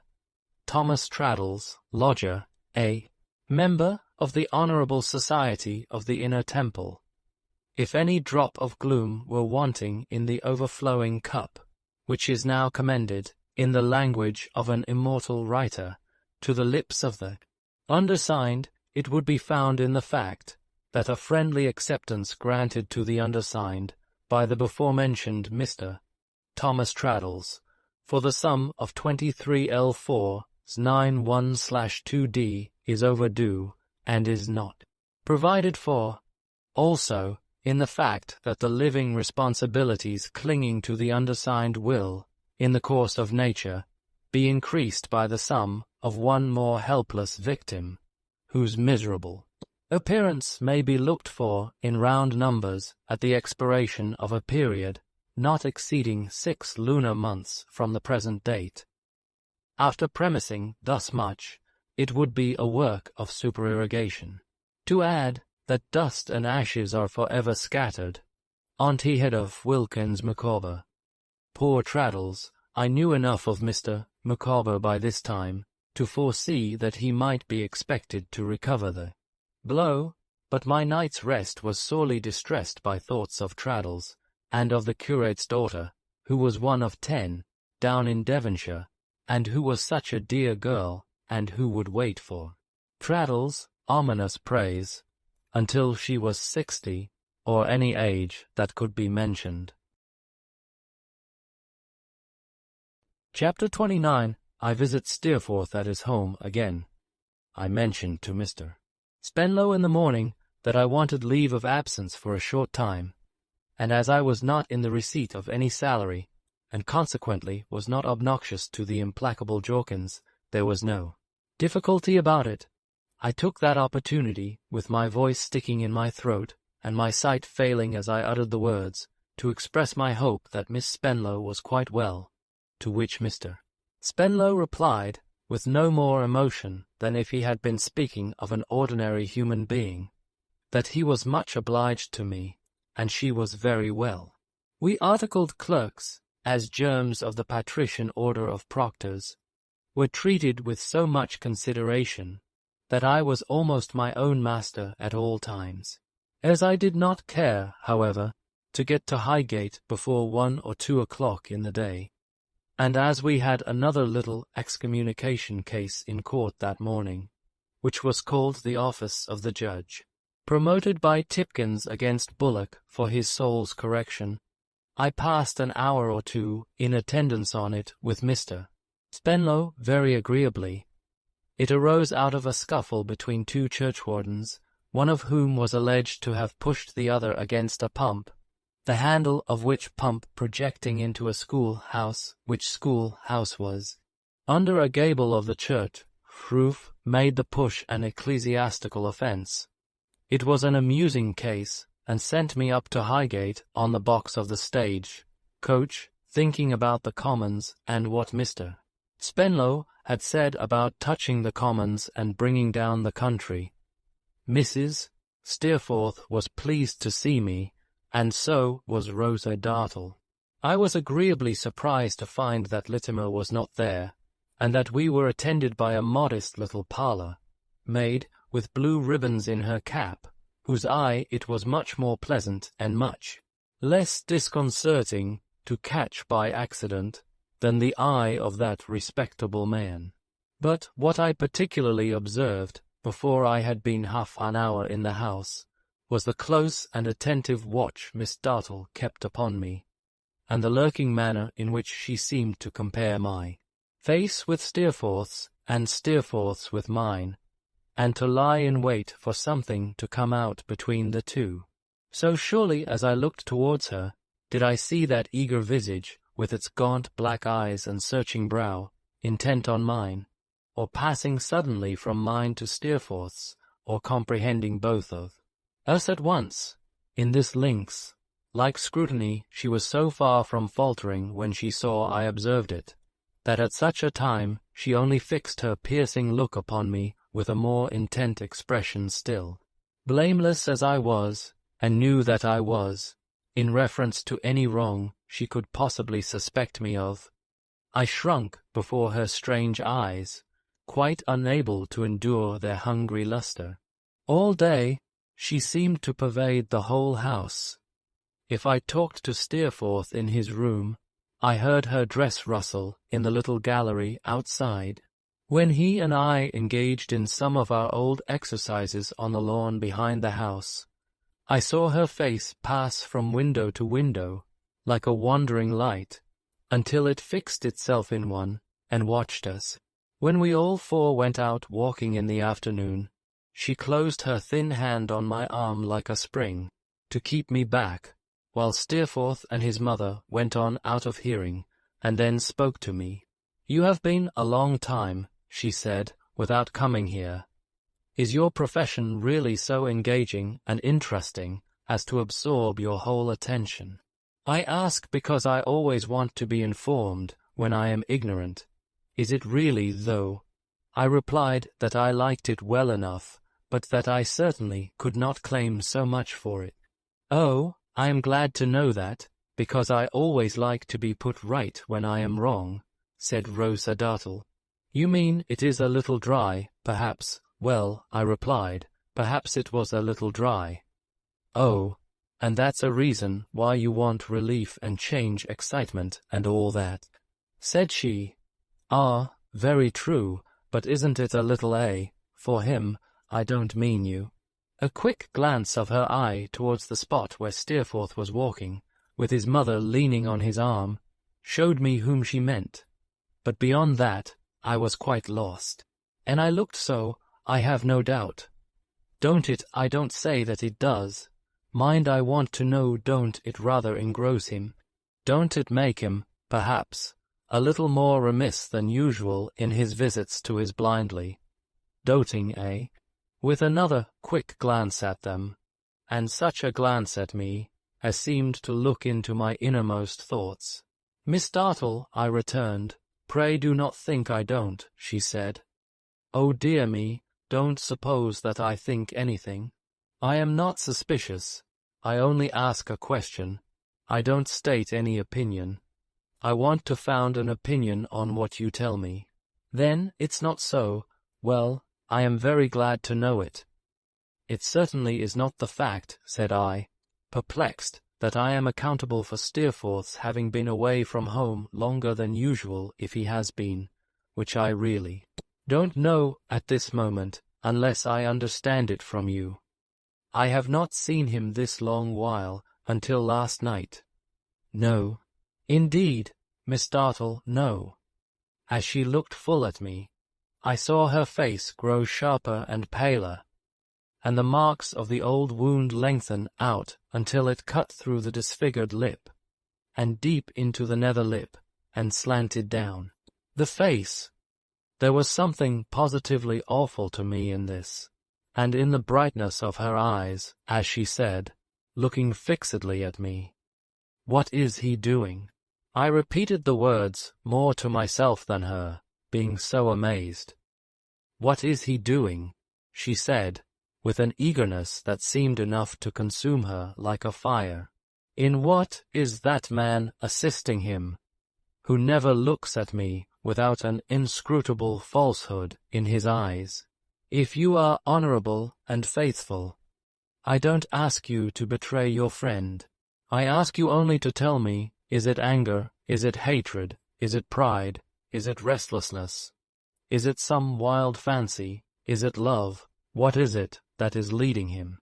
Miss Dartle, I returned, how shall I tell you, so that you will believe me, that I know of nothing in Steerforth different from what there was when I first came here? I can think of nothing. I firmly believe there is nothing. I hardly understand even what you mean.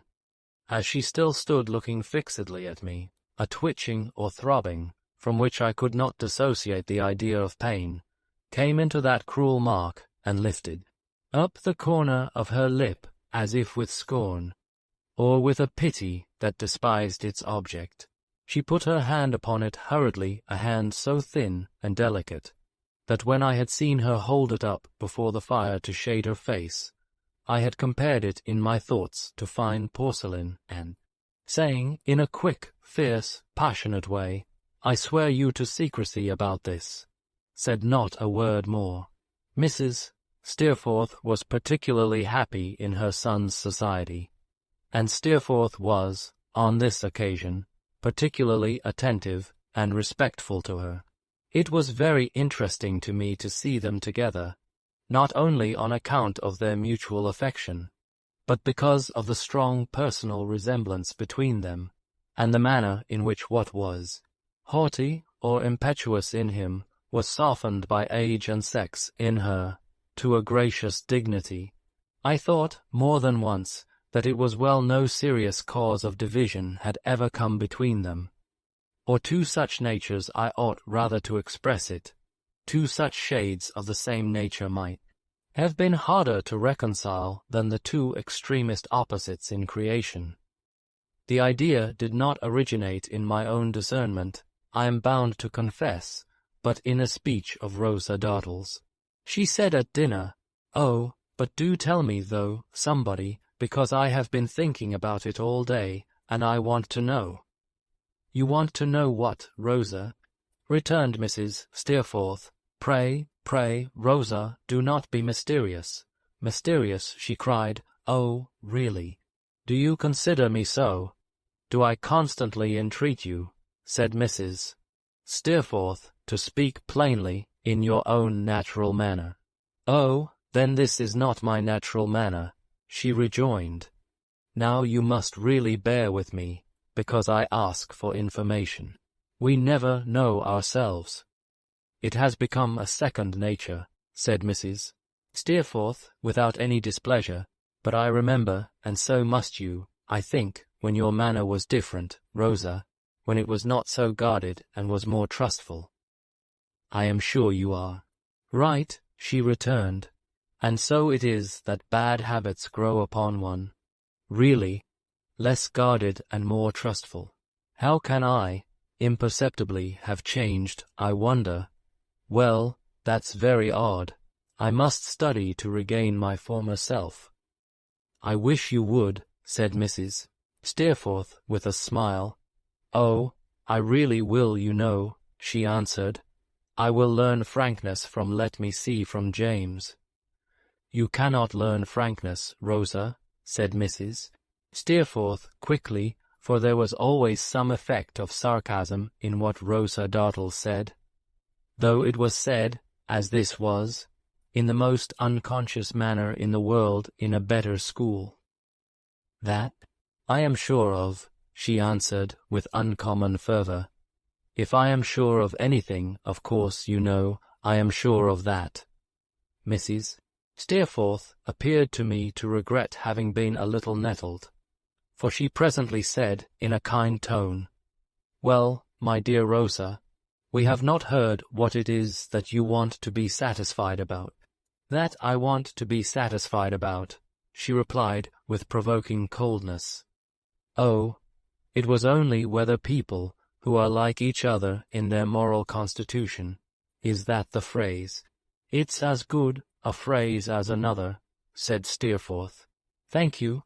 Whether people who are like each other in their moral constitution are in greater danger than people not so circumstanced, supposing any serious cause of variance to arise between them, of being divided angrily and deeply, "I should say yes," said Steerforth. "Should you?" she retorted. "Dear me, supposing then, for instance, any unlikely thing will do for a supposition that you and your mother were to have a serious quarrel." "My dear Rosa," interposed Mrs.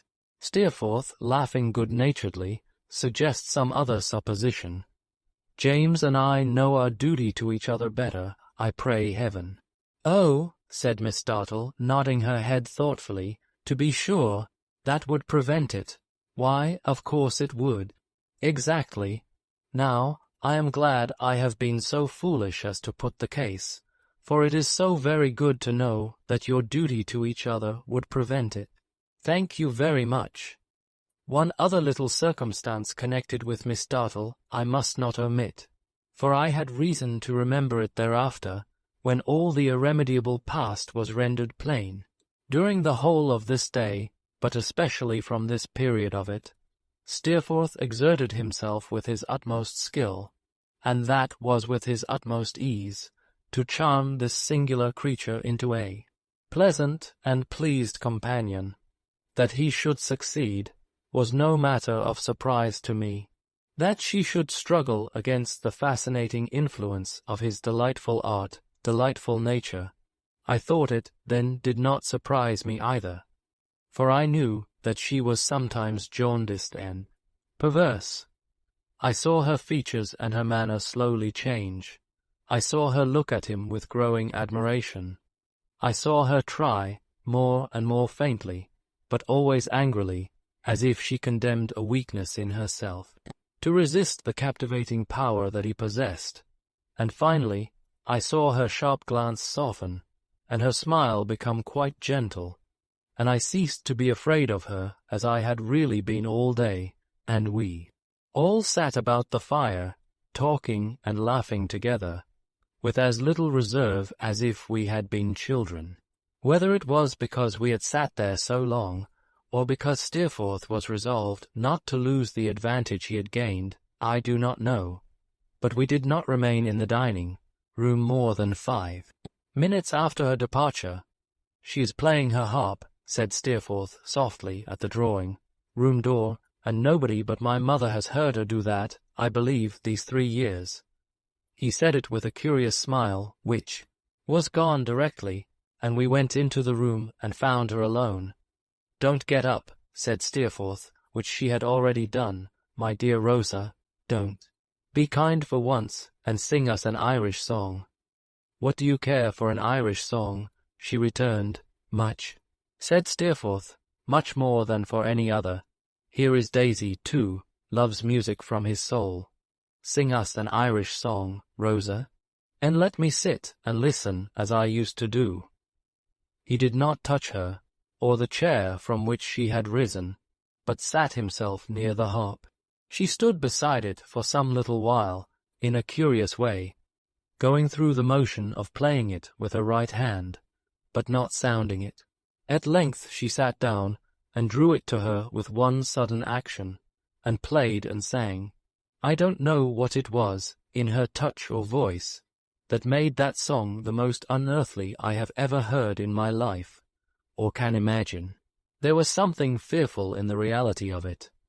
It was as if it had never been written or set to music, but sprung out of passion within her, which found imperfect utterance in the low sounds of her voice, and crouched again when all was still. I was dumb when she leaned beside the harp again, playing it, but not sounding it with her right hand.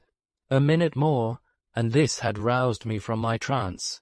Steerforth had left his seat and gone to her, and had put his arm laughingly about her, and had said, "Come, Rosa, for the future we will love each other very much," and she had struck him, and had thrown him off with the fury of a wild cat, and had burst out of the room. "What is the matter with Rosa?" said Mrs. Steerforth, coming in. "She has been an angel, mother," returned Steerforth for a little while, "and has run into the opposite extreme since, by way of compensation. You should be careful not to irritate her, James. Her temper has been soured, remember, and ought not to be tried." Rosa did not come back, and no other mention was made of her, until I went with Steerforth into his room to say good night. Then he laughed about her, and asked me if I had ever seen such a fierce little piece of incomprehensibility. I expressed as much of my astonishment as was then capable of expression, and asked if he could guess what it was that she had taken so much amiss so suddenly. "Oh, heaven knows," said Steerforth, "anything you like or nothing. I told you she took everything, herself included, to a grindstone and sharpened it. She is an edge tool and requires great care in dealing with. She is always dangerous. Good night, said I, "my dear Steerforth. I shall be gone before you wake in the morning. Good night." He was unwilling to let me go, and stood, holding me out, with a hand on each of my shoulders, as he had done in my own room. "Daisy," he said, with a smile, "for though that's not the name your godfathers and godmothers gave you, it's the name I like best to call you by, and I wish you could give it to me. Why, so I can, if I choose," said I. "Daisy, if anything should ever separate us, you must think of me at my best, old boy. Come, let us make that bargain. Think of me at my best if circumstances should ever part us." "You have no best to me, Steerforth," said I, "and no worst. You are always equally loved and cherished in my heart." So much compunction for having ever wronged him, even by a shapeless thought, did I feel within me, that the confession of having done so was rising to my lips. But for the reluctance I had to betray the confidence of Agnes, but for my uncertainty how to approach the subject with no risk of doing so, it would have reached them before he said, "God bless you, Daisy, and good night." In my doubt it did not reach them, and we shook hands and we parted. I was up with the dull dawn, and, having dressed as quietly as I could, looked into his room. He was fast asleep, lying easily with his head upon his arm, as I had often seen him lie at school. The time came in its season, and that was very soon, when I almost wondered that nothing troubled his repose, as I looked at him. But he slept, let me think of him so again, as I had often seen him sleep at school. And thus, in this silent hour, I left him. Never more, O God forgive you, Steerforth, to touch that passive hand in love and friendship. Never, never more. Chapter 30. A Loss. I got down to Yarmouth in the evening, and went to the inn. I knew that Peggotty's spare room, my room, was likely to have occupation enough in a little while, if that great visitor, before whose presence all the living must give place, were not already in the house. So I betook myself to the inn, and dined there, and engaged my bed. It was 10 o'clock when I went out. Many of the shops were shut, and the town was dull. When I came to Omer and Joram's, I found the shutters up, but the shop door standing open. As I could obtain a perspective view of Mr. Omer inside, smoking his pipe by the parlour door, I entered, and asked him how he was. "Why, bless my life and soul," said Mr. Omer, "how do you find yourself? Take a seat. Smoke not disagreeable, I hope?" "By no means," said I. "I like it in somebody else's pipe." "What, not in your own, eh?" Mr. Omer returned, laughing. "All the better, sir. Bad habit for a young man. Take a seat. I smoke, myself, for the asthma." Mr.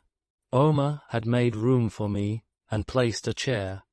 He now sat down again, very much out of breath, gasping at his pipe, as if it contained a supply of that necessary, without which he must perish. "I am sorry to have heard bad news of Mr. Barkis," said I. Mr. Omer looked at me with a steady countenance, and shook his head. "Do you know how he is tonight?" I asked. "The very question I should have put to you, sir," returned Mr. Omer, "but on account of delicacy. It's one of the drawbacks of our line of business. When a party's ill, we can't ask how the party is. The difficulty had not occurred to me, though I had had my apprehensions too, when I went in, of hearing the old tune. On its being mentioned, I recognized it, however, and said as much. Yes, yes, you understand, said Mr. Omer, nodding his head. We dursn't do it. Bless you, it would be a shock that the generality of parties mightn't recover, to say Omer and Joram's compliments. And how do you find yourself this morning? Or this afternoon, as it may be. Mr. Omer and I nodded at each other, and Mr. Omer recruited his wind by the aid of his pipe. It's one of the things that cut the trade off from attentions they could often wish to show, said Mr. Omer. Take myself. If I have known Barkis a year, to move to as he went by, I have known him 40 years. But I can't go and say, how is he? I felt it was rather hard on Mr. Omer, and I told him so. I'm not more self-interested, I hope, than another man, said Mr. Omer. Look at me. My wind may fail me at any moment, and it ain't likely that, to my own knowledge, I'd be self-interested under such circumstances. I say it ain't likely, in a man who knows his wind will go, when it does go, as if a pair of bellows was cut open. And that man a grandfather, said Mr. Omer. I said, not at all. It ain't that I complain of my line of business, said Mr. Omer. It ain't that. Some good and some bad goes, no doubt, to all callings. What I wish is, that parties was brought up stronger minded. Mr. Omer, with a very complacent and amiable face, took several puffs in silence, and then said, resuming his first point, accordingly we're obliged, in ascertaining how Barkis goes on, to limit ourselves to Emily. She knows what our real objects are, and she don't have any more alarms or suspicions about us than if we was so many lambs. Minnie and Joram have just stepped down to the house. In fact, she's there, after hours, helping her aunt a bit, to ask her how he is tonight, and if you was to please to wait till they come back. They'd give you full particulars. Will you take something? A glass of rub and water now. I smoke on rub and water myself, said Mr. Omer, taking up his glass, because it's considered softening to the passages, by which this troublesome breath of mine gets into action. But, Lord bless you, said Mr. Omer huskily, it ain't the passages that's out of order. Give me breath enough, said I to my daughter Minnie, and I'll find passages, my dear. He really had no breath to spare, and it was very alarming to see him laugh. When he was again in a condition to be talked to, I thanked him for the proffered refreshment, which I declined, as I had just had dinner, and, observing that I would wait, since he was so good as to invite me until his daughter and his son-in-law came back, I inquired how little Emily was. Well, sir, said Mr. Omer, removing his pipe that he might rub his chin, I tell you truly, I shall be glad when her marriage has taken place. Why so? I inquired. Well, she's unsettled at present, said Mr. Omer. It ain't that she's not as pretty as ever, for she's prettier, I do assure you, she is prettier. It ain't that she don't work as well as ever, for she does. She was worth any 6, and she is worth any 6. But somehow she wants heart. If you understand, said Mr. Omer, after rubbing his chin again and smoking a little, what I mean in a general way by the expression, a long pull, and a strong pull, and a pull altogether, my hearties, hurrah. I should say to you, that was in a general way what I miss in Emily. Mr. Omer's face and manner went for so much, that I could conscientiously nod my head, as divining his meaning. My quickness of apprehension seemed to please him, and he went on. Now I consider this is principally on account of her being in an unsettled state. You see, we have talked it over a good deal, her uncle and myself, and her sweetheart and myself, after business. And I consider it is principally on account of her being unsettled. You must always recollect of Emily, said Mr. Omer, shaking his head gently, that she's a most extraordinary affectionate little thing. The proverb says, you can't make a silk purse out of a sow's ear. Well, I don't know about that. I rather think you may, if you begin early in life. She has made a home out of that old boat, sir, that stone and marble couldn't beat. I am sure she has, said I. To see the clinging of that pretty little thing to her uncle, said Mr. Omer, to see the way she holds on to him, tighter and tighter, and closer every day, is to see a sight. Now, you know, there's a struggle going on when that's the case. Why should it be made a longer one than is needful? I listened attentively to the good old fellow, and acquiesced, with all my heart, in what he said. Therefore I mentioned to them, said Mr. Omer, in a comfortable, easy-going tone, this. I said now, don't consider Emily nailed down in point of time at all. Make it your own time. Her services have been more valuable than was supposed. Her learning has been quicker than was supposed. Omer and Joram can run their pen through what remains, and she's free when you wish. If she likes to make any little arrangement afterwards, in the way of doing any little thing for us at home, very well. If she don't, very well still. We're no losers anyhow. For don't you see, said Mr. Omer, touching me with his pipe, it ain't likely that a man so short of breath as myself, and a grandfather too, would go and strain points with a little bit of a blue-eyed blossom like her. Not at all, I am certain, said I. Not at all, you're right, said Mr. Omer. Well, sir, her cousin, you know it's a cousin she's going to be married to. Oh, yes, I replied. I know him well. Of course you do, said Mr. Omer. Well, sir, her cousin, being, as it appears, in good work, and well-to-do, thanked me in a very manly sort of manner for this, conducting himself altogether, I must say, in a way that gives me a high opinion of him, and went and took as comfortable a little house as you or I could wish to clap eyes on.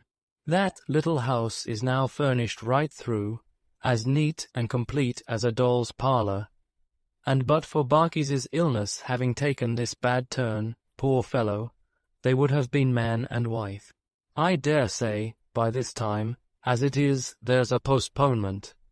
And Emily, Mr. Omer, I inquired, has she become more settled? Why that, you know, he returned, rubbing his double chin again, can't naturally be expected. The prospect of the change and separation, and all that is, as one may say, close to her and far away from her, both at once. Barkis's death needn't put it off much, but his lingering might. Anyway, it's an uncertain state of matters, you see. I see, said I. Consequently, pursued Mr. Omer, Emily's still a little down and a little fluttered. Perhaps, upon the whole, she's more so than she was. Every day she seems to get fonder and fonder of her uncle, and more loth to part from all of us. A kind word from me brings the tears into her eyes, and if you was to see her with my daughter Minnie's little girl, you'd never forget it. Bless my heart alive, said Mr. Omer, pondering how she loves that child. Having so favourable an opportunity, it occurred to me to ask Mr. Omer, before our conversation should be interrupted by the return of his daughter and her husband, whether he knew anything of Martha. Ah, he rejoined, shaking his head and looking very much dejected. No good. A sad story, sir, however you come to know it. I never thought there was harm in the girl. I wouldn't wish to mention it before my daughter Minnie, for she'd take me up directly, but I never did. None of us ever did. Mr. Omer, hearing his daughter's footstep before I heard it, touched me with his pipe and shut up one eye as a caution. She and her husband came in immediately afterwards. Their report was that Mr. Barkis was as bad could be, that he was quite unconscious, and that Mr. Chillip had mournfully said in the kitchen, on going away just now, that the College of Physicians, the College of Surgeons, and Apothecaries' Hall, if they were all called in together, couldn't help him. He was past both colleges, Mr. Chillip said, and the hall could only poison him. Hearing this, and learning that Mr. Peggotty was there, I determined to go to the house at once. I bade good night to Mr. Omer and to Mr. and Mrs. Joram, and directed my steps thither with a solemn feeling which made Mr. Barkis quite a new and different creature. My low tap at the door was answered by Mr. Peggotty. He was not so much surprised to see me as I had expected. I remarked this in Peggotty, too, when she came down, and I have seen it since. And I think, in the expectation of that dread surprise, all other changes and surprises dwindle into nothing. I shook hands with Mr. Peggotty and passed into the kitchen, while he softly closed the door. Little Emily was sitting by the fire, with her hands before her face. Ham was standing near her. We spoke in whispers, listening, between whiles, for any sound in the room above. I had not thought of it on the occasion of my last visit, but how strange it was to me now to miss Mr. Barkis out of the kitchen. "This is very kind of you, Mas'r Davy," said Mr. Peggotty. "It's uncommon kind," said Ham. "Em'ly, my dear," cried Mr. Peggotty, "see here, here's Mas'r Davy come. What, cheer up, pretty, not a word to Mas'r Davy." There was a trembling upon her that I can see now. The coldness of her hand when I touched it, I can feel yet. Its only sign of animation was to shrink from mine. And then she glided from the chair, and creeping to the other side of her uncle, bowed herself, silently and trembling still, upon his breast. "It's such a loving art," said Mr.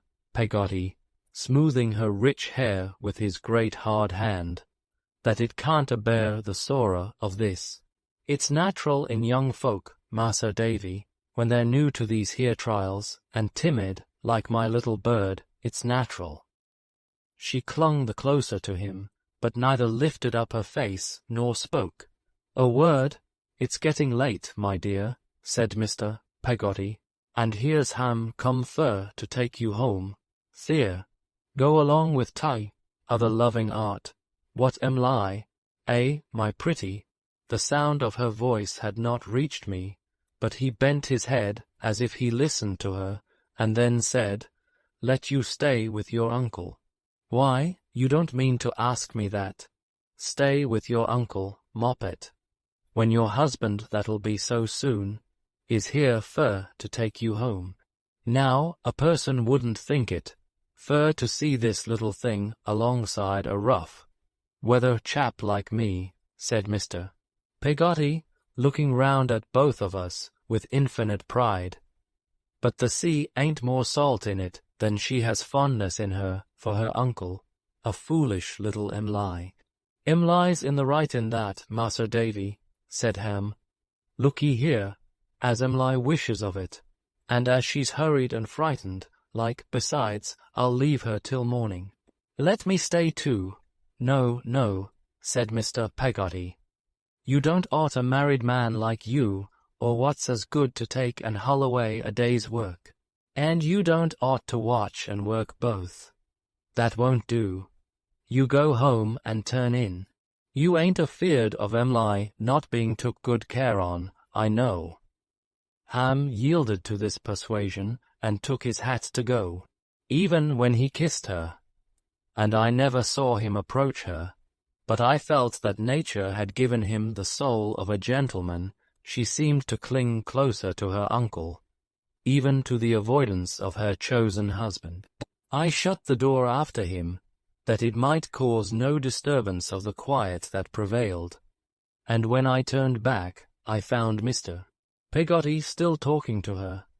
"Now, I'm a-going upstairs to tell your aunt as Mas'r Davy's here, and that'll cheer her up a bit," he said. "Sit ye down by the fire, the while, my dear, and warm those mortal cold hands. You don't need to be so fearsome, and take on so much. What, you'll go along with me? Well, come along with me, come." If her uncle was turned out of house and home, and forced to lay down in a dyke, "Mas'r Davy," said Mr. Peggotty, with no less pride than before, "it's my belief she'd go along with him now. But there'll be someone else soon, Em'ly."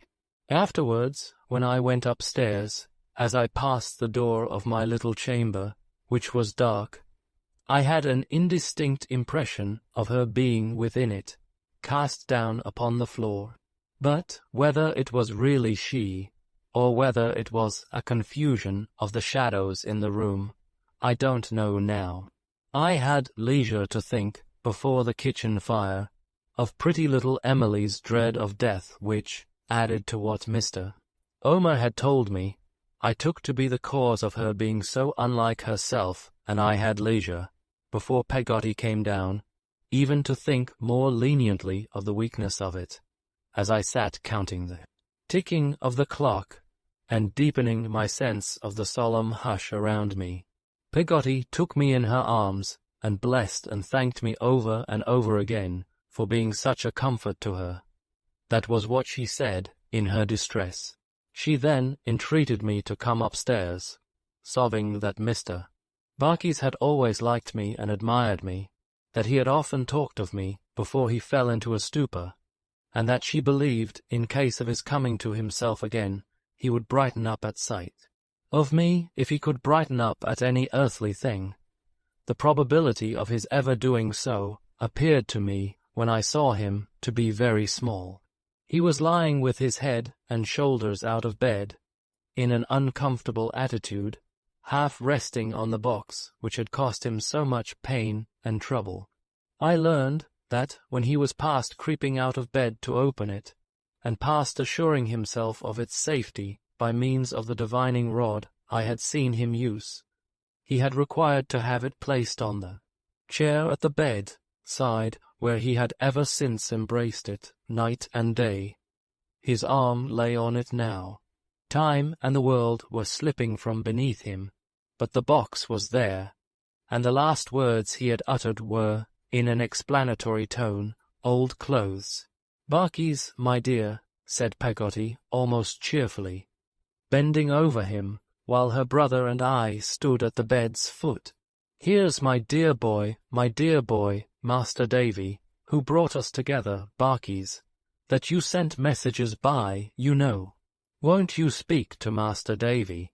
He was as mute and senseless as the box, from which his form derived the only expression it had. "He's a-going out with the tide," said Mr. Peggotty to me, behind his hand. My eyes were dim, and so were Mr. Peggotty's, but I repeated in a whisper, "with the tide." "People can't die along the coast," said Mr. Peggotty, "except when the tide's pretty nigh out. They can't be born, unless it's pretty nigh in not properly born, till flood. He's a-going out with the tide. It's ebb at 3:30, slack water half an hour. If he lives till it turns, he'll hold his own till past the flood, and go out with the next tide." We remained there, watching him, a long time hours. What mysterious influence my presence had upon him in that state of his senses, I shall not pretend to say, but when he at last began to wander feebly, it is certain he was muttering about driving me to school. "He's coming to himself," said Peggotty. Mr. Peggotty touched me, and whispered with much awe and reverence, "They are both a-going out fast." "Barkis, my dear," said Peggotty. "C.P. Barkis," he cried faintly. "No better woman anywhere. Look, here's Master Davy," said Peggotty, for he now opened his eyes. I was on the point of asking him if he knew me, when he tried to stretch out his arm, and said to me, distinctly, with a pleasant smile, "Barkis is willin'," and, it being low water, he went out with the tide. Chapter 31. A Greater Loss. It was not difficult for me, on Peggotty's solicitation, to resolve to stay where I was, until after the remains of the poor carrier should have made their last journey to Blunderstone. She had long ago bought, out of her own savings, a little piece of ground in our old churchyard near the grave of her sweet girl, as she always called my mother, and there they were to rest. In keeping Peggotty company, and doing all I could for her, little enough at the utmost, I was as grateful, I rejoice to think, as even now I could wish myself to have been.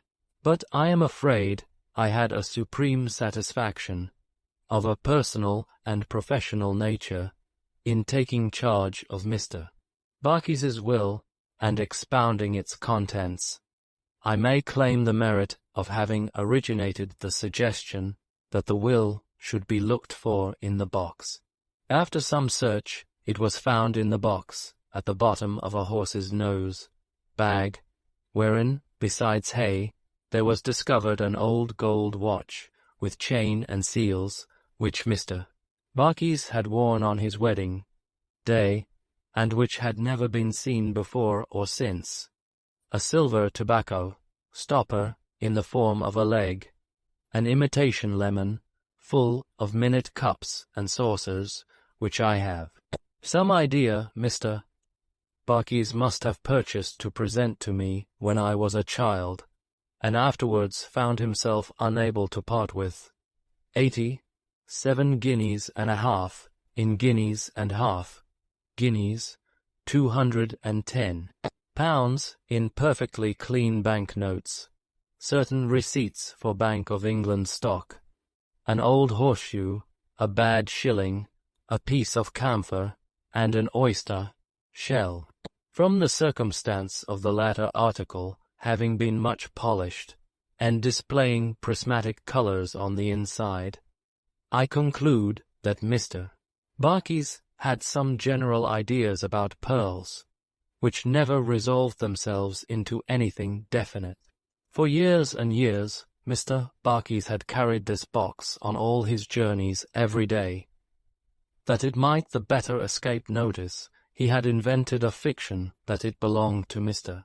Blackboy, and was to be left with Barkis till called for. A fable he had elaborately written on the lid, in characters now scarcely legible. He had hoarded all these years, I found, to good purpose.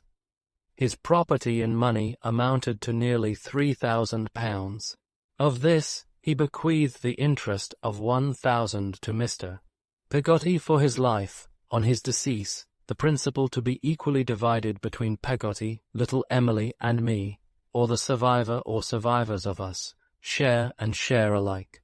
All the rest he died possessed of, he bequeathed to Peggotty, whom he left residuary legatee, and sole executrix of that his last will and testament. I felt myself quite a proctor when I read this document aloud with all possible ceremony, and set forth its provisions any number of times to those whom they concerned. I began to think there was more in the Commons than I had supposed. I examined the will with the deepest attention, pronounced it perfectly formal in all respects, made a pencil mark or so in the margin, and thought it rather extraordinary that I knew so much. In this abstruse pursuit, in making an account for Peggotty of all the property into which she had come, in arranging all the affairs in an orderly manner, and in being her referee and adviser on every point to our joint delight, I passed the week before the funeral. I did not see little Emily in that interval, but they told me she was to be quietly married in a fortnight. I did not attend the funeral in character, if I may venture to say so. I mean, I was not dressed up in a black coat and a streamer to frighten the birds, but I walked over to Blunderstone early in the morning, and was in the churchyard when it came, attended only by Peggotty and her brother. The mad gentleman looked on out of my little window. Mr. Chillip's baby wagged its heavy head and rolled its goggle eyes at the clergyman over its nurse's shoulder. Mr.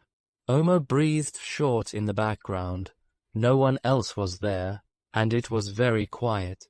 We walked about the churchyard for an hour, after all was over, and pulled some young leaves from the tree above my mother's grave.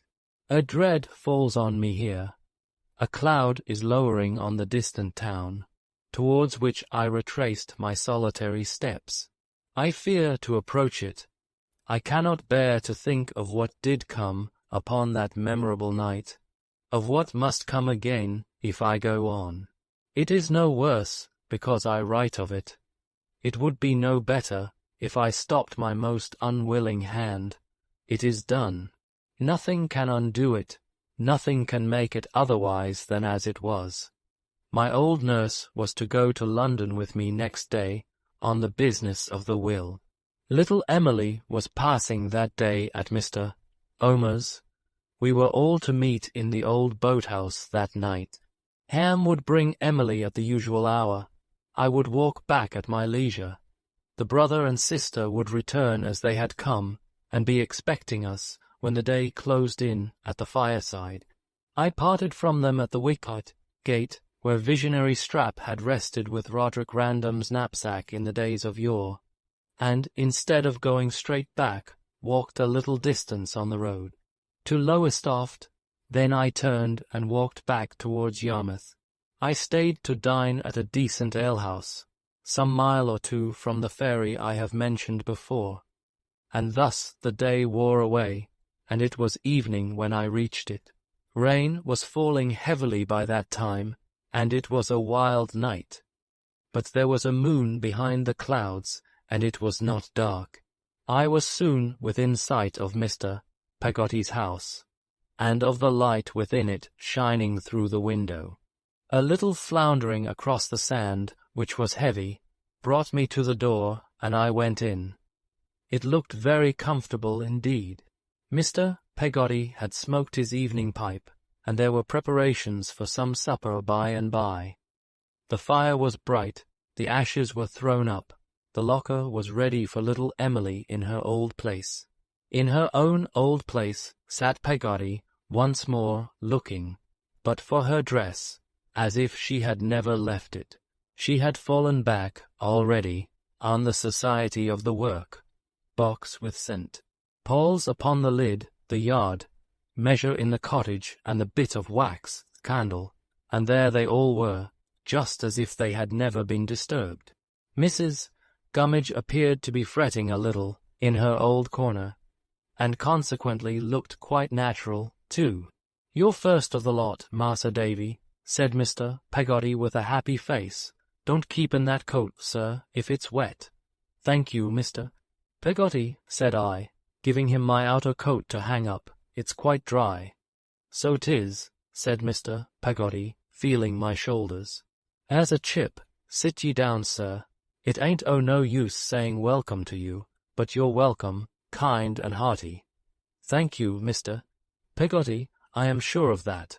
"Well, Peggotty," said I, giving her a kiss, "and how are you, old woman?" "Ha, ha," laughed Mr. Peggotty, sitting down beside us, and rubbing his hands in his sense of relief from recent trouble, and in the genuine heartiness of his nature. "There's not a woman in the world, sir, as I tell her, that need to feel more easy in her mind than her. She done her duty by the departed, and the departed knowed it, and the departed done what was right by her, as she done what was right by the departed, and it's all right." Mrs. Gummidge groaned. "Cheer up, my pretty Mawther," said Mr. Peggotty, but he shook his head aside at us, evidently sensible of the tendency of the late occurrences to recall the memory of the old one. "Don't be down. Cheer up for your own self, on'y a little bit, and see if a good deal more don't come natural. Not to me, Dan'l, returned Mrs. Gummidge. Nothing's natural to me but to be lone and lorn. No, no, said Mr. Peggotty, soothing her sorrows. Yes, yes, Dan'l, said Mrs. Gummidge. I ain't a person to live with them as has had money left. Things go too contrary with me. I had better be a riddance. Why, how should I ever spend it without you? Said Mr. Peggotty, with an air of serious remonstrance. What are you a-talking on? Don't I want you more now than ever I did? I knowed I was never wanted before, cried Mrs. Gummidge with a pitiable whimper, and now I'm told so. How could I expect to be wanted, being so lone and lorn, and so contrary? Mr. Peggotty seemed very much shocked at himself for having made a speech capable of this unfeeling construction, but was prevented from replying by Peggotty's pulling his sleeve and shaking her head. After looking at Mrs. Gummidge for some moments in sore distress of mind, he glanced at the Dutch clock, rose, snuffed the candle, and put it in the window. "There," said Mr. Peggotty cheerily. "There we are, Mrs. Gummidge." Mrs. Gummidge slightly groaned. "Lighted up, according to custom. You're a-wonderin' what that's fur, sir. Well, it's fur our little Em'ly. You see, the path ain't over light or cheerful arter dark, and when I'm here at the hour, as she's a comin' home, I puts the light in the winder. That, you see," said Mr. Peggotty, bending over me with great glee, "meets two objects. She says Em'ly, There's home. She says, and likewise says Em'ly, my uncle's Theer, fur if I ain't Theer, I never have no light showed." "You're a baby," said Peggotty, very fond of him for it, if she thought so. "Well," returned Mr. Peggotty, standing with his legs pretty wide apart, and rubbing his hands up and down them in his comfortable satisfaction, as he looked alternately at us and at the fire. "I don't know but I am, not, you see, to look at." "Not azactly," observed Peggotty. "No," laughed Mr. Peggotty, "not to look at, but to consider on, you know. I don't care, bless you, now I tell you. When I go a-looking and looking about that there pretty house of our Em'ly's, I'm gormed," said Mr. Peggotty, with sudden emphasis there. "I can't say more if I don't feel as if the littlest things was her, a'most. I takes them up, and I put 'em down, and I touches of 'em as delicate as if they was our Em'ly. So 'tis with her little bonnets and that. I couldn't see one on 'em rough, used a purpose, not thur the whole world. There's a babby fur you, in the form of a great sea porcupine," said Mr. Peggotty, relieving his earnestness with a roar of laughter. Peggotty and I both laughed, but not so loud. "It's my opinion, you see," said Mr. Peggotty, with a delighted face, after some further rubbing of his legs, "as this is along of my having played with her so much, and made believe as we was Turks, and French, and sharks, and every variety of foreigners, bless you, yes, and lions and whales, and I don't know what all, when she warn't no higher than my knee. I've got into the way on it, you know. Why, this here candle now," said Mr. Peggotty, gleefully holding out his hand towards it. "I know worry well that arter she's married and gone, I shall put that candle there, just the same as now. I know worry well that when I'm here o' nights, and where else should I live, bless your arts, whatever fort I come into, and she ain't here, or I ain't there, I shall put the candle in the winder, and sit afore the fire, pretending I'm expecting of her, like I'm a-doing now." "There's a babby for you," said Mr. Peggotty, with another roar, in the form of a sea porcupine. "Why, at the present minute, when I see the candle sparkle up, I says to myself, she's a-looking at it. Em'ly's a-coming. There's a babby for you, in the form of a sea porcupine." "Right for all that," said Mr. Peggotty, stopping in his roar and smiting his hands together. "For here she is." It was only Ham. The night should have turned more wet since I came in, for he had a large sou'wester hat on, slouched over his face. "Where's Emily?" said Mr. Peggotty. Ham made a motion with his head as if she were outside. Mr. Peggotty took the light from the window, trimmed it, put it on the table, and was busily stirring the fire, when Ham, who had not moved, said, "Mas'r Davy, will you come out a minute and see what Emily and me has got to show you?" We went out. As I passed him at the door, I saw, to my astonishment and fright, that he was deadly pale. He pushed me hastily into the open air, and closed the door upon us. Only upon us two. "Ham, what's the matter?" "Mas'r Davy." Oh, for his broken heart, how dreadfully he wept. I was paralyzed by the sight of such grief.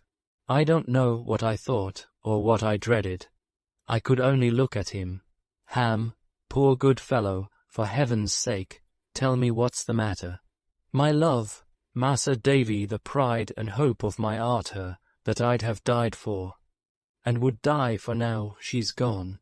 "Gone? Emily's run away." "Oh, Mas'r Davy, think how she's run away, when I pray my good and gracious God to kill her. Her that is so dear above all things, sooner than let her come to ruin and disgrace."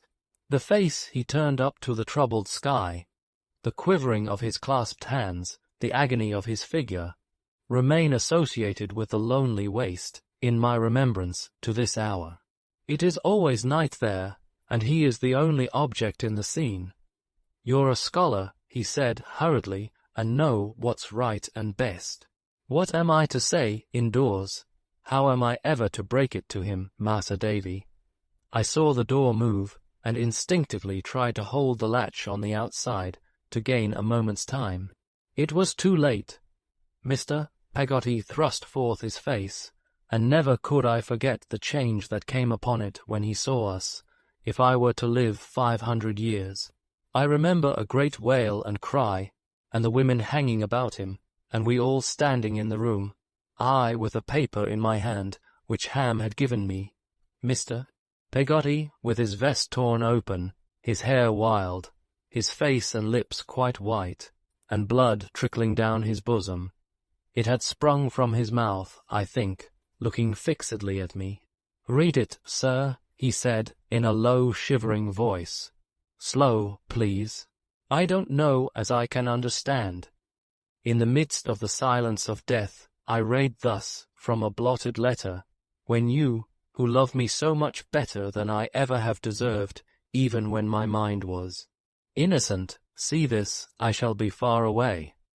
"I shall be fur away," he repeated slowly. "Stop, Emily, fur away." "Well, when I leave my dear home, oh, my dear home." In the morning, the letter bore date on the previous night. It will be never to come back, unless he brings me back a lady. This will be found at night, many hours after, instead of me. Oh, if you knew how my heart is torn. If even you, that I have wronged so much, that never can forgive me, could only know what I suffer.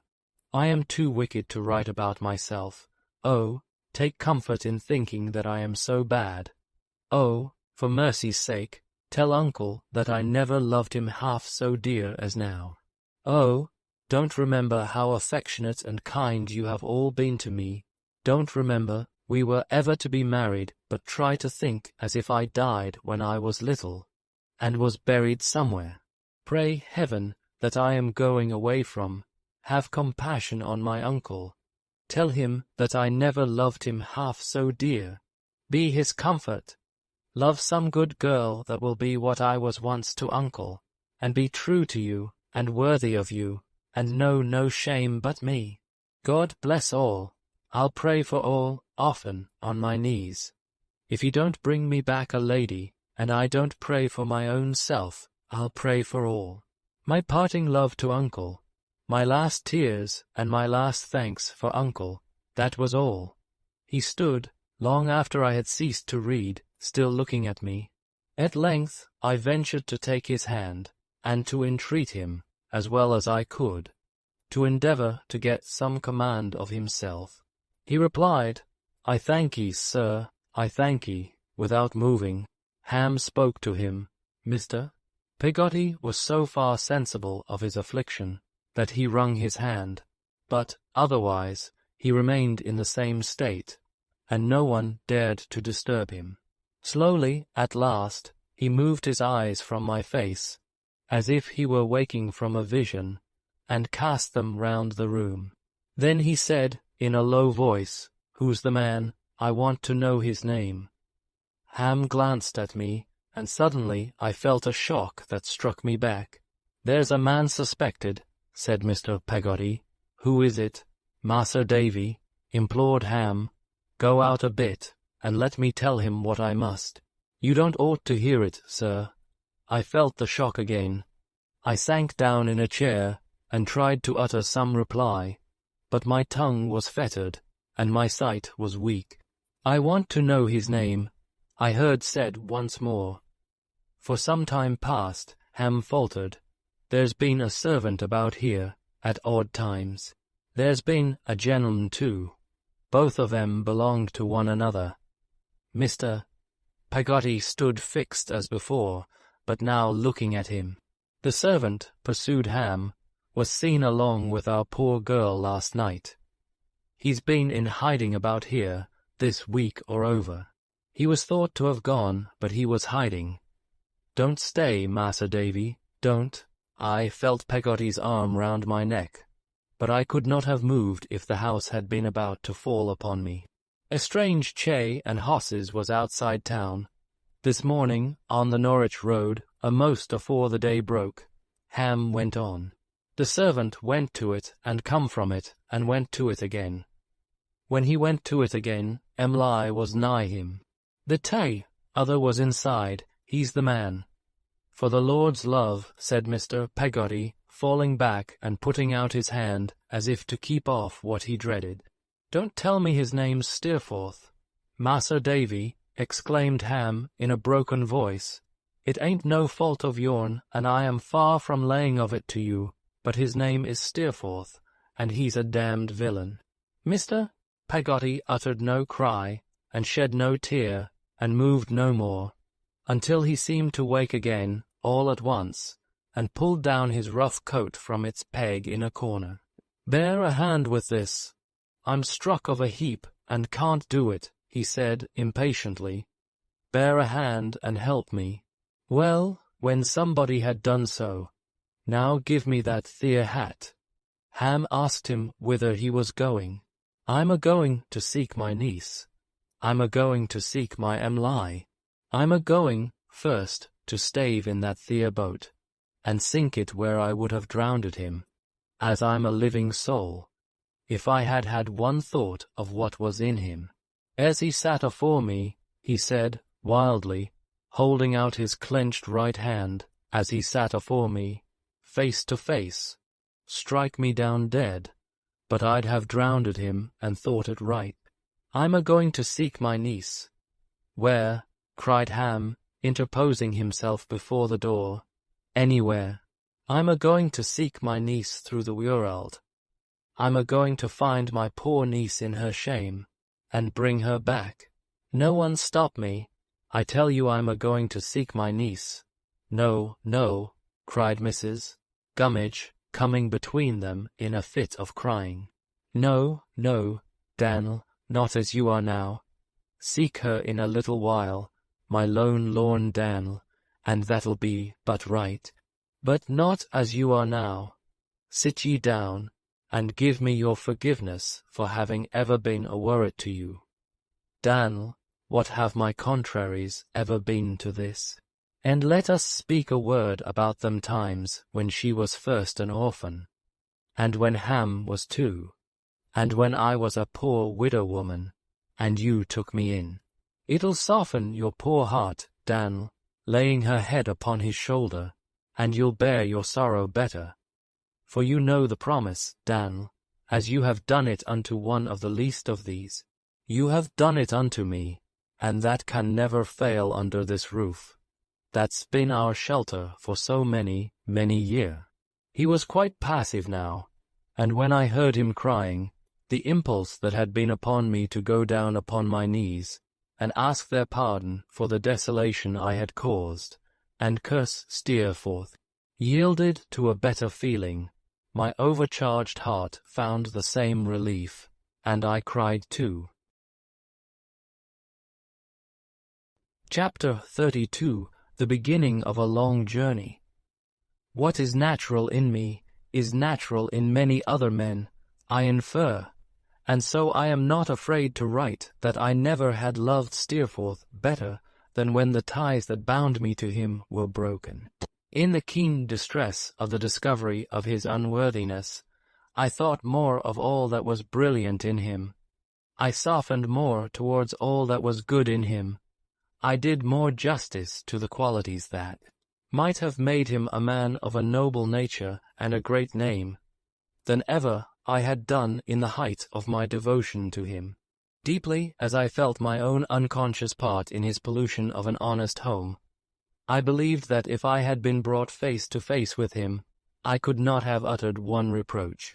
I should have loved him so well still, though he fascinated me no longer. I should have held in so much tenderness the memory of my affection for him, that I think I should have been as weak as a spirit, wounded child, in all but the entertainment of a thought that we could ever be reunited. That thought I never had. I felt, as he had felt, that all was at an end between us. What his remembrances of me were, I have never known. They were light enough, perhaps, and easily dismissed, but mine of him were as the remembrances of a cherished friend who was dead. Yes, Steerforth, long removed from the scenes of this poor history, my sorrow may bear involuntary witness against you at the judgment throne. But my angry thoughts or my reproaches never will, I know. The news of what had happened soon spread through the town, insomuch that as I passed along the streets next morning, I overheard the people speaking of it at their doors. Many were hard upon her, some few were hard upon him, but towards her second father and her lover there was but one sentiment. Among all kinds of people, a respect for them in their distress prevailed, which was full of gentleness and delicacy. The seafaring men kept apart when those two were seen early, walking with slow steps on the beach, and stood in knots, talking compassionately among themselves. It was on the beach, close down by the sea, that I found them. It would have been easy to perceive that they had not slept all last night, even if Peggotty had failed to tell me of their still sitting just as I left them, when it was broad day. They looked worn, and I thought Mr. Peggotty's head was bowed in one night more than in all the years I had known him. But they were both as grave and steady as the sea itself, then lying beneath a dark sky, waveless yet with a heavy roll upon it, as if it breathed in its rest and touched, on the horizon, with a strip of silvery light from the unseen sun. "We have had a mort of talk, sir," said Mr. Peggotty to me, when we had all three walked a little while in silence, "of what we ought and don't ought to do. But we see our course now." I happened to glance at Ham, then looking out to sea upon the distant light, and a frightful thought came into my mind, not that his face was angry, for it was not, I recall nothing but an expression of stern determination in it, that if ever he encountered Steerforth, he would kill him. "My duty here, sir," said Mr. Peggotty, "is done. I'm a-going to seek my—" He stopped, and went on in a firmer voice, "I'm a-going to seek her. That's my duty evermore." He shook his head when I asked him where he would seek her, and inquired if I were going to London tomorrow. I told him I had not gone today, fearing to lose the chance of being of any service to him, but that I was ready to go when he would. "I'll go along with you, sir," he rejoined, "if you're agreeable tomorrow." We walked again for a while in silence. "Ham," he presently resumed, "he'll hold to his present work, and go and live along with my sister. The old boat yonder, will you desert the old boat, Mr. Peggotty? I gently interposed. My station, Mas'r Davy, he returned, ain't there no longer, and if ever a boat foundered, since there was darkness on the face of the deep, that one's gone down. But no, sir, no, I don't mean as it should be deserted. Far from that.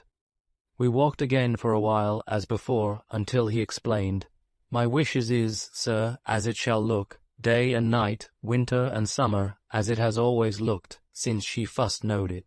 If ever she should come a-wandering back, I wouldn't have the old place seem to cast her off, you understand, but seem to tempt her to draw nigher to tea, and to peep in, maybe, like a ghost out of the wind and rain, through the old winder, at the old seat by the fire.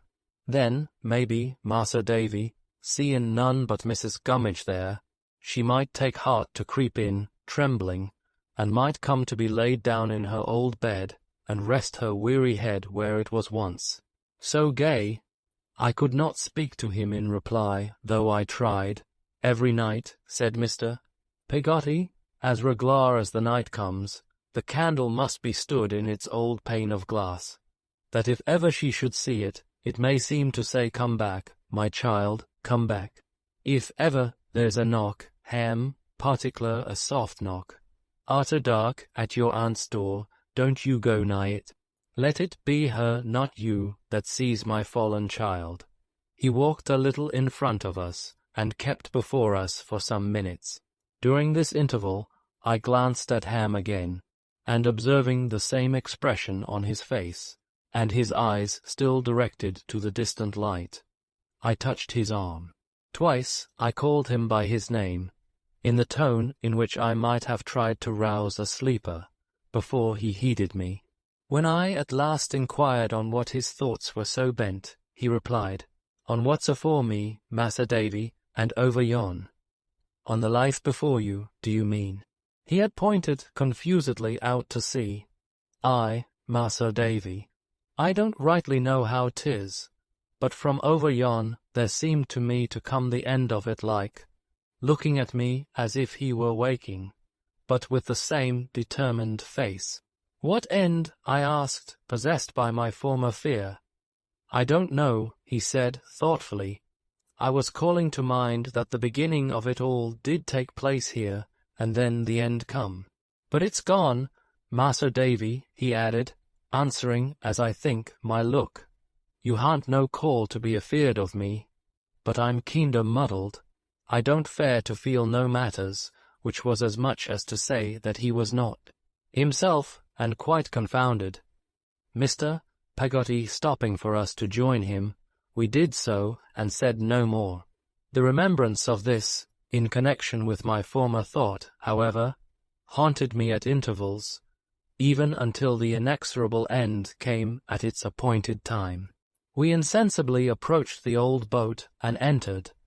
Mrs. Gummidge, no longer moping in her especial corner, was busy preparing breakfast. She took Mr. Peggotty's hat and placed his seat for him, and spoke so comfortably and softly that I hardly knew her.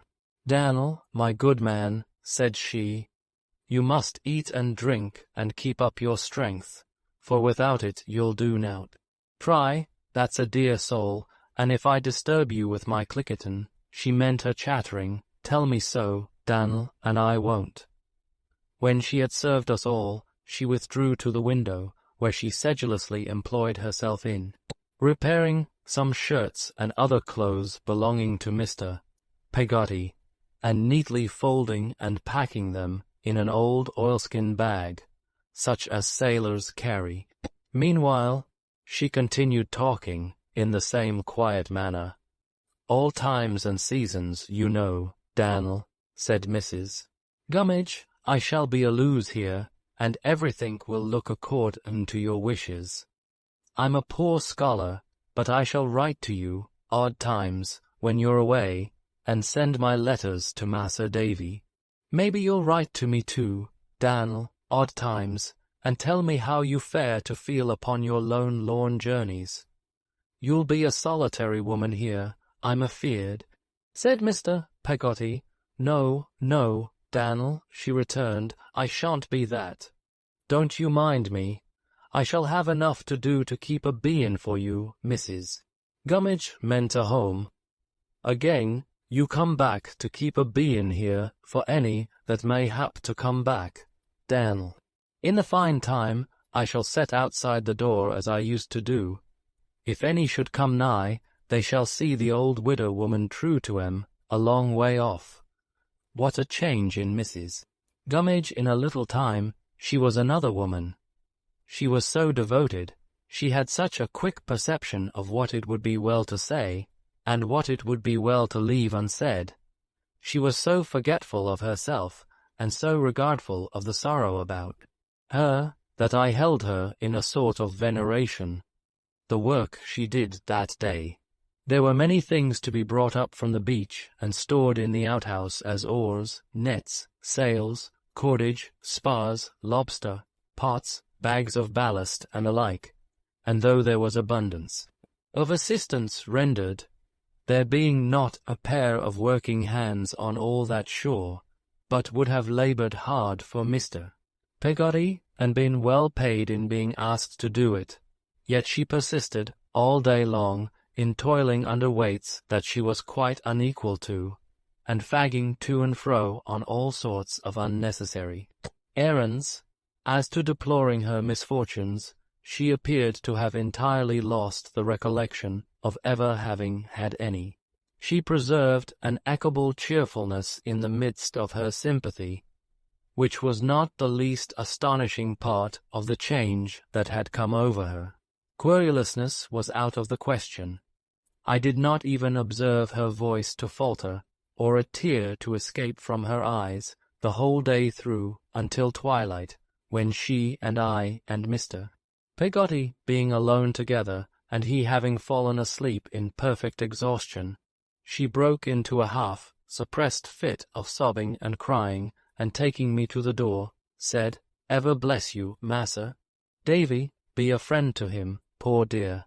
Then she immediately ran out of the house to wash her face, in order that she might sit quietly beside him, and be found at work there when he should awake. In short, I left her, when I went away at night, the prop and staff of Mr. Peggotty's affliction, and I could not meditate enough upon the lesson that I read in Mrs. Gummidge, and the new experience she unfolded to me. It was between 9 and 10 o'clock when, strolling in a melancholy manner through the town, I stopped at Mr. Omer's door. Mr. Omer had taken it so much to heart, his daughter told me, that he had been very low and poorly all day, and had gone to bed without his pipe. "A deceitful, bad-hearted girl," said Mrs. Joram. "There was no good in her, ever." "Don't say so," I returned. "You don't think so?" "Yes, I do," cried Mrs. Joram angrily. "No, no," said I. Mrs.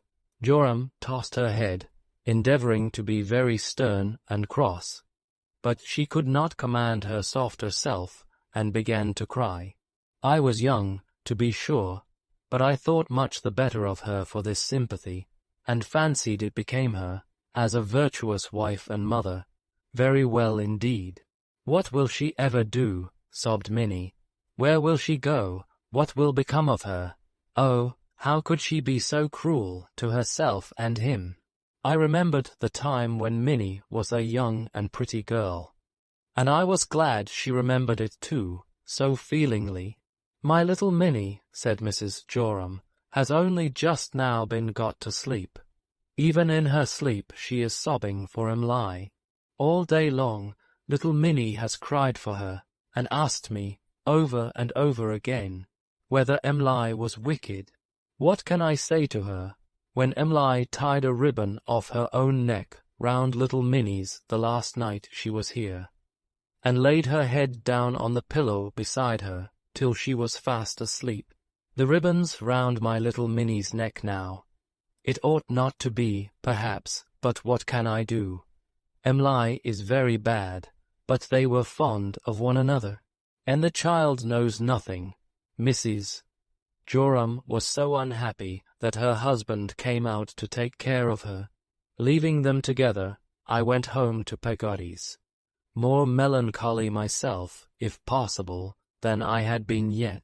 That good creature, I mean Peggotty, all untired by her late anxieties and sleepless nights, was at her brother's, where she meant to stay till morning. An old woman, who had been employed about the house for some weeks past, while Peggotty had been unable to attend to it, was the house's only other occupant besides myself. As I had no occasion for her services, I sent her to bed, by no means against her will, and sat down before the kitchen fire a little while, to think about all this. I was blending it with the deathbed of the late Mr. Barkis, and was driving out with the tide towards the distance at which Ham had looked so singularly in the morning, when I was recalled from my wanderings by a knock at the door. There was a knocker upon the door, but it was not that which made the sound. The tap was from a hand, and low down upon the door, as if it were given by a child. It made me start as much as if it had been the knock of a footman to a person of distinction. I opened the door, and at first looked down, to my amazement, on nothing but a great umbrella that appeared to be walking about of itself. But presently I discovered underneath it Miss Mowcher. I might not have been prepared to give the little creature a very kind reception, if, on her removing the umbrella, which her utmost efforts were unable to shut up, she had shown me the volatile expression of face which had made so great an impression on me at our first and last meeting. But her face, as she turned it up to mine, was so earnest, and when I relieved her of the umbrella, which would have been an inconvenient one for the Irish giant, she wrung her little hands in such an afflicted manner that I rather inclined towards her. "Miss Mowcher," said I, after glancing up and down the empty street, without distinctly knowing what I expected to see besides, "how do you come here? What is the matter?" She motioned to me with her short right arm to shut the umbrella for her, and passing me hurriedly, went into the kitchen. When I had closed the door and followed, with the umbrella in my hand, I found her sitting on the corner of the fender. It was a low iron one, with two flat bars atop to stand plates upon in the shadow of the boiler, swaying herself backwards and forwards, and chafing her hands upon her knees like a person in pain. Quite alarmed at being the only recipient of this untimely visit, and the only spectator of this portentous behaviour, I exclaimed again, "Pray tell me, Miss Mowcher, what is the matter?" "Are you ill, my dear young soul?" returned Miss Mowcher, squeezing her hands upon her heart one over the other. "I am ill here, I am very ill. To think that it should come to this, when I might have known it and perhaps prevented it, if I hadn't been a thoughtless fool." Again, her large bonnet, very disproportionate to the figure, went backwards and forwards in her swaying of her little body to and fro, while a most gigantic bonnet rocked in unison with it upon the wall. "I am surprised," I began, "to see you so distressed and serious," when she interrupted me. "Yes, it's always so," she said. "They are all surprised, these inconsiderate young people, fairly and full-grown, to see any natural feeling in a little thing like me. They make a plaything of me, use me for their amusement, throw me away when they are tired, and wonder that I feel more than a toy horse or a wooden soldier." "Yes, yes, that's the way, the old way, it may be with others," I returned, "but I do assure you it is not with me. Perhaps I ought not to be at all surprised to see you as you are now. I know so little of you." I said, without consideration, what I thought. "What can I do?" returned the little woman, standing up and holding out her arms to show herself. "See, what I am, my father was, and my sister is, and my brother is. I have worked for sister and brother these many years hard, Mr. Copperfield, all day. I must live. I do no harm. If there are people so unreflecting or so cruel as to make a jest of me, what is left for me to do but to make a jest of myself, them, and everything? If I do so, for the time, whose fault is that? Mine? No, not Miss Mowcher's, I perceived. If I had shown myself a sensitive dwarf to your false friend, pursued the little woman, shaking her head at me, with reproachful earnestness, how much of his help or good will do you think I should ever have had? If little Mowcher, who had no hand, young gentleman, in the making of herself, addressed herself to him, or the like of him, because of her misfortunes, when do you suppose her small voice would have been heard? Little Mowcher would have as much need to live, if she was the bitterest and dullest of pygmies. But she couldn't do it. No, she might whistle for her bread and butter till she died of air. Miss Mowcher sat down on the fender again, and took out her handkerchief and wiped her eyes. Be thankful for me, if you have a kind heart, as I think you have, she said, that while I know well what I am, I can be cheerful and endure it all.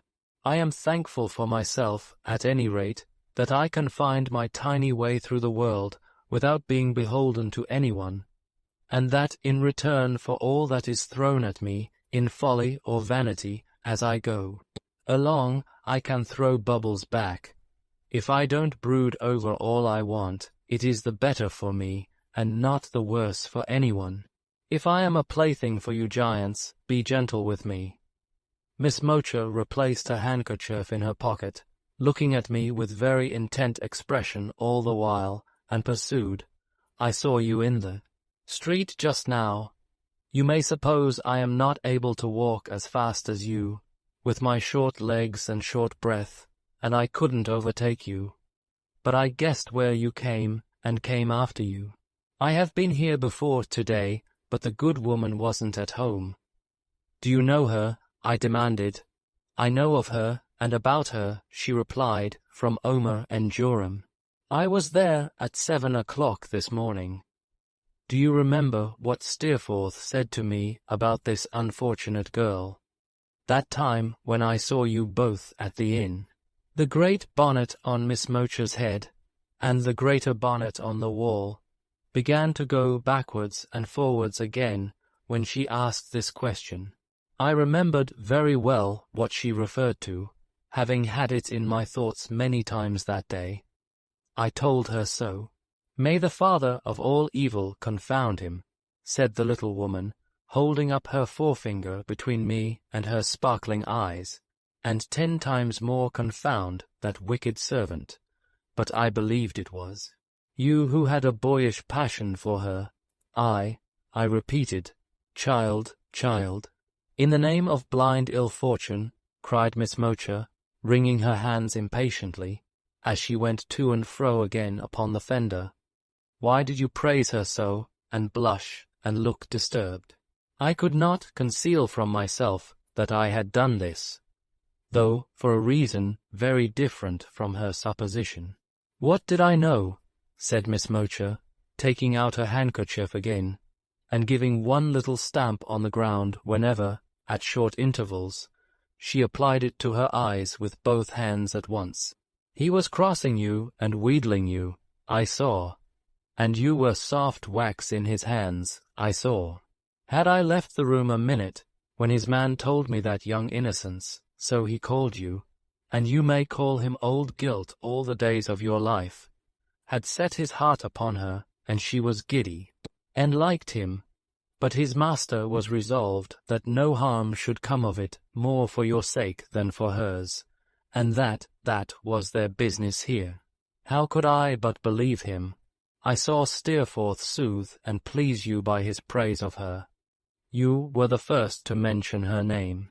You owned to an old admiration of her. You were hot and cold, and red and white, all at once when I spoke to you of her. What could I think, what did I think, but that you were a young libertine in everything but experience, and had fallen into hands that had experience enough, and could manage you, having the fancy for your own good. Oh, oh, oh, they were afraid of my finding out the truth, exclaimed Miss Mowcher, getting off the fender and trotting up and down the kitchen with her 2 short arms distressfully lifted up. Because I am a sharp little thing I need be, to get through the world at all. And they deceived me altogether, and I gave the poor unfortunate girl a letter, which I fully believe was the beginning of her ever speaking to Littimer, who was left behind on purpose. I stood amazed at the revelation of all this perfidy, looking at Miss Mowcher as she walked up and down the kitchen until she was out of breath, when she sat upon the fender again, and, drying her face with her handkerchief, shook her head for a long time, without otherwise moving, and without breaking silence. My country rounds, she added at length, brought me to Norwich, Mr. Copperfield, the night before last. What I happened to find there, about their secret way of coming and going, without you, which was strange, led to my suspecting something wrong. I got into the coach from London last night, as it came through Norwich, and was here this morning. Oh, too late. Poor little Mowcher turned so chilly after all her crying and fretting, that she turned round on the fender, putting her poor little wet feet in among the ashes to warm them, and sat looking at the fire like a large doll. I sat in a chair on the other side of the hearth, lost in unhappy reflections, and looking at the fire too, and sometimes at her. I must go, she said at last, rising as she spoke. It's late. You don't mistrust me, meeting her sharp glance, which was as sharp as ever when she asked me. I could not, on that short challenge, answer no, quite frankly. Come, said she, accepting the offer of my hand to help her over the fender, and looking wistfully up into my face. You know you wouldn't mistrust me, if I was a full-sized woman. I felt that there was much truth in this, and I felt rather ashamed of myself. You are a young man, she said, nodding. Take a word of advice, even from 3 foot nothing. Try not to associate bodily defects with mental, my good friend, except for a solid reason. She had got over the fender now, and I had got over my suspicion. I told her that I believed she had given me a faithful account of herself, and that we had both been hapless instruments in designing hands. She thanked me, and said I was a good fellow. Now, mind, she exclaimed, turning back on her way to the door, and looking shrewdly at me, with her forefinger up again. I have some reason to suspect, from what I have heard my ears are always open. I can't afford to spare what powers I have, that they are gone abroad.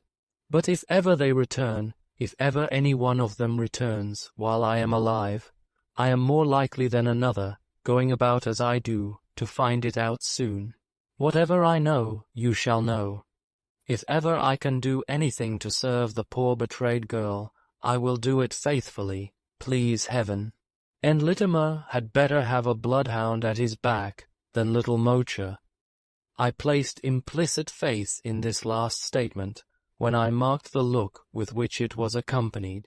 Trust me no more, but trust me no less than you would trust a full-sized woman, said the little creature, touching me appealingly on the wrist. If ever you see me again, unlike what I am now, and like what I was when you first saw me, observe what company I am in. Call to mind that I am a very helpless and defenseless little thing. Think of me at home with my brother like myself and sister like myself, when my day's work is done.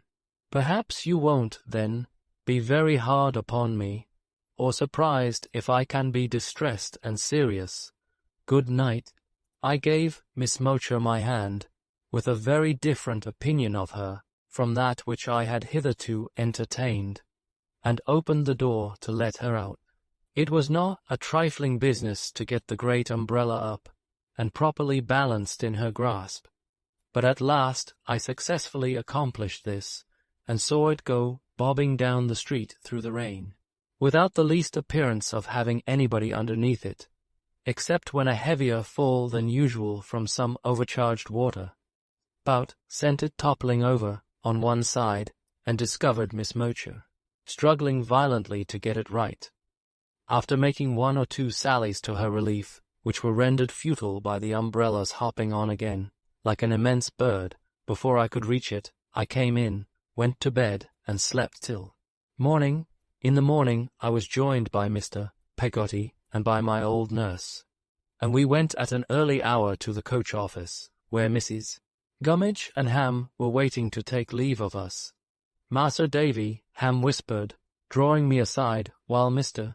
Peggotty was stowing his bag among the luggage. His life is quite broke up. He don't know where he's going. He don't know what's afore him. He's bound upon a voyage that'll last, on and off, all the rest of his days. Take my word for tea, unless he finds what he's seeking of. I am sure you'll be a friend to him, Master Davy. Trust me, I will indeed, said I, shaking hands with Ham earnestly. Thank ye, very kind, sir. One thing further. I'm in good employ, you know, Master Davy, and I ha'n't no way now of spending what I gets. Money's of no use to me no more, except to live. If you can lay it out for him, I shall do my work with a better art. Though as to that, sir, and he spoke very steadily and mildly, you're not to think but I shall work at all times, like a man, and act the best that lays in my power. I told him I was well convinced of it, and I hinted that I hoped the time might even come when he would cease to lead the lonely life he naturally contemplated now. No, sir, he said, shaking his head, all that's past and over with me, sir. No one can never fill the place that's empty, but you'll bear in mind about the money, as there's at all times some laying by for him, reminding him of the fact that Mr. Peggotty derived a steady, though certainly a very moderate income from the bequest of his late brother-in-law. I promised to do so. We then took leave of each other. I cannot leave him even now, without remembering with a pang, at once his modest fortitude and his great sorrow. As to Mrs. Gummidge, if I were to endeavour to describe how she ran down the street by the side of the coach, seeing nothing but Mr. Peggotty on the roof, through the tears she tried to repress, and dashing herself against the people who were coming in the opposite direction, I should enter on a task of some difficulty. Therefore, I had better leave her sitting on a baker's door step, out of breath, with no shape at all remaining in her bonnet, and one of her shoes off, lying on the pavement at a considerable distance. When we got to our journey's end, our first pursuit was to look about for a little lodging for Peggotty, where her brother could have a bed. We were so fortunate as to find one, of a very clean and cheap description, over a chandler's shop, only 2 streets removed from me. When we had engaged this domicile, I bought some cold meat at an eating-house and took my fellow travellers home to tea, a proceeding, I regret to state, which did not meet with Mrs.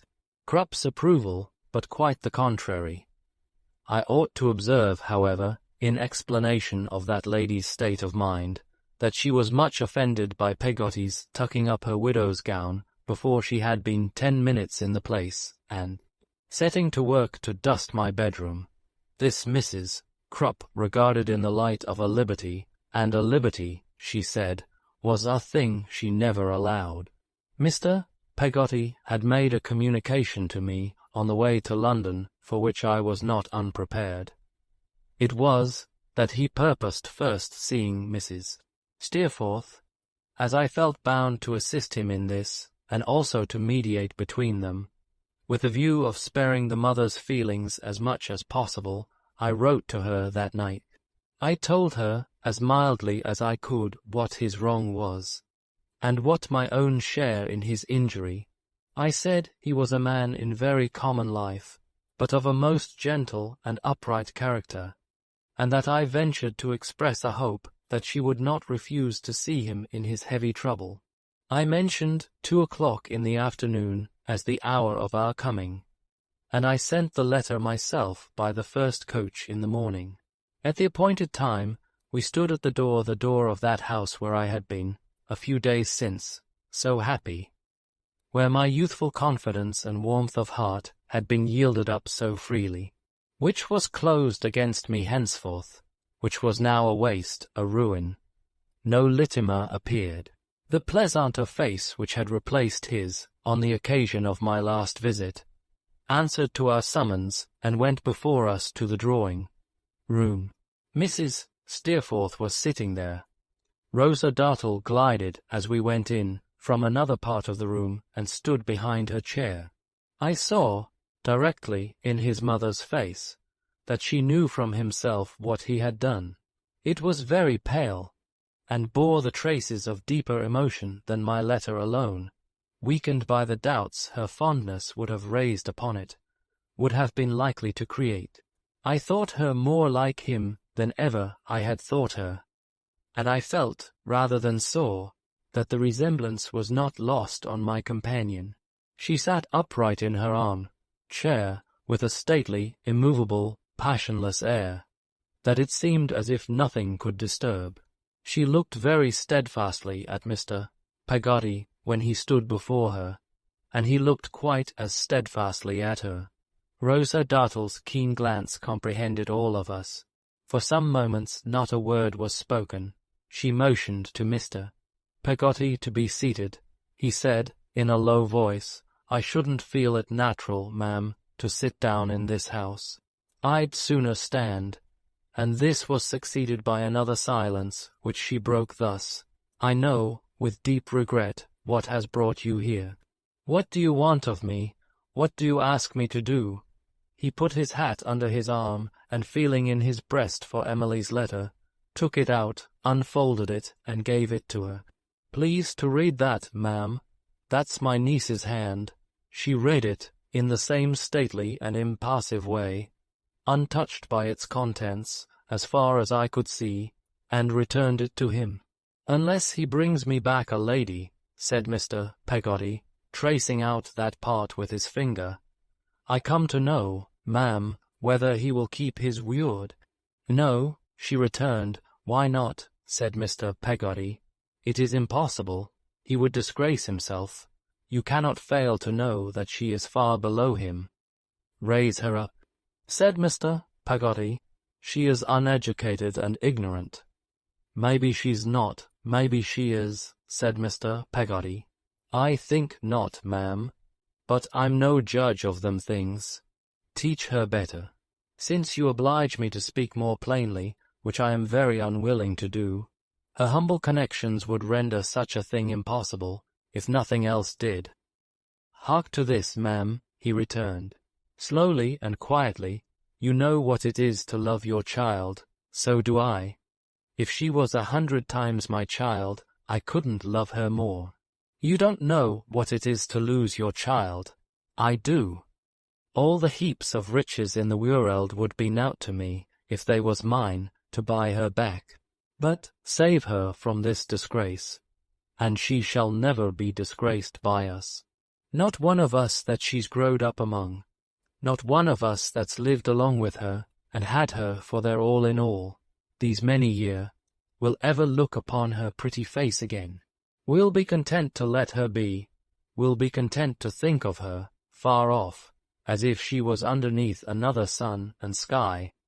We'll be content to trust her to her husband, to her little children. Perhaps, and bide the time when all of us shall be alike in quality afore our God." The rugged eloquence with which he spoke was not devoid of all effect. She still preserved her proud manner, but there was a touch of softness in her voice as she answered, "I justify nothing.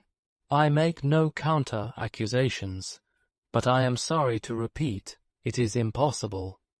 Such a marriage would irretrievably blight my son's career and ruin his prospects. Nothing is more certain than that it never can take place, and never will.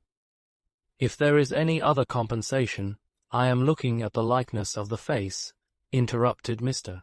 Peggotty, with a steady but a kindling eye, that has looked at me in my home at my fireside, in my boat we're not, smiling and friendly when it was so treacherous, that I go half wild when I think of it. If the likeness of that face don't turn to burning fire, at the thought of offering money to me for my child's blight and ruin, it's as bad. I don't know, being a lady's, but what it's worse. She changed now in a moment. An angry flush overspread her features, and she said, in an intolerant manner, grasping the arm chair tightly with her hands, "What compensation can you make to me for opening such a pit between me and my son? What is your love to mine? What is your separation to ours?" Miss Dartle softly touched her, and bent down her head to whisper, but she would not hear a word. "No, Rosa, not a word. Let the man listen to what I say. My son, who has been the object of my life, to whom its every thought has been devoted, whom I have gratified from a child in every wish, from whom I have had no separate existence since his birth, to take up in a moment with a miserable girl and avoid me, to repay my confidence with systematic deception for her sake and quit me for her, to set this wretched fancy against his mother's claims upon his duty, love, respect, gratitude claims that every day and hour of his life should have strengthened into ties that nothing could be. Proof against, is this no injury? Again Rosa Dartle tried to soothe her, again ineffectually. I say, Rosa, not a word. If he can stake his all upon the lightest object, I can stake my all upon a greater purpose. Let him go where he will, with the means that my love has secured to him. Does he think to reduce me by long absence? He knows his mother very little if he does. Let him put away his whim now, and he is welcome back. Let him not put her away now, and he never shall come near me, living or dying, while I can raise my hand to make a sign against it, unless, being rid of her forever, he comes humbly to me and begs for my forgiveness. This is my right. This is the acknowledgment I will have. This is the separation that there is between us. And is this, she added, looking at her visitor with the proud, intolerant air with which she had begun, no injury? While I heard and saw the mother as she said these words, I seemed to hear and see the son, defying them.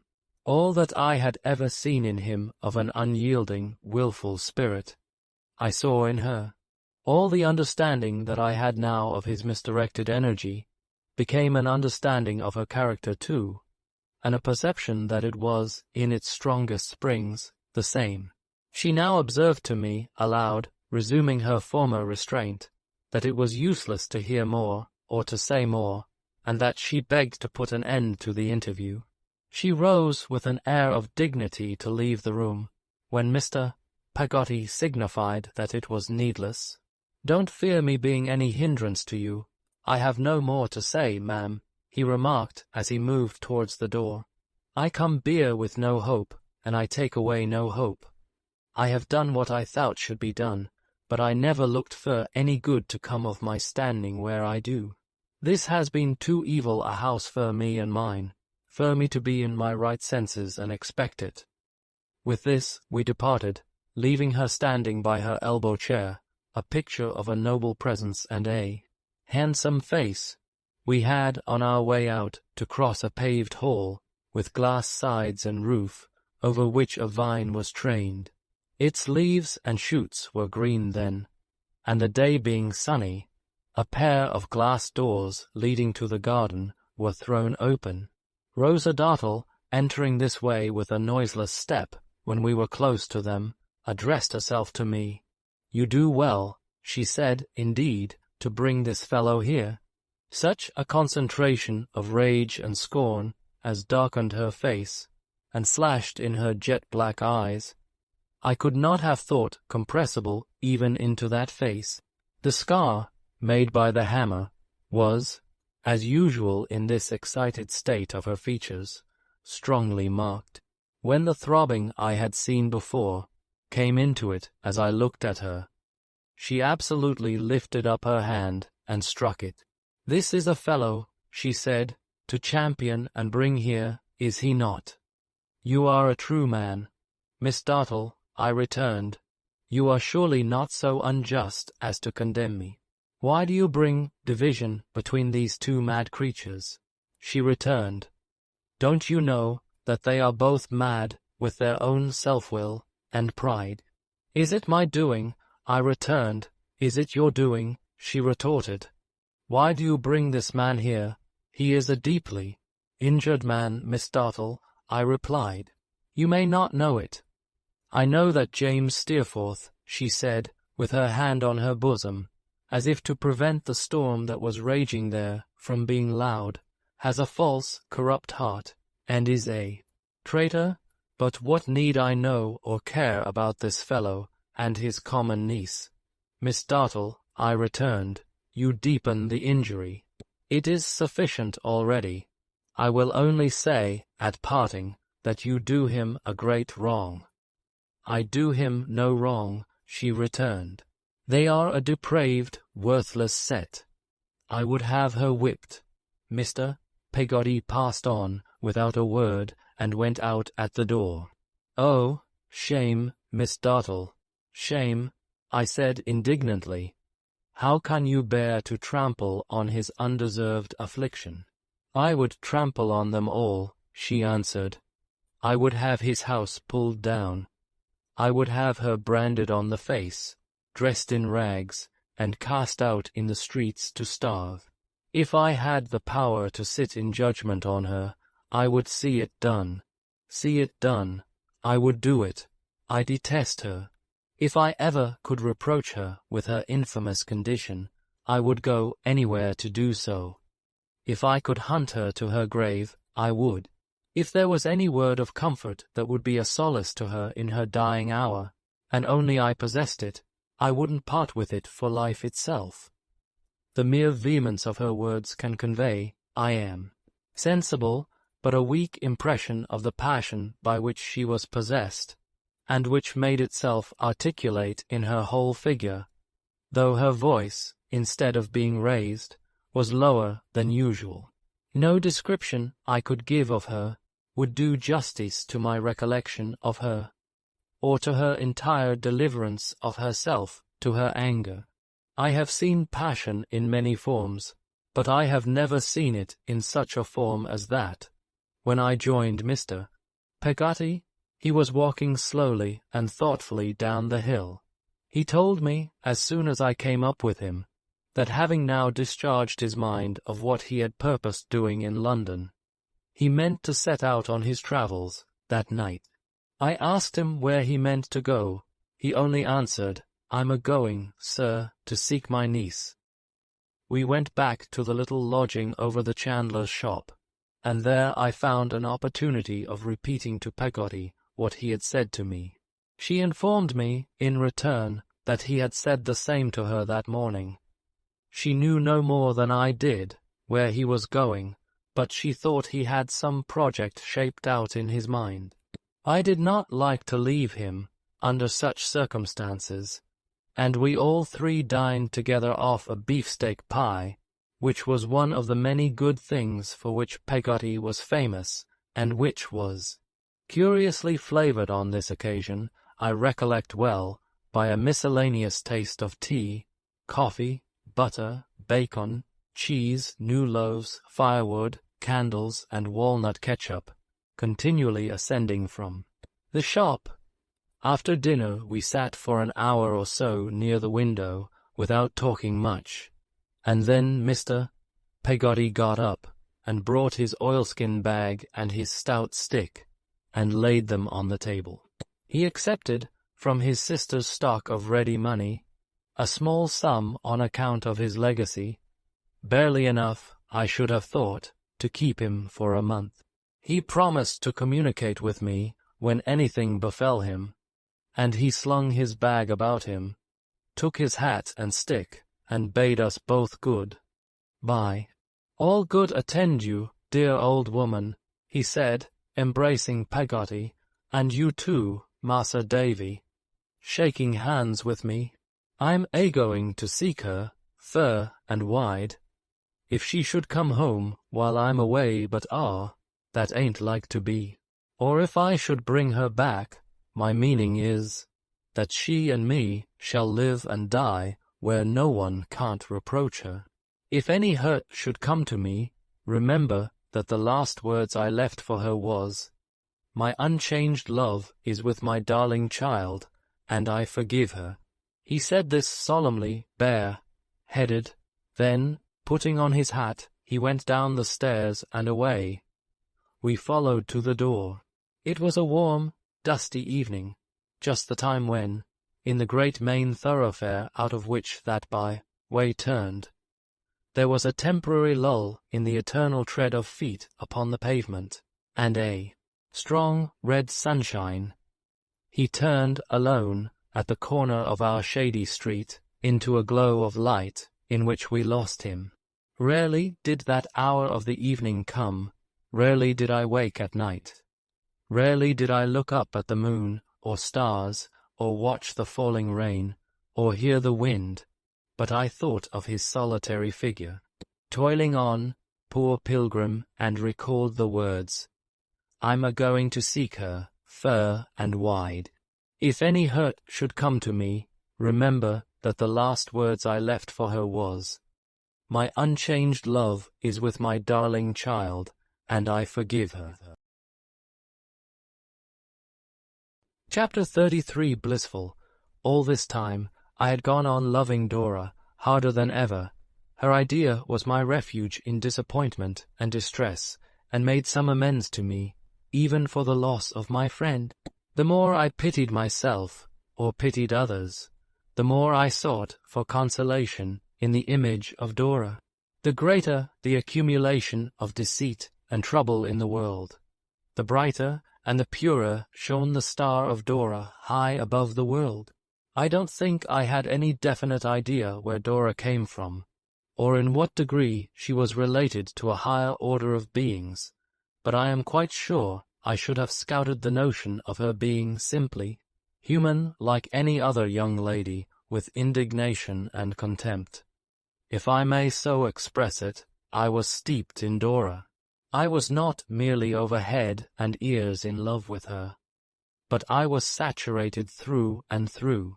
Enough love might have been wrung out of me, metaphorically speaking, to drown anybody in, and yet there would have remained enough within me, and all over me, to pervade my entire existence. The first thing I did, on my own account when I came back, was to take a night walk to Norwood, and, like the subject of a venerable riddle of my childhood, to go round and round the house, without ever touching the house, thinking about Dora. I believe the theme of this incomprehensible conundrum was the moon. No matter what it was, I, the moon-struck slave of Dora, perambulated round and round the house and garden for 2 hours, looking through crevices in the palings, getting my chin by dint of violent exertion above the rusty nails on the top, blowing kisses at the lights in the windows, and romantically calling on the night, at intervals, to shield my Dora, I don't exactly know what from. I suppose from fire, perhaps from mice, to which she had a great objection. My love was so much in my mind, and it was so natural to me to confide in Peggotty, when I found her again by my side of an evening with the old set of industrial implements, busily making the tour of my wardrobe, that I imparted to her, in a sufficiently roundabout way, my great secret. Peggotty was strongly interested, but I could not get her into my view of the case at all. She was audaciously prejudiced in my favor, and quite unable to understand why I should have any misgivings, or be low-spirited about it.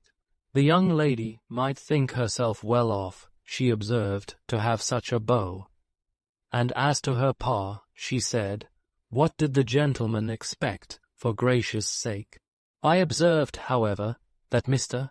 Spenlow's proctorial gown and stiff cravat took Peggotty down a little, and inspired her with a greater reverence for the man who was gradually becoming more and more etherealized in my eyes every day, and about whom a reflected radiance seemed to me to beam when he sat erect in court among his papers, like a little lighthouse in a sea of stationery. And by the by, it used to be uncommonly strange to me to consider, I remember, as I sat in court too, how those dim old judges and doctors wouldn't have cared for Dora if they had known her, how they wouldn't have gone out of their senses with rapture if marriage with Dora had been proposed to them, how Dora might have sung and played upon that glorified guitar until she led me to the verge of madness, yet not have tempted one of those slow goers an inch out of his road. I despised them to a man. Froze, not old gardeners in the flower beds of the heart, I took a personal offence against them all. The bench was nothing to me but an insensible blunderer. The bar had no more tenderness or poetry in it than the bar of a public house. Taking the management of Peggotty's affairs into my own hands with no little pride, I proved the will and came to a settlement with the legacy duty office and took her to the bank and soon got everything into an orderly train. We varied the legal character of these proceedings by going to see some perspiring wax work in Fleet Street, melted, I should hope, these 20 years, and by visiting Miss Linwood's exhibition, which I remember as a mausoleum of needlework, favourable to self-examination and repentance, and by inspecting the Tower of London, and going to the top of St. Paul's. All these wonders afforded Peggotty as much pleasure as she was able to enjoy under existing circumstances, except, I think, St. Paul's, which, from her long attachment to her work box, became a rival of the picture on the lid, and was, in some particulars, vanquished, she considered, by that work of art. Peggotty's business, which was what we used to call common form business in the Commons, and very light and lucrative the common form business was, being settled, I took her down to the office one morning to pay her bill. Mr. Spenlow had stepped out, old Tiffy said, to get a gentleman sworn for a marriage license, but as I knew he would be back directly, our place lying close to the surrogates and to the Vicar General's office too, I told Peggotty to wait. We were a little like undertakers in the Commons, as regarded probate transactions, generally making it a rule to look more or less cut up when we had to deal with clients in mourning. In a similar feeling of delicacy, we were always blithe and light-hearted with the licensed clients. Therefore, I hinted to Peggotty that she would find Mr. Spenlow much recovered from the shock of Mr. Barkis's decease, and indeed he came in like a bridegroom. But neither Peggotty nor I had eyes for him when we saw, in company with him, Mr. Murdstone. He was very little changed. His hair looked as thick, and was certainly as black, as ever, and his glance was as little to be trusted as of old.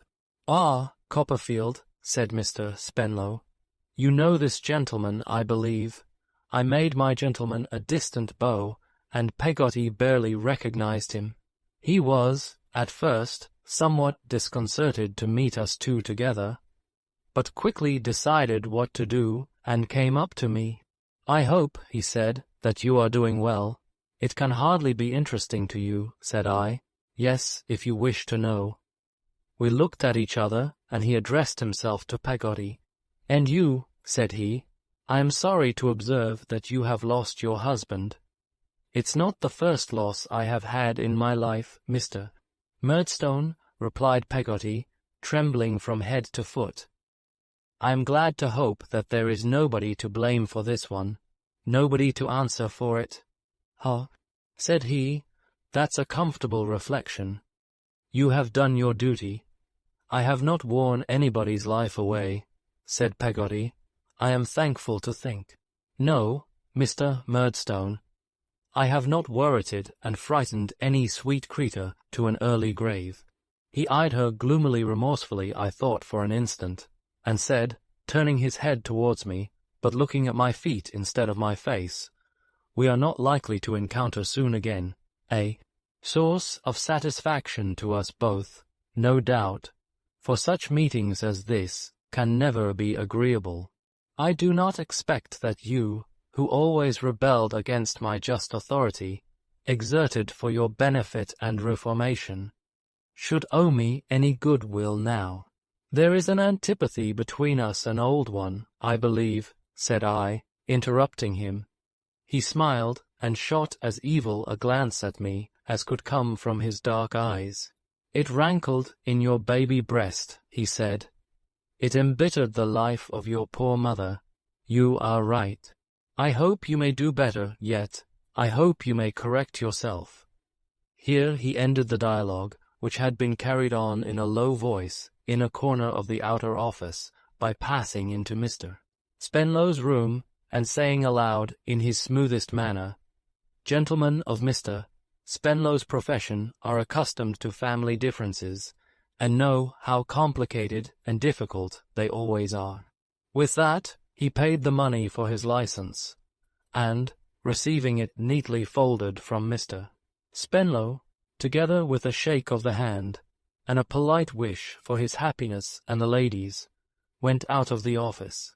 I might have had more difficulty in constraining myself to be silent under his words, if I had had less difficulty in impressing upon Peggotty, who was only angry on my account, good creature, that we were not in a place for recrimination, and that I besought her to hold her peace.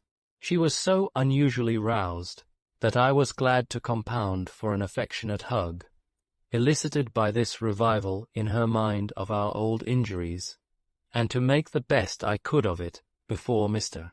Spenlow and the clerks. Mr. Spenlow did not appear to know what the connection between Mr.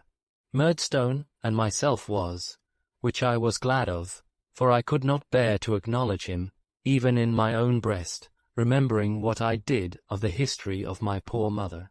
Mr. Spenlow seemed to think, if he thought anything about the matter, that my aunt was the leader of the state party in our family, and that there was a rebel party commanded by somebody else, so I gathered, at least from what he said, while we were waiting for Mr. Tiffy to make out Peggotty's bill of costs. "Miss Trotwood," he remarked, "is very firm, no doubt, and not likely to give way to opposition. I have an admiration for her character, and I may congratulate you, Copperfield, on being on the right side. Differences between relations are much to be deplored, but they are extremely general, and the great thing is to be on the right side. Meaning, I take it, on the side of the moneyed interest. Rather a good marriage this, I believe," said Mr. Spenlow. I explained that I knew nothing about it. "Indeed," he said, speaking from the few words Mr. Murdstone dropped, as a man frequently does on these occasions, and from what Miss Murdstone let fall, I should say it was rather a good marriage. "Do you mean that there is money, sir?" I asked. "Yes," said Mr. Spenlow, "I understand there's money, beauty too, I am told. Indeed, is his new wife young?" "Just of age," said Mr. Spenlow, "so lately that I should think they had been waiting for that." "Lord deliver her," said Peggotty, so very emphatically and unexpectedly that we were all three discomposed, until Tiffy came in with the bill. Old Tiffy soon appeared, however, and handed it to Mr. Spenlow to look over. Mr. Spenlow, settling his chin in his cravat and rubbing it softly, went over the items with a deprecatory air, as if it were all Jorkins's doing, and handed it back to Tiffy with a bland sigh. "Yes," he said, "that's right, quite right. I should have been extremely happy, Copperfield, to have limited these charges to the actual expenditure out of pocket, but it is an irksome incident in my professional life that I am not at liberty to consult my own wishes. I have a partner, Mr. Jorkins." As he said this with a gentle melancholy, which was the next thing to making no charge at all, I expressed my acknowledgments on Peggotty's behalf, and paid Tiffy in banknotes. Peggotty then retired to her lodging, and Mr. Spenlow and I went into court, where we had a divorce suit coming on, under an ingenious little statute, repealed now, I believe, but in virtue of which I have seen several marriages annulled, of which the merits were these. The husband, whose name was Thomas Benjamin, had taken out his marriage license as Thomas only, suppressing the Benjamin, in case he should not find himself as comfortable as he expected. Not finding himself as comfortable as he expected, or being a little fatigued with his wife, poor fellow, he now came forward, by a friend, after being married a year or two, and declared that his name was Thomas Benjamin, and therefore he was not married at all, which the court confirmed, to his great satisfaction.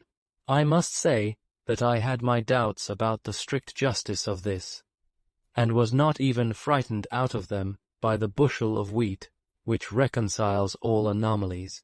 But Mr. Spenlow argued the matter with me. He said, "Look at the world, there was good and evil in that. Look at the ecclesiastical law, there was good and evil in that. It was all part of a system, very good. There you were." I had not the hardihood to suggest to Dora's father that possibly we might even improve the world a little, if we got up early in the morning and took off our coats to the work, but I confessed that I thought we might improve the commons. Mr. Spenlow replied that he would particularly advise me to dismiss that idea from my mind, as not being worthy of my gentlemanly character, but that he would be glad to hear from me of what improvement. I thought the commons susceptible, taking that part of the commons which happened to be nearest to us, for our man was unmarried by this time, and we were out of court, and strolling past the prerogative office, I submitted that I thought the prerogative office rather a queerly managed institution. Mr. Spenlow inquired in what respect. I replied, with all due deference to his experience, but with more deference, I am afraid, to his being Dora's father, that perhaps it was a little nonsensical that the registry of that court, containing the original wills of all persons leaving effects within the immense province of Canterbury, for 3 whole centuries, should be an accidental building, never designed for the purpose, leased by the registrars for their own private emolument, unsafe, not even ascertained to be fire-proof, choked with the important documents it held, and positively, from the roof to the basement, a mercenary speculation of the registrars, who took great fees from the public, and crammed the public's wills away anyhow and anywhere, having no other object than to get rid of them cheaply. That, perhaps, it was a little unreasonable that these registrars in the receipt of profits amounting to £8,000 or £9,000 a year, to say nothing of the profits of the deputy registrars and clerks of seats, should not be obliged to spend a little of that money in finding a reasonably safe place for the important documents which all classes of people were compelled to hand over to them, whether they would or no. That, perhaps, it was a little unjust that all the great offices in this great office should be magnificent sinecures, while the unfortunate working clerks in the cold dark room upstairs were the worst rewarded and the least considered men doing important services in London. That perhaps it was a little indecent that the principal registrar of all, whose duty it was to find the public, constantly resorting to this place, all needful accommodation, should be an enormous sinecurist in virtue of that post, and might be, besides, a clergyman, a pluralist, the holder of a staff in a cathedral, and what not, while the public was put to the inconvenience of which we had a specimen every afternoon when the office was busy, and which we knew to be quite monstrous. That, perhaps, in short, this prerogative office of the Diocese of Canterbury was altogether such a pestilent job, and such a pernicious absurdity, that but for its being squeezed away in a corner of St. Paul's churchyard, which few people knew, it must have been turned completely inside out and upside down long ago. Mr. Spenlow smiled as I became modestly warm on the subject, and then argued this question with me as he had argued the other. He said, what was it after all? It was a question of feeling. If the public felt that their wills were in safe keeping, and took it for granted that the office was not to be made better, who was the worse for it? Nobody. Who was the better for it? All the sanctuarists. Very well. Then the good predominated. It might not be a perfect system. Nothing was perfect. But what he objected to was the insertion of the wedge. Under the prerogative office, the country had been glorious. Insert the wedge into the prerogative office, and the country would cease to be glorious. He considered it the principle of a gentleman to take things as he found them, and he had no doubt the prerogative office would last our time. I deferred to his opinion, though I had great doubts of it myself. I find he was right, however, for it has not only lasted to the present moment, but has done so in the teeth of a great parliamentary report made, not too willingly, 18 years ago, when all these objections of mine were set forth in detail, and when the existing stowage for wills was described as equal to the accumulation of only 2 years and a half more. What they have done with them since, whether they have lost many, or whether they sell any now and then to the butter shops, I don't know. I am glad mine is not there, and I hope it may not go there yet a while. I have set all this down in my present blissful chapter, because here it comes into its natural place. Mr. Spenlow and I, falling into this conversation, prolonged it and our saunter to and fro, until we diverged into general topics. And so it came about in the end that Mr. Spenlow told me this day week was Dora's birthday, and he would be glad if I would come down and join a little picnic on the occasion. I went out of my senses immediately, became a mere driveller next day, on receipt of a little lay, sedged sheet of note paper favoured by Popper, to remind, and passed the intervening period in a state of dotage. I think I committed every possible absurdity in the way of preparation for this blessed event. I turn hot when I remember the cravat I bought. My boots might be placed in any collection of instruments of torture. I provided, and sent down by the Norwood coach the night before, a delicate little hamper amounting in itself, I thought, almost to a declaration. There were crackers in it with the tenderest mottos that could be got for money. At 6 in the morning I was in Covent Garden Market, buying a bouquet for Dora. At 10 I was on horseback. I hired a gallant grey for the occasion, with the bouquet in my hat, to keep it fresh, trotting down to Norwood. I suppose that when I saw Dora in the garden and pretended not to see her, and rode past the house pretending to be anxiously looking for it, I committed 2 small fooleries which other young gentlemen in my circumstances might have committed because they came so very natural to me. But oh, when I did find the house and did dismount at the garden gate and drag those stony-hearted boots across the lawn to Dora sitting on a garden seat under a lilac tree, what a spectacle she was upon that beautiful morning among the butterflies, in a white chip bonnet and a dress of celestial blue. There was a young lady with her, comparatively stricken in years almost 20, I should say. Her name was Miss Mills, and Dora called her Julia. She was the bosom friend of Dora. Happy Miss Mills. Jip was there, and Jip would bark at me again. When I presented my bouquet, he gnashed his teeth with jealousy. Well, he might. If he had the least idea how I adored his mistress, well, he might.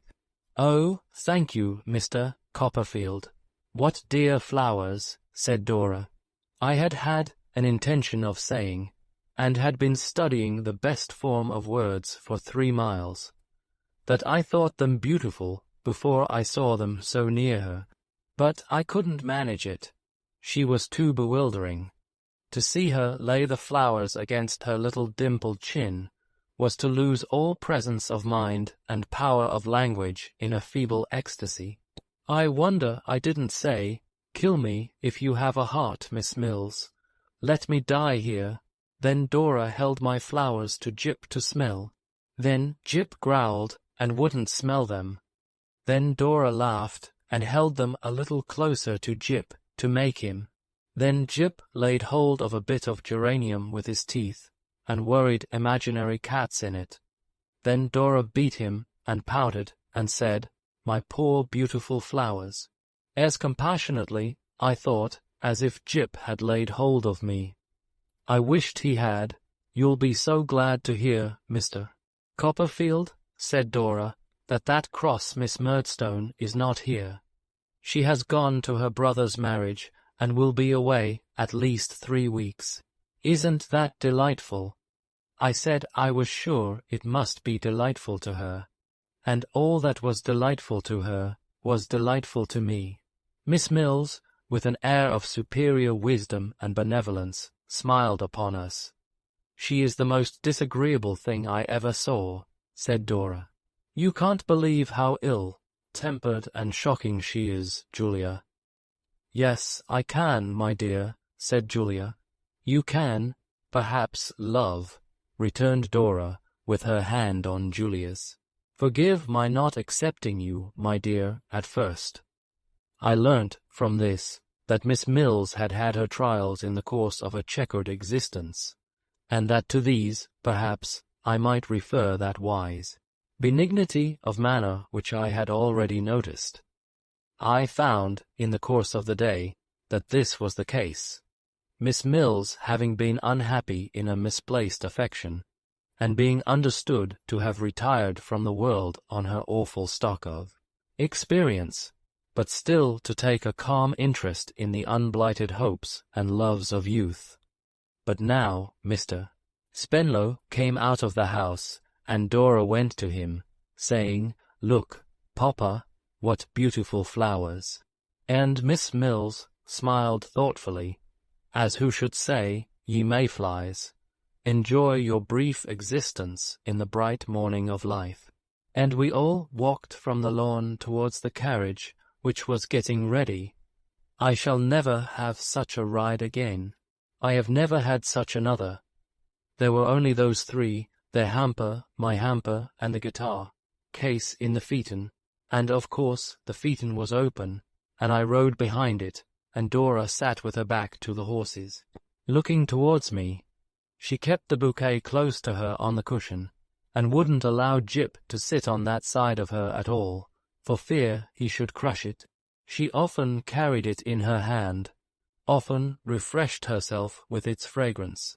Our eyes at those times often met, and my great astonishment is that I didn't go over the head of my gallant Grey into the carriage. There was dust, I believe. There was a good deal of dust, I believe. I have a faint impression that Mr. Spenlow remonstrated with me for riding in it, but I knew of none. I was sensible of a mist of love and beauty about Dora, but of nothing else. He stood up sometimes and asked me what I thought of the prospect. I said it was delightful, and I dare say it was, but it was all Dora to me. The sun shone Dora, and the birds sang Dora. The south wind blew Dora, and the wild flowers in the hedges were all Dora's, to a bud. My comfort is, Miss Mills understood me. Miss Mills alone could enter into my feelings thoroughly. I don't know how long we were going, and to this hour I know as little where we went. Perhaps it was near Guildford. Perhaps some Arabian night magician opened up the place for the day and shut it up for ever when we came away. It was a green spot on a hill carpeted with soft turf. There were shady trees and heather, and, as far as the eye could see, a rich landscape. It was a trying thing to find people here, waiting for us, and my jealousy, even of the ladies, knew no bounds. But all of my own sex, especially one impostor, 3 or 4 years my elder, with a red whisker, on which he established an amount of presumption not to be endured, were my mortal foes. We all unpacked our baskets and employed ourselves in getting dinner ready. Red Whisker pretended he could make a salad, which I don't believe, and obtruded himself on public notice. Some of the young ladies washed the lettuces for him and sliced them under his directions. Dora was among these. I felt that fate had pitted me against this man, and one of us must fall. Red Whisker made his salad. I wondered how they could eat it. Nothing should have induced me to touch it, and voted himself into the charge of the wine cellar, which he constructed, being an ingenious beast, in the hollow trunk of a tree.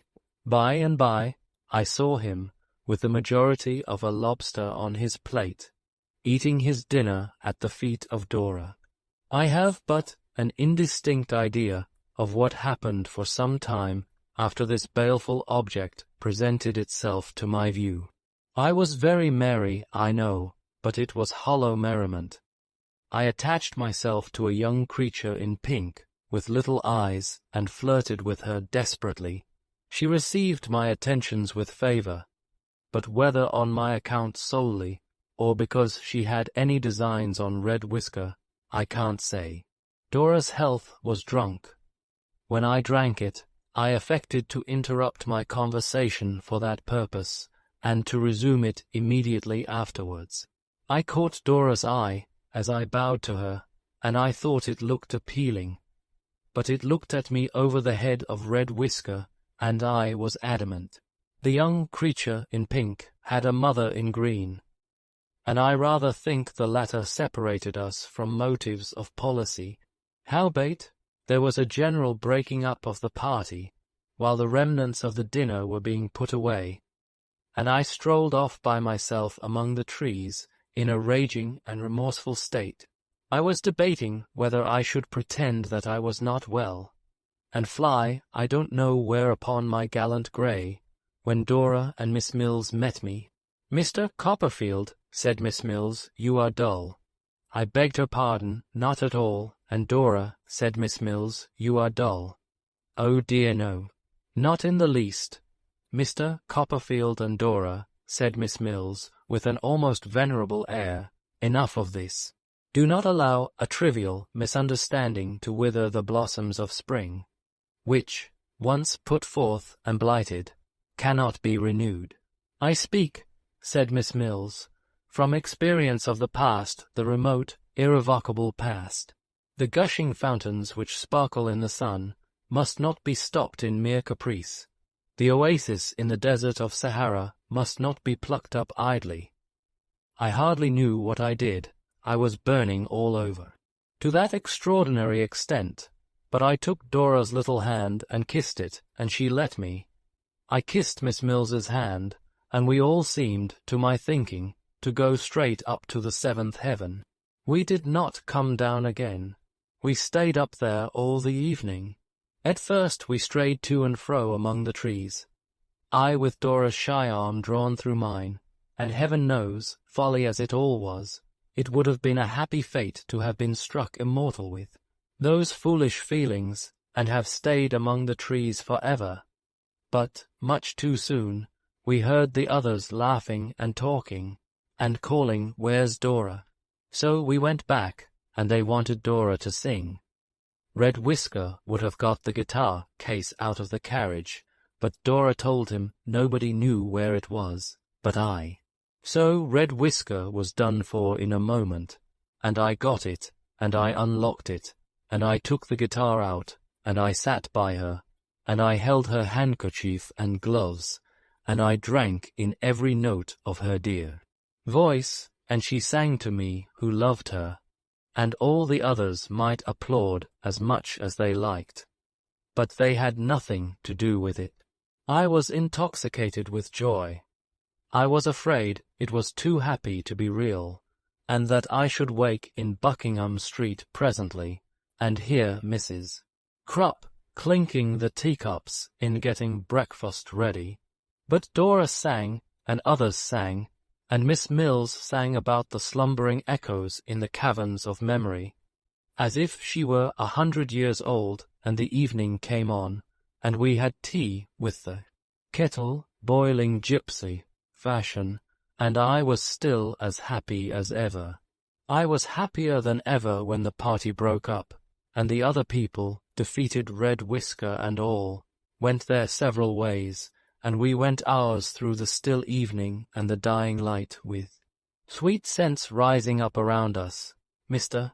Spenlow being a little drowsy after the champagne honour to the soil that grew the grape, to the grape that made the wine, to the sun that ripened it, and to the merchant who adulterated it. And being fast asleep in a corner of the carriage, I rode by the side and talked to Dora.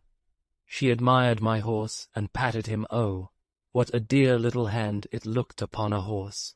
And her shawl would not keep right, and now and then I drew it round her with my arm, and I even fancied that Jip began to see how it was, and to understand that he must make up his mind to be friends with me.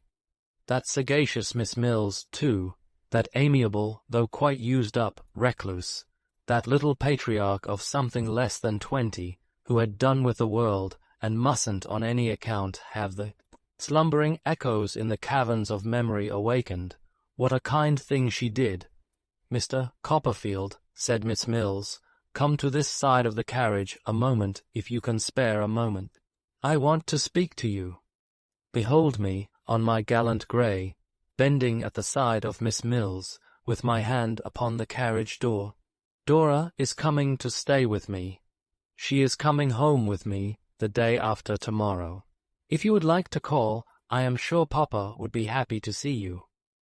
What could I do but invoke a silent blessing on Miss Mills's head, and store Miss Mills's address in the securest corner of my memory? What could I do but tell Miss Mills, with grateful looks and fervent words, how much I appreciated her good offices, and what an inestimable value I set upon her friendship?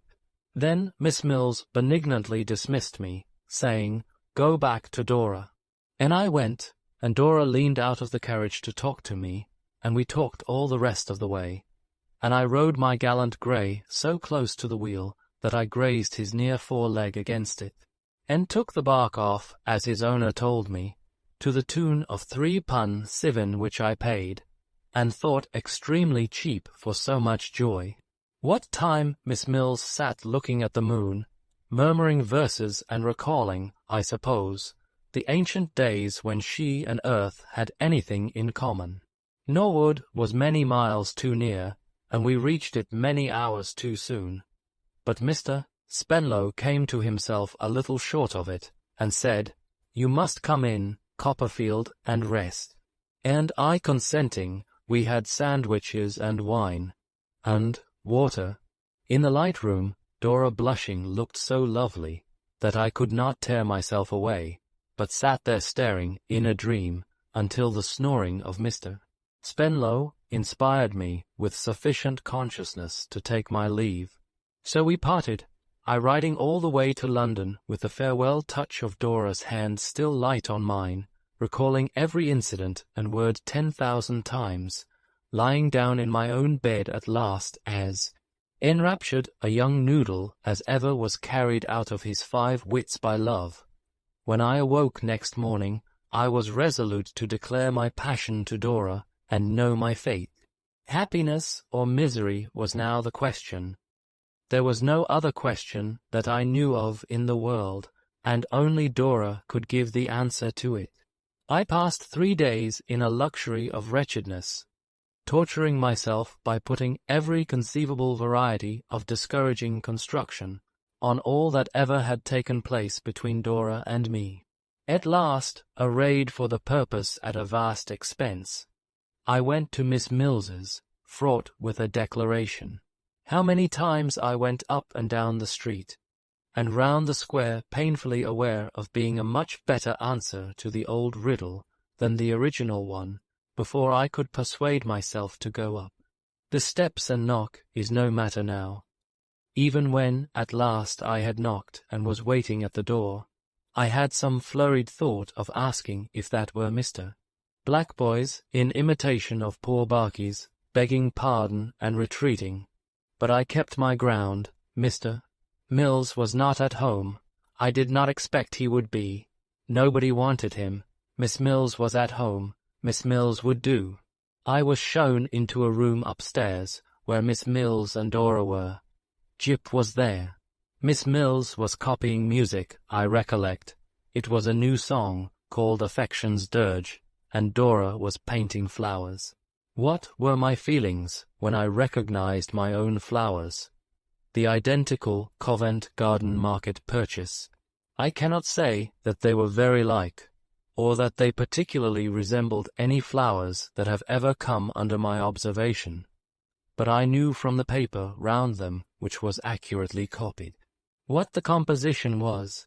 Miss Mills was very glad to see me, and very sorry her papa was not at home, though I thought we all bore that with fortitude. Miss Mills was conversational for a few minutes, and then, laying down her pen upon Affection's Dirge, got up and left the room. I began to think I would put it off till tomorrow. I hope your poor horse was not tired when he got home at night, said Dora, lifting up her beautiful eyes. It was a long way for him. I began to think I would do it today. It was a long way for him, said I, for he had nothing to uphold him on the journey. Wasn't he fed, poor thing? Asked Dora. I began to think I would put it off till tomorrow. Yes, I said, he was well taken care of. I mean, he had not the unutterable happiness that I had in being so near you. Dora bent her head over her drawing and said, after a little while I had sat, in the interval, in a burning fever, and, with my legs in a very rigid state, you didn't seem to be sensible of that happiness yourself, at one time of the day. I saw now that I was in for it, and it must be done on the spot. You didn't care for that happiness in the least, said Dora, slightly raising her eyebrows and shaking her head, when you were sitting by Miss Kit. Kit, I should observe, was the name of the creature in pink with the little eyes. Though certainly I don't know why you should, said Dora, or why you should call it a happiness at all. But of course you don't mean what you say, and I am sure no one doubts your being at liberty to do whatever you like. Jip, you naughty boy, come here. I don't know how I did it. I did it in a moment. I intercepted Jip. I had Dora in my arms. I was full of eloquence. I never stopped for a word. I told her how I loved her. I told her I should die without her. I told her that I idolized and worshipped her. Jip barked madly all the time. When Dora hung her head and cried and trembled, my eloquence increased so much the more. If she would like me to die for her, she had but to say the word, and I was ready. Life without Dora's love was not a thing to have on any terms. I couldn't bear it, and I wouldn't. I had loved her every minute, day and night, since I first saw her. I loved her, at that minute, to distraction. I should always love her, every minute, to distraction. Lovers had loved before, and lovers would love again. But no lover had loved, might, could, would, or should ever love as I loved Dora. The more I raved, the more Jip barked. Each of us, in his own way, got more mad every moment. Well, Dora and I were sitting on the sofa by and by, quiet enough, and Jip was lying in her lap, winking peacefully at me. It was off my mind. I was in a state of perfect rapture. Dora and I were engaged. I suppose we had some notion that this was to end in marriage. We must have had some, because Dora stipulated that we were never to be married without her papa's consent. But in our youthful ecstasy, I don't think that we really looked before us or behind us, or had any aspiration beyond the ignorant present. We were to keep our secret from Mr. Spenlow, but I am sure the idea never entered my head then, that there was anything dishonourable in that. Miss Mills was more than usually pensive when Dora, going to find her, brought her back. I apprehend, because there was a tendency in what had passed to awaken the slumbering echoes in the caverns of memory, but she gave us her blessing and the assurance of her lasting friendship, and spoke to us generally as became a voice from the cloister. What an idle time it was! What an insubstantial, happy, foolish time it was! When I measured Dora's finger for a ring that was to be made of forget-me-nots, and when the jeweller, to whom I took the measure, found me out and laughed over his order-book and charged me anything he liked for the pretty little toy, with its blue stones so associated in my remembrance with Dora's hand, that yesterday, when I saw such another, by chance, on the finger of my own daughter, there was a momentary stirring in my heart, like pain, when I walked about, exalted with my secret and full of my own interest, and felt the dignity of loving Dora, and of being beloved so much, that if I had walked the air I could not have been more above the people not so situated, who were creeping on the earth. When we had those meetings in the garden of the square, and sat within the dingy summer-house, so happy, that I love the London sparrows to this hour, for nothing else, and see the plumage of the tropics in their smoky feathers, when we had our first great quarrel, within a week of our betrothal, and when Dora sent me back the ring, enclosed in a despairing cocked-hat note, wherein she used the terrible expression that our love had begun in folly and ended in madness, which dreadful words occasioned me to tear my hair and cry that all was over, when, under cover of the night, I flew to Miss Mills, whom I saw by stealth in a back kitchen where there was a mangle, and implored Miss Mills to interpose between us and avert insanity. When Miss Mills undertook the office and returned with Dora, exhorting us, from the pulpit of her own bitter youth, to mutual concession and the avoidance of the desert of Sahara, when we cried and made it up and were so blessed again that the back kitchen, mangle and all, changed to love's own temple, where we arranged a plan of correspondence through Miss Mills, always to comprehend at least one letter on each side every day. What an idle time! What an insubstantial, happy, foolish time! Of all the times of mine that time has in his grip, there is none that in one retrospect I can smile at half so much, and think of half so tenderly. Chapter 34. My aunt astonishes me. I wrote to Agnes as soon as Dora and I were engaged. I wrote her a long letter, in which I tried to make her comprehend how blessed I was, and what a darling Dora was. I entreated Agnes not to regard this as a thoughtless passion which could ever yield to any other, or had the least resemblance to the boyish fancies that we used to joke about. I assured her that its profundity was quite unfathomable, and expressed my belief that nothing like it had ever been known. Somehow, as I wrote to Agnes on a fine evening by my open window, and the remembrance of her clear, calm eyes and gentle face came stealing over me, it shed such a peaceful influence upon the hurry and agitation in which I had been living lately, and of which my very happiness partook in some degree, that it soothed me into tears. I remember that I sat resting my head upon my hand when the letter was half done, cherishing a general fancy as if Agnes were one of the elements of my natural home, as if, in the retirement of the house made almost sacred to me by her presence. Dora and I must be happier than anywhere. As if in love, joy, sorrow, hope, or disappointment, in all emotions, my heart turned naturally there, and found its refuge and best friend. Of Steerforth I said nothing. I only told her there had been sad grief at Yarmouth, on account of Emily's flight, and that on me it made a double wound, by reason of the circumstances attending it. I knew how quick she always was to divine the truth, and that she would never be the first to breathe his name. To this letter I received an answer by return of post. As I read it, I seemed to hear Agnes speaking to me. It was like her cordial voice in my ears. What can I say more? While I had been away from home lately, Traddles had called twice or thrice. Finding Peggotty within, and being informed by Peggotty, who always volunteered that information to whomsoever would receive it, that she was my old nurse, he had established a good-humoured acquaintance with her, and had stayed to have a little chat with her about me. So Peggotty said, but I am afraid the chat was all on her own side, and of a moderate length, as she was very difficult indeed to stop. God bless her.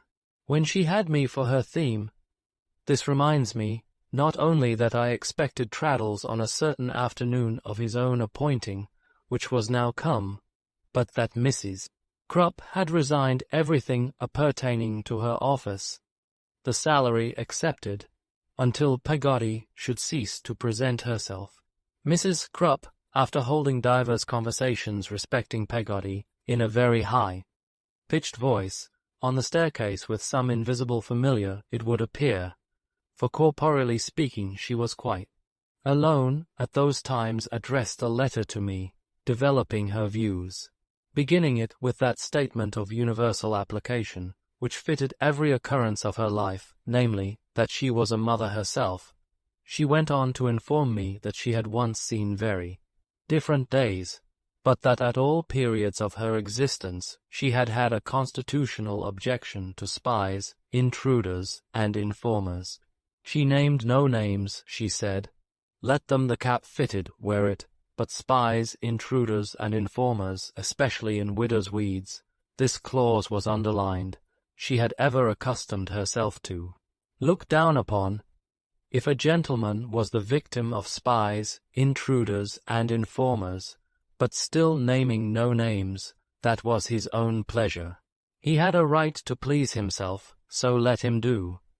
All that she, Mrs. Crupp, stipulated for, was, that she should not be brought in contact with such persons.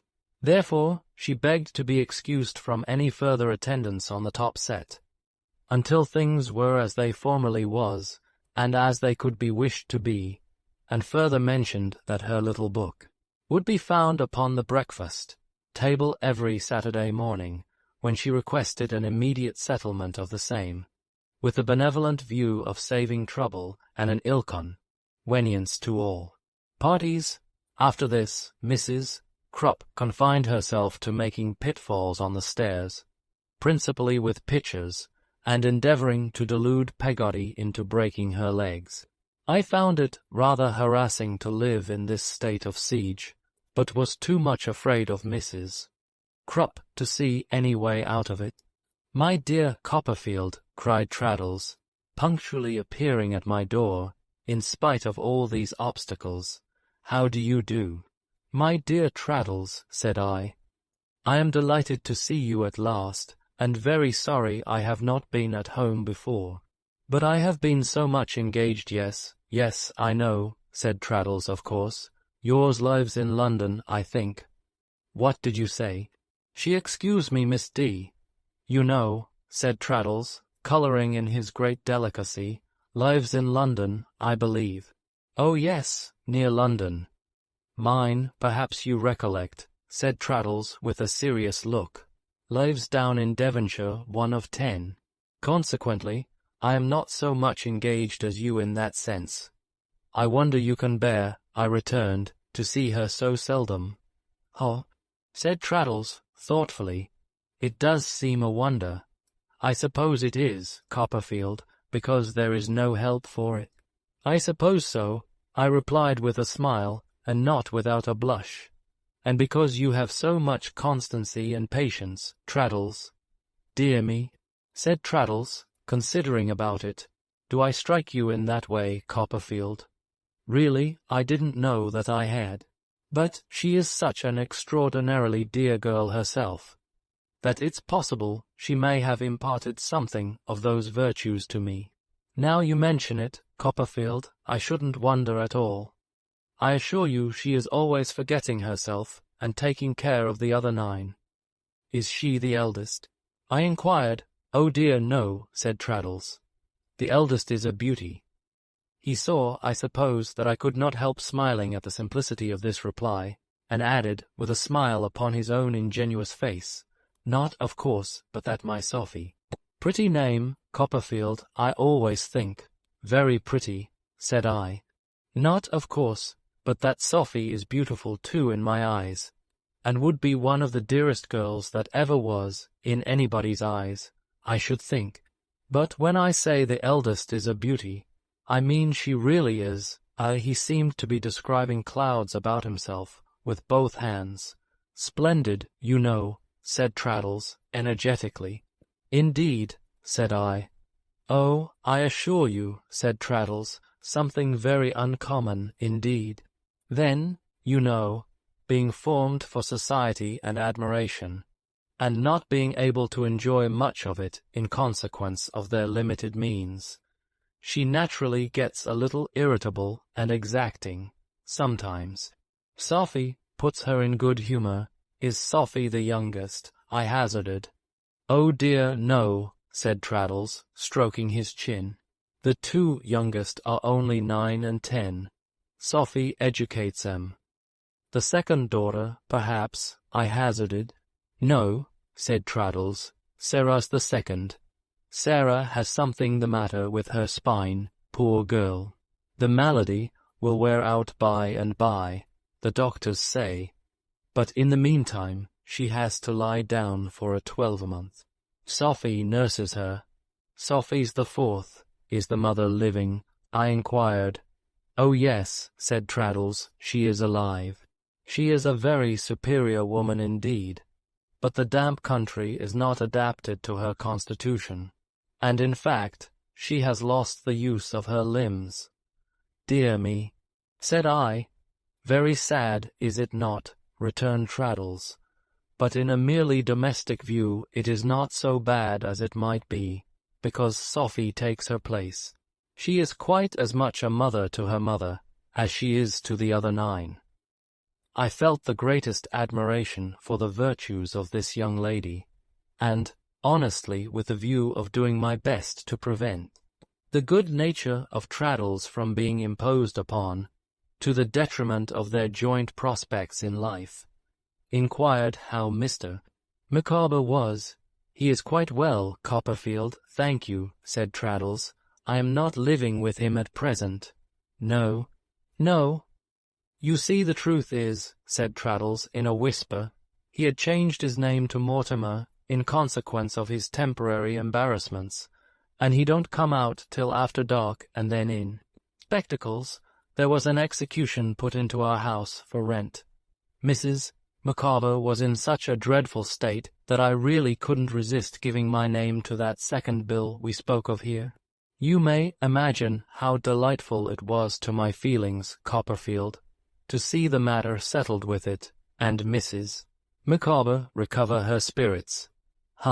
Said I. Not that her happiness was of long duration, pursued Traddles, for, unfortunately, within a week another execution came in. It broke up the establishment. I have been living in a furnished apartment since then, and the Mortimers have been very private indeed.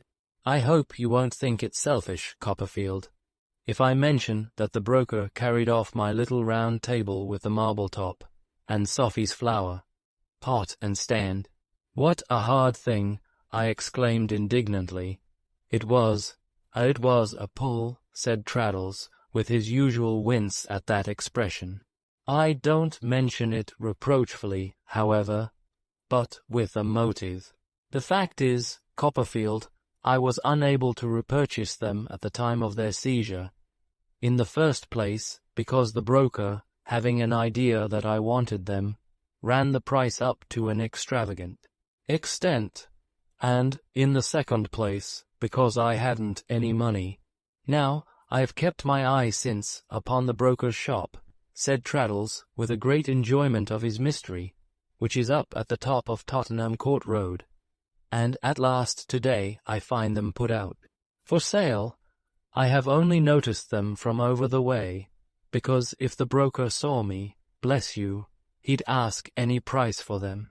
What has occurred to me, having now the money, is, that perhaps you wouldn't object to ask that good nurse of yours to come with me to the shop. I can show it her from round the corner of the next street and make the best bargain for them, as if they were for herself, that she can. The delight with which Traddles propounded this plan to me, and the sense he had of its uncommon artfulness, are among the freshest things in my remembrance. I told him that my old nurse would be delighted to assist him, and that we would all three take the field together, but on one condition. That condition was, that he should make a solemn resolution to grant no more loans of his name, or anything else, to Mr. Micawber. My dear Copperfield, said Traddles, I have already done so, because I begin to feel that I have not only been inconsiderate, but that I have been positively unjust to Sophie. My word being passed to myself, there is no longer any apprehension, but I pledge it to you, too, with the greatest readiness. That first unlucky obligation I have paid. I have no doubt Mr. Micawber would have paid it if he could, but he could not. One thing I ought to mention, which I like very much in Mr. Micawber Copperfield. It refers to the second obligation, which is not yet due. He don't tell me that it is provided for, but he says it will be. Now, I think there is something very fair and honest about that. I was unwilling to damp my good friend's confidence, and therefore assented. After a little further conversation, we went round to the chandler's shop to enlist Peggotty, Traddles declining to pass the evening with me, both because he endured the liveliest apprehensions that his property would be bought by somebody else before he could repurchase it, and because it was the evening he always devoted to writing to the dearest girl in the world. I never shall forget him peeping round the corner of the street in Tottenham Court Road, while Peggotty was bargaining for the precious articles, or his agitation when she came slowly towards us, after vainly offering a price, and was hailed by the relenting broker, and went back again. The end of the negotiation was, that she bought the property on tolerably easy terms, and Traddles was transported with pleasure. I am very much obliged to you indeed, said Traddles, on hearing it was to be sent to where he lived that night. If I might ask one other favour, I hope you would not think it absurd, Copperfield. I said beforehand, certainly not. Then, if you would be good enough, said Traddles to Peggotty, to get the flour. Hot now, I think I should like, it being Sophie's, Copperfield, to carry it home myself. Peggotty was glad to get it for him, and he overwhelmed her with thanks, and went his way up Tottenham Court Road, carrying the flour, Hot affectionately in his arms, with one of the most delighted expressions of countenance I ever saw. We then turned back towards my chambers. As the shops had charms for Peggotty, which I never knew them possess in the same degree for anybody else, I sauntered easily along, amused by her staring in at the windows, and waiting for her as often as she chose. We were thus a good while in getting to the Adelphi. On our way upstairs, I called her attention to the sudden disappearance of Mrs. Crupp's pitfalls, and also to the prints of recent footsteps. We were both very much surprised, coming higher up, to find my outer door standing open, which I had shut, and to hear voices inside. We looked at one another without knowing what to make of this, and went into the sitting room. What was my amazement to find, of all people upon earth, my aunt there, and Mr. Dick.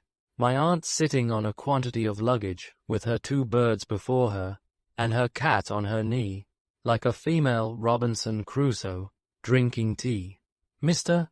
Dick leaning thoughtfully on a great kite, such as we had often been out together to fly, with more luggage piled about him. "My dear aunt," cried I. "Why, what an unexpected pleasure!" We cordially embraced, and Mr. Dick and I cordially shook hands, and Mrs. Crupp, who was busy making tea, and could not be too attentive, cordially said she had knowed well as Mr. Copperfield would have his heart in his mouth when he see his dear relations. "Hulloa," said my aunt to Peggotty, who quailed before her awful presence. "How are you? You remember my aunt, Peggotty," said I. "For the love of goodness, child," exclaimed my aunt, "don't call the woman by that South Sea Island name. If she married and got rid of it, which was the best thing she could do, why don't you give her the benefit of the change?"